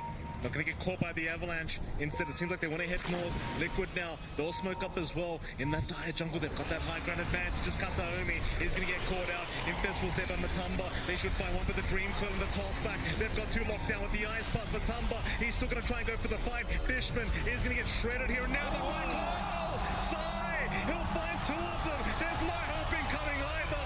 Perfect setup from the Enigma. But where's the damage? Stormer still running away. Mickey unable to finish the job, but this Puck still managed to somehow survive. Now can Luca get out? Doesn't look like there's going to be a chase from Entity, but it looks so good. He black hold on the orb, he catches the Pudge and the Puck, but there's just no follow-up, no damage. Just instant blink out, man. That's going to be a consistent issue for both sides, it feels like, because on the one hand, Entity can't really lock in Mika while he has that BKB, but you also kind of lack that catch for Stormer once he's able to kind of blink around. So both sides kind of have to try to find a way to neutralize each other's highly mobile mids. And I mean, Liquid, as you mentioned, they got a really good black hole, but the follow-through just doesn't feel like it's there. Maybe back to that itemization. With a BKB, without the Maelstrom, without that lightning procs, it just doesn't feel like you hit hard enough in that window. Yeah, a lot of his job right now is to just play with the Lifestealer. And so, unfortunately for them, I don't think Matu was able to hit in the black hole. So, the BKB for Mickey is mostly just because his team needs a frontliner, and the Lifestealer can, but he's always infested. So you need a secondary frontliner to just start the fight, give you vision, so that Spearbreaker can charge while infested, and then, you know... Well, here we go again. Here we go again. Kataomi, he's going to get caught out. Hook away. Pure is not going to be able to save the Tiny. Now Pure, he's in danger. Matumba right onto the punch. They've got the Pulse 1 in control. Matumba, can he keep going? They do at least find Fox in the Spearbreaker, but Matumba, he just keeps going for more. Toby being chased down, charges out. They've got Fishman. It's looking good for Liquid as they do chase down Stormer. Toby still trying to juke. Somehow Insania going to make it out with his life intact. And now Foxy, he's back in on Toby. The Spider in big trouble. Liquid, they want to keep going, but it's just so hard to lock this man down. In comes Mickey. They've got the chains out. They've got the Brood Mother, and they've basically got themselves a team wipe. The only survivor is the puck on Stormer. That's about it. 4 down for the side of Entity. It's a big difference this time around. Liquid managed to group up a lot better, and Entity are much closer together as well. This is them winning out the fight very cleanly without the black hole. And you still have issues catching out Stormer, but once that Lifestealer's on the Pudge without anything else to save, it's a very simple matchup for Mud. I think, win or lose, I think Stormer is going to end this game with one death, maybe 2 deaths. I think he's always going to be the survivor. He's going to have some crazy KD, but Batu, he can't be stopped by the puck. He can't be stopped by the Pudge. Everything, even the Brute doesn't really do much to him. You saw him, he just latched onto the Pudge. They had 1 stun to cancel the Dismember, and then he just stood there, and they had nothing to deal with him. It's difficult for Entity, and I think for Liquid, I mean, that must be a great feeling. They lost out a little bit in that fight on the Dire side jungle. They take 1 without Black Hole. They're going to have Black Hole off in a few seconds as well. So they're free to kind of re-engage now.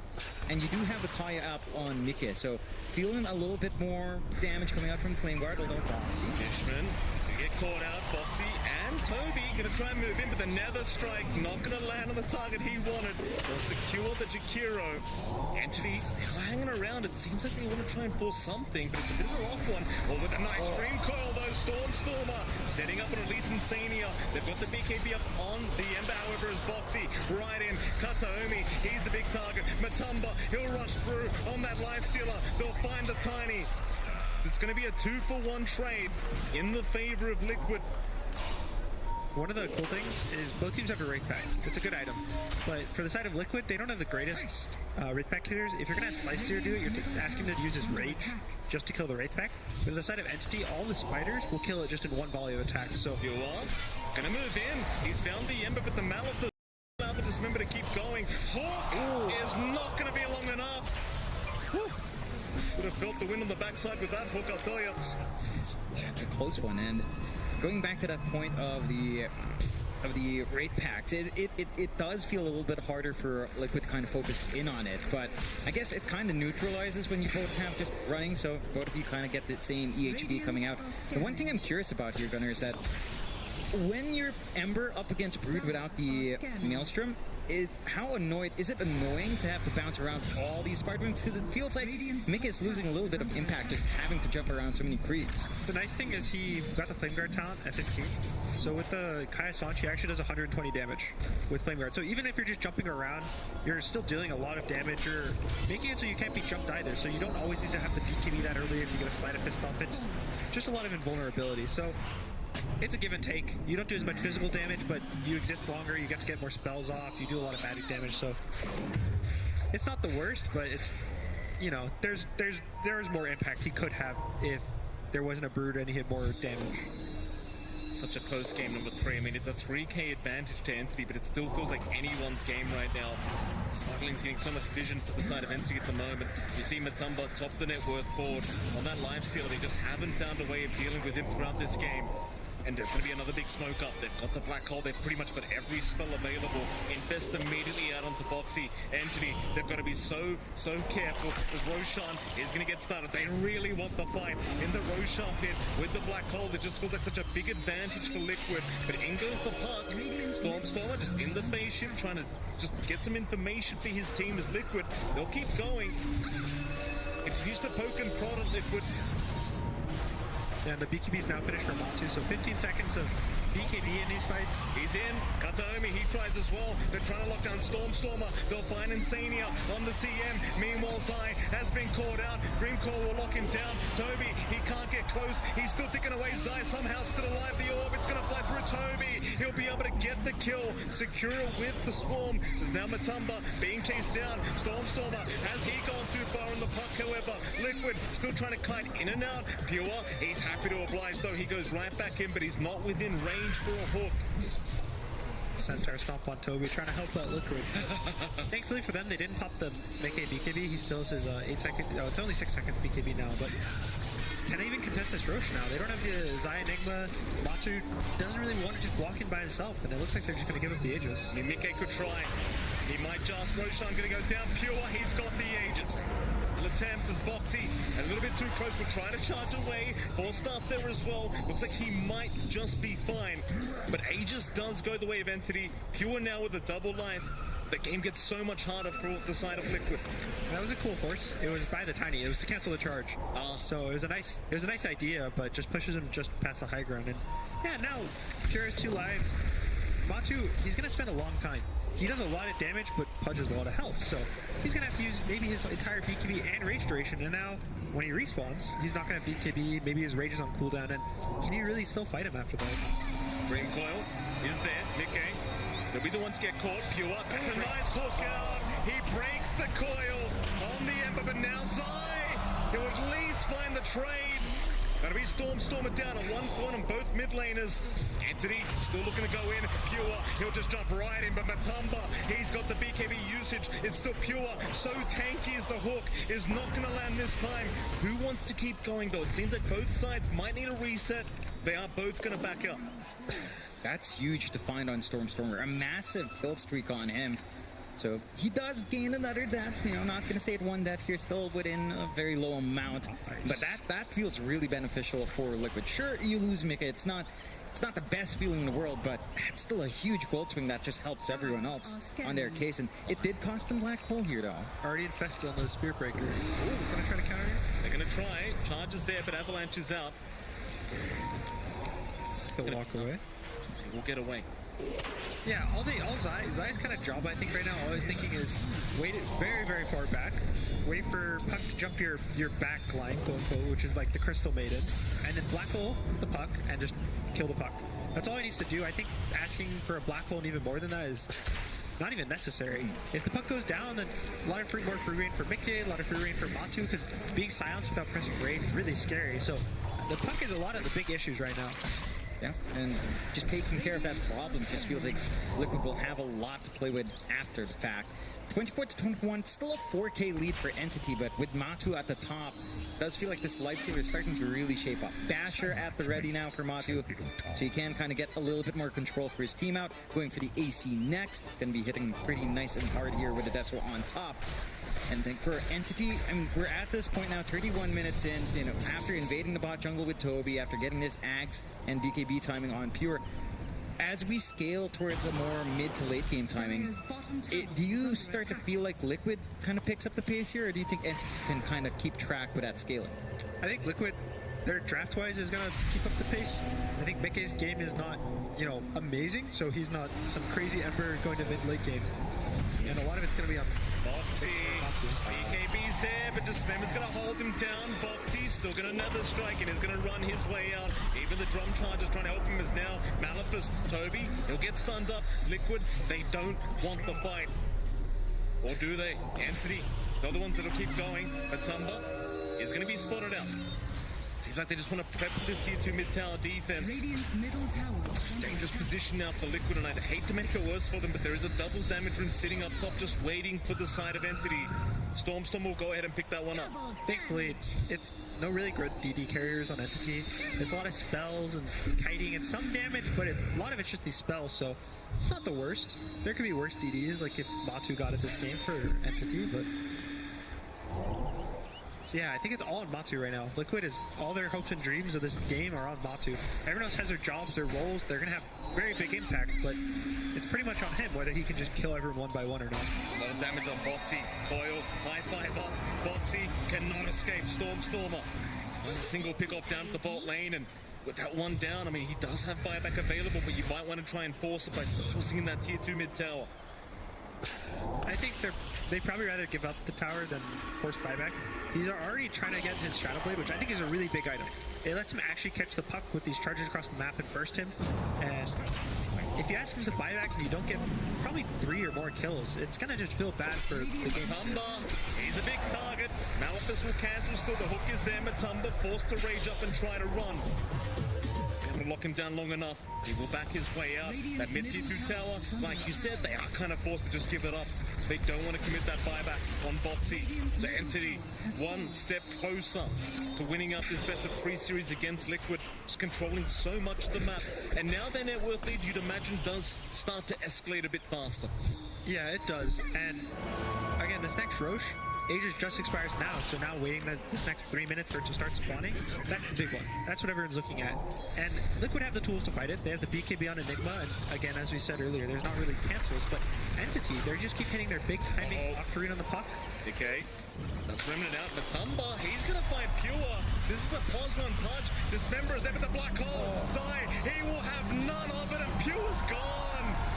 They get caught with their pants down. Liquid, is this the opening? Coil is down, the hold down the Nakes, the Lifestealer tossed away. Matumba, he's locked down, no BKB available, though he does get it off, but it's not gonna matter. He is gonna drop. They do trade 1-for-1 on the position ones. Stormer wants to keep going. After Zai, he does, but Boxy is there with a charge, trying to slow them down, but Zai is gone now. No buybacks as the Hawk. Insania. He will be the third to go. Entity onto the tier 3 towers, and they don't have the buybacks on Liquid.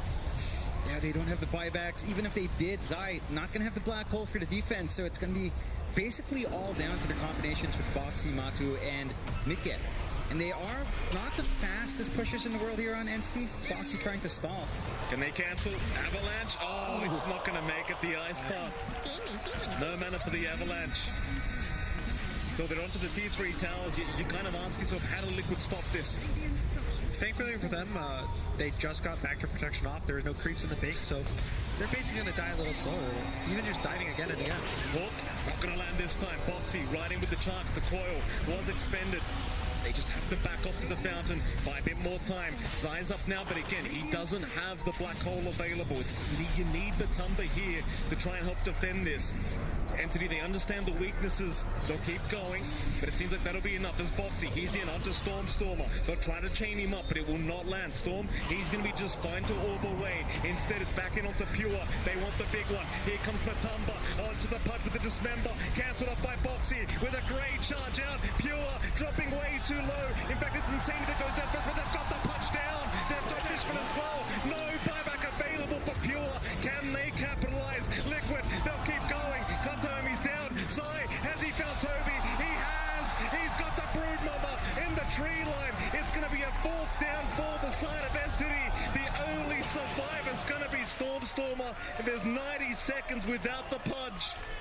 Massive win. And it looked really bad for Liquid as well, almost to the point where they might have lost their access. But as you said, Gunnar, backdoor was still there. They managed to stall Boxy's little play charging forward, buying enough time for them to even find this opportunity. Here's the scary part. How long will it take for Roche to spawn? If it's a fast Roche, they'll just get it for free, and then the game will be in Liquid's hands. So a minute, at least Entity has the chance to all respawn and be able to fight again, but as we watch the replay. It's a crazy replay. And they stuck around a bit too long, maybe. And it's just Boxy, right? He's just constantly charging through these team fights. We saw a great Dismember on Matumba, but it just didn't matter because Boxy's always ready with the charge. You'll see it here, I think. There it is, charge immediately. Just no chance to just hold on to the life stealer. And you've got to argue, I mean, Boxy, he's doing so much work in these fights. He really is. Again, even down to what he's trying to do on the map, stalling out the pushes, dragging out the creep waves from the tier 3s, providing so much time for Liquid to kind of regroup up. And Entity, they're not in a bad state. They just kind of have to rebuild, regroup, save up for buybacks, or hold out for buybacks, especially on Pure. But that will eat into the Aegis or Roche timing here, as it is starting to tick down. Liquid has good control over the pit area. And this is the big one, right? This is the Roshan that kind of dictates what happens next. Yeah, now it's been long enough, so they have Black Hole again on the side of Liquid. Liquid kind of has everything right now, and they don't really have any buybacks, so they have one life on all of their heroes. Look at the win probability right now. Look how close this game is, 50-50 right now between these two, I believe it is. It's kind of insane how close it is. A Stormer. Charge is there. They're going to move right in onto the Jakira Matamba, trying to get the damage off the Dream Coil. Going to lock down 3, but they don't seem to mind. They'll keep going. Pure, he's waiting for a hook opportunity, but can't quite find one. Matamba, he'll pop the BKB. Pure, trying to move in. Hook, not there. Boxy, just ready with the charge, just in case. It's Kataomi now with the toss back, trying to gift the hook over to his punch. Matamba, still running with that rage available. He just wants to get out, go for a reset once again. They got the buyback out of the Jakira, and that's all they seemingly wanted. Yeah, but they used the Black Hole there from Zaya. It's not going to be available. Black Hole BKB pop didn't catch anyone out. Entity might have that opening for Roshan if they decide to play their cards right here. Yeah, their Roche isn't that great. They don't really have like a carry, right? That's going to take the Roche. Even the Brute doesn't have the build to just kill Roche on his own. So they're probably going to look to take a fight and play off of the fear that Liquid thinks they might Roche. They're going to try to play off of making them force a scan, and maybe they think they're in Roche, and it's all about the kills now for Entity, whereas Liquid just wants to stall it out and play for the Black Hole. Here we go. Roshan gets started. Entity, they've got first dibs. Seems like Liquid nowhere near the Roshan pit, and perhaps without that Black Hole up, they don't want to try and force the fight. Just have to let this one go. Entity will happily take it away. Liquid, they'll have to sit back and just watch. Shards up, Aegis up. Happy days for Entity. Still, this game is just too close. Has been killed. It is very scary, both teams. I don't think any team is very favored right now. It's only 4,000 golds, 40 minutes in the game. The biggest thing is probably going to be buybacks and location of the fight. So Matu's about to hit his buyback. He'll probably choose to save it. Pure is not going to buyback for 2 minutes, but thankfully he has the Aegis. And there's very limited buybacks right now. It's pretty much just Mickey and on this Mickey and Matu right now for Liquid. And that could be the breaking point, right? Like, we saw how scary it was when Pure died back as well. It gave a big window for Liquid that they just didn't manage to fully capitalize on. Gonna have to just wait for that reset on the Black Hole, as mentioned.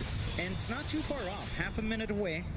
Issue is, with 2 lives in Pure, that can make things a little bit tougher.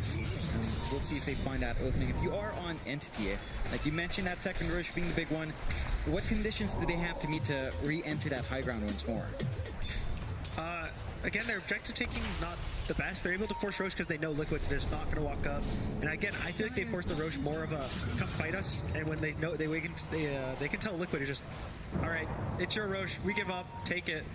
But they're not really going to do that for the base. Enigma's going to be able to defend. Ember's going to chain Slight. So it's kind of hard for them to ever actually force to end the game. It's always just about the kills. It's always just about finding them, getting that one kill. Once you get the one kill, then you can go the high ground. But until then, it's a lot of walking around and trying to secure the map. It certainly became a lot easier to find that one kill. Stormstormer, he's got the ninja gear now, so just having the smoke on himself throughout this game, just able to find those pickups if they are hanging around. We'll have a look around the bot lane, but won't be able to find one. In the meantime, Boxy, he's finally got that Axe up on the Spirit Breaker. Let's see what that can get done here for the teams. And obviously that we've seen how effective these charges have been throughout these engagements. Suddenly, Boxy, he's going to have a very, very low cooldown stun just constantly throughout these fights. Just seems so important Liquid trying to utilize this off the Spirit Breaker. Also, you can use it on the Pudge while BKB without having to find a different target in the fight, so a lot easier time of choosing where to charge and how to fight. I think Entity might actually just wait for the Pudge buyback. It's up to 400 gold, 20 seconds, and then at least they have a fail-safe. They lose the fight terribly. Boxy invested up. They're going to find the punch. There's no buyback available, but they've got the Aegis. That's the first life gone. Can they find a second, though? There's the black hole available with the BKB holding down Pure onto the high ground, though. Pure, he's still going to drop. That's what they wanted. Liquid, they'll keep moving forward. They'll find Toby now. Fishman, he'll go down to Mickey, who does take him out. Toby, can he get away? He's stuck on the low ground. He's gone. Oh, Liquid, they might be doing something special here. Kataomi, he'll try to rub a Foxy. Will lock him down once again. Yule Scepter up. It's not going to matter, though. They'll chain him down. Can they get the team wipe? Stormer trying to escape. In fact, they don't even want it. They want to go for objectives now. Into the mid-tier 2 tower they go. There's not many buybacks available. Oh man, it looks so difficult, but they just focus all in on Pure, managed to work out the 2 lives. I thought it might be a really difficult fight. You have the level 25 on Stormer from a while ago. BKB piercing, Dreamcoil didn't even come out. The Ags usage of Boxy just insane in the middle of these fights. I got really scared for Liquid. The black hole pulls Pure to the high ground. Matu's stuck in the low ground. I thought he might not die, but thankfully he goes down, and the fight just kind of breaks apart from there. Here we go, they're onto the high ground now. Keep in mind, Mickey's got that Science of Vice up, so even more control now on the Ember. Things are looking so tough for Entity in this game number 3. Liquid suddenly so close to pulling off the victory they've been looking for. They're onto the top lane. 1 racks up. Entity, how do they defend this? It's so tough. They're saving their buybacks. They'll use the Glyph instead. They'll buy a bit more time. Stormer just preparing to initiate. They'll try onto Matumba, but it's a bit of poking and prodding for now. Coil committed as well. Maybe a little bit early, but Kataomi could think about the toss back. Rage is there, however. Matumba, he's going to be just fine. It seems like they're going to go back and address the bottom lane instead, as it is pushing in at the moment. Yeah, the Coil's not too long of a cooldown. They don't feel bad, and at least they force him away, right? They lose one side of racks. It's not the worst. They don't force any buybacks, and now the game slightly in Liquid's favor. Entity still, they can take these fights. They can still destroy the life stealer, but now it's scary. You know that your Pudge is killable. Every time you know you're this really tanky hero and he feels vulnerable, you just lose so much of just mental pressure that you have on the enemy team. Zania, okay to TP up. Liquid back onto their high ground. 1 racks up. It's still anyone's game. I mean, it's a 6k net worth advantage, 34 to 27, 45 minutes in, but it really just feels like anyone can pull off this victory. Just one decent team fight. No buybacks available, and suddenly you're in trouble. I think the one thing that makes this difficult for Stormer now, you've got the full Hex up on Mika. He can just come in, get that instant control the team needs. They're not under as much pressure for Zai to actually land that black hole onto the pop. As we've seen before, you land it on Pure, it's a worthwhile target as well. And Mika can just do what he needs to do in this game. Maybe only slot left is that Orc Corrosion to swap out, otherwise you're starting to get fully slotted up here. Boxy, he's the real menace. Yasha up, Woody Axe, and he charges like a madman, the cooldown so low. They have to watch that combination. At this point, Matumba's more than happy to just stick around with Boxy now. I think Mickey has done an amazing job this game. He had a really rough early game. He goes for BKB, and he struggles to get there. But now after BKB, he goes for the Kaya Sanj, he goes to Ags, and he's just done so much in these late game fights. Just this itemization just kind of is enabling them to take these fights later in the game. Especially the Sheep, I think, is going to just wreak havoc in the fights. We go. Triangle, it's Boxy, just going to go ahead and adjust the creep wave. Stormer, oh, that's a big one. Texas out, they'll lock him down, but do they have any follow-up? They do not. Not for now. That device just so scary for the puck to have to play against. Sure, you've got the A on disc, but even with that, once it's down, it's just too frightening here for Stormers. They will show mid lane. Boxy going to charge right in onto the Jakira Matumba. No fear in the world, but Pure, he has the shards up. Pure eat away. Yeah, just now popped though. That's Stormtrooper's one saving grace in the fights. Can they keep going? Seems like they might. Liquid hanging around, but they don't have the vision. They'll head back. At least for now. Yeah, they managed to bait out the Dreamcoil once. Boxy, they want to try and go. Hook is there from Pure, trying to relocate this Broodmother, but they've got the Malefice. Herbie's in big trouble, but there's the Eat again. Out, Black Hole is there from Zai. He found the punch. Pure, he's in so much trouble. Boxy with the charge again. He's going to find the pop-one punch. Buyback is there immediately. Entity, they need to be so careful. This game, it's falling out of their hands. Liquid, they'll fight down, but buyback immediate as now they jump in. Dismember is there, but no, the charge. Boxy, he hasn't had enough yet. Matumba onto Pure. It might be a tieback, it will be. They've got the punch down. Entity on the chains out. Mickey, he'll lock down a couple more as Zai. Gonna move in. They've got one down. They've got Mickey down, but they need Matumba. He's the big target. Mickey, who'll run it back forward. Entity, they are not giving up yet. They want to keep fighting this one out. Buybacks have been expended though, and that'll mean Liquid are the ones that need to try and find the fighters. There is a charge. Kataomi, he was the target, but they do cancel. So Pure's down with that buyback for basically a minute and a half right now. Can Liquid capitalize? They stole the Black Hole too. He has a refresher, he popped the refresher, has a second one ready, and there's no buyback for the Pudge. Like we said, he just died back in the fight. The buybacks for Liquid didn't feel amazing. The Ember and the Spirit Breaker are both forced to kind of buyback, so now Entity, you know, they can look at this as a win condition, but as of now, it's looking really scary. Yeah, they can just aim for the high ground, threaten with that Black Hole, and if anything comes up, if they don't feel safe, there's always the Roshan in 20 seconds as well. Not the longest respawn to wait for left. That's Matu. Gonna go in, tier 3 tower, maybe under siege, Boxy. They'll get stopped by the ice path. And they go the tier 3, more important is no, never mind. They want Fishman with the toss back. Mickey, he just brought back. Charge again, Boxy. Gonna buy a bit of space. Now the Black Hole! Zai, he'll hold down a couple. They've got the pluck. Stormer, so much trouble. He's gonna go down. But he does have buyback. In we go again. This will be the final lives here for the side of Entity. Is Liquid. They'll find a secondary Rax. Do they want to go for a third right here, right now? They've got 30 seconds without the punch. It's so hard. It feels so hard to defend. Matu just does way too much damage. He has the full Abyssal finish now, too. They can't kill him. He kills them by himself. And what does MCD do versus him? Yeah, they still have a little bit of a window to go Roshan if they want to, although Respawn is coming out on Pure. But they have to repair these lanes. Not going to have an easy path outside for Entity to kind of contest. And they're going for it. Matu straight into Roshan. Free Axe along with a cheese now on Roshan number 3. And a double damage. And a double damage every single time there, Mike.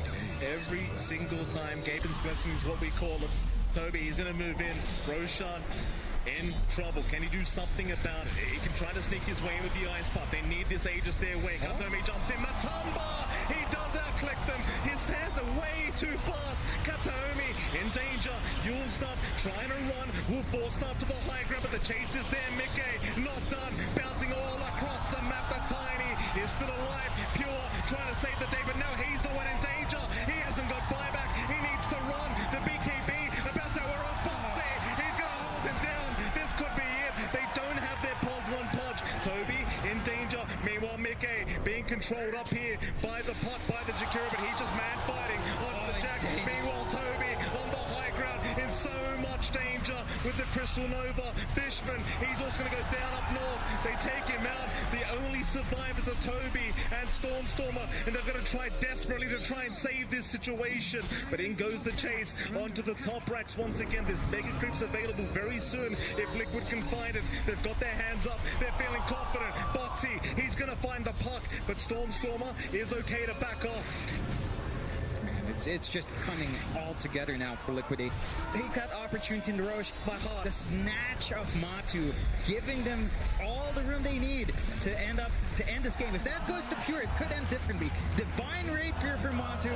Doesn't feel necessary, but they'll just reach the end of the game a lot faster. They want to put a little in this game right here, right now. Tier 4 towers under siege, hardly any buybacks. They've got to try and fight this one Entity. It's just such a tough ask, such a hard defense. Liquid, men's of business. They'll keep going for the T4s onto the Ancient with the Divine Rapier. There's no way to stop them. Liquid, they'll be proceeding through the GG's call.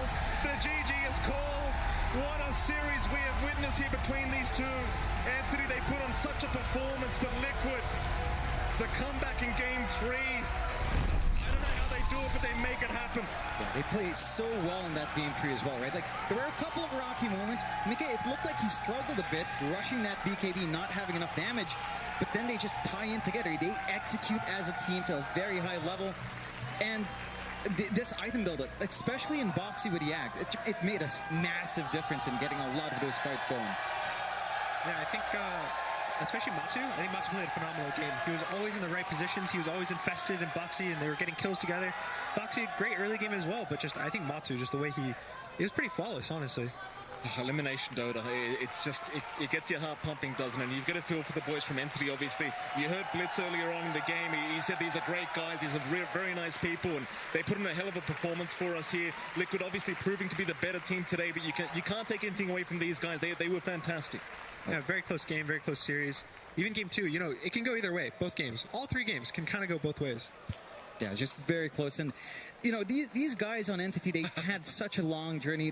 Their first match being the longest in TI, of course, in the playoffs. And for them to just show this much improvement throughout the year and perform so well, I think these guys should be proud of themselves. They don't manage to get as far as they'd want to, but they still do really well here in TI. Kind of proving a lot of people who doubt them wrong. Absolutely. I mean, it's an experience, right? It's a learning curve. And next year around, next time they come here, you could just bet they're going to be way better. Yeah, it's also a lot of their players I think it's their first TI. So just Emotions. Some nerves, some emotions, and just good Dodo's play today. Good sportsmanship here from the Entity boys, just shaking their hands, giving hugs. With that, we are going to head off to the panel, see what our panel do think about this series overall. Welcome back to the panel. Yes, we're actually beautiful moments on the screen there. I really feel that Blitz and Insania were talking to Stormstorm, who was like, you guys played amazing. We're sorry we knocked you out, but of course, Liquid move on. Matu doesn't have to retire today, which is good. And I'm joined on the panel, of course, by Teacup, Lizard, and Sheepo. What do you guys make of the game? What a back and forth, right? The lane started, Liquid were doing such amazing rotations with the Ember Spirit, getting him super involved and owning, and then it just kind of swung back. Entity had this Broodmother that was able to push a tier 2 pretty much uncontested, and it really closed the map off for Liquid for a while. And it always happens like this when you have one offlaner Enigma, another Brood. Like early on, Brood definitely takes over. Like she can pressure a bit earlier, a bit better. But you know that eventually, if the Enigma isn't countered, actually Enigma will just destroy everything with the black holes. Gender's an enigma. Enigma. It's an enigma. Yeah. T, what have you got to say? Spirit Breaker. Moo, like absolutely beautiful stuff from Boxy. His task in the previous game started well. Of course, it didn't go so well. But this game, we got to see him get the Kaya Yasha. He had the Ags, the BKB. He was just in the face of his opponents, just really driving Liquid throughout the game. And Matumba Man, he's finishing the game 14-1 and 14. He has a 669 GPM, like it's nearly a flawless game just playing behind Liquid. He had one death, and that was one full black hole committed only for him. And because of that black hole, like later on the black hole was committed on the Pudge, so they killed him together with Matu. But later on, that's the one that Matu got because he overcommitted. They didn't have the black hole. Yeah. Don't worry. There was so much going on in this game. It really was. It looked like Liquid were in a nice position.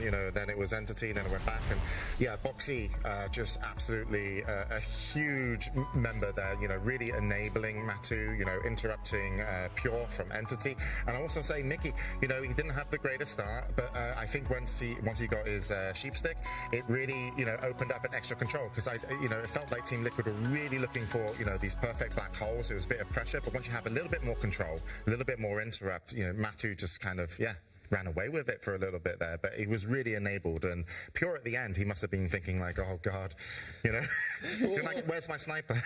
Yeah, I mean, he wishes he was playing the sniper because in the Pudge, he's there, like the Brood's getting jumped on, he's using his ultimate to save the Brood, he's then BKBing, then dying, and it's like, wait, I'm the carry, I'm doing all this to save my hero. It was just, an unfortunate result at the very end for them. It's amazing that they went as far as they did in this game because it's so difficult for pure position 1. You're playing into an Enigma, there's a lot of overtime damage, then you're playing into a life stealer as well, who's just eating through you. But what do you think of Entity's performance overall? This is still a fantastic TI for them. I'm so happy for them, like being these relatively newish players to the scene here, coming out and having this type of performance at TI. They weren't just eliminated straight away. They made it out of groups. Like I think everyone had really high expectations for them, and I think that's kind of hard. If it is your first TI, having people say, "Oh, they crushed the qualifiers, they're going to destroy," right? That's pressure on your shoulders, and being able to deal with that and perform well is a high task to live up to. And I think they should be really happy for their first TI. I think they are. Like you can see, they definitely garnered a lot of fans, I'm sure. So Entity, a fantastic tournament. Unfortunately, they will be leaving us today in the lower bracket. We will be going to the upper bracket momentarily, but before we do, it's going to be an interview with Casey and Tumberman. Matu, I am so happy that I get to talk to you right now. How are you feeling? I mean, obviously, after a win, you feel good. It was a little bit nervous games for our team. I mean, we have a lot of players that haven't played that many TIs, so it's always a bit rough to get like the best out of our players. But this time, I'm glad we pulled it through even after a shaky play. You've been to TI before, you've won TI before. I know this TI has to hit a little differently for you since you have said that you're retiring. How are you approaching all of these games with that mindset? I mean, for me, it's a win-win situation. Like, I get to play my last TI. I mean, it was a struggle to even get here. I'm not even sure if you're supposed to be here, so I'm just happy I get to play the games. And after this, I can just like, to be honest, no matter what happens after this point, I'm just gonna be happy and enjoy my retirement days. Huge cheer from the fans here. What do you want to say to them? I mean, thank you for supporting us and all the good stuff always. What do you even say in these situations? I know, right? I mean, it's really heartwarming to have loud cheers of your own name, and especially when it's my literally like last event. Any game, best of 3, I'm gonna play on that stage. It's either gonna be my last one or I'll have a next one to play. Yeah. Congratulations. Thank you so much. Back to you guys. Thank you very much, Casey. Yeah, Matumbaman there doesn't have to retire right now, even though he's dressed a little bit for it, but his boat is going to stay in the docks because, you know, his retirement plan is to just sail around the world and visit friends that he's made over the course of his career. I mean, that's why he grew out the beard. Last time he was just chilling on his boat, he grew out the beard, and then he got called up to play again, and he came back. So yeah, hopefully we get to see Matu's big beard in the future too. Hopefully we do, but what we get to see now is another game, and we're going into the upper bracket.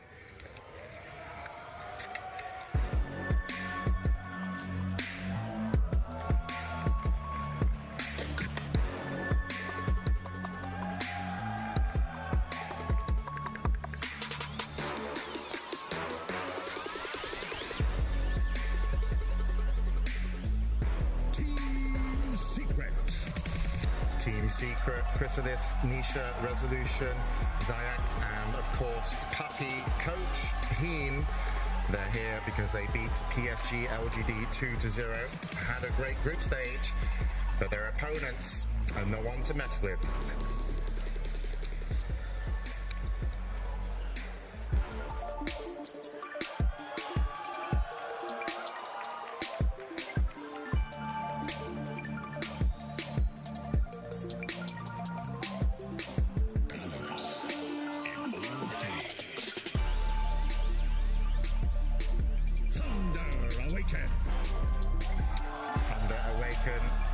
The South American team from Peru that have made it all the way so far to the upper bracket semi-finals.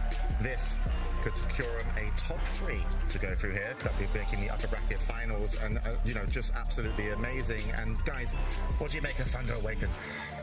Again, it's historical already, right? Like for the whole region, ending up top 6, being in the upper bracket at this stage of TI, that's already historical. Everything else from this point onwards is cherry on top, just like for Matu and his games. I don't know, they've gone into the booth going, well, this is just a bonus. 100% bonus super, come on, please, it's pretty easy now. It's like, we've already done it, you know. But like, to be here is amazing, yeah. And Team Secret, is, we kind of highlight some of the players going, I don't know that one. Oh, it's Puppy. Oh, I needed the name tag. I don't recognize him. It's scary though. When you Why does he look the same as when I met him? He actually looks maybe the beard it disguises him, the little trim around the lips. It's a good disguise. But no, Puppy, when you think about his career so far, all of his pro games, he's played 2,307 games of competitive Dota. The sum of Thunder Awaken's players, if you ignore Matthew, just the 4 new guys who've been playing for around 2 years, is only 1,822. So 4 players on Thunder Awaken don't even equal 1 Puppy in regards to competitive experience. That is like that's like that age-old question: would you rather fight 1 giant Puppy or 500 Peruvian Dota players? It's like, oh. I don't know. I don't even answer that one. It's actually both very scary. I would fight a giant puppy. Yeah, a giant what? You'd rather fight a giant puppy? Hell yeah. I mean, like, Puppy said himself that it feels like nowadays the old players are the ones that have to adapt to the new players. The new players, they don't have to adapt to the old players, right? With all these new ideas that are coming in, everyone talking about how cool like Amar is and his new style of offlane. There's so much new Dota and new styles coming in that, honestly, props to Puppy for being able to come this far in TI and attend every TI and being able to keep up with these different changing trends. And to your point, the way he's been able to do it every single time, he's a position 5, he's a captain, but he brings in the new blood, he scouts them out really well. And then kicks the old blood. Well, let's focus on the positives. Hey, I'm just saying.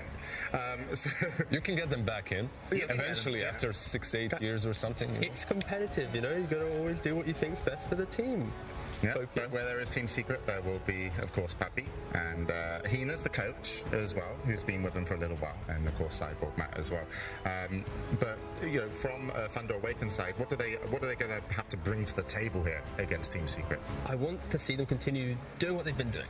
High-paced Dota, confidence and pressure. They are currently holding out multiple records for this TI with highest average kills in Bakaz with 10.5. No one's even close to him. Like, they're a couple kills away. What's second? Second's Dark Margot with 9.5. He's on the same team. He's on the same team. Who's third? That's Tundra Skidder, also down there in the low 9s.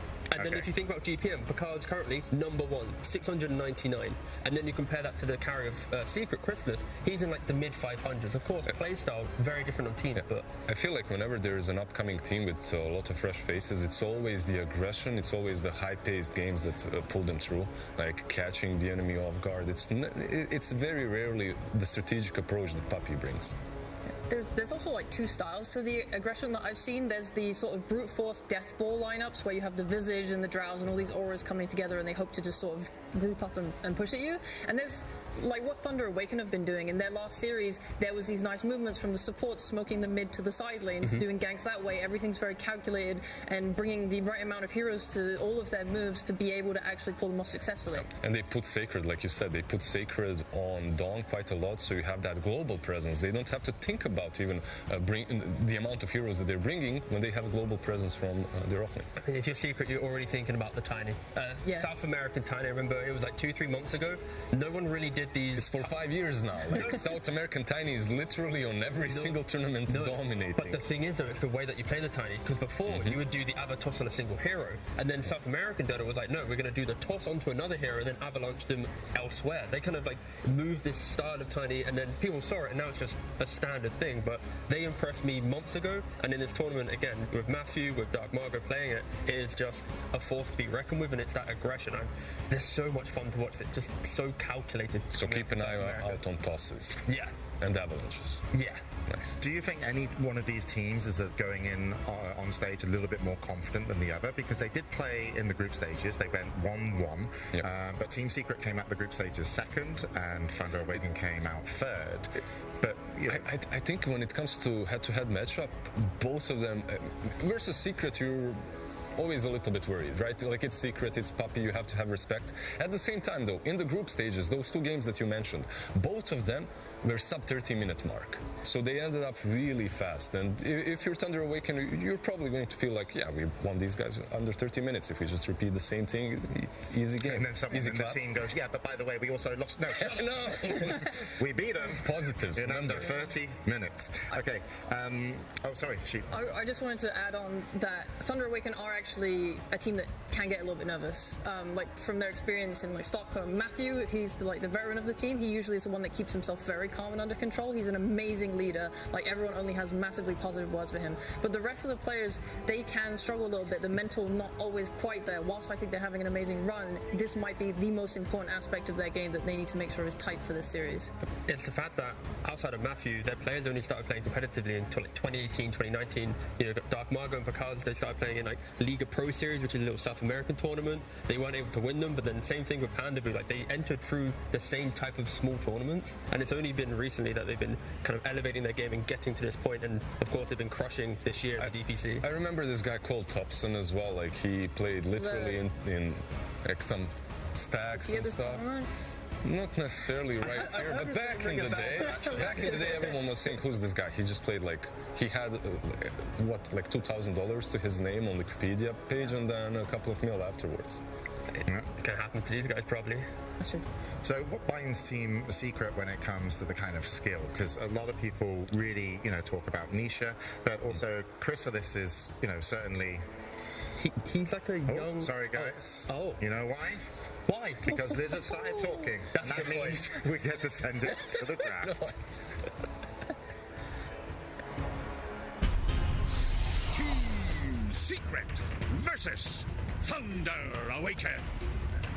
Game 1.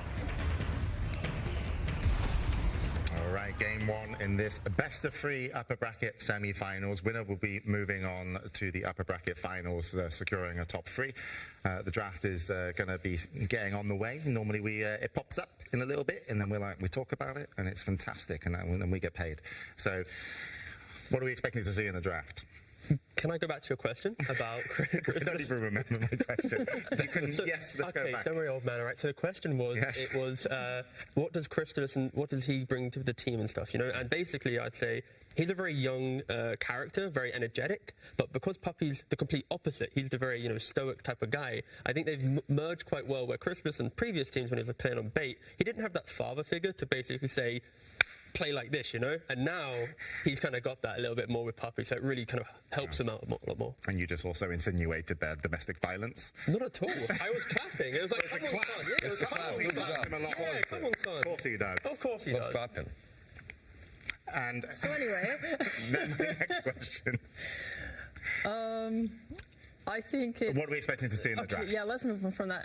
What are we expecting to see in the draft? Like T said earlier, Tiny is something... I think Dark Margot is very much a hero specialist. He has a very small kind of pool of heroes. He can play others, right? But he has heroes he's very comfortable on. So I think taking that out will stop him from being able to make the space for his team.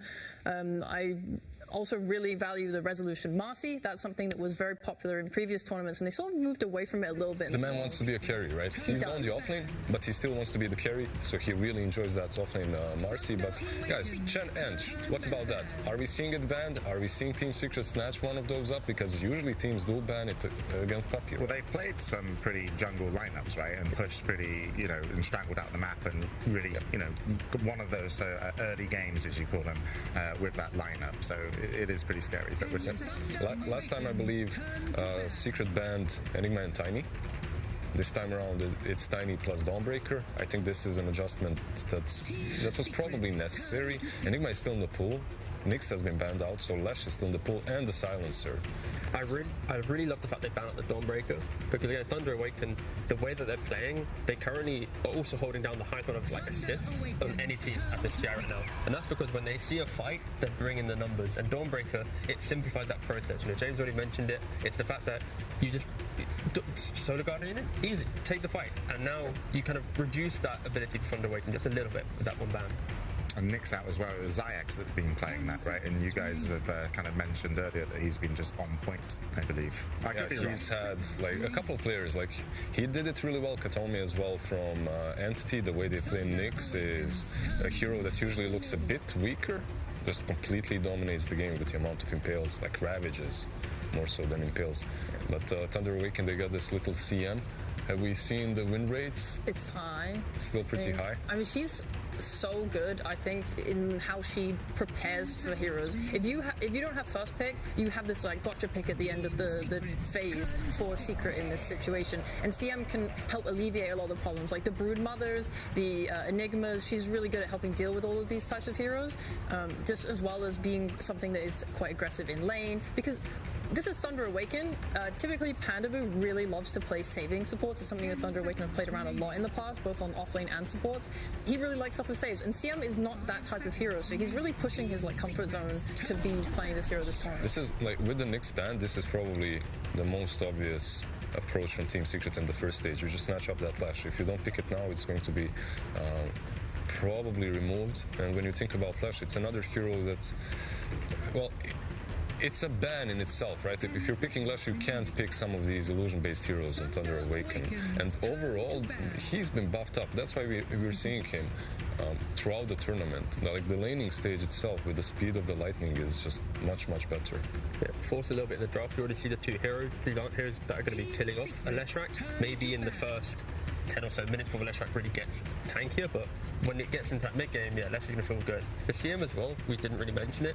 Crystal Maiden is one of the best position 5s to deal with a core Marcy position 4 Marcy, because inside the laning phase, it's about being, attacking, melee, and since Crystal Maiden with the minus attack speed on your Nova, the Frostbite, you really just break down what Marcy wants to do in the laning phase. So if you pair it with the correct carry, you can already give Thunder Awaken an advantageous side lane. And they played some interesting carries with the Crystal Maiden, something like a Bloodseeker, something that's really strong in the laning stage, as long as there's fighting happening across the map. Because Marcy, this is, I don't know, you're telling me Crystal Maiden is going to do something.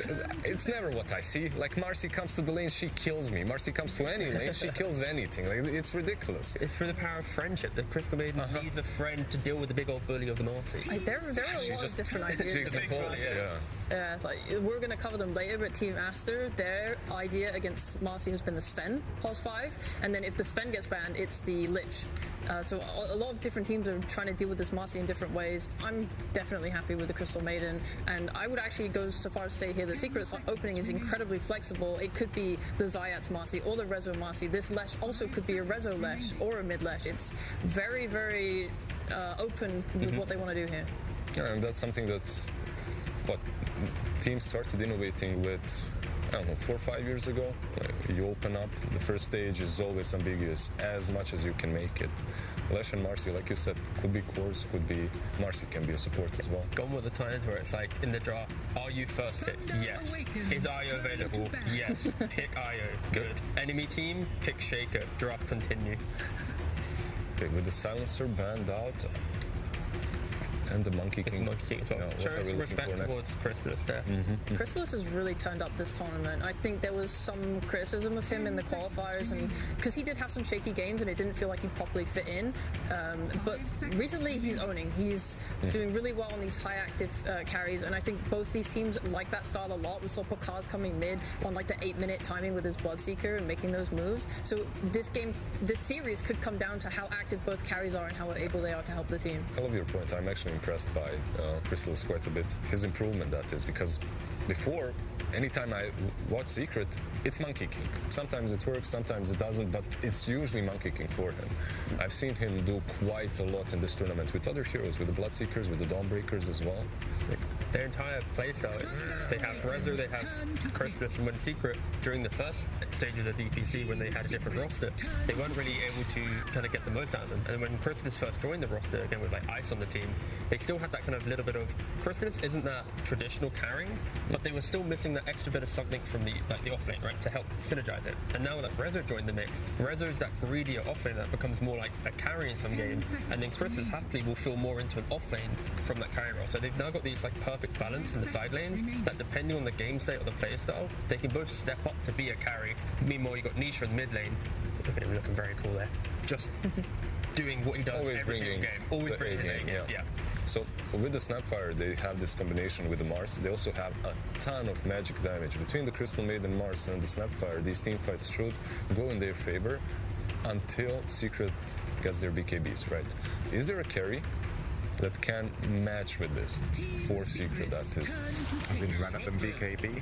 I mean, Chrysalis has played Bloodseeker. Yeah, Bloodseeker banned out, Lifestealer banned out as well. If Anti-Mage was a hero, then he'd be pretty good for both teams right now. With the Disruptor, one good thing that you get is you have the Static Storm on top of the Mars Arena always. So the place where they want to set up, you can set up the Static Storm as well and kind of negate the effects that they're bringing, at least until the BKBs are up for Thunder Awaken.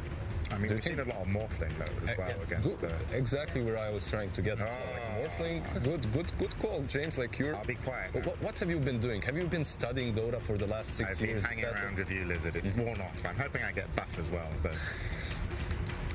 Need to join me at the gym for that. But that's true.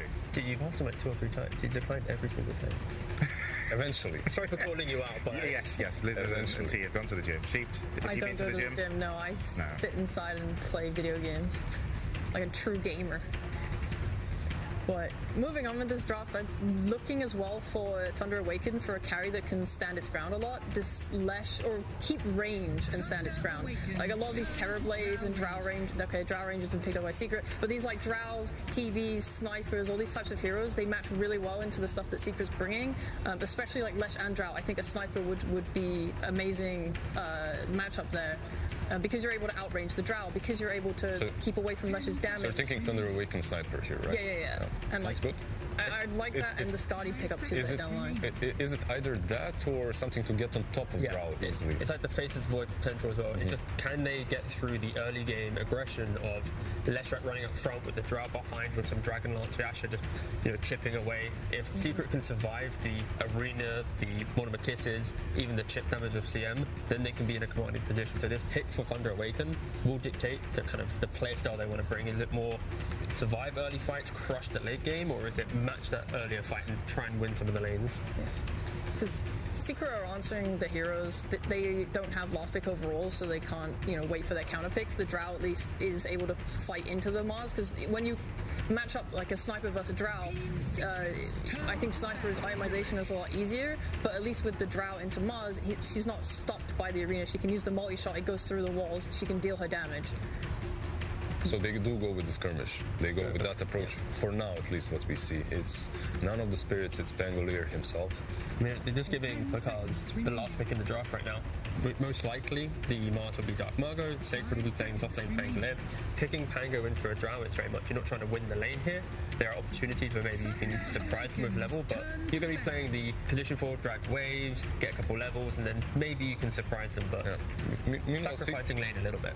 Meanwhile, Secret's just banning out the Spectre, one of those old-school counters to the Drow Ranger. No matter how far ahead you are, eventually if the Spectre gets items, you're kind of done. Lizard, what do you think about the lanes for Secret? Because I'm scared of a Drow Disruptor lane being potentially really weak to being gone on by the Snap Mars. I'm not so sure. Like I'm a big enjoyer of Disruptor Drow overall. Yeah, because of the Mars might be mid as well. Oh yeah, if it goes. Even. I mean, it could. Yeah, you're right. No, if it Mars. Yeah, you're right. Sorry, how does my brain for a loop. Yeah, it's flexible. It's hard when they pick multiple. The same thing applies for, let's say, Snap and Pango, in my opinion. You just have the Thunderstrike. It gives info to Drow Ranger to continue hitting you, even if you try to juke through the trees. So overall, I really enjoy playing that duel. How would Morphling look for Thunder Awaken here on lane versus, say, a Marcy? But it's possible. The way Drow's ulti works against him might be a bit of a problem, but overall doable.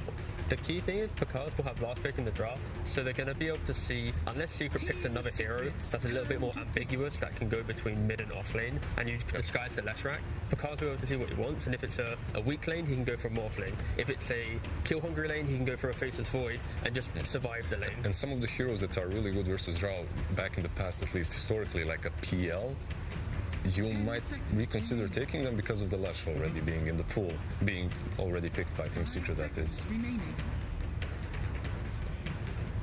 Thunder Awaken think the last pick anyway is going to be the offlane. They're banning out the best hero to pair with Marcy to crush the lane, and then they're banning out a hero that would just be able to kind of just stand up in front and prevent that aggression of Thunder Awaken being the Tidehunter. So in regards to Rezo's picks he's played so far, he's played Silencer, Brood.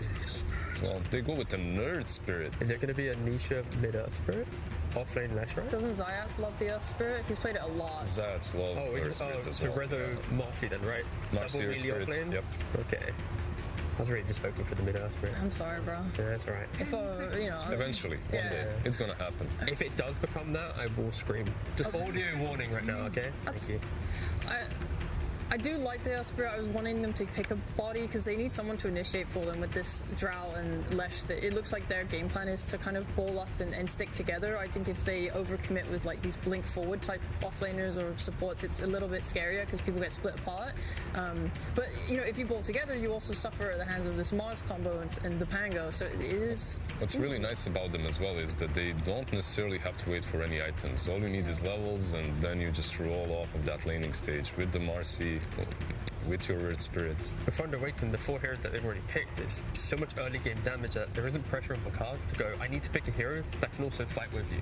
When you have Roll Up, you have Arena, Mortimer Kisses, this will be able to take fights long enough, or at least go even on resources required to go even or win the fight for Secret, that the carry of Thunder Awakened isn't going to get challenged. So are you feeling like a 30-minute mark skirmishes constantly, and they go with the James? Yeah, exactly. This is what I mean. It's like they've already covered themselves with their first picks, that they can be as greedy as You don't have to explain to me, T. I know. I know exactly what you mean. I wasn't explaining for you. I was explaining. Please, can I? James, please go ahead. Would you like to wrap up the panel? I'm not going to wrap up the panel. You guys, final thoughts. Final thoughts, team. No, can we get your final thoughts? My final thought is I'm excited for Game 1. And my final thoughts, I'm excited for Game 1. Lizard, how excited? I'm very excited for Game 1. And for some actual analysis, I think Secret really want to just chase heroes down with this roll and glimpse back onto heroes from Thunder Awakened. So I think a lot will go down to who has the early game momentum and like these early game skirmishes with supports coming mid for runes and fighting a lot. Sorry, Sheep, I wasn't listening. Did you say you were very excited for Game 1? I'm so excited for Game 1! We're ready for Game 1 here. Team Secret versus Thunder Awakened. We're going to send it over to Cat to bring you the game. Yes, we're very excited too, and there's a reason for that. David versus Goliath, it's a common overused trope in competition, but here it fits because there's no greater Goliath in Dota than Puppey, both in stature and experience. And you would be hard-pressed to find a more fearless David than Thunder Awakened, right? Puppey's been the Goliath at every TI, right? There's a reason he's the last 11 TI man standing. And yeah, I've been playing against this Thunder Awakened squad for many years. Going back 4 years ago when they had no accolades, they didn't care what anybody thought about them. And now that they have a couple under their belt, they definitely don't care. These guys show no fear and they play like it all the time. Somebody's going to die in this match, I'll tell you that much. Oh, yeah. I mean, Thunder, they already are they're the killers, right? Of this entire tournament, they're the team that is going to run at you and kill you over and over and over again. It's gotten them top 6 already into blowing the South American previous placements at TI out of the water. If they can go to top 3, holy crap. I cannot wait to see what happens in this match, because no matter what it is, no matter what the outcome is, you can guarantee it's going to be a goddamn bloodbath. Absolutely. These guys grew up in the region where the killers shine. They don't know anything else.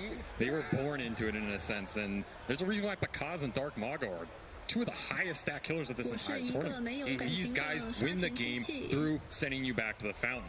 Objectives be damned sometimes. They're coming for the blood. You have to be prepared if you're Secret, and if there's one team that can prepare, I mean, it's got to be the mastermind himself. You've seen Heen with the drafts the whole event. They're clicking on all cylinders. They got the Zayats, Earth Spirit that has been extremely dominant in these route you situations. So Thunder Awakened dive too deep to get caught off guard in this game. Suddenly you're in a situation where Disruptor and Earth Spirit are chasing you down. The killers become the killed. Script can get flipped real fast. Now, you were telling me something about a little bit of interesting stat about Secret and Thunder. Thunder, they have these killers, right? You're talking about, you know, between their mid and their off lane, bunch of killers. That leaves their carry to just become a beast, right? This is a team built around their one position. Going back those old 4 protect the 1 days. Well, it's 4 kill for 1. But because he's soaking up pretty much the largest percentage of net worth per team of any carry at this event. And then on the flip side, Crystallis is down there at pretty much the lowest. So you have a dichotomy here where Thunder prioritizing their one position, playing through Bakaz. In Secret, Crystallis has had to take a step back because, again, they're playing more through Nisha and Rezo. And Rezo's a carry player himself, so he's used to getting a bit of net worth there, but it's a very interesting dynamic. And, I mean, these drafts are set up to do that, right? They picked this drought earlier. They're setting it up for this Leshrac to really shine and carry in this 30 game. seconds to battle. Very strong BKB timings for Secret as well. A lot on this Morphling shoulders, and every time I've said that, Bakaz delivers. Oh, he certainly does. We're going to start setting up for the bounty runes that are coming in. You can see both Thunder and Secret are just going to be holding around the mid lane. We'll see if we get any early first blood action. But is there a particular hero that you're looking to shine on the side of Secret? I think it's Zayats. Right? It's got to be this Earth Spirit. He has so much of their catch control, especially going in those mid-late game fights. Earth Spirit, if he gets some early kills in the laning phase, is a vastly different hero. And then if you can get to that BKB, he becomes a beast, right? You have to be able to get to these timings, though. Otherwise, you roll in and you're gone. So to me, it's really about how much Zayas pops off in the early game and gets to his item timings. It's really what's going to enable Nisha as well in this game. He can run in and be that frontliner, tank some stuff up, but he needs someone else to go in with him and help provide the control. It's funny how we talk about Rezo being kind of a carry player, and he has certainly had some incredible carry performances at this tournament from the off lane. But at the same time, he's also had some performances with Zayats where they're just running around together. It seems to be, I don't think I've ever seen a duo of the 3-4 that is more tied together than Rezo and Zayats. They seem to be just hand in hand, running around, killing things nonstop. Now, when it comes to lanes, they didn't actually set it up that way. We can see Puppey playing the Disruptor. They didn't want to do a double melee setup. Instead, they have Zayats paired up with the Drow Ranger in bottom lane and the ranged Puppey here with Rezo, just to make their lanes a bit easier. Yep, makes sense. Running this double melee lane into the Morph lane, you're not going to be able to pressure him too much, and you're just going to feel bad over time, so at least Puppey can make some noise up here, get a little stuff done. And then you get this melee range pairing for the Drow, which is always nice for this hero. You have a body to frontline for and tank up some spells. That's the name of the game. And this is going to be a pretty fast early game for Thunder. Whenever you play this Mars mid, you are really looking to up the tempo and take the fights around the runes with the early arena. You have this offlane Pango, who's another very strong skirmisher, especially when paired with this Maiden, who also went in the offlane. Kind of a throwback to that old 4-position Maiden meta. Of course, Pandamu is still bringing it up. Very high damage supports for Thunder Awaken. Snapfire Maiden on the back of these two skirmishes. Yeah, at the same time, though, these two team fighters, they're in a lane matchup where they're a melee hero up against a ranged hero that is going to abuse them. So we'll definitely have to keep an eye on both their CS and their net worth to see how they walk away from this laning phase, because I imagine they're going to have to be blown through some regen just to stay in. All about the early level advantage for these dual lane skirmishes. Matthew going to lay into Puppey here a little bit in the river. I mean, he has the move speed advantage. Oh, yeah. He should just be able to run him down here. Puppey, at best, you can try and maybe swerve into the Roshan pit and hopefully deny that first blood. He's going to pop the Fairy Fire, pops the Sal, draws the aggro, gets the Sal canceled. A bash comes out. That's a little awkward. Oh, Matthew times it very nicely with the cookie. He had that one in his back pocket, pulls it out, and gets the first blood. The tip on top of it as well with the voice line. He was thinking that all the way through. Had plenty of time to think about it. And very nice start for him. Again, that's your 4 position in the safe lane. Matthew, he's shown on this Snapfire. It's a South American specialty. Absolutely destroy you in these fights until you get to those BKB timings. So yeah, you were talking about this hero early on in the tournament. You thought Sapphire was going to be one of the heroes that was going to be a bit more prevalent, and you said South America was one of the regions who played it fast. Yeah, this hero's just amazing in the mid-game fights. He scales as well. This new shard, I think, threw people a little off in terms of how the range interacts, but people are getting more used to it now. I wouldn't be surprised to see him pick it up this game. Again, the laning's pretty strong. A little mango smoothie for him. Yeah, regen it back up. Matthew just wants to keep that pressure up. I mean, because of having a totally free lane. Though he's not actually stopping Rezo from doing well in CS. They're pretty much even between the two of them, so that is the downside of chasing Puppey. You get the first blood, you enable yourself. You do give Rezo that one-on-one. He's had to burn pretty much no regen. I think he used one tango this entire laning phase. For a melee versus range 4 matchup, sure, Morphling's not the best at using early. Rezo's having a great time. And he's going to go for it. Kill. Jumps onto Matthew, and the damage being done with the Thunder Strike, and one last hit is barely enough for Puppey. You have to get the kill. Oh, and because of that, he's got a level 2. He'll pop the glimpse now because he's already morphing his strength, so he should be totally fine. But it's decent pressure added on to the carry. That right click, it definitely hit at the top of the damage range there. Yeah. Fairy Fire. I didn't think it was going to kill him, and I don't think Matthew did either. I was setting it up to be like, and he barely does get the kill, and apparently not. Yeah, you get a free trip to base, not the worst. Big question is going to be this 6-minute rune. It's coming up in a minute 30. Dark Mago is going to get the 6 here pretty fast. Doing a really decent job on mid, up in denies, up in CS versus Nisha. Yeah, maybe he's been harassed quite a bit by the ranged attacks from Nisha, but he's made up for it by being a melee hero, having higher base damage and securing more denies. So level 6, as you said, it's going to come in faster, and we'll see what kind of rotations are going to happen around that big time. I mean, I expect rotations here for Thunder. You do not want to give this rune to Nisha, and you really want to use this arena, which is going to be up around the same time. Again, you do not want to leave a mid-Mars on an island for too long.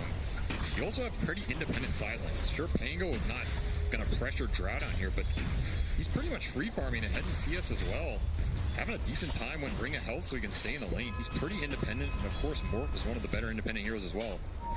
Again, Secret's just trying to weather the super early game storm here and get to their mid-game timing. It's up to Thunder to kind of accelerate the game. Looks like they want to make a call here to go on to Matthew.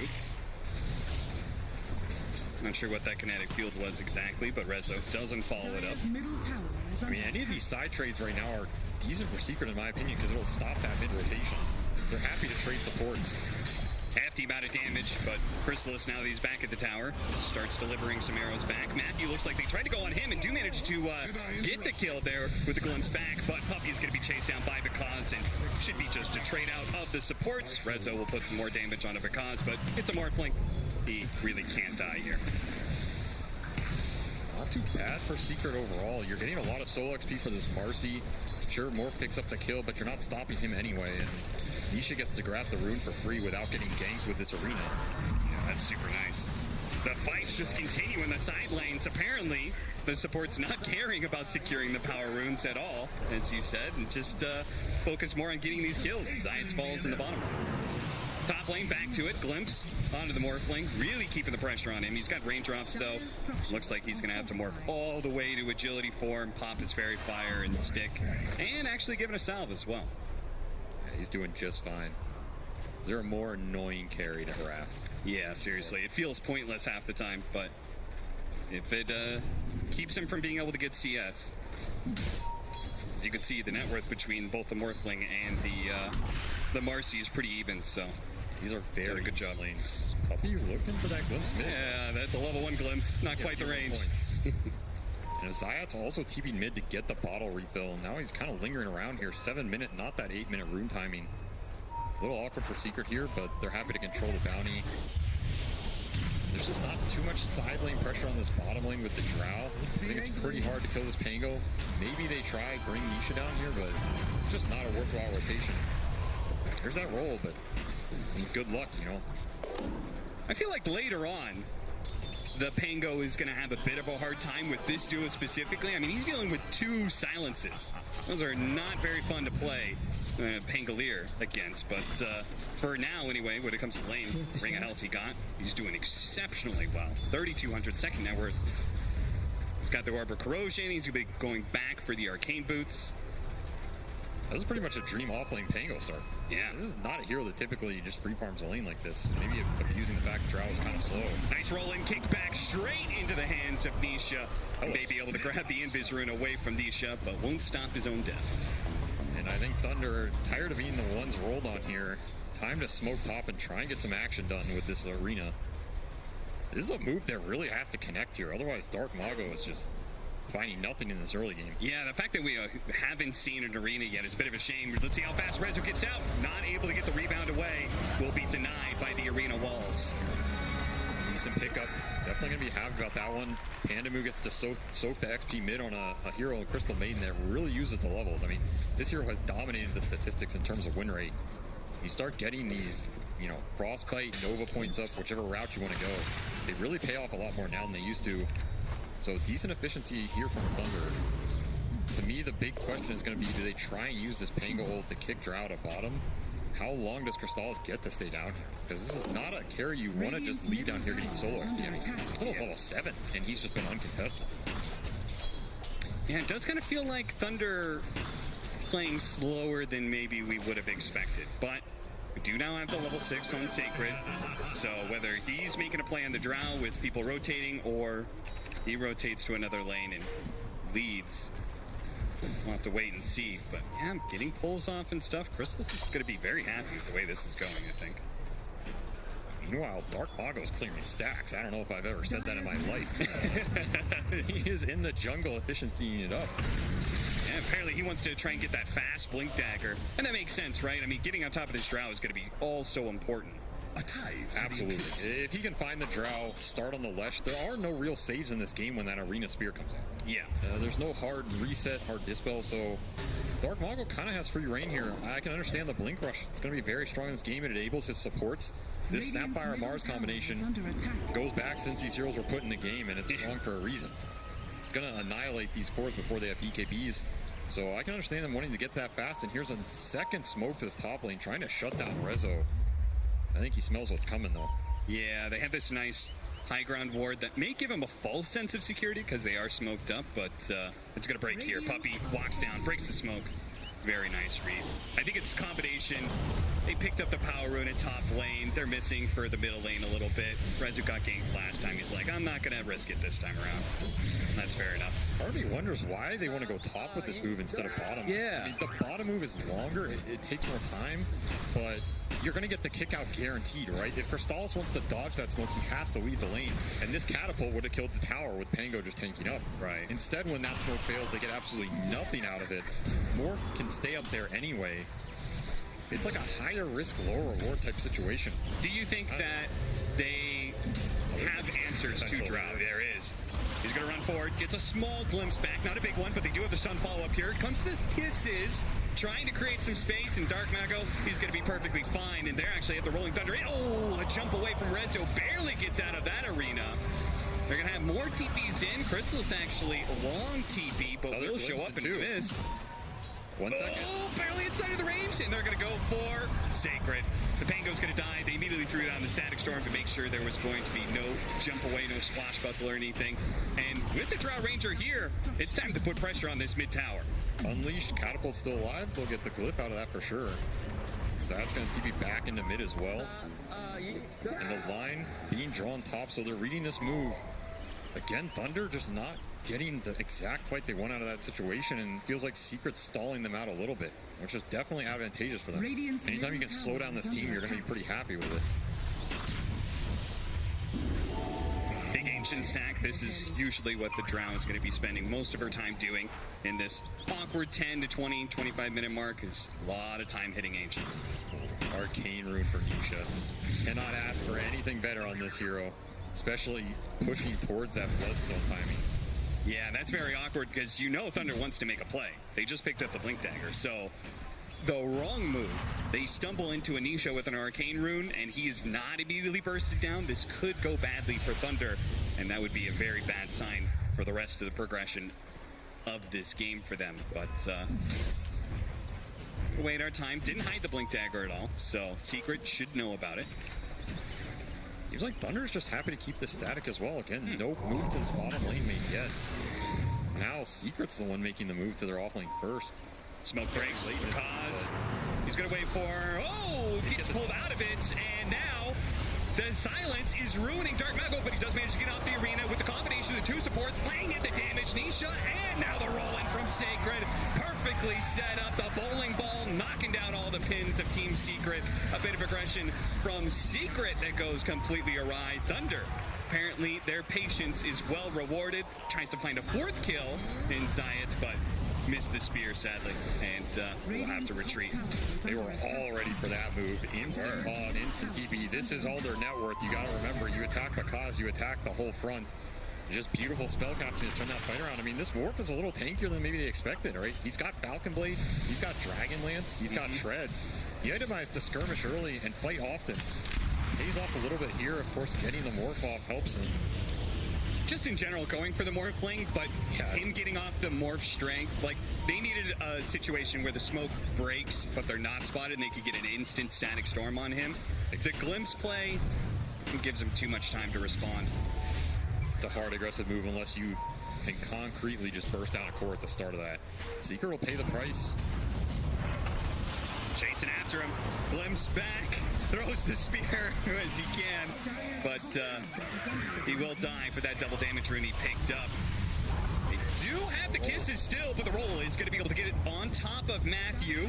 No space to be able to cast that big ultimate. They'll turn around and kill Zayat, but Nisha will take the tower in return. Now they're going to try and chase him down. Now the kiss is going to play with the Rolling Thunder on top of that. They have the Static Storm to stall up some of the heroes. Panda is there, though, to help finish him off. Nisha falls, silence going out, and jump in from Rezo. His first big jump into these team fights, and he's going to clean up two here pretty easily with the help of Chrysalis, who naps both the kills. Very nice turnaround on that river by Secret. I don't think Zayat was expecting Bakaz to be behind that tower. Yeah. Rolls in, ults, he's like, oh, Dwarfs here? Not my cup of tea. Still, Secret get the tier 1 mid out of that as well. And the biggest beneficiary, Crystallis. He comes in and cleans up those kills at the end. Now, all of a sudden, he's the most farmed core on Secret. He is having an absolutely free drow game, and remember, this is a drow that can get powered up by sidekick.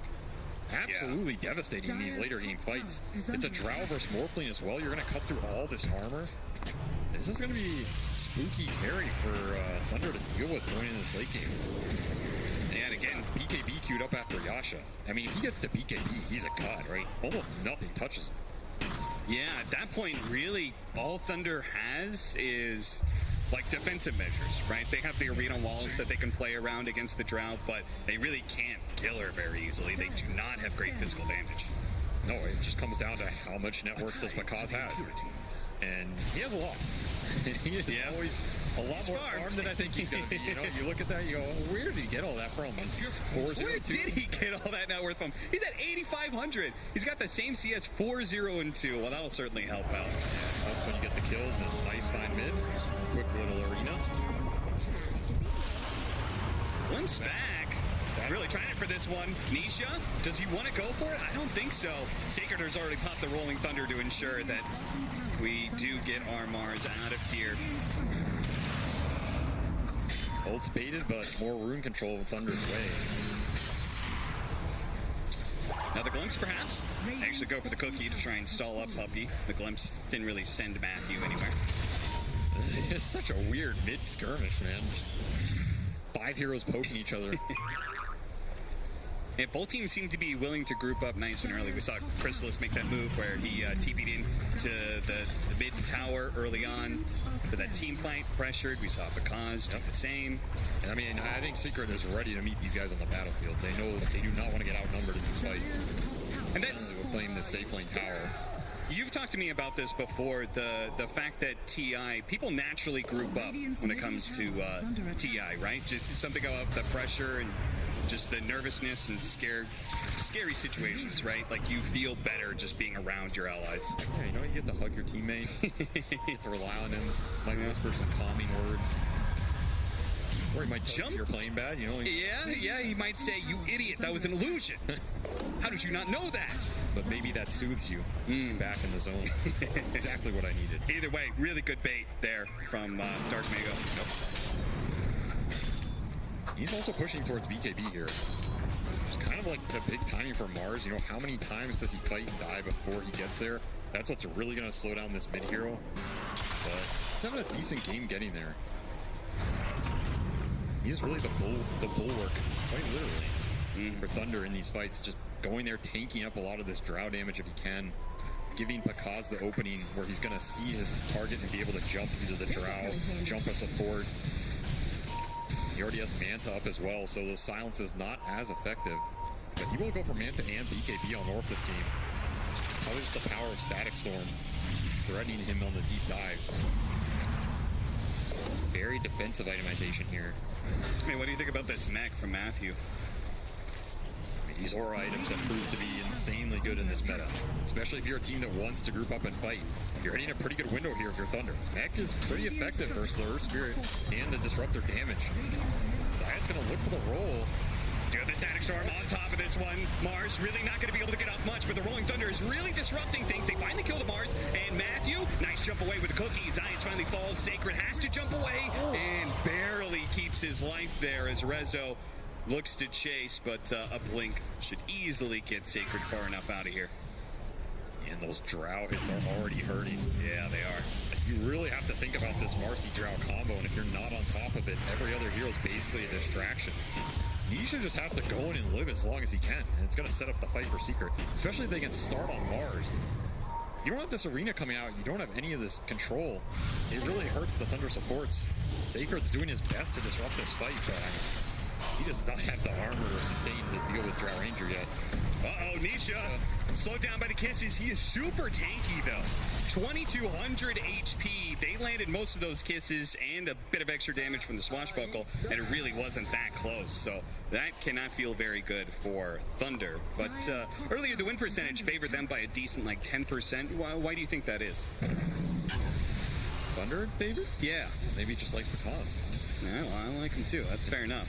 That guy's a solid carry. Gabe put in a little extra in the formula. It's seen Pakaz Morphling before. It's the Pakaz factor. Understandable. It really is. I mean, I think for the next 5 or so minutes, that's a short window, but their skirmish power is still stronger. But it's dependent on bursting Nisha, and Nisha has no fear in this game. Yeah, Embrace, he's got Cloak. Ogre Axe, he is rushing the tank ability. He knows, I'm a run in, I'm a front line, throw your spells on me, I don't care. I mean, like you were saying, 2200 HP on this Leshrac.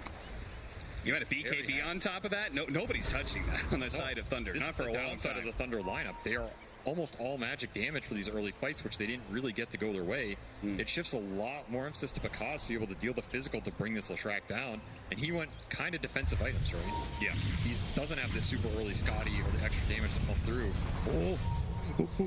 Oh no, he blinked into him! Oh no! Disaster! It was hitting in the side, but ends up blinking directly into Zayat. That is just real sad for Sacred there. And that gets Nisha that much closer to his BKB, which we just talked about how important that's going to be. Thunder, though, I mean, the one thing is they get these BKBs on Secret, but we do have really strong initiation on the side of Thunder, right? We've got the Blink Dagger on Mars, Blink Spear, super fast. You might be able to catch them before they BKB. Same goes with the Rolling Thunder, right? If you can land them, you're in a good spot. If they get the BKB off, you're in a rough spot. And there's a lot of BKBs coming out here in the next few minutes. All right, the Zayat's one is going to be the farthest, but Crystal's pretty much has his off this camp. Nisha's flying out, I believe. There it is on the courier, and Rezo has his after this wave. So you have 3 cores lining up here, triple BKB timing for Secret. You already know Puppey is making the call. It's time to clinch a fight, close the map out, take a Roshan, try to hit our window and never look back. Yeah, and that's a super scary part, right? That Roshan factor, right? Once you start that snowball of getting these Roshans, I mean, you have talked to me on and on and on about the power of the second and third Roshan. So the earlier we get this first one, you know, the bigger that power spike. And hell, the earlier the power spike. They're just skipping the fight step and just going straight to the road. Yeah, apparently. They're just like, whatever, it's home. They can try and come to us. We'll take the team fight. If not, 22-minute Roshan. They give the Aegis over to Nisha. So if you thought you could kill him once by surprising him with the initiation, hitting the stuns, chain stunning it, preventing the BKB, well, that's now all out the window. Another arcane rune as well. He's an absolute monster. This is not an easy fight for Thunder. They're going to try and start with the stuns. No BKB for Rezo. Yeah, they're going to be able to keep this nice chain stun. Rezo is decently tanky, but maybe not good enough. Okay, the BKB goes right through those arena walls. And now, with the Disruptor here, they can pull some more heroes in, or maybe not. Puppey misses Static Storm and is now going to be able to get a glimpse on Crystal Main. Not much there. Niche is just running through heroes, though, one after another. Dark Mango, look at him with the TP out. No, Rezo denies it. He comes back in for fresh blood as Panda, well, good try, my friend. Does what damage he can, but ultimately will not be able to stand toe-to-toe to Nisha's firepower. All of Thunder going to try and retreat here. Fortunately, there is no Disruptor up anymore, so everyone else is going to be able to escape. But again, Puppey buying back for that, trying to find something again, so a little bit of value for Thunder, but that's just an impossible long fight to take, right? You're going through the Leshrac twice with an Arcane Rune. Good job to focus some of the supports down early, get the targets you can. That Glimmer Cape kept Puppey up a long time. You're gonna need some protection next round. But it is the name of the game. You gotta get the stuns before the BKB. Rezo lives though, gets his off, and he's out of there. I mean, Marcy does Marcy things. See you later. And if Kaz just has to man fight, it's hard for him to just stay in this fight for too long after the BKB. Yeah, look at that. That physical damage he's doing to Nisha is totally outdone by the Bloodstone heals. Yep. It's doing nothing. And I can't help but thinking if they had managed to keep Rezo chain stun and kill him there, then he doesn't come back and stop the Mars TP. In which case, you know, that team fight actually looks a lot better for Thunder. Remember, taking Marcy out in this game means you're taking Sidekick out. A lot of damage on that Drow or himself. I mean, that's how Marcy works, so it's a big target for Thunder to hit, but you Sacred and chain it right. This time around, it's twice now he's had some close calls, but this time he will not be into the hands of Zayat, and Thunder will play safely in their triangle for now. This is where that mech doesn't feel as good anymore. This is where you wish you had a bit more scale or even 4-staff. It's going to help your cores deeper into the game. Yeah. So once more, Thunder feeling like they want to fight. Aegis is still up for 2 minutes here.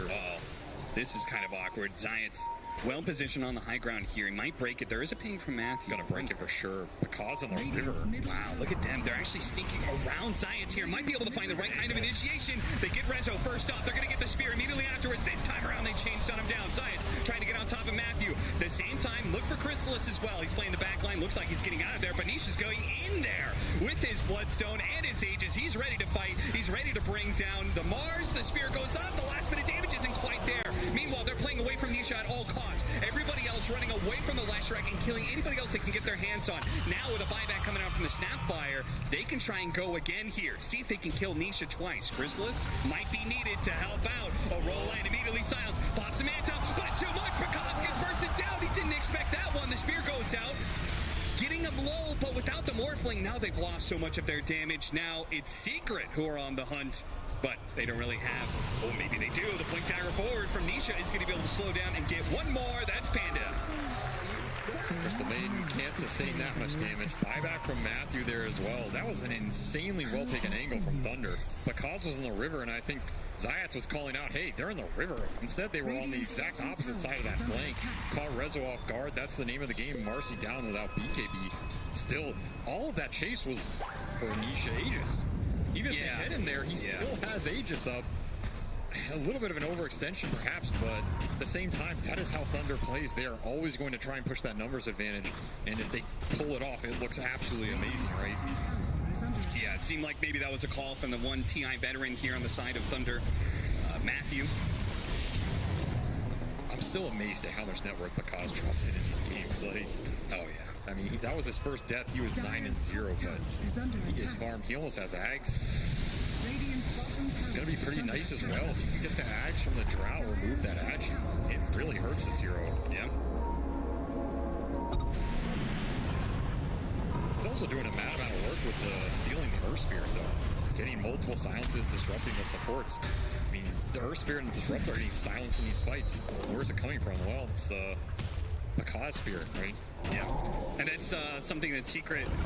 I mean, it means they kind of need to play around each other as much as possible. Otherwise, this Morphling's just going to go from hero to hero, as they did in that last fight, right? They were just running away from Nisha and running into everybody else. Yes. Like, Mars is going to be able to tank up a lot of damage. You almost don't want to overfocus him if you're Secret. You need to keep this Morphling in check, because Morphling will win the fight for Thunder.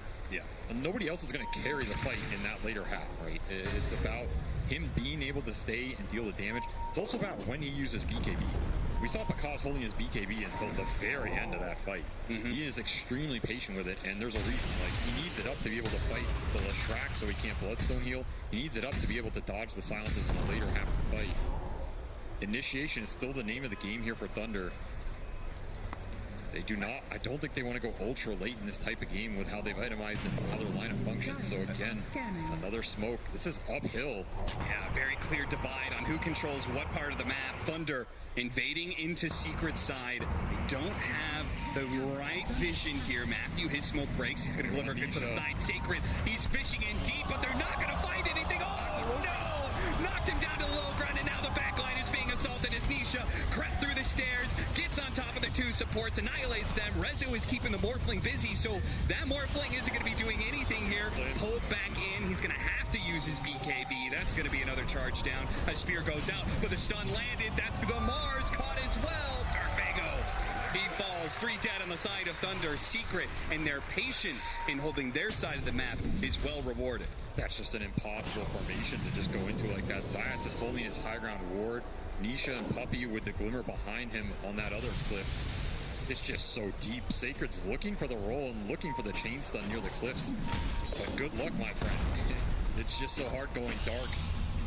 And they need that initiation to land. If it doesn't land on a good core here, all of a sudden your backline's exposed. Arena latches nothing. Bakaz gets stunned by Resolution. Your backline crumbles. The fight becomes harder for this Morphling. He just has to spend BKB getting out of there. Nisha gets to clean everybody up. I mean, that is literally the ideal situation for Secret, right? They kill the 2 backline supports that do a bunch of damage. Rezo is keeping the Morphling busy, so he's not able, Bakaz isn't able to go and just like kill the Disruptor, whoever, can't go for the Drow. And on top of that, the worst part of all, perhaps, the initiation totally fits. If Arena and Roll don't connect, chain lock a core, it's a completely different fight for Thunder. Like you said, Morphling getting controlled, he didn't even get an opportunity to Axel the Drow if he wanted to. So now it's a push towards Scotty, and to me that feels like the last really big timing for Thunder here. They get this Scotty on the Morphling, it's going to debilitate the Leshrac a lot more in the fight, help him man fight him. You have second Roshan coming up within that interval as well. Secret's just going to play for it. I don't think they're in too much of a huge rush here. They have BKB on the Earth Spirit now as well.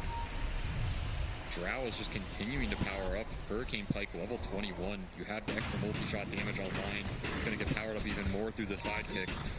Half the gap closes this hero now, or she's going to shred you.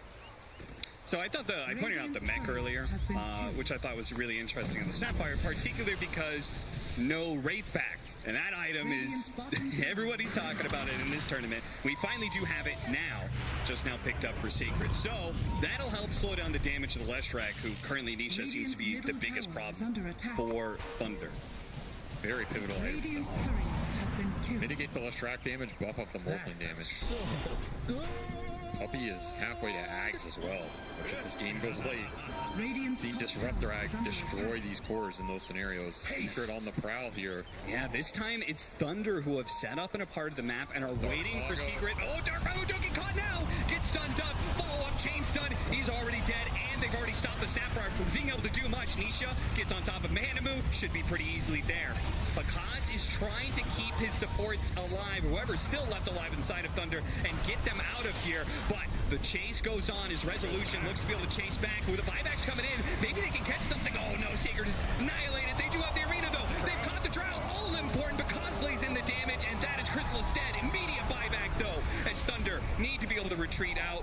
They've got this Wraith back. Maybe because doesn't feel so bad about this. It depends what happens to this Roche, right? This fight is all about Roshan in the next few minutes here. Yep. This is why the buybacks are getting expended.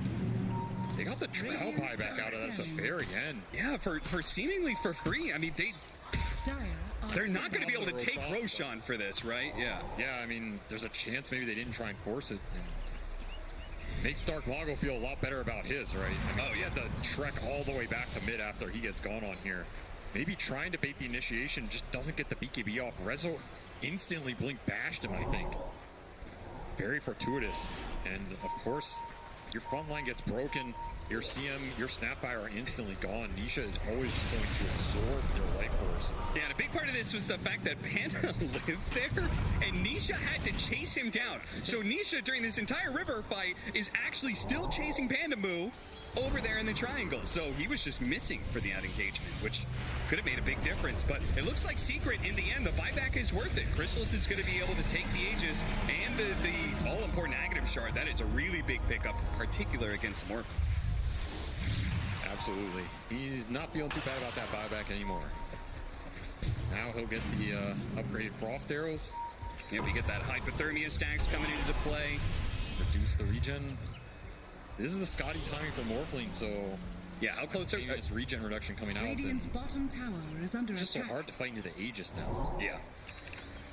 This is where this Disruptor pick, you know, he's throwing his way towards that Aghanim Scepter. Felt a little far away, but every one of these fights, every one of these objectives that goes in Puppy's pocket, this man likes to get rich. He uses it well. It's a very pivotal item in this game, because every time one of those jumps happen, maybe that Mars can live in that scenario and get his BKB off if he's not chain stunned. Well, you throw the Disruptor Storm on top. There's absolutely no turn. Yeah, I just kind of want to see one fight where it's Secret who, like, either miss the initiation or are getting initiated on, right? The last couple of fights, I feel like Secret have set up the fight better than Thunder has, where it started, how it started. Right? Yeah. They're either jumping.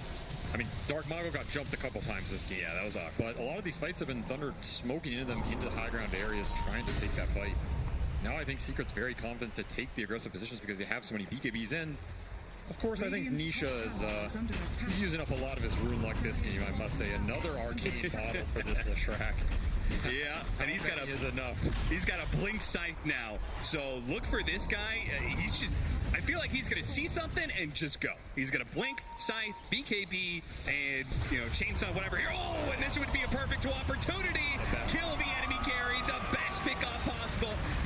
seconds, no buyback, and they know it too. Yeah, they saw him buy out for this, Scotty. They are definitely going to push the high ground here. Aegis still intact. Now his Arcane Rune popped for the Lesh, so he is... Sacred! He wants to kill the creep wave because they know they can't. He has to slow down this push up into the high ground, but he put himself at risk of being glimpsed back or caught by the Earth Spirit. I don't think Gooch is afraid of anything without Picasa alive. 3,000 HP, Blast Rig on top. Next round of creeps coming in soon, so backdoor protection is going to fall in the tower. It's going to fall with Nago. Oh, pushed him back in. Oh, what an arena! And he's got the refresher as well. If he can line this one up, throws out the spear, but all the BKBs, all this magic damage is being ignored. Even Nisha able to blink away in the midst of all that. Crystallis somehow ended up back up on the high ground. Not sure what happened there, but he should be fine. He's got the Aegis. Thunder doesn't want to go outside of their own base right now. Double arenas expended. 30 seconds left. Secret are going to call it, though. They're going to retreat. If you get spear stun there, that's a shard spear with the level 20 talent, man. 3.4 seconds of stun on multiple heroes. Imagine he can land those right there. Secret were, I don't think they were expecting that jump. Yeah, because the BKBs were slow. They got him off eventually, but they really could have done some serious damage there with the double spear if it hits. Yeah, let's watch that one again. He gets the spear. Look at the tower. It's just like right there. Oh, and it falls right as he throws out that spear. I don't know what happened there, but that is just so heartbreaking for Dark Mako. It would make her. I mean, it was a great play all around, no matter what, because they ultimately held, right? Where they could have lost the lane of Barracks, but you got to feel for him hitting a spear that good. Lands. It's a guaranteed refresh double spear. Yep. Then you're feeling real good. And you would have held 4 versus 5, gotten a bunch of kills out of it. Instead, Team Secret walk away relatively uninjured and happy. 7,000 net worth lead for them, 24 to 20, 37 minutes in. Pecan says no. Oh, roll in, roll out, and Sacred. Rolling again. He's gonna try, roll out again. But he just keeps rolling on out. You're gonna have to retreat and blink out, my friend. Otherwise, you're gonna get caught by Nisha. Otherwise, you're gonna go. Oh, the spear comes in. Dark Mako says hello. They're gonna chainsaw him a little bit, but they don't have the firepower. Not without Bakaz there. And it's probably for the best that they back up to their base. If Bakaz was there, Nisha might have been in trouble, but yeah, abusing that high ground ward, which did not get killed. Zayat's just getting in there, placing it, getting out. Oh, you talk about rune luck? Look at that item. Nisha just found himself a timeless relic. What is this? I mean, sometimes the stars just align, right? Yeah, it seems like it. It's aligning for Nisha right now. This always happens to mid players. You ever notice that? Yeah. It's always the rune luck, you know? The rune luck, the neutral item luck, but he's an absolute... I mean, he's still got a cloak. He's gonna turn that into something. Yeah, we got the Aghanim Scepter now complete for the Disruptor, so that's coming out right now in the Courier. As the Aegis expires, Secrets still have big power spikes coming through. We got the Daedalus almost done for Crystallis. This makes the rebound initiation a lot stronger, right? You also have this level 20 talent for Marcy. It's a decent stun duration now. You throw the Static Storm on top. It forces Thunder into a fight where you probably have to use buybacks because that core is just going down, right? Yisha's going to jump in. You're going to commit the BKBs. Makes initiations a lot more concrete for Secret here. It means the quick reactions are super important, which I always feel like is super tense as is going late game, but also on a TI stage, which 4 of these members of Thunder haven't been here before. First timers for them. So, if they see the Earth Spirit roll in or the rebound coming in, if they pop the BKB fast enough, it could be a team fight game changer. Yes. Also, if they get the jump. Right? Yes. This game is so much about who jumps who. You have this Mars looking for the multi-spears. You have Zayat and Nisha looking for the Blink Hex, the roll-in. This is what's going to determine the fight. You also got Trickster Cloak for this Morphin. This is a very big item in this game in terms of his survivability. The magic resist, the evasion. Yeah, that's some extra invisibility to dodge some spells. I mean, when every hit from the Drow Ranger decimates you, 20% evasion could do a lot. Basher for Sacred. They're gonna find a little more BKB control as well. They're gonna find that ward? Oh, no, they're not. They're gonna get initiated on first. Nisha, not even bothering to blow the BKB. He knows this is an initiation that Thunder cannot follow up on. But Grezzo jumping in. Blink Dagger immediately goes for the grab. Panda Boo's gonna be first. They still have the rolling out on Sacred. He needs to be able to jump away. They manage to get the Hex of the Morphling with the follow-up stuns, and they're chaining him down. That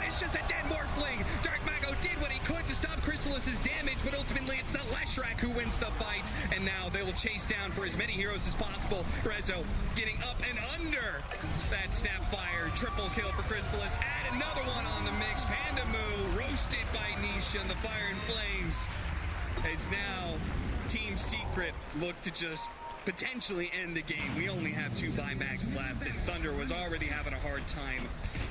I don't know how they could possibly do this without their supports. Nisha is just playing out of his mind right now. Another Arcane Rune fight. I think Bakaz wasn't expecting that Hex to be that low of cooldown. Yeah. He jumped Hex the guy, they kill him, and then he basically got blink Hexed again. It's just so hard. They're going to force the buybacks here. Are Team Secret going to keep the pressure up? Are they going to force Thunder to use more buybacks? And are they going to continue to assault and see if Thunder is going to try and take the fight? This is level 25. Level 25 diabolic healing. They got the initiation, but this time he got the morph off strength. Can they keep him changed gun? Can the damage get enough? He's getting blown up to the BKB, goes off the waveform over the side. Bakaz is reset. Science chases after him, but it's already done. Bakaz is healthy enough that Science will be the victim instead. Dark Mago chasing after them, but he's got to be careful. Doesn't want to overextend. They have the buyback. Secret's coming back in, but Dark Mago's already dead.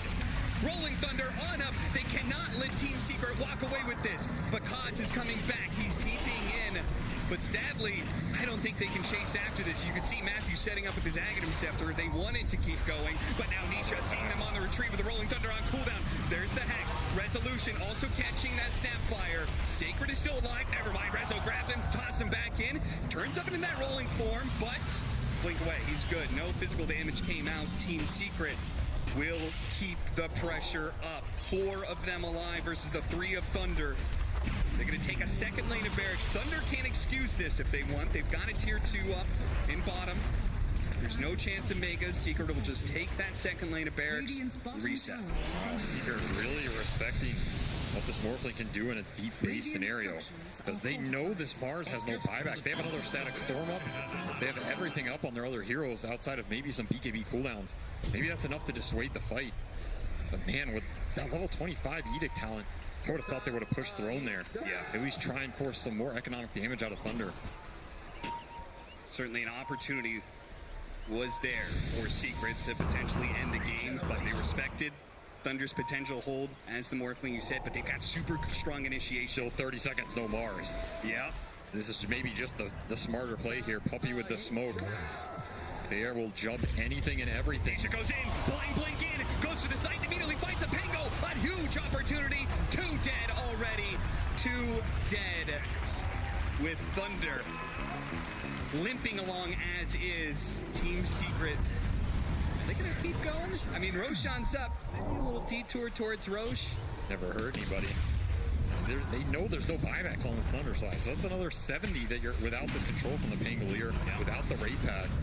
Just keep them with the numbers down. This is an Ags Roche. I mean, are you giving it to Nisha here for some nihilism? He's done a pretty damn good job this game. Yeah, he has. Take it. Maybe a little awkward with the Drow Ranger, but he dives in, I guess, deep enough that it probably doesn't matter. That's pretty much the only choice here. Puppy has his, and Zayats has one of his own. So he can Stone Remnant kick out as well. Yeah. We almost have the Blink Dagger on Puppy, which is huge when you have the Aghanim Scepter, because now you could solo initiate team fights instead of following up Rezos. Too many things to think about here for Thunder. 1 ward gets placed, 1 hero gets spotted. Ooh, the waveform charges. Bakaz jumps in, jumps out. Dark Mago pops his BKB. They get a decent initiation with the Crystal Main on top of that thanks to the Sapphire. They're doing lots of damage. The BKBs, though, are allowing them to persevere. Bakaz turning into the Drow Ranger. Has to keep his distance from Resolution. The bashes are too much. Needs to get on top of the Drow Ranger, but he turns into Stone Form. Zayas saving the Drow, kicks him across. Bakaz on the hunt has to waveform forward. He desperately wants to skill for the Manta Dodge. Another hit miss. Down the side. Now they're turning around, and there it is. Bakaz gets blown up, and immediately the GG is called. Team Secret will take game 1 in this upper bracket match. They put the Bakaz Morphling to bed a little bit there. Did not feel like the Thunder aggression could come out in that game at all. Just clinical gameplay from Secret. The rune control, the Roche control. They gave nothing up to this Thunder team, and they're getting to their item timings. They're getting to that triple BKB. They're getting to the late game where they have Ags on their supports. Those fights just become impossible. You have to hit these crazy spears off the back of the Dark Mago Mars, but you're not going to hit those every time, especially versus a veteran team who's not going to lose their cool at all. Yeah. Very clinical gameplay coming out from Secret, and Thunder, you're going to have to amp yourselves up here a little bit for game 2. Yeah, it definitely seemed like Team Secret came into this well prepared for the Thunder aggression. Pretty much shut it down, right? Oh, it really didn't feel like this was the Thunder getting the momentum like they have before. So it's going to be a little rough, I think, to be able to bounce back from a loss like that. But if any team can, it's certainly Thunder. And I'm sure the panel has a lot to say about their chances going into this. Thank you very much, Cap and SVG. Yes, the storyline for this one, I guess, to kind of open it up with Team Secret really dominating game 1 was Thunder Awakened didn't get to play their aggression and really were off to a bit of a slow start and played into Team Secret's kind of BKBs and then progression through their items and just, yeah, amazing play all around by Secret. But will we see a better Thunder Awakened? We probably will in game 2. I was even worried for Secret from the get-go. Like the way they were rotating across the map, it looked like they weren't expecting Morphling's itemization. He itemized completely for that early game. He went Dragonlance, Power Treads. They tried to kill him a couple of times. They got severely punished. But Thunder Awakened, they always felt like they were on the timer. And because of that, they were the ones that actually took that away from Secret and kind of learned from their mistakes, I guess, and started doing the same mistakes. Yeah, I feel like for Thunder Awakened, they had an opportunity with their spells that they had to be a little bit more aggressive, but they weren't able to break down the map quick enough. That Secret, at 22 minutes and 9 seconds, Rezo and Chrysalis identically bought a BKB, and then 10 seconds before that, Nisha bought a BKB. 9 minutes later, Earthspread has a BKB. So by 30 minutes into the game, 4 heroes have a BKB. Disruptor's already got Glimmer well on the way to Ags. It was just Secret playing just calm, methodical Dota, waiting for their items to then crush the game plan of Thunder Awakened. Yeah, and just an amazing performance by Nisha that had the time of his life on his Lestrak. Sorry, Sheep, get in on the panel. I wanted 1 point. Yeah, no, I agree with you. I think Thunder Awakened tried. They had their trademark like 8 minutes, smoke the mid laner to the off lane, killed Rezo there, did a good job with that. Like they tried some of their moves, but it's all very readable. And it felt like the key moment for me was when they gave up this Roche. There was this fight outside the Roche pit, the first Roche. We had buyback from Dark Margo, we had buyback from Dry Ranger as well, and Secret really got that Roche for free afterwards, spells on cooldown, and this sort of set the rest of the game's tempo for Secret to just win. Yeah, I mean, some of the fights in the Dire Jungle, the first one actually went in favor of Thunder Awaken, and then the second one, they were like, okay, we can probably do this again, they have some real big blow-up potential with the Mars Arena and some damage on top, but Zayats breaks the smoke, they notice Matthew on the Snapfire, he tries to Glimmer Cape, but then it's all too late because everyone else in Team Secret is like, okay, we know what's up. They pull back, and then that arena went haywire in terms of not great for Thunder Awaken, and it really felt like the team fights after that kind of just followed trend with the BKBs now on Secret. They did, but all the moves, all the smokes, strategy of this game was extremely enjoyable from both sides. From Secret, the way they set up the castle around the Drow while she's farming the triangle, and at the same time from Thunder Awaken, the way they smoke, the way they ping out the Earth Spirit on the cliff, and then they show the Morphling in the river but move around him. Yep.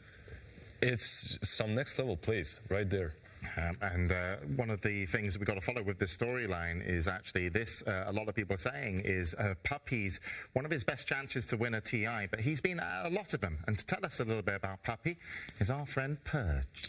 Thanks, guys. Yeah, he is the last remaining all-TI player. No other player has been to every single TI. But a little backstory on Puppy, for those not in the know. He came from the best Dota 1 team at the time when TI1 rolled around. And after 3 weeks of practice, they ended up crushing TI1 and being the first champions. The next year, they were still the team.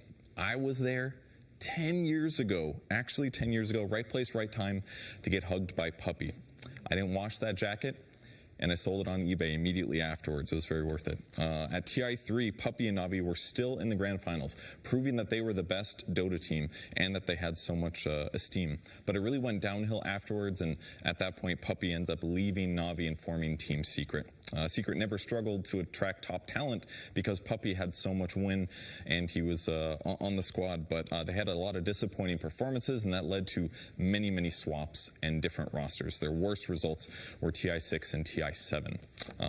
But in the 2018, Secret roster swapped again, and things were starting to look a little bit up. They placed one step higher at TI, getting 5th, 6th place and winning over $1 million, a little bit more than Puppy won as a team at TI1. 2019 got even better for Puppy and Secret, they were consistently crushing every single tournament. Puppy was back finally. They didn't win TI that year, but they went even higher, one more step up. 4th place, $2 million. 2022, 2021, inconsistent results, but again, they showed up strong at TI. 3rd place, $3.6 million. So now Puppy's here, his 11th The International, already overperforming. Let's see how far he can go. Thank you very much, Purge. And yeah, those pictures of Puppy with the lanyards are actually a real picture. That's how he rolls into TIs. He gets off the plane, he's got 10 lanyards, he thinks he's Flavor Flav. He goes through the hotel lobby, stares people down, sideboard mat behind him with shades, boombox, Estonian rap music. It's tough. It's tough to look up against that team. He's devastating. So, yeah, brilliant history and a lot of fans for Team Secret. And I do believe that we're going to check in on Singapore. So let's see if Casey and Slacks are there to say hi. I swear, did I hear James say rap, as in rap music? That makes me so happy. Okay, yes, we are here to show you and share a little bit. What are you doing? What is this? I'm waving. Hi. Yes. Hi, Norway. Hey, everybody. Hey. Hello. We thought it would be fun to kind of emphasize the internationalness of TI by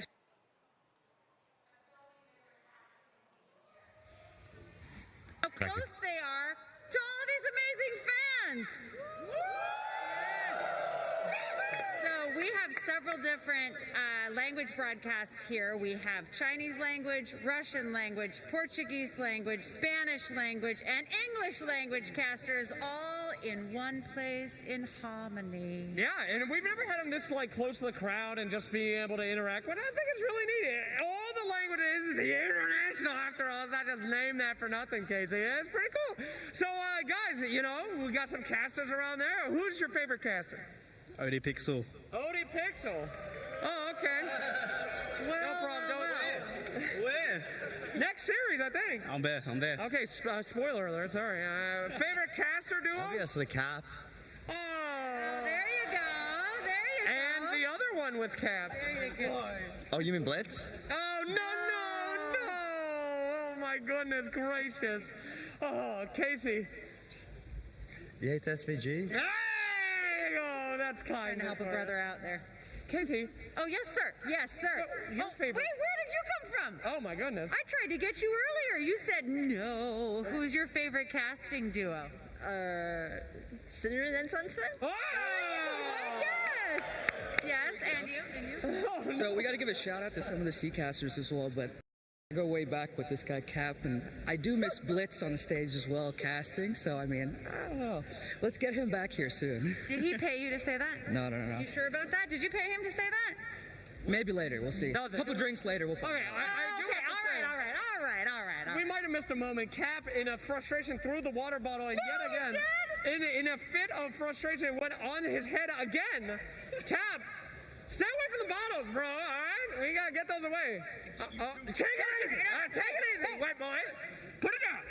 Thank you very much. All right, anyway, everybody's getting some good show here today. A lot of different languages, a lot of people coming together here at the International, and we're having a hell of a good time. All right, I know we have to send it back, but I need to hear more from people.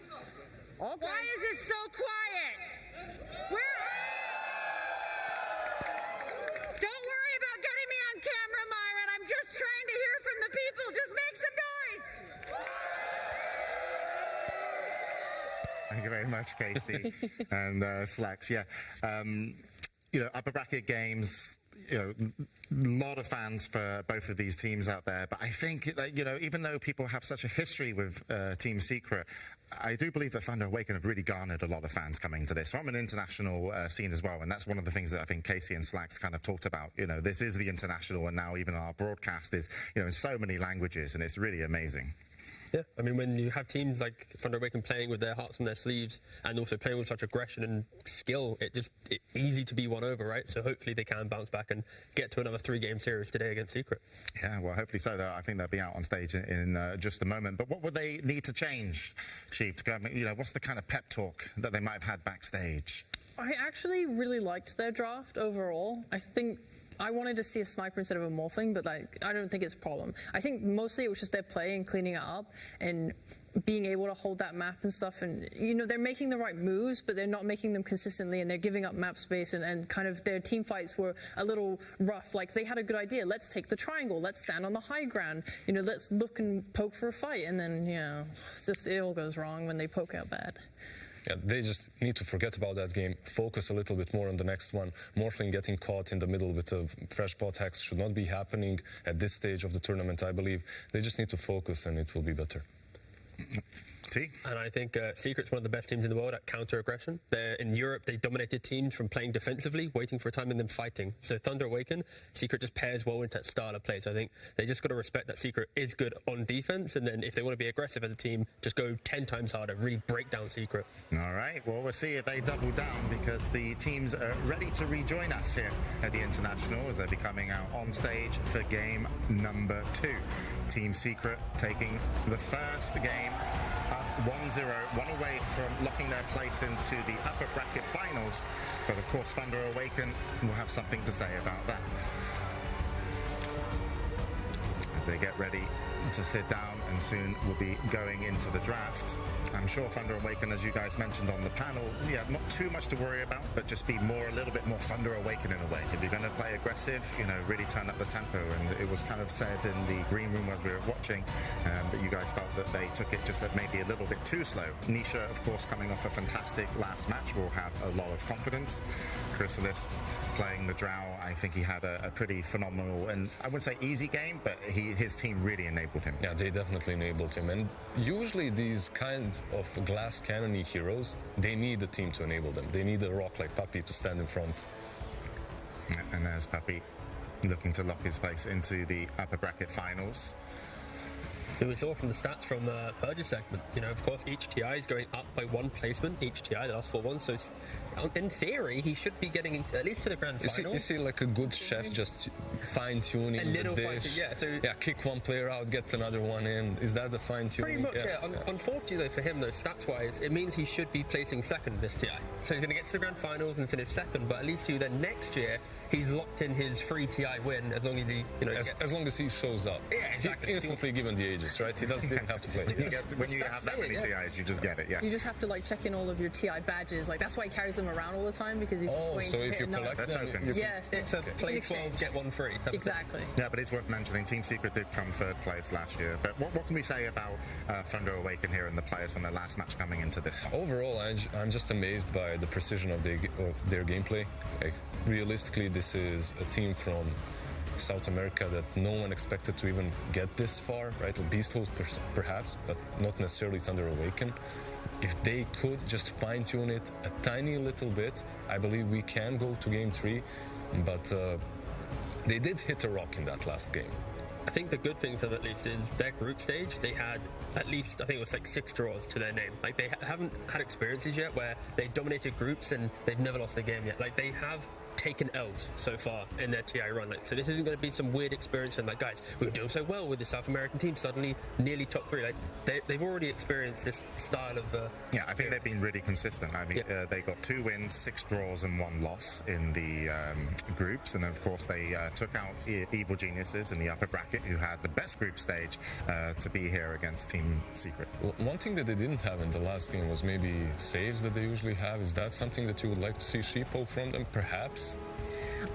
It is definitely in Panda's style of play to take these saves, but I do think the Crystal Maiden is very strong and deals with so many meta heroes that I think it's good to adapt, and something that Thunder Awaken do that other teams in South America like Beast Coast don't have is this adaptation. It's one of the reasons why they're pulling ahead and getting better as a team. So I'm definitely not against it.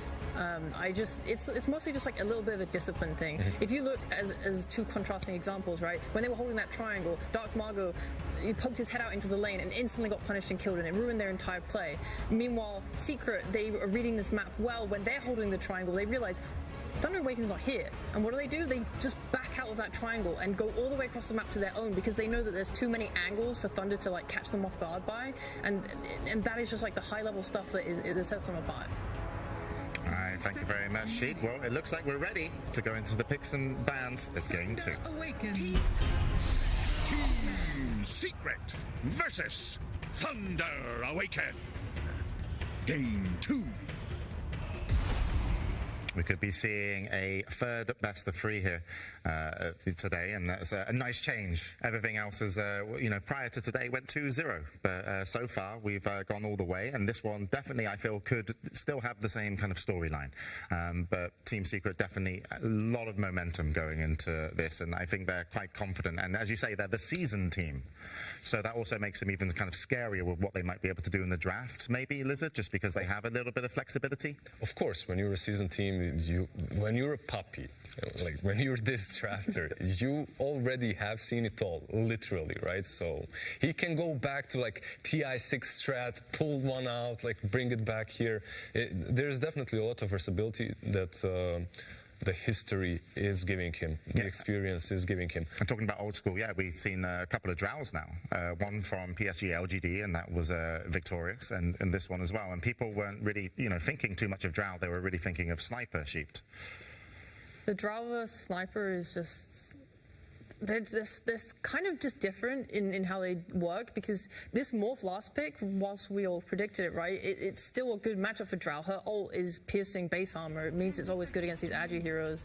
It makes the matchup a little bit harder, where Sniper is meant to like outrange and be better, and he can get that mobility from his shard that Drow can't get, and she has to get like a 4-star. And these two heroes are massively different in how they fit into the match. I feel like one difference here from Thunder Awaken is they're snapping up the heroes that they want much earlier on. Don't you think so, T? Like, Zeus been banned out in the last match, right? I mean, Zeus is the hero from Thunder Awaken. When you think about like damage-wise, like Dark Margo, he's like averaging, I think so far in games, like over 1,000 damage per minute, or in a peak game that was, and it was on the Zeus.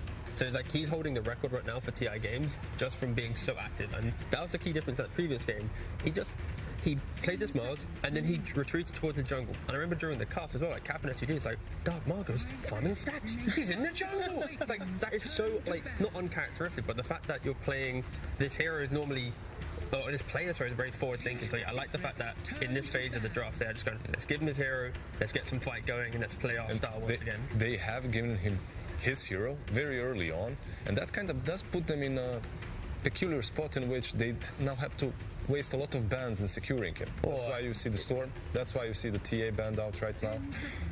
It's just funny to say that the hero is a Zeus. Like, if it was any other hero, it's like, okay, cool, but like we're talking about a first phase pick 8 Zeus, but you don't really see any other team doing it. But this is like one of the few teams that, I feel like it's the only team that's actually doing it in this position. But like you mentioned, ban-wise, they are having to ban out a Storm, a TA. Probably don't have to do back ride anymore, because of course you have to jump, but maybe even co-op potentially. Yeah, there's just so many ways of dealing with him. Like any sort of a hero that gets, of course, you do have that jump now available to you. Like you have a mobility spell built in, but then again, if they find heroes that can get on top of you easily, you're still a Zeus. I mean, speaking of one of those heroes, Marcy was massively banned, throughout the tournament. Now it's been let through twice. Rezo had it game 1 with the BKB. Maybe not as, huge of an impact as some of his teammates when it came to just, raw damage output. But for creating those moments, is that something to be concerned for? Of course. Do you think that's enough, though, Sheep? Like, is Marcy enough to get on top of Zeus? I think it's one thing. I like it on pos 4 a lot, because when you throw him back, if you are able to rotate on mid as a 4 and jump on him and throw him back, the jump only can go so far, right? You're already pulling him a bit out of position, so I like it more as a 4 than as an offlaner. But Rezo makes the hero work so dominatingly that I'm super down to just give it to him as well, especially since he's feeling good from the first game. Now we get to see the second phase Kunkka. We saw PSG do it yesterday, now Secret doing it once again. Just solidifies your draft against skirmishing lineups, skirmishing styles. And Thunder Awaken, they probably wanted to go like Crystal Maiden +1 in this position. The CM to enable the Nyx, just the general fighting style. But now there's a Kunkka, it's like they're going to run into that 20-minute BKB timing once again, be it the Marcy, now the Kunkka.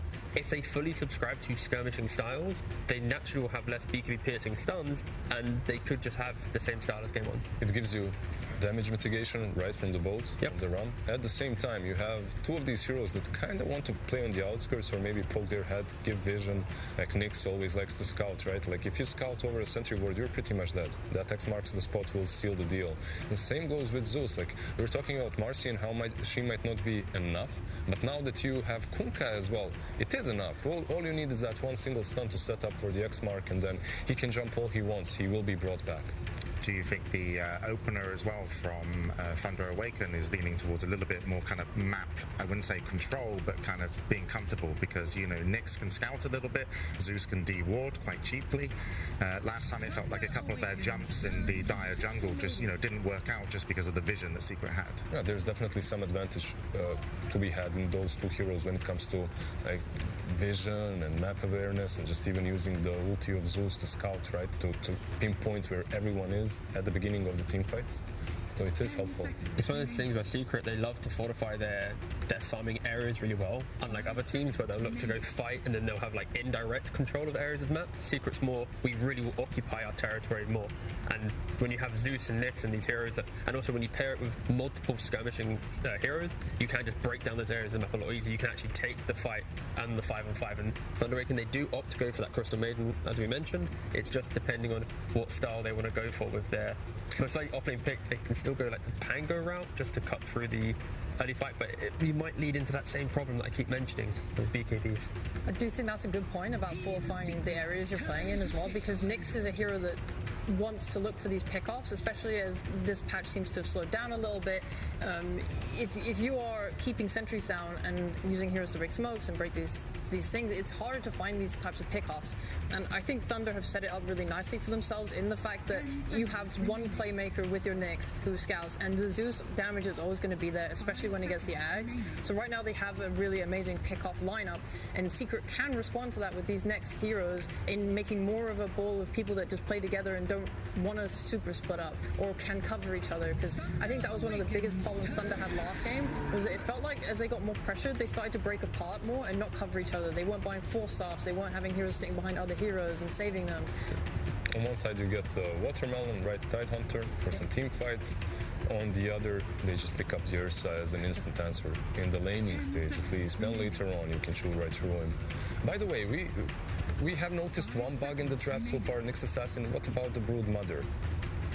Is that not a hero in this matchup? Because they have played it on Secret, but so far, in the first game and in the second, left untouched. Thunder Awaken don't play the hero, or at least so far at TI, and Secret's a team where they won't always jump on the most meta heroes. They'll just keep in the back of their mind, and if they see an opportunity, they'll present it. I had the feeling that it was a decent pickup, perhaps, up to the Tidehunter pick. Up to Watermelon, yeah. It feels like it's an offlaner, right? For the most part, everyone's playing offlane, and when they take this Marcy, I think they're confident in playing into Rezo. Yeah, so there's just no space for the Brood. Because we've seen the Brood starting to get a little bit dismantled now. People are understanding that the more pressure you put on it and delaying this Wraith Pack timing, the worse of a hero it is. Whereas Marcy feels a little bit more versatile because her laning is so powerful. She's really just needs like her BKB and then she can just go. By the way, we did mention that Marcy is most likely Rezo, right? But at the same time, they did play the Silencer even on the offense. So they can adjust these things very, very easily according to the last pick of Thunder Awaken. I'm a little bit concerned for Thunder Awaken because they rely heavily on exiting lanes with a slight advantage to be able to set the tempo of the game. Because once they get to this mid game, they rely on the Ravage to be their primary defensive spell. And if you ever get the Ursa blinking on or the Marcy jumping in and you get on top of her Zeus, there aren't these saves unless like 4-stars and Glimmers come into play. So Secret do kind of have a bit more of a easier time playing the game as it scales. Maybe Picard's carry can shift that balance. What's brewing, James? I have a feeling you have an idea. Awaken play Slark, or I mean, because like I'm thinking about their hero, and they've got so much jump on Team Secret, and it's Picaz we're looking at now for his carry pick. So what are you guys thinking? He hasn't played it. He didn't play it in the group stage at least, because I also was thinking about Slark and looked for it. So big brains. Yeah. But it is a South American hero, right? Like all these regions that like aggressive playstyle, carries always play Slark. Like it's one of those top heroes that has to be played.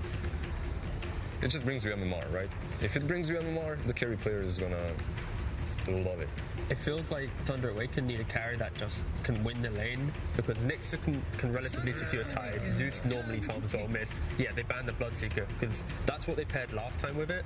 And a CM Bloodseeker lane, you will just win your bot lane and you'll provide yourself a good time to play. They need objective taking. Exactly. Don't you see a lack of that, right? They have nothing that pushes and sieges towers. They have nothing that takes Roche. I think they have really good vision giving heroes that can help against the Us at taking Roche. But yeah, you need something that can take them yourselves. The thing with Thunder Awaken is they don't always think with that mindset. They sometimes think with more the, if the heroes are dead, the towers can fall after, right? That's true. But I still wouldn't want to be sieging with a Zeus. Yeah, exactly. You still don't want to be hitting towers with Zeus and the Crystal Maiden. It can be a little bit difficult to do. It's stuff like what Gyro they've played in the past on Pakaz that could potentially be that hero. I don't think I'd want Gyrocopter into the... There's this one other... It's a hard position, to be clear. Yeah. There's this one other XU panelist here, Lacoste, maybe you heard of him. He had a very wild idea this morning for his draft. It was a troll. We're probably not seeing that, right? Most likely not. Certainly. I mean... Because it looks kind of decent here. Kinda, yeah. Good for the lane. I'm a believer in anything for lanes, and I go for the slot. Nice. James is on fire. Yeah. That's me and Thunder Awaken, you know. He's actually he's the coach. He's the secondary coach for the third coach. Yeah, he ain't called too good for nothing. But no, yeah, this Lark, it pretty much gives them the fight, right? Where after the lane, they're going to be able to just continue skirmishing and fighting, and if this Ursa wants to go for this Battle Fury plus extra build, Thunder Awaken can bring everyone to an engagement. For me, it feels like it falls into SA, SCA, and back in the day Eastern European playstyle. Like, you do not have objective taking, but you're not looking to take objectives. Exactly. You're looking to fight constantly. This Slark eventually will become that beast. If he steals enough agi, he will take down the towers on his own. And this is like the Bloodseeker ban from Secrets, where if they didn't ban Bloodseeker, Thunder Awaken would just pick it. They would have CM Bloodseeker, great lane. But now that they've banned it, Slug feels better, feels more comfortable, and Seek's like, yeah, I guess it's all right. I love how Heen is right now. Very passionate. Heen, the coach, he is laying down a point. He's like, we are doing this. It's been decided. Headphones off. It's a good point. It's a good Leshrac. It's a really good You point. will play Leshrac. Stop complaining. I don't care if there's a He's Nyx. like, I'm bored. I want to play another hero. I won last game. It was, But there we go. The draft is locked in. Final thoughts? This Leshrac pick, even though there's a Nyx, it gives Secret a way to group up and play around and prevent Slug from wanting to get into the middle of the fight due to all that AoE damage. This Slug needs to be a little bit more careful now. I'm excited to see where Secret's players pick the heroes. Like, we didn't really get to see where they're going. Even though last game I had the feeling their draft was perfect, this time around I can see the cracks. I can see the openings for SA. Same here. I'm a big fan, and you can always itemize around it. The slot can go Mage Slayer, BKB, all good. All right, well, here we go. We're going to be sending it over to the commentators. It's Team Secret could be punching their way into the upper bracket finals, but Thunder Awaken have picked a lineup that wants to fight, and that's exactly what they need to do. Let's send it over to Cap and SVG to bring us the game. In their opening game against Team Secret in the group stage, they lost that game, and then they went in to go into game 2, where they managed to bounce back and get a victory off of, big part, Dark Mago Zeus. And now, in this upper bracket semifinals, one game down, they turned their attention once again to that Zeus. Dark Mago does not play too many heroes, but the ones he does play, he plays quite well. Oh, yeah. And yeah, Zeus first phase, it's one way to either clinch your berth or go down to the lower bracket. Very risky hero, in my opinion, to first phase versus Team Secret. I think they're one of the better teams to react, and it's something. And in the end, I mean, they get this resolution Leshrac last pick. I think it's something where it could have been anybody's hero going into anywhere, but instead they're trying to address the Slark. Not a huge amount of gap close for the Zeus. I feel there's a silencer global. You can up the tempo with the Ursa, but if this game goes very, very late, you're fighting into Nyx, Tide, Zeus, ultra late game, could get a little spooky. That said, this is kind of a cooldown heavy lineup for Thunder, right? Not something I think they're super used to playing, and something Ursa tends to abuse very well. Yeah, it'll definitely be interesting to see how that lack of gap close. I mean, do you think Crystallis is going to go for, like, how quick do you think he's going to go for a Blink Dagger in a setup like this?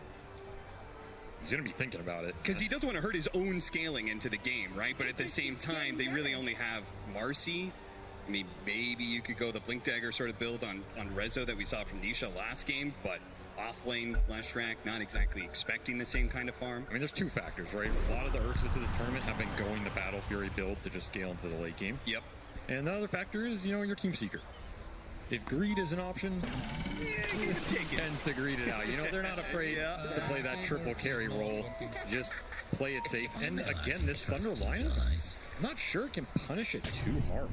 It's kind of like you want to hit your big spells, get good core kills with them, and wait for this Slark to come online in the late game fights, play off the Zeus vision, get some pokes in and out.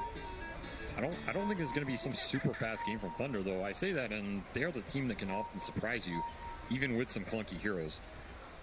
Do you feel like they've set themselves up to not be too pressured if they go into the late game? I mean, they've got some very good scaling heroes as well, right?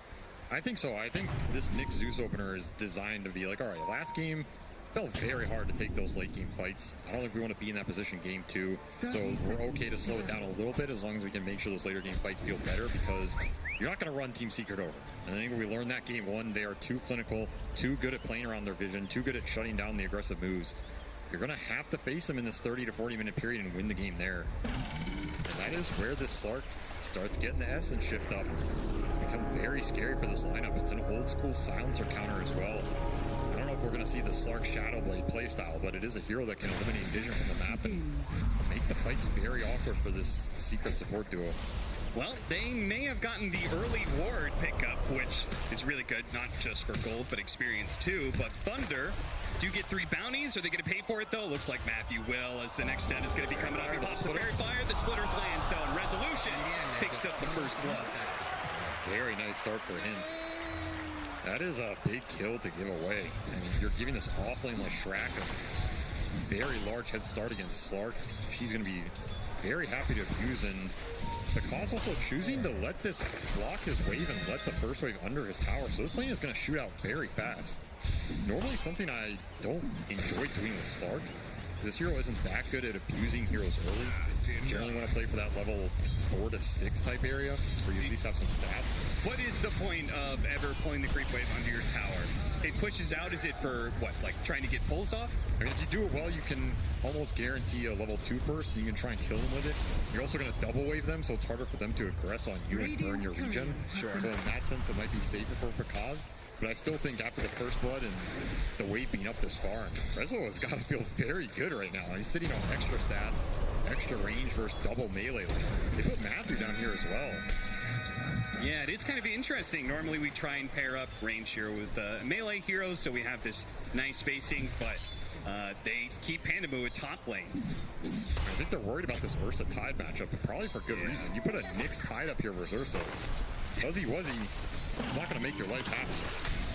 So I can understand that switch, but I am worried about this Nyx Slark lane. This is not a strong lane by any means. And it's just giving Rezo free harass for the entire period. Just go down. He's going to have to blow the stick charges and barely squeeze right on by Zayat to keep himself alive. But staying alive is a far stretch from being able to win the lane. Being fed all these tangos isn't going to change much. He's going to have a hard time approaching the creep wave with this kind of kill power. This is going to be tough side lanes for Thunder. They're going to have to play them very well over the next, the early game to get out of them in a good shape. Not like last game where they had all the nuke power in the world to just sway those core matchups.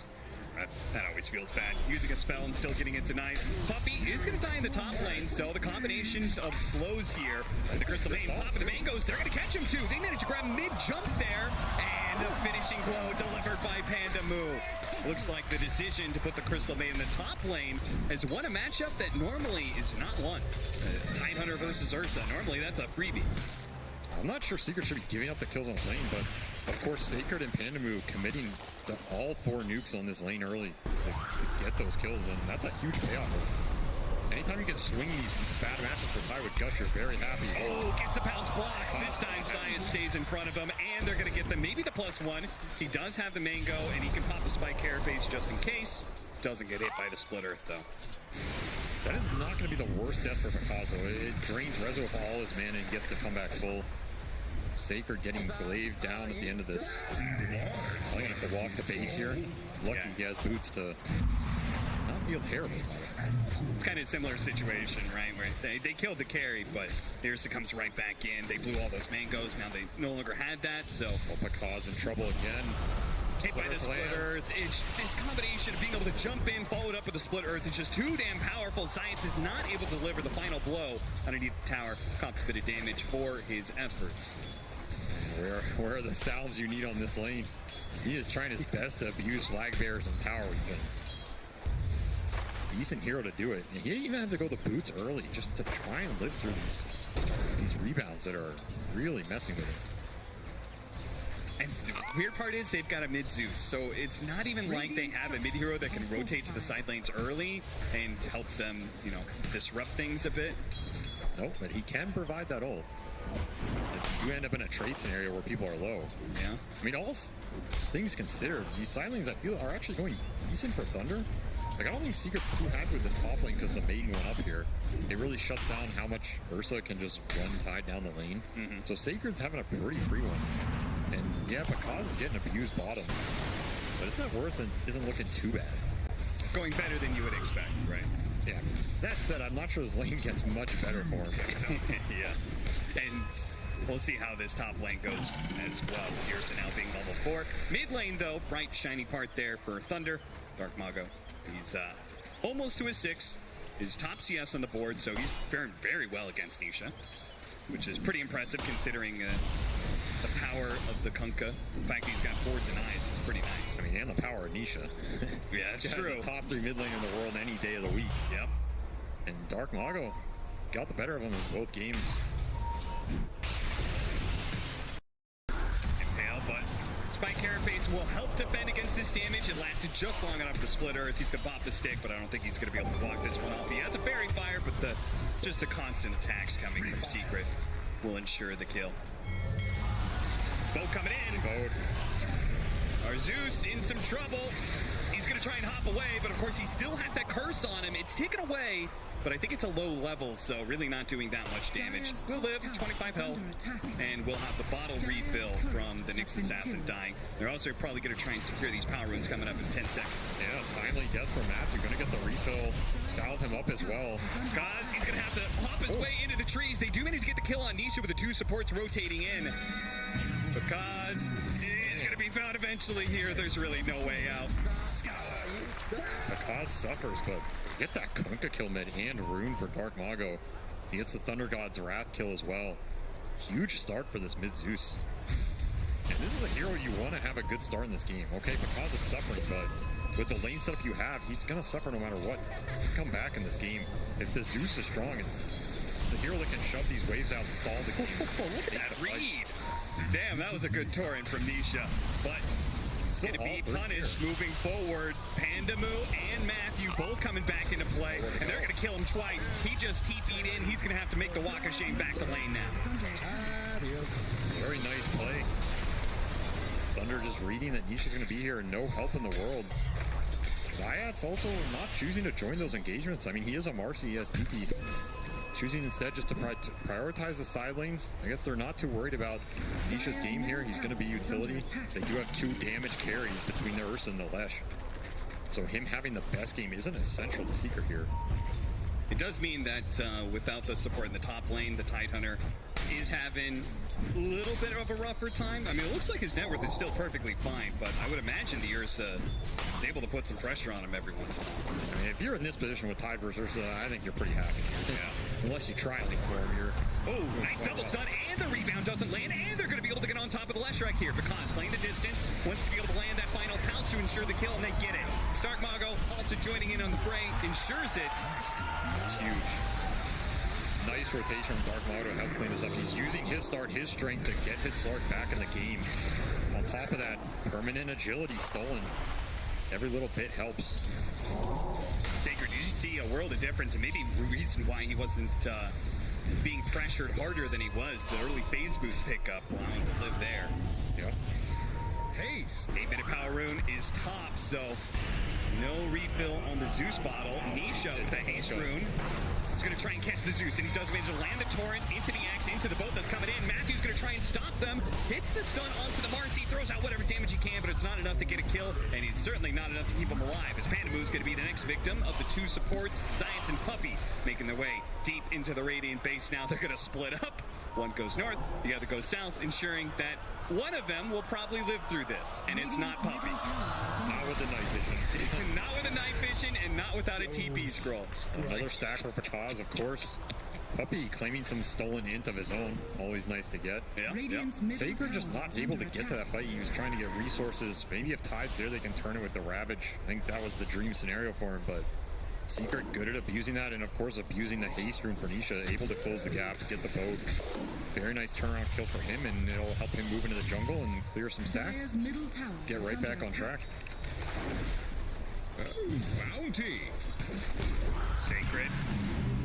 Say he needs some help, but there's, well, maybe Crystal Main's TPing. He's going to throw out the Ravage. And if they try and chase, Pandamu is here to defend. That is a Ravage down, though. Secret got to be pretty happy with that. Good old zoning Ravage, you know? Yeah. Farm a little small Centaur with it, maybe. What are we going to be building for the Tidehunter in this kind of game? Well, it's always Wraith Pack, Cap. It's always a Wraith. You wonder what an off-laner's building? It's Wraith Pack. I mean, the regen, the scalability, especially for Slark, right? This is a hero where lifesteal just helps him so much. Extra tank ability helps him so much. I mean, it's pretty much every Agi carry in the game. Yeah, it is kind of hard for Slark to play against Leshrac, right? Because you can't defend on your ultimate, all that AoE damage going around. So anything that can limit the impact of Leshrac is going to help a lot. Absolutely. And even shutting him down by getting kills would be even more important. They're going to get on top of resolution here. Do they have enough damage, though? The pounce is blocked. The stuns, chain stun coming through. The Slark dies, and Rezo is able to keep his distance. Stays alive through it all. Global on top to secure it. That's something you're going to have to think about this game if you're Pakaz, right? You get stunned all of a sudden. You don't see a Dark Pact. You just global. Slark is in big trouble in this type of scenario, and nice rotation from Nisha to clean up too. Another unsuccessful turnaround from Dark Mago. Still having a great game here on the Zeus. Once more, this is not the fastest lineup from Thunder, so they're okay giving up some trades. Science, let's talk forward here. He's going to be hit by the pounce. Matthew's going to come in, and maybe Zayas, he's trying to cut for the kill on Pakaz, but he popped the ultimate just in time, and the finishing blow was delivered. But if the Kunkka can keep everybody around, Rezo will certainly clean up the kills, and it's going to be Matthew who should be dying here. It's going to take a little bit longer than maybe they expected, but he does get run down. Mid lane. Dark Mago trying to kick Puppy out of here so they can get some more damage onto that tower, but Puppy does a good job pulling the creep wave behind, so the siege wagon dies. Nyx has a decent amount of levels this game. You're going to have to think about the Vendettas, especially in these deep pushes into Thunder's territory. They want to have Secret go into them to take the fights. That's where Zeus, and especially this Tide, who isn't going to have Blink in this game, can really thrive and set up the fight for Pakaz to clean it up. On the flip side, this Leshrac is perfectly happy just pushing your towers down, especially when those ults aren't up. Secret can claim a decent amount of territory in this time. It's going to take a while before Pakaz really wants to join the fights. Whereas again, you have this Ursa start clearing through jungle, and Crystallis is choosing to go for Diffusal this game. So he is not opting for that heavy farm Battle Fury build. Secret's going to up the tempo here in the next 10 minutes. That's pretty interesting, because I feel like almost all years since I've seen him go at Battle Fury in this tournament, but nice spike Carapace. That'll help defend the Zeus. Rezo shows up, they drop the sentry, spot Matthew, who's trying to get to the edges of it, does what he can before he goes down. Here comes the Ursa, and he's going to clean up the Crystal Maiden, and Dark Mago barely gets out before the X. Ravage going down, but nobody's really around to take advantage of this one. All of Secret is just going to turn and rip into that watermelon, take the sweet juice inside, and go for a mid lane push now. Super discoordinated fight from Thunder. They just aren't ready for the Secret incursion yet. If they're all there, they can maybe get a turnaround or a kill. Secret, again, this tempo, they don't have big cooldowns they really have to rely on for the skirmishes. Sure, you have global silence, but it's not necessary. Nisha's just running around the map, setting everything up. Invis bottom. Yeah, Dark Pact Invis rune. He's just going to take, trying to take the CS, missed one of them. And it's just kind of a noise because... Especially if Nyx dies early, it's hard for Thunder. Yeah. They really want him to be alive so he can get the carapaces off on the Leshrac. Lesh is just so much of Secret's damage right now. If he has free reign in these fights, Nyx is down. It's going to be hard to just commit in, and even Crystal is joining this, cleaning up the Crystal Maiden. Back in the live we go as Thunder, bit of aggression, gonna be stalled here as Secret look to grab Pandaboo before he can get out. The X will ensure it. A little small hop away there with the Tumbler's Toy, gets him out of range with Science.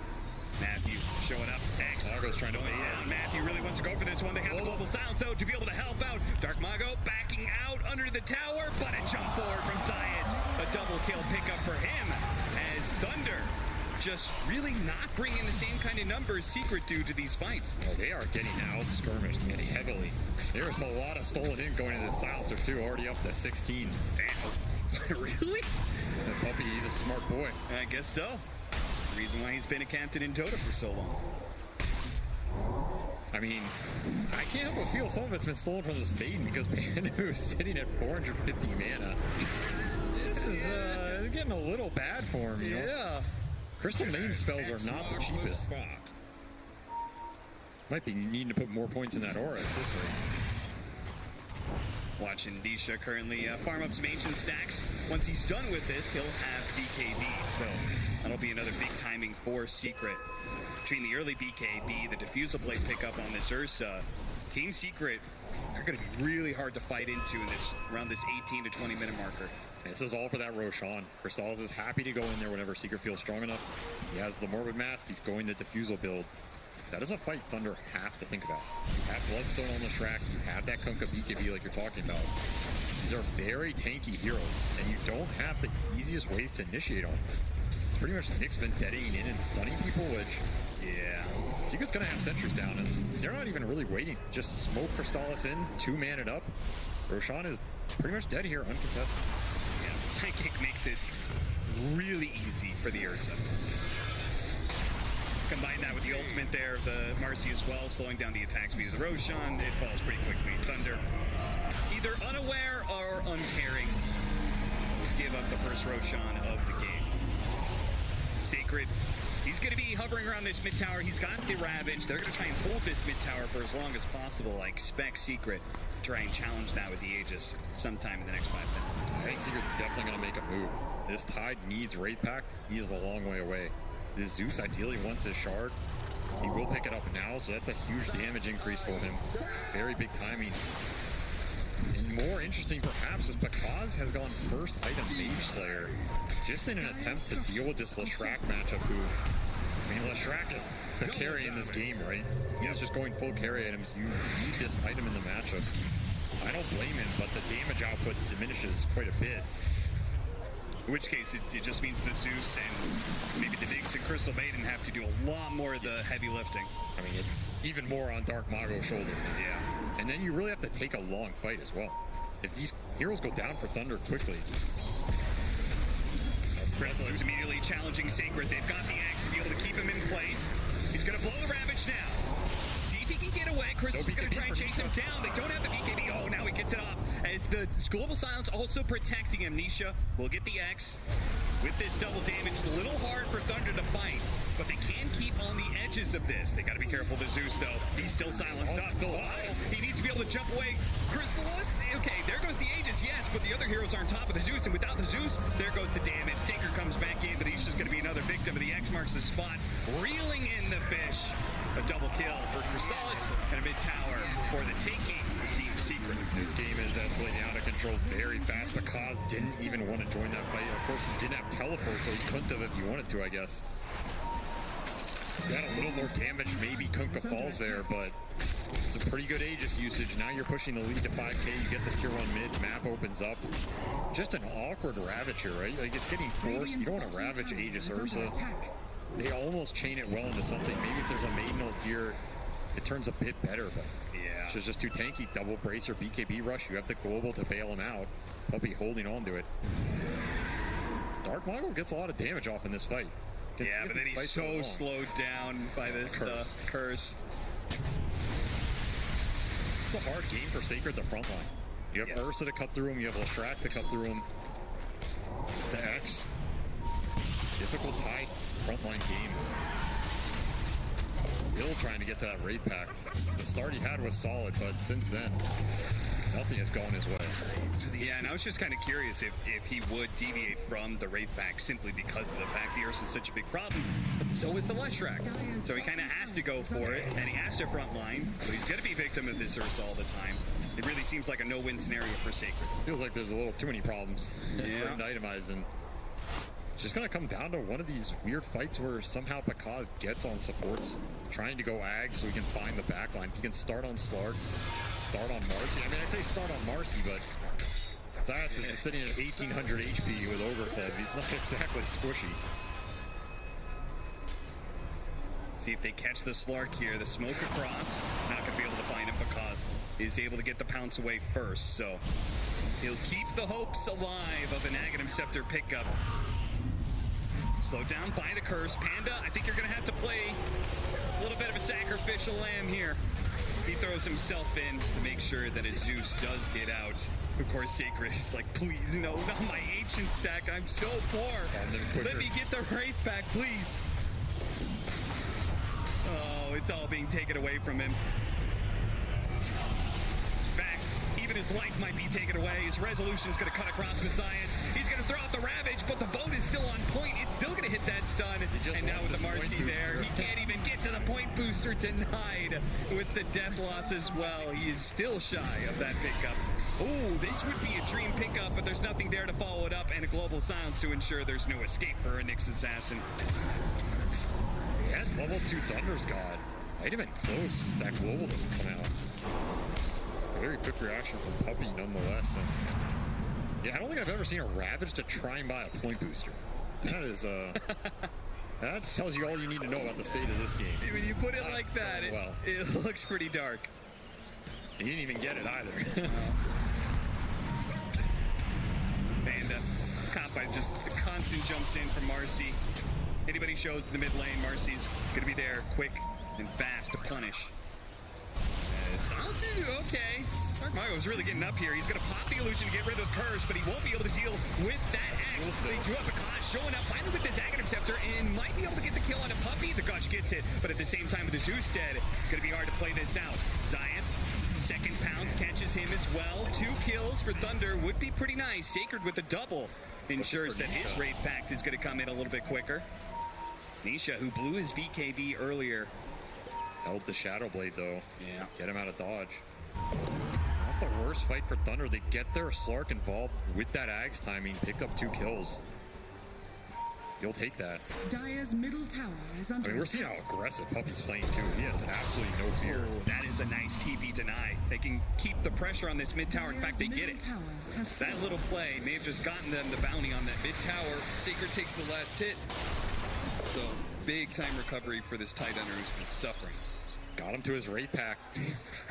Showing some signs of life here for Thunder. A little momentum swing. Will it be enough though? The Wraith Pact will stop a lot of the damage, but Secret still up by 5k. They're an item or 2 ahead. And also, what can Pakaz do with this Aghanim Scepter? We saw in that first fight, used it pretty decently to kill the 2 supports. You want Silencer every time. Yeah. Take Silence out of the fight, it opens it up a lot for Zeus and Nyx. Sacred and Nisha having a little fun here. Both of them actually baiting a smoke behind the individual cores standing in front. Oh, they're fighting Puppey on the back. Puppey, this would be so good. The smoke's gonna break. He throws out the curse. He gets a force dash to the high ground. The second pounce doesn't land. The Ravage doesn't land either. And now he gets off the global. He's getting all the spells off with the quick turnaround on it because it all falls apart for Thunder off of some nice quick moves from Puppey. He pulled out all the stops on that one. Put on his dancing shoes today. Just super fast force staff reaction. That Ravage clips absolutely nothing with the BKB reveal on Leshrac. And fight's pretty much over at that point. Kaz was too invested in 2 silence. Very nice read by Secret. Puppey felt that one coming. But they had a great angle. Yeah, they really did. With the rest of them on the high ground, BKBs all going off during the Ravage. And even the global. It's a nice finishing touch there on the end. Just beautifully played by Team Secret as a whole. That's almost where you want the Nyx leading, so you can guarantee that kill. Yeah. Instead of the pounce, but maybe just not expecting that force staff to be up yet. It's also hard to just run in with Nyx this game. There's a single sentry, you're getting global. Nothing can come out from the rest of his team to bail him in those scenarios. Yule's Scepter, Aether Lens. Dark Mago is trying to keep up as the Zeus. I mean, he was once the highest net worth in this game. We see he's had a little bit of a precipitous fall. He just can't keep up. Not with the amount of real estate that Team Secret has been owning throughout the last 10 minutes. They're gobbling up the map. Make a move towards top. They had a pretty nice defensive ward there on the side of Thunder. All right, Matthew kills Crystallis Courier with full BKB. Ooh, that's a nice pickup. A lot of net worth. Pretty much the best thing he could hope for in that scenario. Is that enough for you to make the call like, guys, we should smoke? I just took away the BKB, or do you think it's still risky? I don't think you can smoke into Secret here. Maybe Secret goes into you and you can take the fight. Maybe. Or maybe just leave Pandamu behind. That's Roshan. That is number 2. Second Roche. This is where things start getting really scary for an Ursa lineup and Aegis. Now the Shard. I feel so bad for this mate, man. So much intelligence stolen. Yeah, he's really not progressing there, is he? Racking up the ends, and that is sharp for Ursa. This is the dream Ursa progression. Do the first Roche pretty early. They got it with the smoke and Marcy. Second Roche, 24 minutes, put that shard online. Yeah, you're missing BKB, but I don't think he cares too much. Yeah, I don't think so either. Not with the constant enrages. Already having a hard time addressing him. Coin for me. Full Silver Edge done for Nisha as well. There's a break for this Tide. Even harder to frontline. I mean, I don't think he was frontlining much before, but now he definitely is. Do you think he should continue to build on that and try and build up a physical damage build, or do you like what he's currently going the Scythe build up? I think the Scythe is fine here. I mean, this Team Secret lineup does not lack damage. Yeah, sure. Remember, Crystallis wants this diffusal damage-oriented build. You will have BK Basher at some point. You have a carry Leshrac in your offlane who's doing just fine, and of course Marcy. You know, Marcy's Marcy. Yeah, Marcy's Marcy. Enough said, you know. They're not going to lack damage, so each can just go whatever he wants, honestly. Go the AC, you can go the Hex here. The Hex is definitely nice for the Slark control. Or if you find the Zeus, right, you stop some of these leaps or duels, just guarantee the highest damage kill. Matthew, I mean, this is a sad affair when you're using the Vendetta to try and, hunt down couriers. I mean, he's certainly not strong enough, I think, to get a solo kill unless it's on Silencer with the Thunder God's Wrath. But even then, I have to question if they have enough damage. Pandamu, well, he's been just kind of playing forward a lot. I don't think he really cares too much about his own life. It feels like he's just kind of fishing for information, right? They got to just buy time more than anything. Dodge, split the lanes. You're going to lose out on some net worth, but try and make Secret run around. And Sacred getting spotted. Someone has to make it very Secret. Yeah, and it's going to be the Tide Hunter. So that Heaven's Halberd, which he was trying to get to address the Ursa problem that he has, it'll be delayed even further. Because did manage to get out, and he is closing in on a BKB. But it is a very small silver lining, a very big and dark, scary cloud. You know, Matthew, he's looking for that Ursa courier. That's why he's not killing these. Hey, he's trying to go to the... Yeah. He wants the BKB again, but he missed it. That was the one courier that went out the fastest. So Crystallis already has BKB, and Matthew's kind of... I know it's coming. He read the timer very well. Actually, a very intelligent play. Just not going to get it. Damn, that is and now he sees it run back. He's like, Well, they know the BKB is now complete, and same goes for Pekaz. In fact, they even put a gem on this Ursa. Puppy deciding to be generous this game and donate some of his net worth to ensure this Nyx has no free initiations. The Blink Dagger as well. So BKB, Blink, Ursa, you're 100% online, and you're trying to take 80 fights that you can get. Thunder are being rather elusive, though. They're doing a decent job of not being caught on their, well, I was going to say their cores, but mostly just because Dark Mago. He really wants the Aghanim Scepter. He's trying to farm it up with the Zeus right now, but he's got to be careful, got to respect. Dire's courier has been killed. It's a BKB, another one BKB denied. A decent pickup. You waited a long time for it, so you're gonna have to use it here. Of course, Aegis is still up for a minute. You're gonna have a window where they don't have that. Aegis is down. You have your Slark BKB. Maybe you can get to this Zeus Ag. Regeneration. That's pretty much all we're looking at in terms of the next timings here for Thunder. All right, you're gonna have a Halberd on the Tide, but at some point you're gonna have to win a fight here because you are losing a lot of net worth in the period where you're just letting all 3 Secret Cores have free reign. Evan's Halberd complete. I don't know if it'll ever save Sacred, but it might stall his death a few extra seconds. You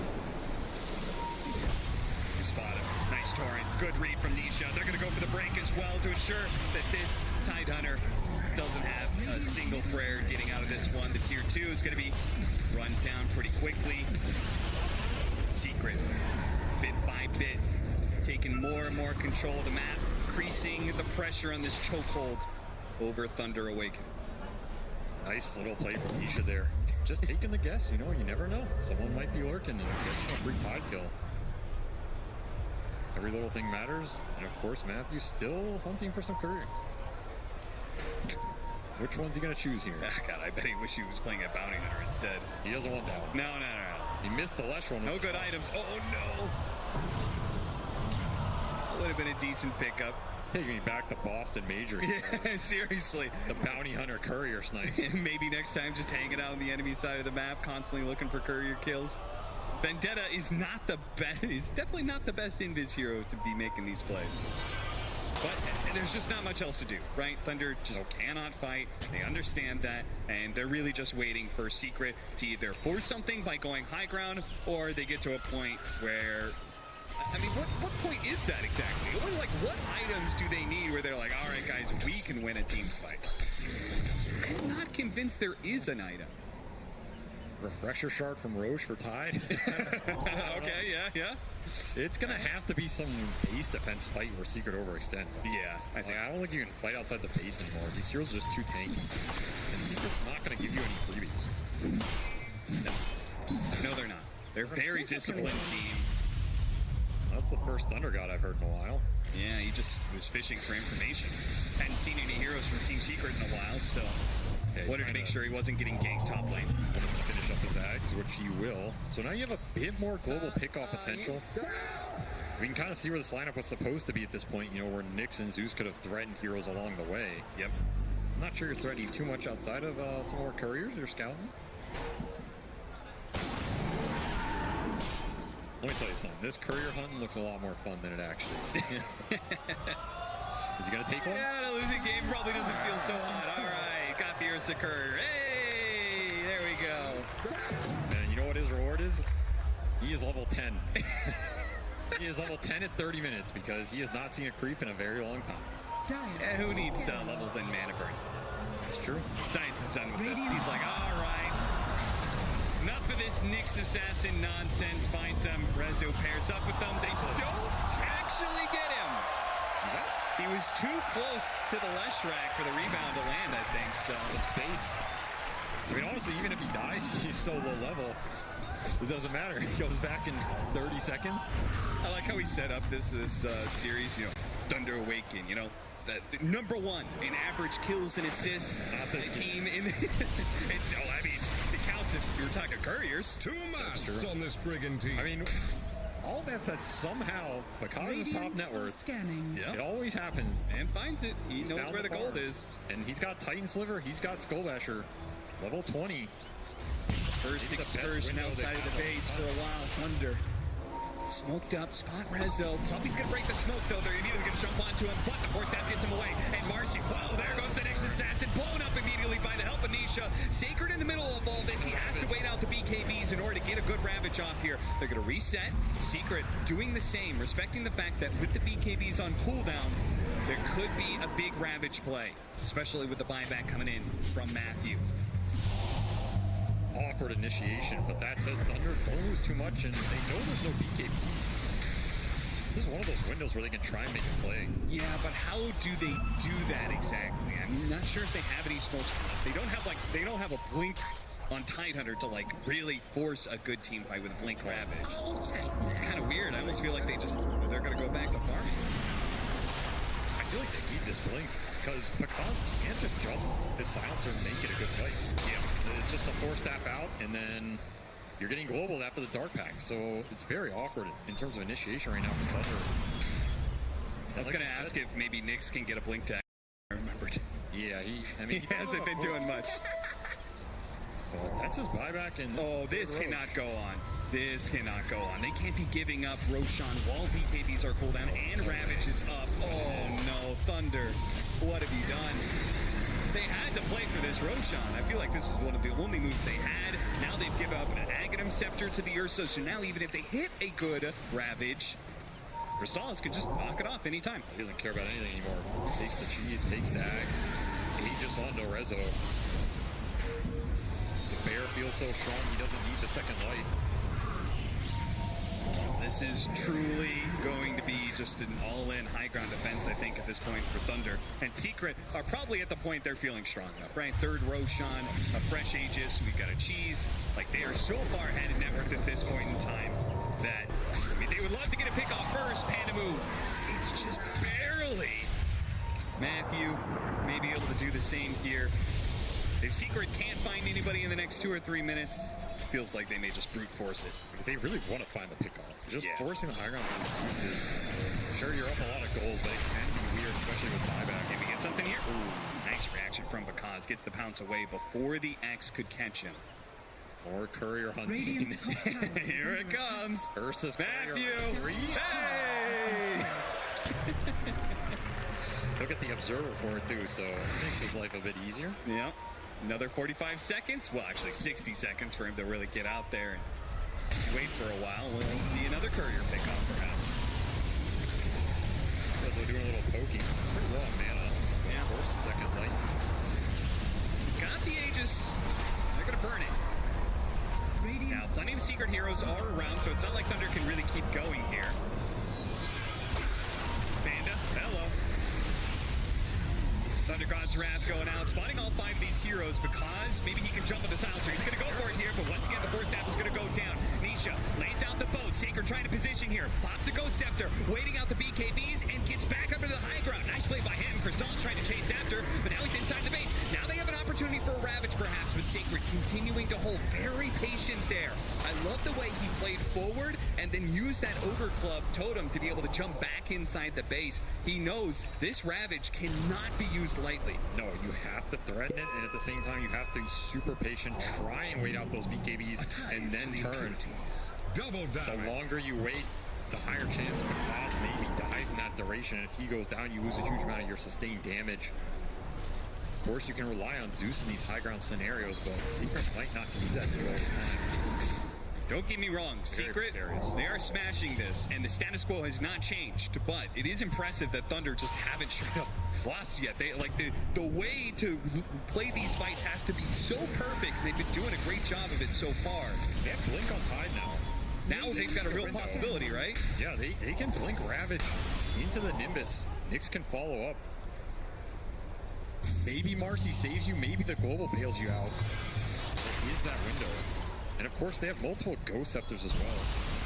No real nullifiers or anything from the Secret side, so these Ghost Scepters are doing a decent amount of work. Yeah, Ziontar's already made that read. He's going to try and build a nullifier. It may be a little while for this 4th position to get it, but he is at least aware of how strong this item could be. Yeah, when your 4 positions building nullifier, you feel pretty damn good. Yeah.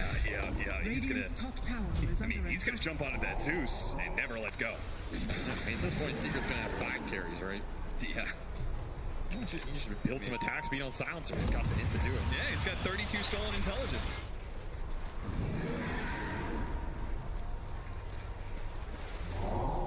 Waiting for the runes. Waiting for next Roche, perhaps. I don't think Secret's in a rush here. Yeah. Maybe the couriers. I think so. They're trying to speed boost out of that tier 3, tier 2 area as quick as possible. I mean, I'll tell you, they are microing these things. Yeah. There's a refresher flying out for Nisha. double BKB, double Hex. Could catch these heroes off guard. Have a Dreamer as well. Just even extra takes. Smoke might actually catch Thunder. Thunder was being very patient, just sitting inside their base, but they're poking out now. Team Secret.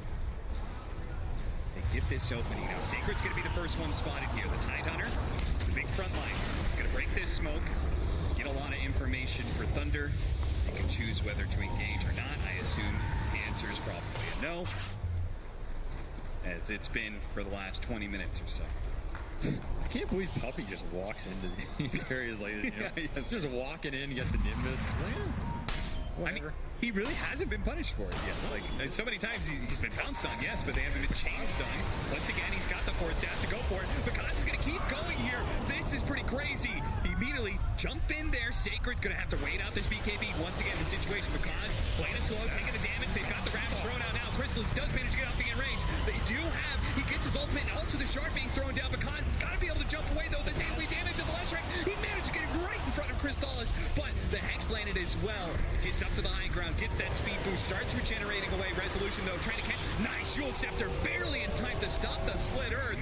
Zayat's jumping in after him into the base, but Dark Mago's already away. The two supports die on the side of Thunder, but the core's not dying. We'll keep this game stalled out, I believe. It is still going. They were close to killing that Ursa. If that Ravage comes out before the cheese pop, oh yeah, for sure. Michelle looking for war here. Tier 4s are up. Next Roshan is coming in soon. 2 minutes to be exact. Gotta abuse that Slark night vision as well. These are best entry into fight killers. They're never gonna have a really good war outside of the Slark initiates. You can plan them off later. Yeah. That's why Puppy is so confident, because they just know they have no vision. They've had that gem forever. Starting to poke this tide. No Ravage for 60. Just throwing himself in there. See if he gets out. The splitter doesn't land. We're good. Because, oh yeah, he needs a force staff out of here. He's in a little bit of danger. Because gets on top of him, and they do have Sacred to follow up as well. Because realizes as soon as the last strike shows, he's got to get out of here. The Ogre Club doesn't get Sacred quite far enough. He's going to be chased down with the magic damage and resolution on the side. Science is going to be able to finish off Dark Mago as well. Because turns around, does the damage onto the last strike. He needs to be able to keep his back up against the wall. Make sure nobody gets in front of him. If anybody stops his pounce, he's dead. He now has to blow the BKB. He jumps over to the side and TP's out. He will get away, but the rest of his team has been devastated by this. They throw buybacks and still haven't gotten a kill out of it. Absolutely nothing going Thunder away gets way in this fight, and Crystallis smells the blood. Yeah, that's going to be another death for Pandamoo. And a chance to break the high ground. Looks like it's Secret. Finally going to crack it open. Flip will come out there. Low resources, but doesn't seem like any of them are close to dying. Puppy is still eluding this Slark. Force staff and a Ghost Scepter. The rest of his team being so mobile, they can come save him anytime. And Pakaz really needed that Abyssal, and he might never get to it at this point. The repeat glyph here. BKB is up for Nisha now. The mix is in the trees here from the side. They try and get a sneaky impale. Ravage going down, the pretty decent one, but they can't really focus any one hero down. They don't have the damage, not without the Zeus. And now with the Slark Hex stuff, it's a chain stun combo that will ensure his dead for 85 seconds. No buyback, and Sacred falling as well. Also no buybacks. This is looking like it's over. That's it. GG Secret. Absolutely no mercy whatsoever. Fully disciplined, controlled the game from the get-go. And make a clean 2-0 victory over Thunder Awakened. What a clinical series. I mean, that first game was just so disciplined by them, and this second one didn't feel like Thunder even got one good team fight out of that whole game. Just ratting and ratting, trying to get to a point where the Slark can come online, and by then, all of Secret's 5 carries are online. I mean, at that point, you're not killing anything. Puppy just so elusive with Force Staff Glimmer. That's a top 3 for the second year in a row. Puppy has got to feel good about continuing to play at the 11 TI. Yeah, he's now got one more series to go to be able to beat last year and put himself in that potential top 2 scenario. Man, what a run this man has had. What a run the Team Secret has had. So, I mean, remember, these guys, we almost didn't see them at TI, period. They had to go through the last chance qualifier, which they smashed, and are now showing up in playoffs, looking in very fine form. Thunder, they in turn go down to lower bracket. but I'm sure this is going to be an experience they certainly learn from. I mean, do you feel like this series was more about play, or was it about the draft for you? I feel draft did play a large part. I think Secret was very comfortable in both these games. They got everything they wanted. This last draft especially, I felt like they could have picked anything last there. Like, they could have flexed this Marcy to multiple positions. They could have even thrown Kunkka somewhere. Rezo gets his off-laner of choice versus whatever Pakaz has. Yeah. That's a rough situation to be in. I mean, Puppey and Heen have just done a great job this tournament. It feels like every series this team played, which has been a lot to get here. Yep. They get better. Their drafts get more consistent. The gameplay gets tighter. At this point, if these guys aren't the favorite to maybe take it all, I don't know who is. Yeah, absolutely. They just seem fully prepared. They seem to deeply understand the meta at this point. Yeah. And that's what happens when you play some of the most games of anybody at this tournament. Yeah. And anybody in any tournament ever. That's Puppey. Let's go ahead and check in with the panel. Team Secret taking a 2-0 over Thunder. Thank you, Cap and SVG. Yes, congratulations to Team Secret, punching their way into the upper bracket finals and equaling that of last year. They are guaranteed a top 3. To talk about the match, we're of course joined by Sheep, Lizard, and T-Governor. There were some moments. It's okay, but I mean, like, you know, we should highlight it. Let's just talk about it. Let's just get it out of the way. Let's get it out. It's the elephant in the room. The Tide Hunter in the room. It was, yeah. But like, you know, you're on the stage. It's a lot of pressure, and you know, I think as SVG said, it's like you know, sometimes you kind of need that. You know, you don't always have your best performances, but you've still got a chance in lower brackets. So hopefully, you know, moving forward. But unfortunately, yeah, the Tide on Sacred wasn't really you know, hitting the mark. But also, I do think that as SVG mentioned, the draft as well was really good and really enabled Rezo on the offlane with the Marcy. Yeah, I mean, before we get into the Tide Hunter, I want to preface this with Sacred is a new pro player. He started playing professionally on teams in like 2019. To the scene, he is very inexperienced. So this sort of performance, yes, we can criticize it, but he is obviously like playing at this TI, feeling the pressure. I can see how this Which was great. Yeah, that one was fantastic. But yeah, this was pretty unacceptable. You know, it's like you're wasting your Ravages when you're getting gone on in your triangle alone. You're TPing late to engagements. I think communications-wise, they clearly weren't including him in a game plan. Like, they weren't working around their Ravages. Yeah, and I mean, I've been a very long time ago a pro gamer, and sometimes when you're on the stage and you really take like so much responsibility on yourself and you try and do too much, and you know, and sometimes that's the mistake, is caring too much, trying to do too much when really you just have to play your normal game. But still, focusing on Team Secret, Thunder Awaken will be playing in the lower bracket, but Team Secret, T-Gov. Yeah, and it's that off-lane duo, right, between the Zayats and Resolution. You saw the stats at the very end there. 16-1-15 on Resolution, a 10-4-26 on Zayats. Like, you go into the lane together, you're pressuring this slot. We just mentioned the Tide Hunter. For Thunder Awaken, they're used to having cores come out of laning phase with a lead to play together. When they don't have that, it's like mode recovery. And that felt like the entire game, because Secret just demolished them within the draft, and in the early play, it was just an exceptional game. Then again, on the offlane, Thunder Awaken did have a decent start. Like, they did pressure the Ursa, even though he's kind of considered strong versus melee heroes. If there's a good dual lane against him, you can pressure him. They killed him a couple of times there between the Crystal Maiden and the Tide Hunter. However, one thing that Secret does really well is they usually listen to Puppey. And when Puppey tells you to stick together, you goddamn stick together. You hold hands. You hold hands, you hug each other. Exactly. And that's what they were doing. And they did it, and they all got clapped along. What can you do? Yeah, clapped along, yeah.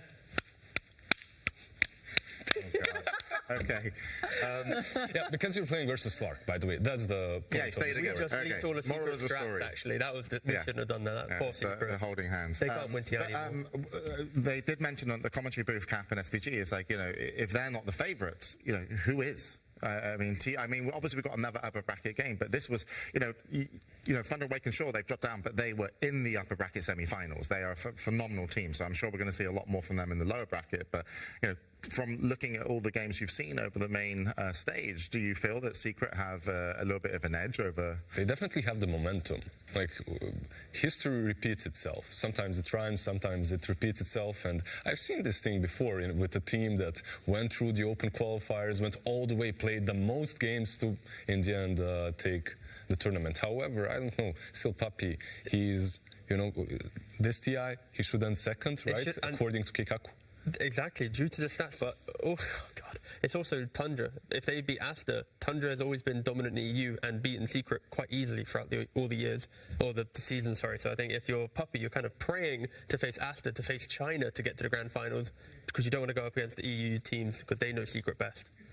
And just to kind of recap a little bit game, because hopefully we will be waiting on a winner's interview. But in the mid lane, it was Dark Mango that on his Zeus he didn't get.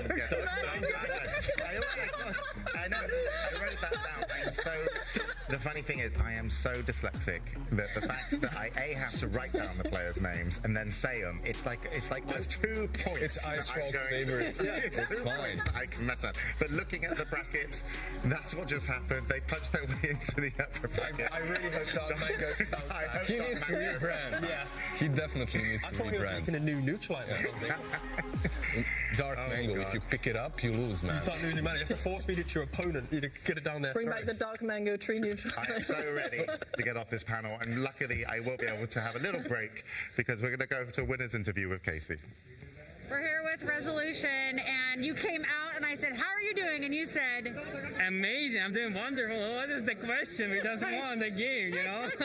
It's a stupid question. It's hard not to ask it. I don't like that question before the game. You're like, how do you feel about this game?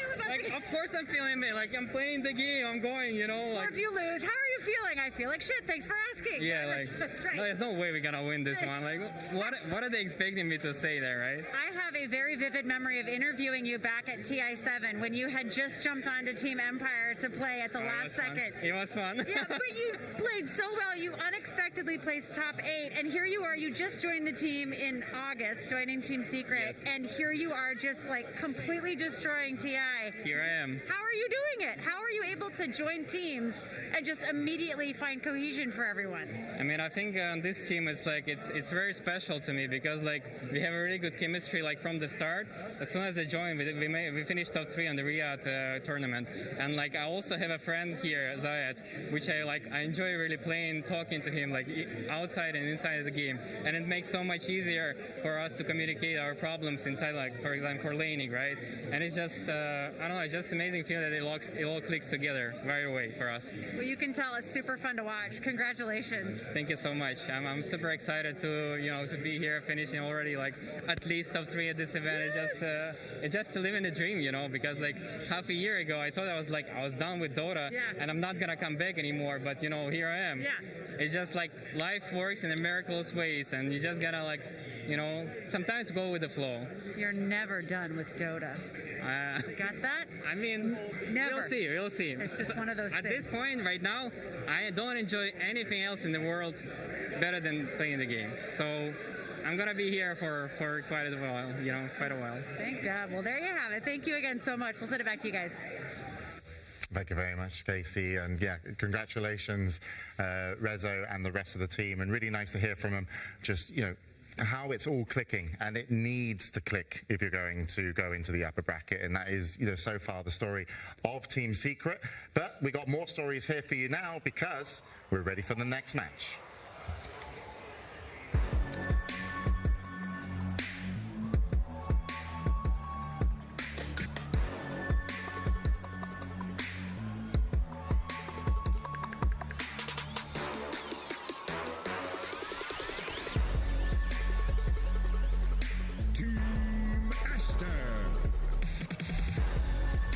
Team Asta to the stage, a Chinese team, and as I nervously read out their names in front of my panelists, Monet, Ori, XSS, Boboka, and Pichu. Is it Boboka, please? Boboka. Boboka, of course it's Boboka. We love Boboka. Let's introduce Tundra Esports.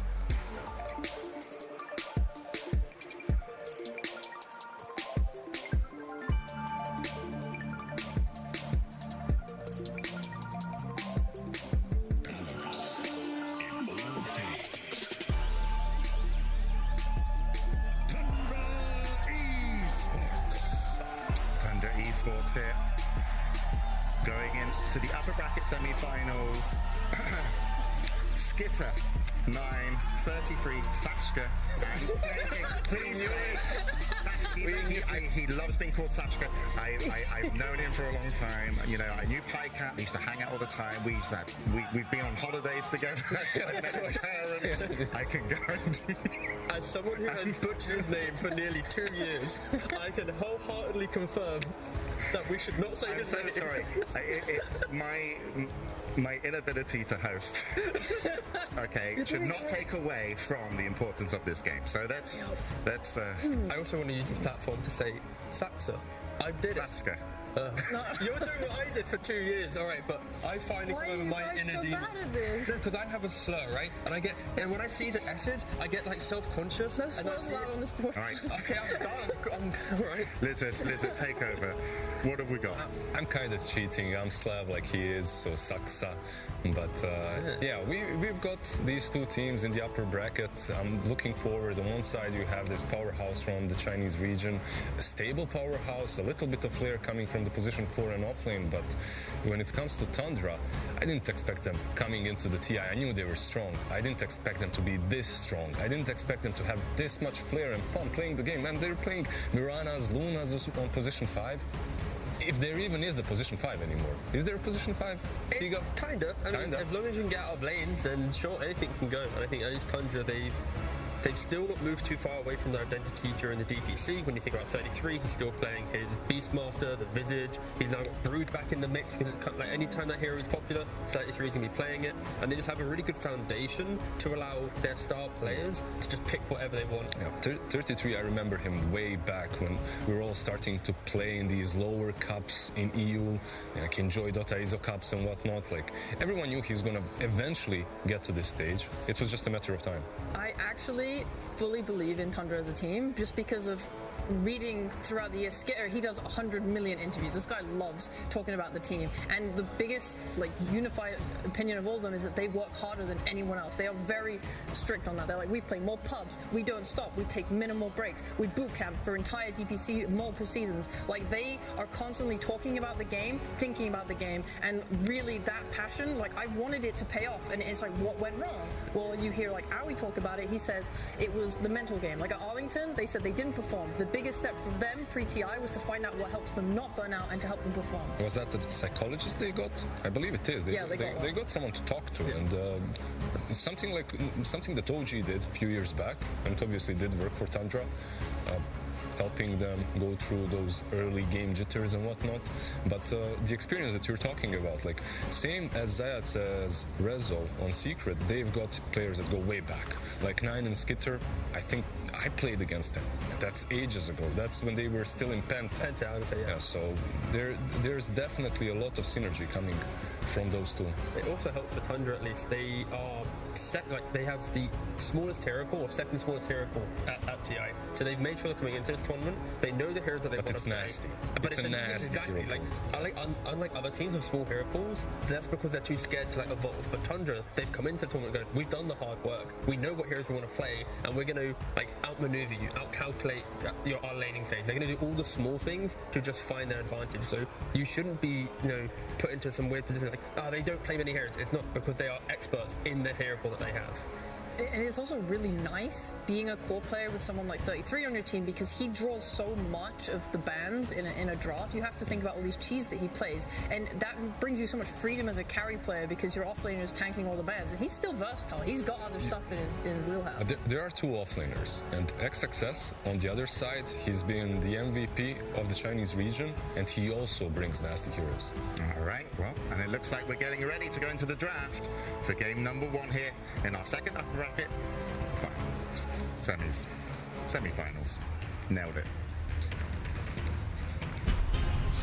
Team Aster versus Tundra Esports. Game 1. All right, we're back in the panel. You guys have made me all giddy today. I've lost the will to... I was never a good host, let's be honest. Come on, don't do yourself like that. T. Hello. What's up? Bring us back in. Okay, so they have met before, these two teams, in the group stages. Actually, all our upper bracket semi-finals have been from Group B. And Asta did play against 100 Esports, and they went 1-1.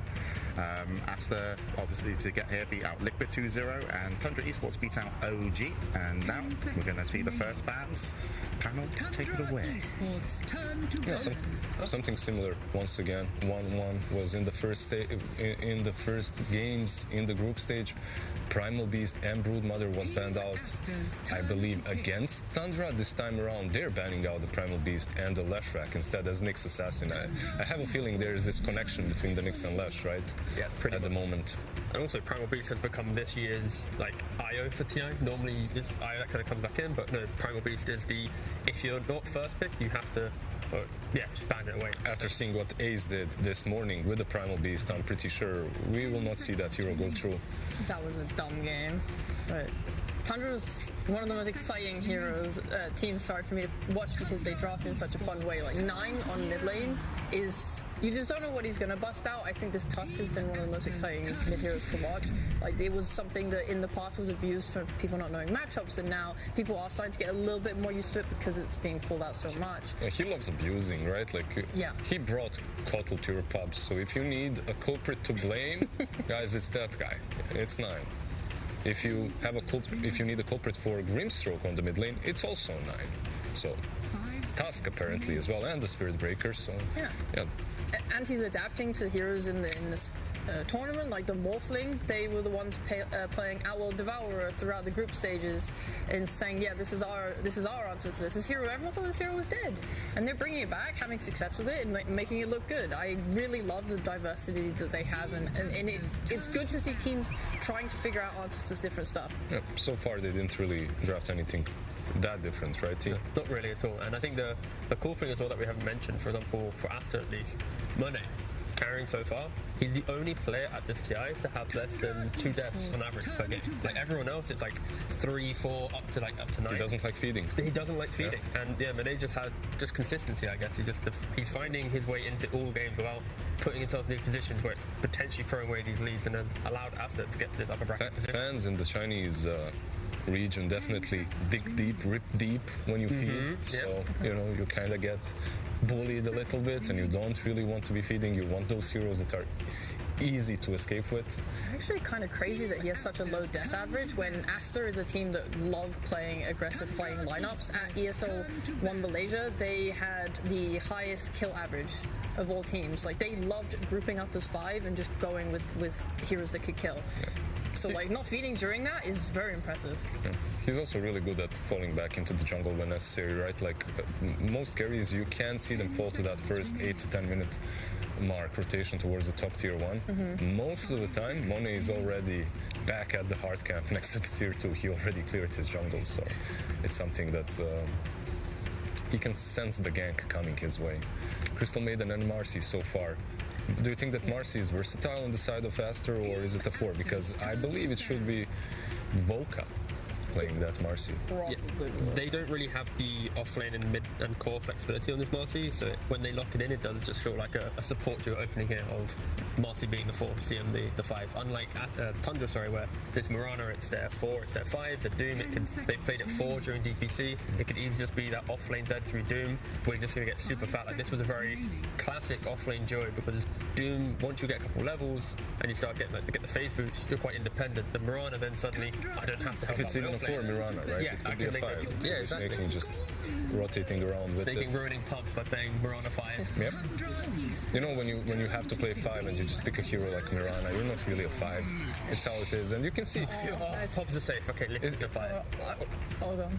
No, it's just the bands. Yeah, Brood, Visage. I want to talk about them as well because XSS, he is a offlaner that really in the lane for an extended amount of time. You see some other offlaners, maybe like FPZ or something, they will run and make plays and rotate, and XSS loves to stay in his lane. And heroes like Enigma, Brood, Visage, these are literally like the top 3 I would list in terms of like what he likes to play and what meets that play style. So I really love these focused bans, and I also really love the Lich pickup because Aster, I was going to say, is one of the few teams who I feel like really solved their response to Marcy with the Sven and the Lich heroes. And I do think they're really effective. aggressive. This Frost Shield can nullify so much of Marcy's damage, both in lane and later when she has her ult.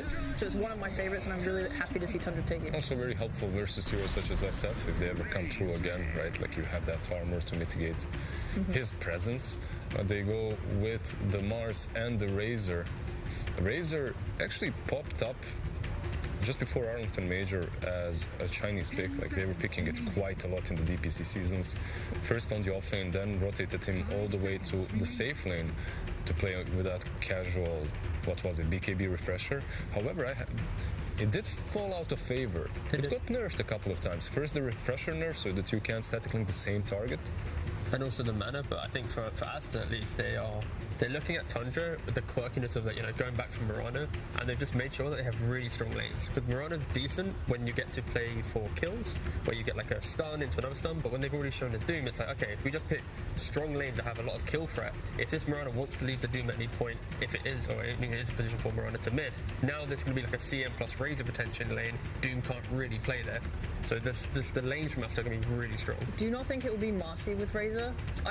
These look like these look like the two side lanes so far for me. And whilst CM will be the +5, we've seen so much in recent times of this patch. The supports will just swap lanes depending on what's needed.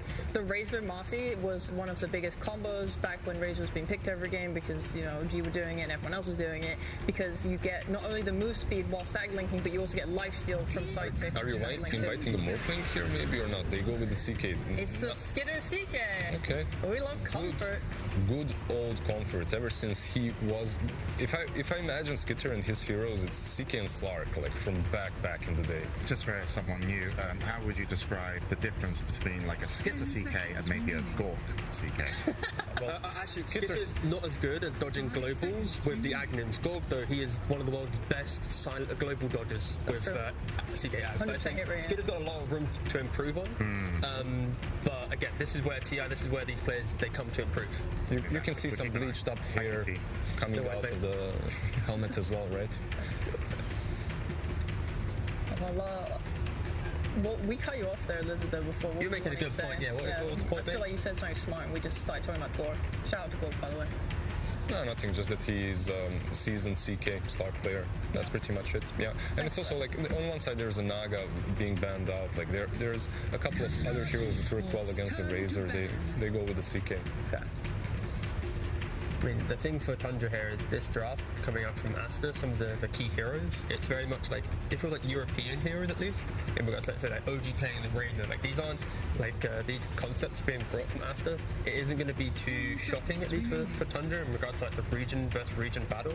I think the main thing for them is they just need to be ready to play that laning phase and just lean on Lich CK, looking for the kills. Mirana not leaving the Doom securing that farm. Because if they do ever kind of get relaxed in their laning phase, that's what Asta's heroes will thrive on. The quick blink on the Mars, the pre-20 minute BKB on Razor, and then you just run down the CK and you run down this engagement. Like the control and the team fight from Tundra, you kind of don't have anyone to contain this doomed hero. You have a Sinister Gauge, you have a CK stun, you don't have the bigger spells to keep them in At the same time, you can expect a lot from the Lich and the Sinister Gaze from Tundra. In the Chinese region, at least, it was one of the best counter initiators, no matter how funny that sounds. If you have a hero such as Mars or Magnus that jumps in and needs like that second to actually turn and use all his spells, if you're around with Lich, you can actually break everything apart.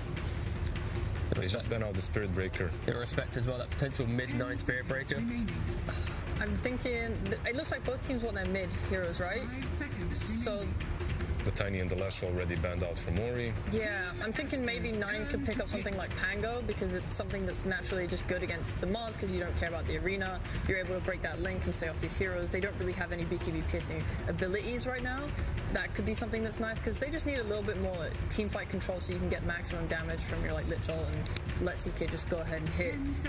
For Astra, I'm feeling like if Ember isn't banned, just double checking Ember Spirit, for example, like there's not a lot of clean lockdown. And if you have a hero on mid for Astra right now that can poke some of the big spells, if you bait the CK to use ultimate, if you're baiting out the Moonlight Shadow, the Doom again with his BKB, you quickly reset. It allows you to do that quick smoke and then re-engage. So Astra's mid hero needs to be able to kind of unlock that kind of secondary. So basically a playmaker, right, for Ori. They go for Slark instead. That's Mars or Razor? So I guess it would be Razor You can still go Razor plus Marcy on the off lane. Yeah. Put the Mars mid. Yep. CM Slark safe lane. I think these lanes should be very solid for Aster, no matter what is picked next. Like, is there anything that you can pick at this point that completely dominates the Mars in the mid lane? Hardly so. I mean, I just like the fact that Aster, they picked this Slark and we kind of stutter and go, okay, this is going to be, and Tundra is more in that same position. I'd argue if there was a It's really good versus CK though. That's why they stuttered, right? Like you can go for the Bloodseeker, but your whole lineup would be actually no, extremely I forgot you have CK carry. Ignore that. That was the worst thing I could have said. Well, I've seen Slog mid against Bat Riders. There's no reason why we can't throw some random shit into the mid. It's Tundra. No, I don't. Nine's down for it, man. Yeah, what was the 9 hero pool thus far? Let's have a guess. Usually if you see a Slark, you want to go for some AoE, and they go for the Tango 9. It's super in his comfort zone. Another hero that deals pretty damn well with the Slark. Yeah. And it's a playmaker for them that they pretty much needed. Yeah, you don't need to worry about countering Slog because you already do. When Doom gets his Aghanim Scepter especially, like the later this game goes, the more this Slog can just be dealt with and he can't just pounce around and do what he wants. I'm a little worried for Tundra what their damage is going to be in the middle portion of the fights. When you have the Razor BKB, Slog with an Axe, Diffusal, the Mars Bang, whatever, like that style of play, Tundra's going to need some really clinical entry to fight to unlock their damage. If they don't, then maybe they could struggle a little bit, but yeah, we'll have to see. I feel like Tundra is way more reactive than they usually are in a game such as this one, and Aster, they've kind of got them by the ropes with the Slark pick. Right, well, Tundra definitely bringing something a little bit different here to the main stage. A lot of eclectic heroes that we haven't seen for a while, so we'll see how this goes. And both these teams obviously definitely wanting to start off strong and move forward. And there's also somebody else that wants it to go well for them as well, because apparently there is only one person with a possibly correct bracket at TI predictions. Only one? There's only one. So whoever that is, I'm rooting for you as well, but I'm sure people are rooting for both teams. Aster versus Tundra Esports. Let's send over to our commentators. It's OD Pixel, Fogged, and Kezu. Thank you very much, James. Yes, very much looking forward to this here. Tundra versus Aster here in the upper bracket. I'm here with Kezu and Fogged. We've just seen the draft, boys. What's sort of standing out to you? What are you excited to see? Do you think someone's got a bit of an edge here with this one? I would say that I really like the Tundra draft in this game. I feel like it's kind of what they stick to. They also have this last pick tempo with 9 on the Pango, so I feel like they're going to up the pace a lot in this game. Yeah, I have to agree. I do really like the style that they've gone for. They have this Doom that can always address the Slark, but we'll see, because they do have ways of resetting fights as well on Aster, but see how it goes down. Absolutely excited to see, because that Doom in particular, right, something that we haven't actually seen being played for a few days. It's sort of a hero that a lot of other teams are ignoring, but Tundra, as they always have been, they love to play the Doom, and they still very much feel that this patch, it's still absolutely a top tier pick. Do you agree with that sort of approach to the game right now? Not sure how much I agree with it, but it's definitely a 3-3 special. This guy loves this hero. Like, he's been playing it for as long as I know. Like, even back when I started, this guy was spamming this hero already. He plays it literally to perfection, and I feel like it suits them like very well. They're going to help him later. He's going to up the tempo. When they help him, he's going to get top net worth, as he usually does, and then they kind of just go from there. Yeah, they tend to be they just put so much pressure with the hero. I feel like they're one of the few teams that actually makes the Scorched Earth always look super threatening, like in laning phase and stuff like that. Like 1, 2, 3. Have a bit of a battle here as Skeeter, he stepped up to the high ground, but Boka's going to be the first to fall low as Tundra will find that first blood. Lose Skeeter in return. Fine not to come to an end yet. Tundra, they want to try and push on for more. Shield crash pretty much onto the entirety of Aster as 9 looks to continue the chase.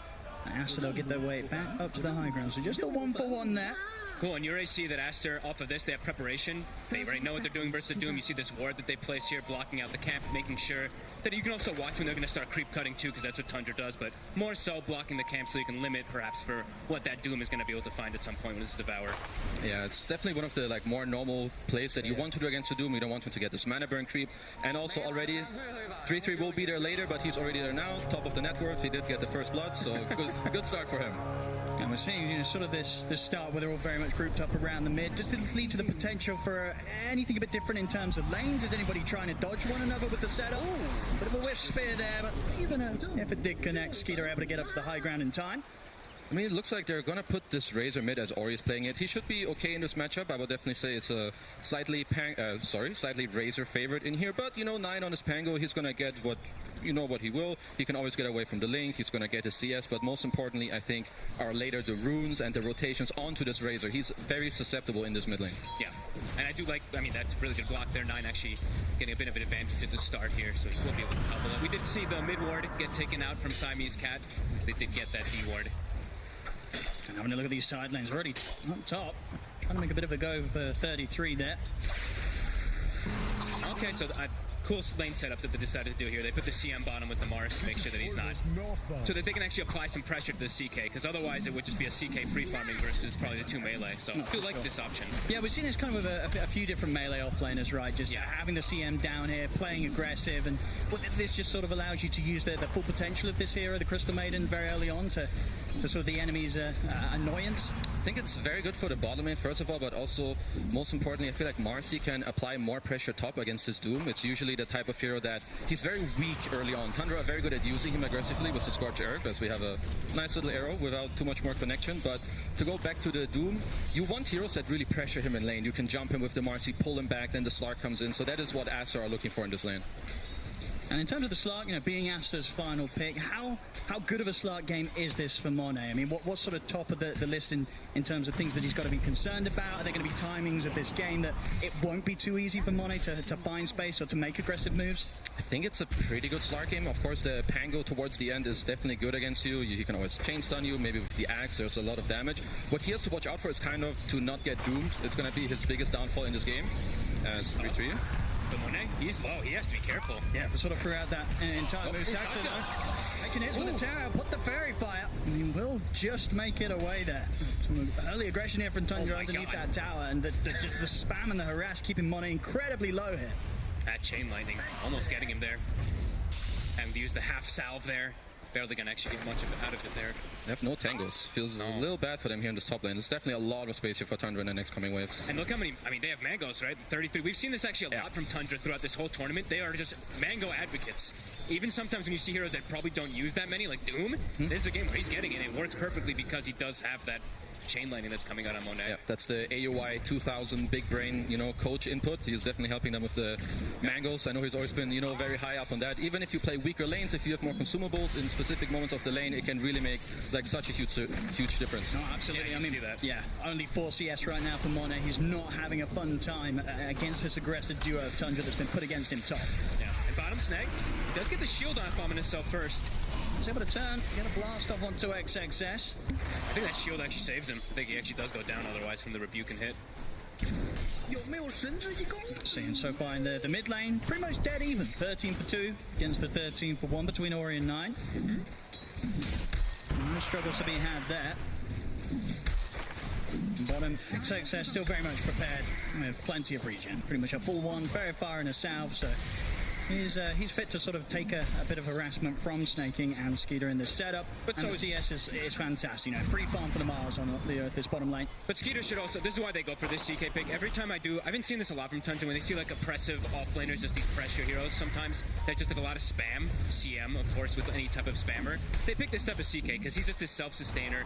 He doesn't need to buy too much regen. He just sits in lane and attacks. Yeah, he also works incredibly well with Lich. It's kind of what Lich wants to have in the lane, someone aggressive, but at the same time, he has all this inbuilt regen. Monet, top lane. I mean, poor old Monet's just not having an easy time at all here. Saxon going through the chase down, and there's the chain lightning to finish him off. Monet taken down. At the same time, down bottom, they'll attempt to get aggressive onto Skeeter, but the shield's up from Snaking. Skeeter trying to step back. Mango's being popped here by Siamese Cat. He's got another frostbite and a blast. That last right click, though, not enough to take him down. Skeeter, he'll be able to walk away, but very much an incredibly different story here for the beginnings of both carries. Monet is not having a fun time at all up top. Honestly, Skeeter's going to start having a pretty rough time too. No regen bottom. If he steps up, he just gets nuked and dies. See here, Monet and Baboka, they're going to try and trade back. Go towards 33, but Monet's getting right click down pretty low by Saxa. Same to be said for Baboka. They're both incredibly low. Power's going to come out. Monet, he's not going to be able to finish off Saxa. Saxa kites him out with the leap. At 33, getting another kill. Saxa will fall.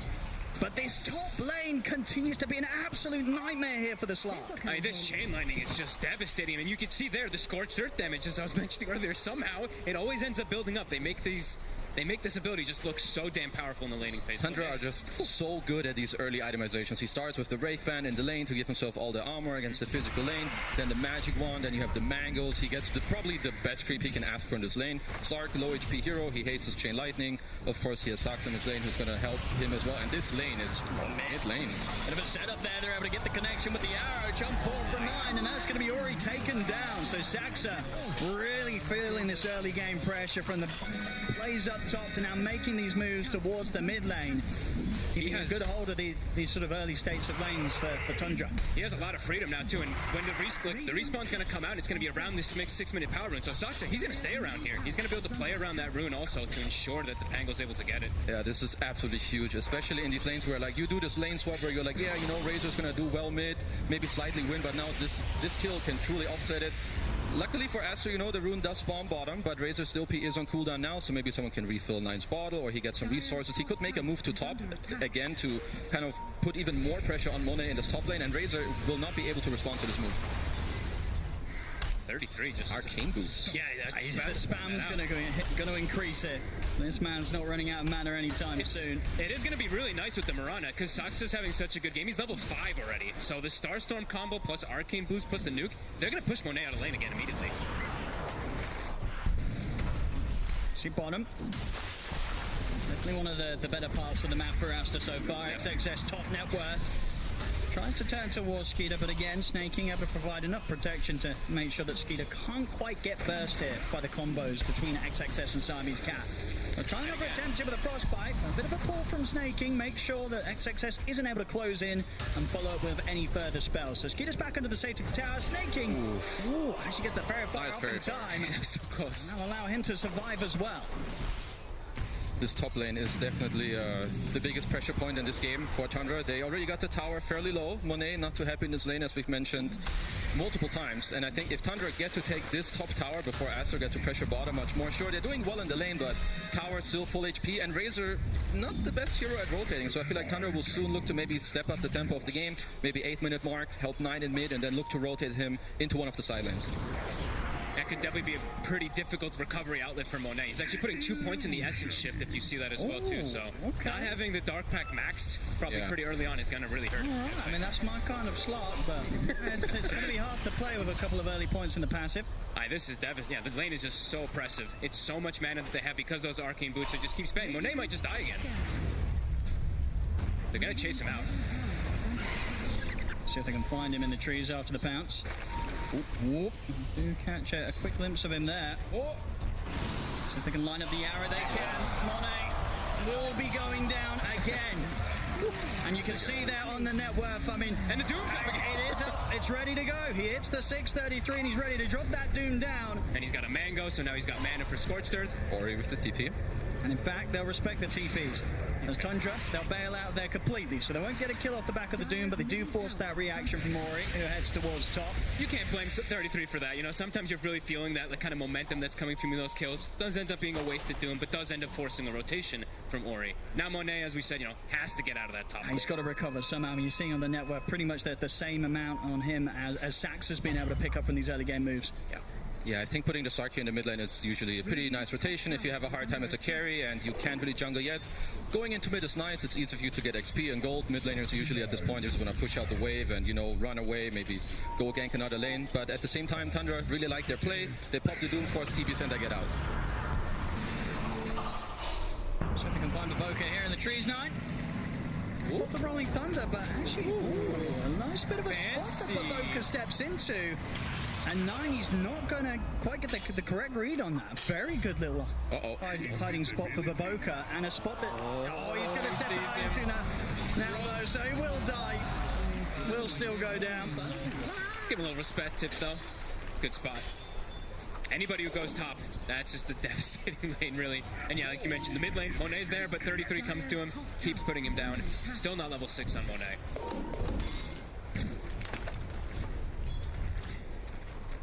Let's see this top tier 1 tower.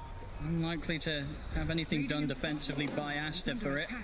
And Saxa with his early rotations also. Now he's level 7. Yeah. 10 minutes, and he's already got this like aggressive ward that he placed earlier, so he can make these rotations and looked to pretty much kill most of the cores. That burst damage is nothing to laugh at. See, Asta trying to make the aggressive move here towards 9 and Saxa. You got a mid-shield crash. See if that's going to be enough to take him down. I think it should be 9. He's caught on the high ground. Asta able to kill off the Pango. Oh, the worst feeling for Pango when that happens. Bottom lane Skeeter. Ready to go with the ult. Turns quickly. Destroys Siamese Cat. Yeah, the Pango would have lived for sure. He would have lived until he had enough swashbuckle, got out, but Baboka with a perfectly timed dispose to cancel that. In the meantime, bottom lane, Mr. CM also. And right now, the state of the game is definitely not good for Aster. I mean, you can see it on the network already, but it's mainly about the state of the map right now. They did lose their top tower. Now the map is more open for Tundra. And Aster don't really have the lineup that is like gonna push back, smoke into you and kill you, or have an easy time opening up the spot tower. So I'm really kind of interested to see how they want to play these next 2 minutes. Is it just gonna be keeping your cores, you know, as far spread as possible to get all the lanes pushed out, or are you gonna smoke 3 people from mid, perhaps to the Mars bottom and open up there? Because I think Tundra, they will counterplay you for sure. I think they want to try to at least try to get some attention off the top lane. So I think moving the Mars, moving XXS, he's the strongest one on the map. It feels like we're now with Ori, so it does feel like it could be the good move. Yeah, they're trying for it. Does look like Tundra might have the read. Skeeter, very defensive. Let's see what they can set up here. Baboka also feeling rather strong, level 7. Get the setup. Quick rebound over towards Snaking. Nice quick kill. Tries for the spear, won't quite connect. Should be able to go for the finish on the tower here. Let's see if Tundra does look to respond. They do have, I think, most TPs at the ready. Never mind. Pangos isn't ready, so yeah, boss. Yeah, they're gonna chill. They're gonna be happy to oblige. Smoke move from Aster. Skeeter, it's like, alright, see you later. He's gonna TP out, keep farming. They're gonna keep pushing in the whole top lane. Perhaps try to pressure Monet a little bit, which is not too easy, but at this point, if you can just make the Slark farm maybe 1 wave all the time in his tier 2 and steal half his jungle, that's already okay. Like, look at Slark's net worth. He is suffering and he's gonna need help. I think they even like pulled. I think they side pulled a hard camp too. It's very good. It's just a beautiful play. Like when it's sometimes it's hard to invade or really stop them from farming. So the best thing you can do, because carries are getting better and better, you stay in this lane. You wait for the wave to push in. Well, joke's on you. I'm pulling it. Yeah. Upon him. Quick setup for the Tumblers to into the arena, but it's close to tier 2 tower. So TPs will be coming in.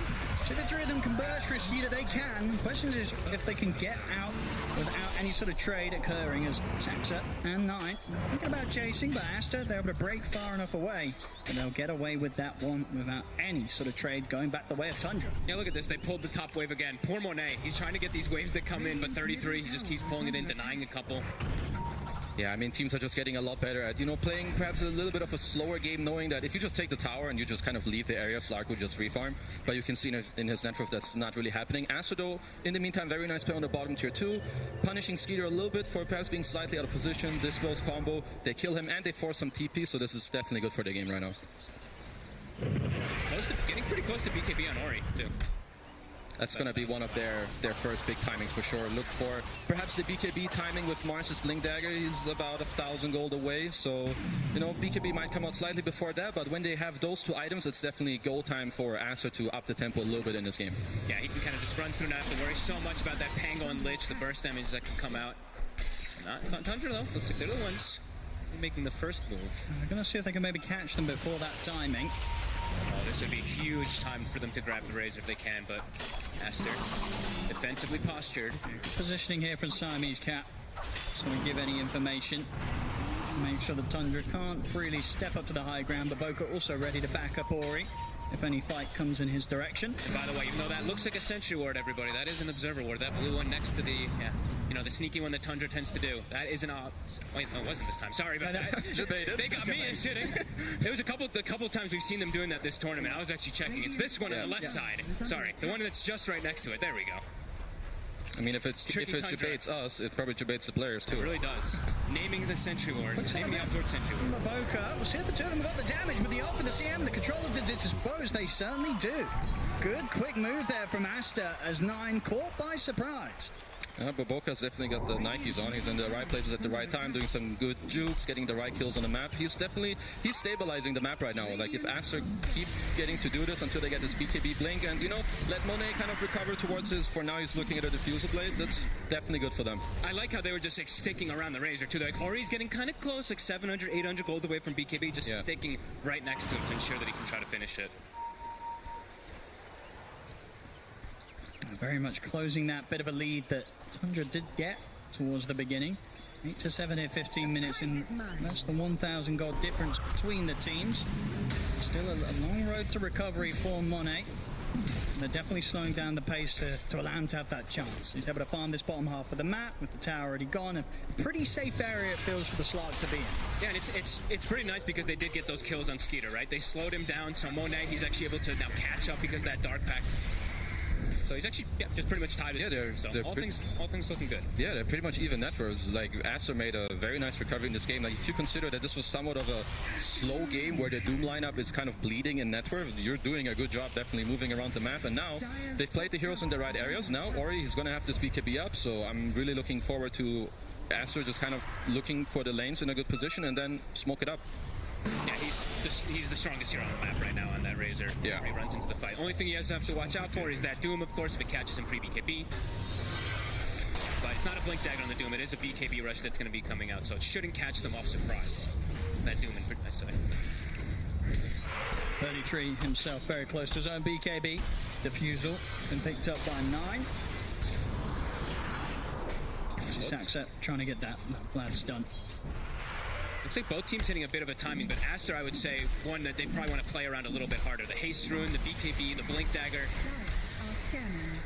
They're waiting for an opportunity, or pushing out this mid lane. The next 1-2 fights might be very scary for Tundra. Yeah, you do have the team fight with the Pango and 3-3's Doom. He's closing in on his BKB. He definitely wants that before this next fight breaks out. But if Aster hit their initiation, I'm not sure Tundra have a very good response unless, you know, Snake King gets off a very good shield into Chain Frost. So if XXX's jump is good as bottom. Almost a bit of a leap over the spear, but Saxa, he'll still take the brunt of the attack here from Aster. They'll find him off the back of that movement. We'll see if they can sweep around for more. They do pop the ult here from Ori. He still has the Eye of Storm active. Actually, already the mid for Boca. He gets the straight up catch onto Snake King. So a quick connection from Aster towards the mid. This should allow them to have a good shot at taking this tier 1 tower, or at least forcing some sort of reaction from Aster. I mean, but Boca's level 11, by the way. Just going to be pointing that out as well. Level 10 on the Mars, but level 11 on the Marcy. So he's going to be going for this transition. And that's all they. Quick jump, they found 33. Big grab. They're in with the setup, and Ori, he'll be able to follow with the damage. BKB pops as he's able to continue to stay on top of 33, take him down. 9 with the Rolling Thunder. He's not going to be able to stick around to look to take anyone out in return. He's going to opt for the TP out. Good attempt to maybe find him at the end of the Rolling Thunder with the spear, but the Rolling Thunder lasts too long, and 9 will manage to escape. Well, we're definitely seeing Aster making some smart moves now, and Tundra very much getting caught off guard each time. Space. Monet, he's loving life. He's doing, like, he's just enjoying it. He has a Diffusal Blade now. His team is doing all the right things, all the right moves still. 1k net worth lead slightly, but the game is, I would say, slipping a little bit out of their hands. They do have this BKB now on 3-3, so we can look, you know, for them to play a little bit more aggressive. I don't know if 9 is calling, yo guys, I want my blink, I'm close to it too, because initiating for them is still a little bit, you know, it's not the easiest. Yeah, you have Moonlight Shadow, perhaps you want to look to abuse that, but an instant jump, you don't really have it yet. And definitely a lot more awkward for them to approach inside of that fight. Skeeter also, now he does have Echo Saber. This could maybe also be that timing. It is going to be coinciding soon with that Blink Dagger of 9. So maybe that's when they look to make their first move too. Because Aster, it's been them for the last few moments. Boca, he's going to have the ult back up, and as you said, with the very good levels that he's been getting, he's pretty much level 12. That's big timing also once you get that. Super close. Can still just get burst though. That's the one thing. He is playing versus a CK, so in some of these like carry versus Marcy matchups, the Marcy can actually do decent versus some of those. CK can actually just blow him up if he's not careful. Trying over the aggressive jump at the Boca. Immediate reaction from Tundra. They'll throw down the Chain Frost, but Boca will die for that one. A little over aggressive. Yeah, definitely nice PK by Tundra. They also must know they have a Drums plus Wraith Pack completed. This team is definitely very good at, you know, combining your small little timings. They do get this pick up straight into row. Do they get away with this though? I feel like Aster, they've got a decent chance of taking this fight. I don't know if Tundra can get away with this one. They don't kill it too fast. And there's the jump from... Riddle off the mark with the spear. The 9 still able to get the Rolling Thunder up. He's going to head straight over towards the race. But the BKB was off in time from Mori. It's about to end run past the Rolling Thunder. There's the Diffuser Blade slow indeed as the BKB comes to 9 is the wrapping. Continues to control it, but the Eye of the Storm hurts 9 badly. And now Monet's ready to turn up. Jumps in with a pounce. Takes down 9. XXS pushes Saxa off towards the side. Finally, Ori goes down. But Monet, he's still looking pretty strong. He's ready to chase over towards the Lich. Take out another. Now turns towards Skeeter. Skeeter's surrounded here by Aster. It's going to be triple kill for Monet. Oh, he's back, baby. I mean, goes up, level 14 now, might even get another grab. Yes, indeed, get another one here. 33. It's ending. The Moonlight Shadow buff. He's going to try for the TP out, but they found him. They found him. They're going to be able to take out another Asta. Monet, ultra kill. Well, this was the little old slot that was getting bullied in the laning stage, but look at him now.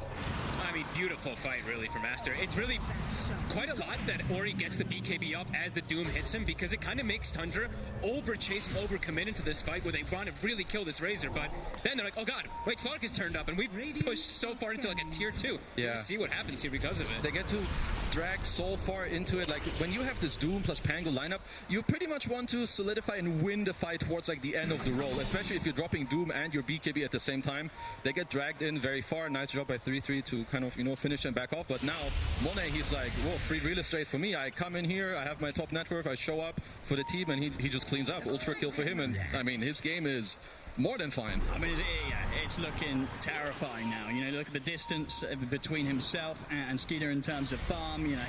He's only behind the Doom. I mean, Doom's a Doom. He's always going to be at the top. Yeah. I mean, he pretty much has the Aghanims finish now, so that's going to just allow him to really get into the backline a lot easier. This Lich, now his life is pretty much impossible when that does come in those team fights. This is a pretty ridiculous recovery, really, for Master. And once you start getting ahead, also now, you have the Slark. So any vision that Tundra is now placed aggressively immediately gets taken away. I mean, so if you're Tundra, how do you stop Monet from falling out of control in the next team fight? Whose job is it really to kind of prioritize this slug, make sure that Monet doesn't get all this space to just go from target to target? Gotta doom him. It really feels like. Yeah, I think it's important for Tundra that this next fight, now that they do have 2 Blink Daggers, 3-3 picked up his, that you make sure you combine the roll with the Doom so that there's no like weird Slark ult coming out or BKB pop from the Razor, because when they initiate with their spells, the fight, it has to pop. That guy needs to die within like 2-3 seconds. Then you can keep the fight going with the roll. And right now, both teams, they need to be looking at Roshan. So the next fights right now, it's all about whoever will, get to claim the Aegis. Yeah, like you mentioned before, Tundra has like this lineup that really wants to explode in like those 10 to 20 seconds of those fights. But Aster, if the fight continues and it goes long, that's Slark. He's gonna just start taking advantage of that completely. Yeah, Aster want to play prolonged fights, whereas Tundra, they need this really snappy and explosive, like you pop the Phantasm, roll Doom, you get 1-2 kills, and then you either disengage or you like go for Roche. Whereas Aster, they want to chill a bit, pop your arena, kill 1 hero, Slark lingers around, and they keep going like that. See Aster, the back of the smoke, maybe seeing if they can start things out, bait out the team fight, but already 9's in with the Rolling Thunder. They jump with them, drop the Doom down onto Ori, but Ori's going to be able to keep his distance, but Boca left on the front lines will go down. 9 charging over with the Rolling Thunder to set up for a second kill. They'll take out both supports, Tundra. This could get them that Roche now. They have the Alpha Wolf Aura, they have the Raid Pack, the drums, they have the minus armor that comes out from the Pango, so this time... I mean, the 3 cores are still strong from Aster, and there is no Doom in terms of the ultimate, so there may be a temptation to do this. I think they want to poke, at least, like maybe run over, throw in a spear for some vision. Ori, I think he wants to join the try to get the catch on the Monet. He's already able to put the Shadow Dance off. The arena's down. They will immediately lose XXS. We'll see if Monet can find any cleanup this time. He's going to bail out. Jumps out with a pounce. No longer a fight that Aster can choose to take, with XXS immediately dying at the start. Immediately is the right word. Where the hell did he go? He evaporated. I think there's definitely a chance where Aster can take that fight, but I think it has to be off of the back of Ori coming closer, using his body with the BKB and allowing XXS to play a little more safe, because he doesn't have a BKB yet, so sending him in first, I think a little bit of a mistake, but Tundra, they punish that, they get the Aegis, and now, once again, they're in a convincing lead in this game. Aster, not to be deterred by the fact that the Aegis is in the hands of Skeeter. They'll look to hit out with a smoke. They gotta see if they can maybe catch Tundra whilst they're in this relaxed state of sort of spread out across the map. They'll look to Saxa. They gotta take advantage of cooldown. The leaps. Leap on leap. Outplay the pounces from Monet. He won't catch Saxa here today. Instantly drops the Wraith Pack. Something to always watch out too. There is a Marcy on one side, so this Wraith Pack in most of these fights will be addressed from Baboka. And Monet, he is queuing up that shard, so of course wanting to be able to bail out the target that does get doomed. If it's not him, we'll be able to protect them a lot of times with that depth shard. He's going to pop the ult here to try and finish up the tab, but Tundra, they're going to have something to say about that. 9 jumping forward with the Rolling Thunder. Ori immediately popping the BKB in response. We'll see 9 continue to chase up the high ground. Skeeter's able to pull back Baboka back into his own clutches of the CK. As Baboka falls and the rest of Aster, got to be very cautious now. 4 versus 5. They don't want to mess around with Tundra's. Tundra just chasing them down back behind their tier 2s. Aster tries to punish this, the cooldown of the Doom, weren't able to, and now Doom's going to be back up, so Tundra probably looking to continue to look for something, even if they don't have Rolling Thunder. Might just get to focus tier 2 a bit. Skeeter, he's feeling strong. He's got BKB, Aegis. On the flip side, Aster here, so they have the Shard, as you mentioned, very good against Doom. So I think now if you're Tundra, you kind of need to Doom Monet or not use it unless the Rolling Thunder is really going to disrupt, even if the Shard does get dropped. And Ori, he is close to this AC, and he currently has a DD bottled up. So right now, if you're Aster, very likely that they're currently communicating, yo, I have a DD still for a bit, help me get this AC, and then we can look to go together and take a fight.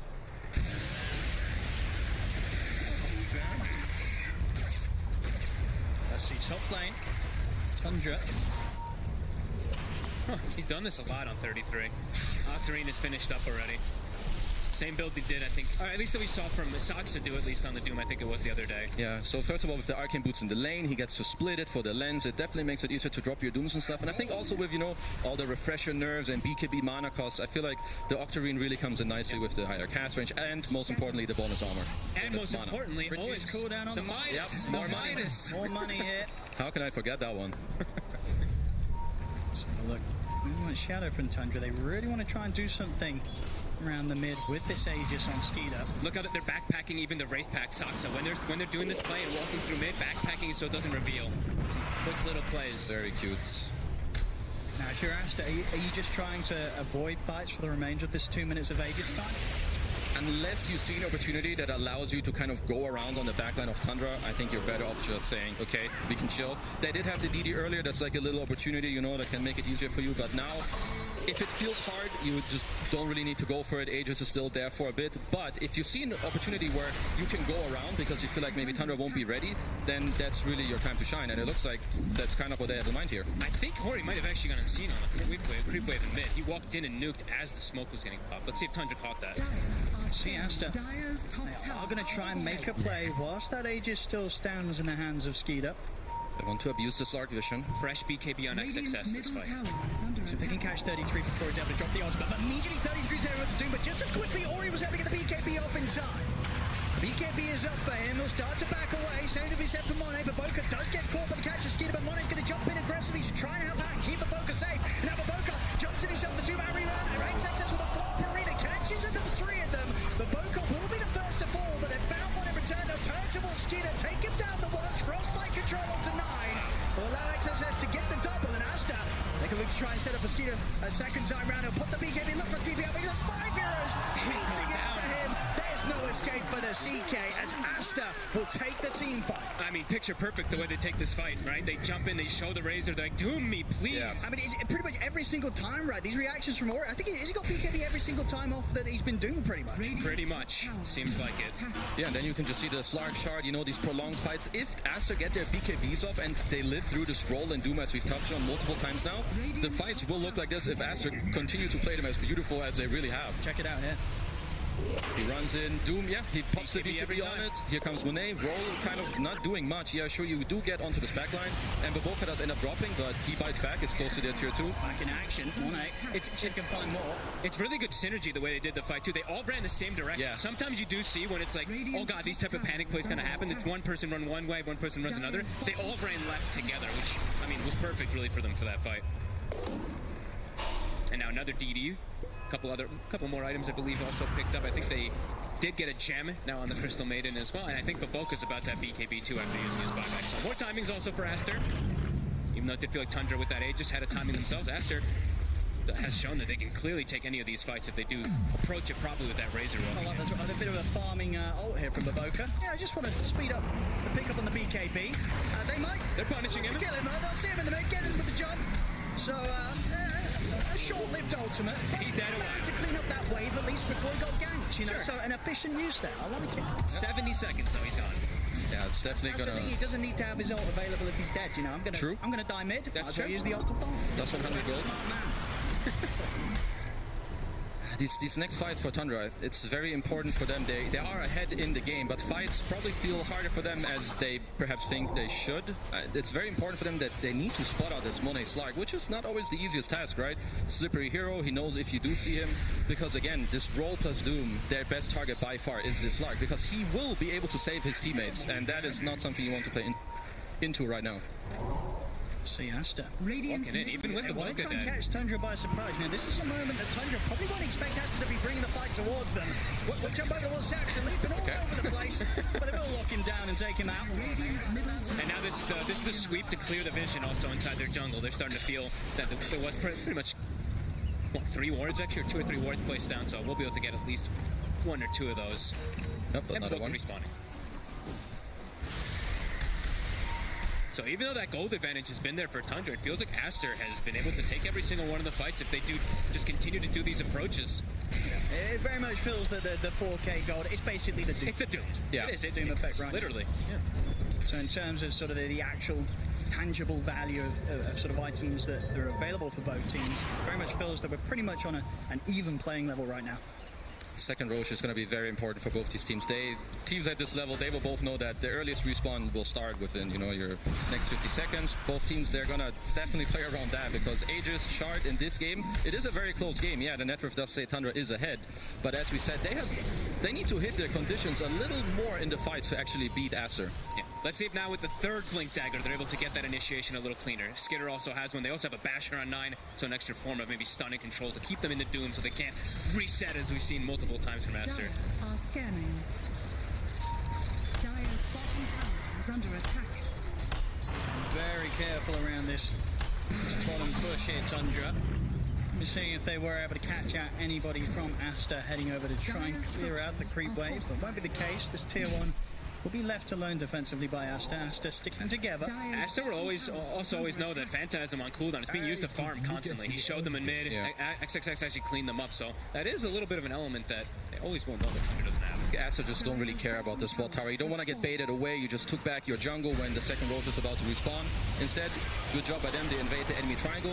One thing I want to say about the Skeeter Blink Dagger, I think another way that I haven't touched on yet is that if you jump multiple targets at the same time, obviously Slar can't really save all of them, right? For sure. So maybe you can jump the Razor with the roll, but you jump Mars or whatever with the CK, and even though he saves one, he cannot save the other. So that could be another condition that Tundra are currently playing for. I almost want to see like one of the cores maybe carrying a Dust then. Because if the fight's going to get so split up, you can't always depend on these supports to be able to cover versus the Glimmer Cape that's on the CM. So maybe one of them will have to sacrifice an item slot. I see that at 33. He's had the Dust in his backpack, but he keeps swapping that between the Wraith Band. What I always have to do be careful if you do go for split up fights and don't have any detection. Coming up to that potential time for Roshan, just about a minute until they'll be back in play. That's level 18, XXS, about to have level 3 ults.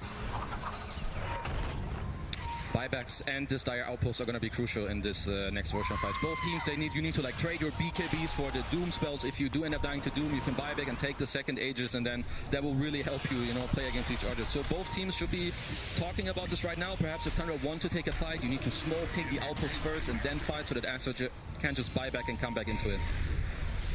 Aster knows how important this next few moments are, really just positioned on this area around the Roche, protecting that ward.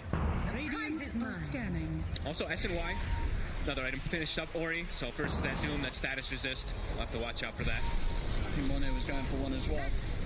Oh, did he actually queue it up? Okay. Oh, I think he's going to change it up. He was thinking between the SNY and the Lincoln side, I guess, yeah. We did see 33 did have the Ags queued up before. He has shifted. We don't know what he's going to go just yet, but it's probably going to end up being that at some point if we do see those Lincolns start getting queued up. Yeah, especially if I think Monet starts showing like an ultimate orb of perseverance, you can bet that 3-3 is going to queue up that Axe. Aster, they are going to smoke. It looks like they're going to make the first aggressive move. What sort of a jump they're able to start the fight with? They showed themselves mid. They nuke out the wave while they were smoked. This could be a good round. There's a DD. Hello. Skeeter is prepared. 2 steps into this first. Smoke the spells. They know that they're up here. Drop down the ward. XXS is going to be looking for the nice jumping. spear. Catch on to Saxa. Down with the spear, but he's still forced aside everything of the Nico Saxa, he's away. He's out of the fight, and Baboka, he's having to deal with 33. He's going to look to bail out with the BKB TP out. Will actually kill Baboka on the way out there. Back in action, Monet finishes off the kill onto Snaking. He'll come back in with a buyback. Then down Ori, though, he's in so much trouble. Skeeter just doing incredible amounts of damage. The swashbuckle bash over towards Siamese Cat as well. Tundra, they'll take the team fight, and at a very important time as well. Roshan is up. They'll head straight into the pit. They didn't even use Doom. They didn't even need it in the fight. They were able to just reset away. 33 actually jumps the backline, gets on Baboka, 9 as well. They caused so much havoc. Split the fight up completely, which lets Skeeter just jump in afterwards and pick and choose his target. Yeah, like after they run into this high ground, they think it's like a good jump onto this Mirana, but he's very tanky. He drops the Wraith Pack. They pop all their BKBs, but they don't end up killing anyone, and then it's kind of, you know, switcheroo where Tundra now, they just run you over, your BKBs are done. As we can see here, they have a nice jump on the Mirana, but Saxa here, 4-step leap, Wraith Pack runs away, and now it starts getting like a little weird for them, and they're like, okay, we need to get the hell out of here, but you're not running away from a Pango and all these Blink Daggers, and now, you know, Tundra, they win this fight, they get the Aegis, and 13,000 gold lead. Yes, indeed, that was always going to be a tough fight for Asta to step into. Tundra having the favourable positioning, and indeed the way that they're able to sort of split it up, the supports of Tundra taking so much focus from Monet. Look at Skeeter, he was feeling that moment. He was finally able to like jump into a fight as the CK gets He could do something and slay them. Huge injection of gold. Everybody kind of having a full item now finished up also.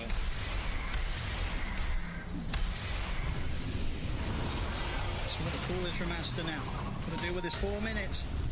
Well, Tundra will be very comfortable with taking a fight. I mean, that's the Axe Doom, so they have to be so careful how they position themselves on Aster too.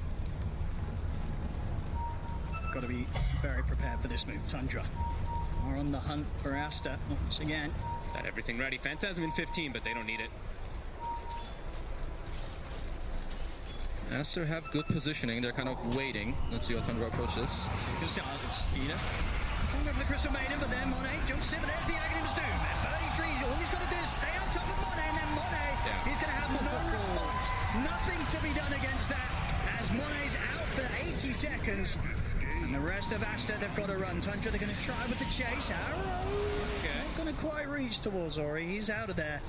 There we have indeed the power of the Aghanim's Doom. Not much that a poor old Slark can do about that one once 33's on top of it. And look at when the Slark respawns, and look at the Doom cooldown. It's actually back up before the Slark even respawns, so for Aster, this is starting to look really difficult. They have to try to find these angled approaches that were working earlier, but Tundra are seeming to cover their bases a lot better. Yeah, you're not going to get to abuse this cooldown anymore, at least as long as one of your cores die, which I think is going to be the case in every fight coming up. So I think unless you look to get some 4 stabs, which Siamese Cat has queued up for now, these fights are not going to be that much easier for you. I believe that Aster might just wait out this Aegis, and then it's really crunch time to talk about how you want to approach these next fights. Yeah, I was about to say, 4 stabs or even the shard on the Marcy. It looks like he has queued it up, so that could be another option to maybe just toss somebody out of that Doom area. Yeah, definitely not going to be an easy one though. Tundra now having everyone's so much tankier now too. 9 has a full Shiva's Timeless Relic too. It's hard for them to really find a target to focus fire on Aster. Dire's bottom tower is under attack. AC done. Skeeter, the big items. I'm going to roll in for Tundra. Starting to feel like maybe some damage issues also coming in for Aster. I mean, especially because, of course, one person's always going to get doomed every single time, but everyone on Tundra is starting to get pretty tanky. Halberd even on a Mirana. Yeah, like we had this earlier where we were like, yeah, Aster prefer long fights, but I feel like at this point now with all these items coming out, AC, Aura, you have Shivas on 9, you have Halberds, Wraith Pack, 4 stabs. I'm not even sure if Aster prefer these long fights anymore. I feel like it has shifted a bit where they now need to get a really solid initiation around the place where Tundra cannot buy back, and I'm pretty sure you need to kill these supports first because they're not going to burst through a CK even if they jump in first. So fights are not easy for Aster right now. Definitely need to look for them to clutch one of the next fights out of a smoke. Yeah. So how do you focus firing a hero when they're going to be frost shielded, taking 60% reduction, 4-staffed, boot to the bearing, removed out of the fights too? It's, like you said, have to try to find some of these supports to take them out, but yeah, they're not fragile either.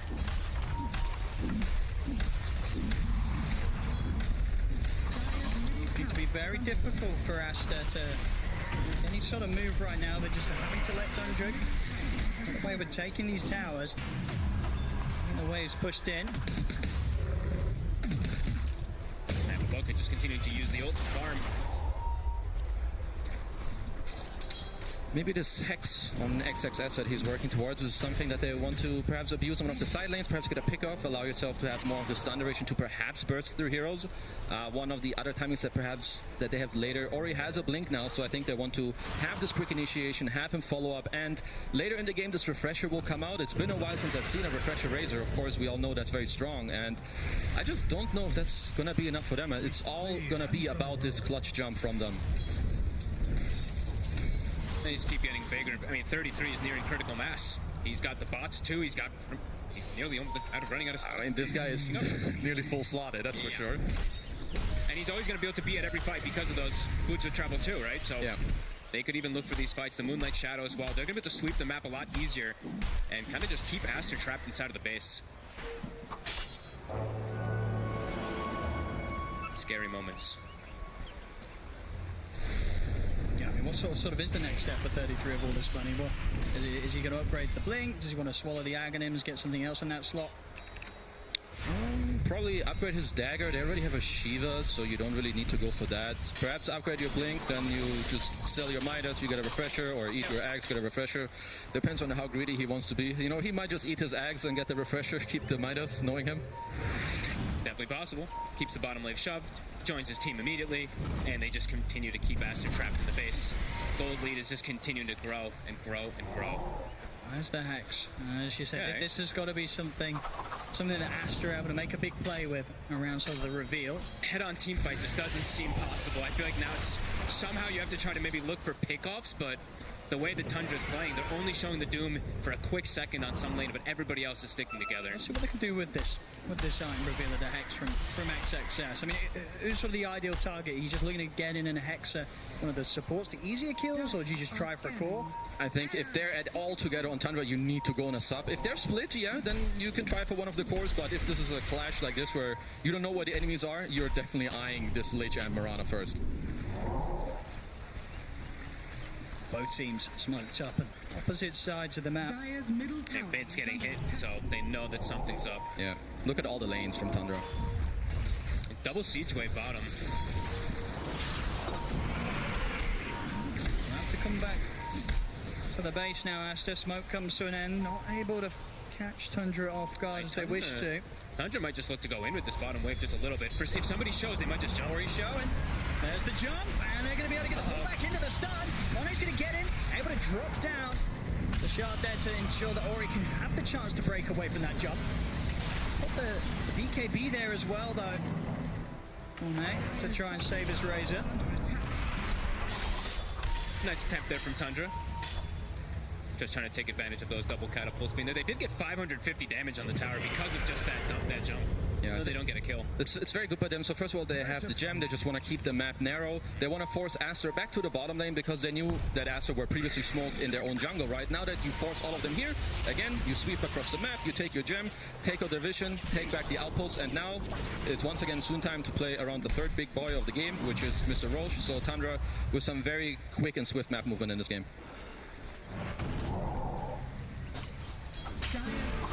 Chasing out. Do have a word to play around. Only one that they do have right now.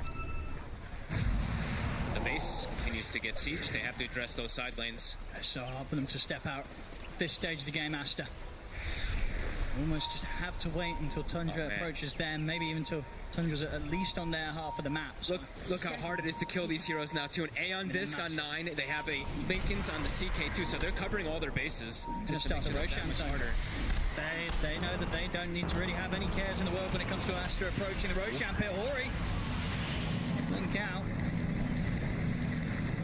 Rolling Thunder down. Tundra will reset a little bit with that in mind. They'll back off. Won't try and push the Roshan whilst they're lacking one of the ults. Well, they did get the rollout, so not too bad for them. I still think for Aster, as we said, of course, they're far behind, so it's not easy. But buybacks are going to be the name of the game, I think, for them if they want to win this next fight. Try to bait out some spells, come in with the buybacks, get a clutch steal on the Aegis, and then kind of try to, you know, come back into this game. Because they're by no means out of it, but they need to hit all these next plays and timings. Yeah, that feels like it actually just has to be the solution. We've seen that a lot from teams in the past. Yeah. Bait the Doom, like maybe just throw Ori's life away at some point, and then letting them buy back and jump into the fight afterwards and try to clean up. But have to be careful because soon, as you mentioned, 33, he did buy the overwhelming blink, but he's getting close to having that oath for that refresher as well. So could just have the 2 dooms anyway. Get the 25 as well off this wave. And now it's a break as well, so. Oh boy. Yeah, this Doom is pretty strong, huh? And also, if he ever dies, if he does get, of course, right now, no, he has all the buyback money. So I think for them, for Tundra, it's important to not fight too close around this outpost because they should know that Aster's only win condition are buybacks with a TP back in. And 3-3, if he feels very strong, he can go in first. If he trades his life, he can buy back bots TP 2 on just one of his teammates and come back to the fight as well to try and nullify some of these plays from Aster. They can easily do this Roche like this, full HP, Skeeter, and 9. See if Aster want to take the risk. They have to scout it. It's just so dangerous, but at this stage, with the amount they are behind Aster, they've got to make a risky move. They want to have a chance of turning this game round. Playing into an Aegis Cheese and Ags at this deficit feels pretty much impossible. It looks like they really want to try to take the fight. I like what Tundra are doing. They just kind of stopped and wait. The Doom. 33's in, the AoE Doom's there. He's going to look to chase down Baboka. Baboka was able to get the BKB off, and they do manage to ensure that Monet can break away from 33. Although they've lost the 2 other cores, XXS and Ori, and now Siamese Cat as well, short to follow. So they were trying their best to approach Tundra from some sort of surprising angle, but the walls were down, vision was set up, and Tundra once again able to get that jump in.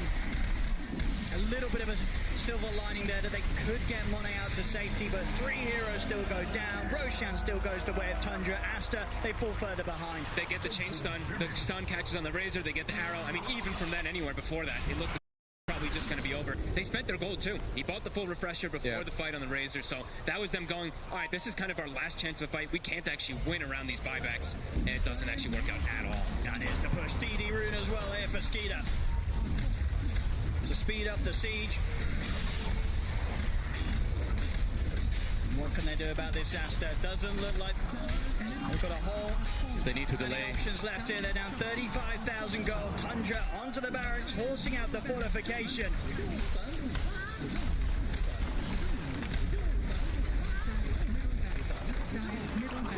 Look to play it calm as well. They won't immediately push for a second set of racks. They know that they're in a spot that's very, very comfortable right now. They can definitely look to take the safest route out of this game. Yeah, I mean, half of Tundra's gold lead is currently in their bank, with 3-3 holding 8,000, 9 holding 3s, and the rest of them also holding like 3 each. So 20k is definitely in the inventory right now. They're gonna chill a moment, think about the next item, spend their gold if they want to, and then, yeah, I mean, Aster, they will look for one of their last fights, again, where they need to go around as they did before. It's hard, but this is the only way that they can win this game. If they just wait in their base, Tundra will bleed them out until the end of the game and just slowly finish. I wonder if we can see the win probability, because I imagine it's getting probably down to one of those 1% ones at this stage. Does feel like that. 98. Close. That's more than I thought. That's a generous 4%, I would say. Let's have a look, see if Aster can find that 4%. 33 pretty much has the gold for that refresher plus buyback in a second. And they're restarting the siege.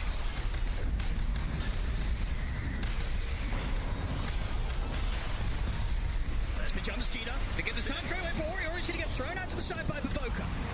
Baboka will take the arrow. And for that, may lose his life. No. Okay, Monet. Would you say if the Depth Shroud ensures that Baboka will also be saved, Aster, they keep one another alive.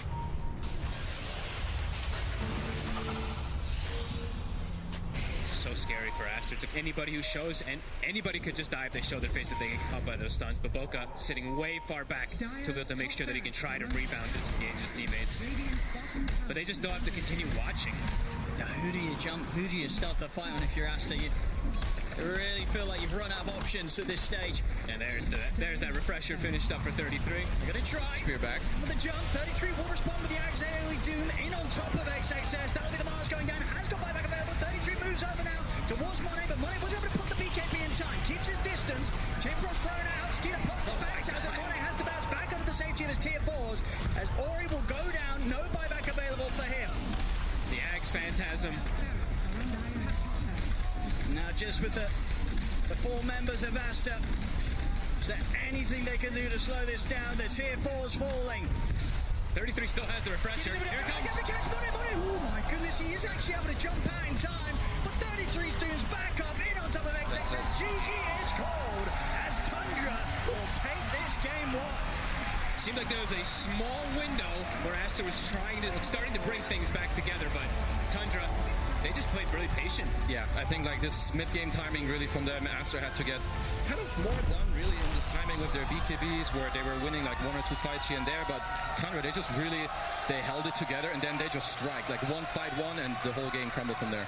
Yeah, when they play with this Doom, I mean, they really just are so comfortable the way they play around it, get that advantage, and they keep pushing it and pushing it. Even though they lost those fights, they were still the aggressors in most of this game, and yeah, wow, that one fight really turns everything, right? Because it looked like Aster, they're kind of bringing things back. It's like a 4K lead, and then boom, Tundra just explodes, 14K gold lead.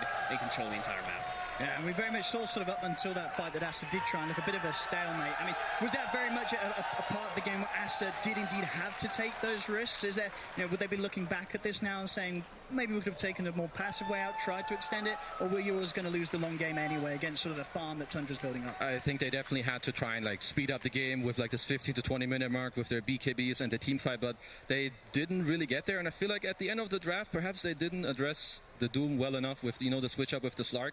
Not my favorite, but, they tried it, didn't work out. Next game, I hope it's going to be something different. Absolutely. We'll see what happens in game 2. But as for now, it'll be Tundra who take game 1 of this best of 3. Welcome back to the panel. Tundra come out strong with the 1-0. And yeah, addressing the Doom. 33 on the Doom. Did you think they did enough? Or was it just, Doom's getting bigger, and the AoE kind of mute? Is that when it all kind of went wrong? It was an interesting answer with the Slark, getting that for the Doom, for the CK. Historically, it is good, but when you take the fact that now you can have the AoE Doom, it doesn't work as much. It isn't as strong, right? Yeah, it was just very hard for them to play at that point. I think the Doom was honestly the funnest thing for me to watch throughout the game because of the way they played around it. Like originally, they were over chasing. They would Doom the Razor with his BKB and then just chase him way too far. This is the fight that happened, and overcommitted, died as a result. The next game, they Doom the Razor, but they let him run away and they focus on killing his teammates, like that adaptation. Then there's just more different ways. This fight, actually, I think they doomed the Razor, but then tried to chase him a little bit more instead of focusing on the heroes that weren't doomed. And the way they played around the Doom this game was very funny, but as soon as I got that Ags, it was smooth sailing. Was this the ultra kill? Because the moment Slar got the ultra kill, I was like, okay, this is it. The game is over. Pack your bags. We're going to game 2. But I think both teams just demonstrated how they were learning, how they wanted to take the fights throughout this game. Because Aster early on, they were like, okay guys, if we can survive that initial Doom, kite away, then reinitiate, we can crush these engagements. But that only worked out a couple of times. When Tundra, they hit their kind of critical item timing, then they were like, wait a second, it doesn't matter if we're not using our big Doom, as long as they're wasting their time trying to shut down this overfarmed 33 hero, then we're going to be able to just capitalize on our ability to take these fights. What's a big Doom? Is that the AoE Doom? Oh, big Doom is AoE Doom. Yeah. Small Doom is target. Small Doom is when small he Doom runs and away. big Doom. Yeah, okay. there's multiple Dooms. But yeah, I just think the way that Tundra played this game, the fact that Satsu as well, I did pronounce him correctly, I think, level 7, so early on in the game, super disruptive, that they just had an incredible start to the game, that it didn't really matter what Aster had because Tundra just had the confidence from laning phase. Yeah, the laning phase, it was the Mirana and Doom, and that went really well for them. So they weren't too worried about the Mars being, I think it was XSS on the Mars being even higher net worth. They were like, nah, it's okay. It was a crazy laning stage because Doom and Mirana, they were completely dominating the lane, but they weren't really pulling ahead in net worth because he was investing everything he had. 33 was buying like 9 mangoes. He got the dark mango on the lane. Just so when you buy 9, it becomes dark. Exactly. Yeah. Just so he's able you wait until next patch. All right, I'm just saying. It's going to happen, I'm sure. Weird flex, but okay. You can dig it. Yeah. With the shot. It would never happen. Okay, yeah, so Aster are going to have to go back. They're going to have a little moment to kind of recover. What would you like to see as a change? Because, you said that the Slark at the end wasn't really what you were thinking as a final pick, but in terms of how they played, how were they performing in game 1? Ooh, I know one of the biggest grievances I had was with their smoke into like the triangle of Tundra at one point. They just walked up onto that high ground where Tundra are holding their high ground and just feed like so many heroes. You can't make those sorts of plays. Felt like they were a little too brave in that regard or overestimated themselves. But, you know, on the flip side, I think Tundra did an amazing job of always playing in the right places on the map and holding the right areas. And even the way they defended that high ground, that Aster was so brave to go in. It was the CK on the high ground using ulti, sending the illusions on the low ground to scout out for possible smoke because they knew what was coming their way. They prepared for it. All right, well, we'll see if Aster come back out and do take us to another game, if they can push us all the way to game 3. But until then, let's check into Singapore with Slacks. Hey, thank you so much there, James. Guys, pretty good game 1, huh? Not too shabby, anybody? There we go. All right, fantastic. Now, gentlemen, how are you enjoying the games? What'd you think? Exciting series? Yeah, I'm enjoying this. I particularly enjoyed the late game, which is something I'll be enjoying.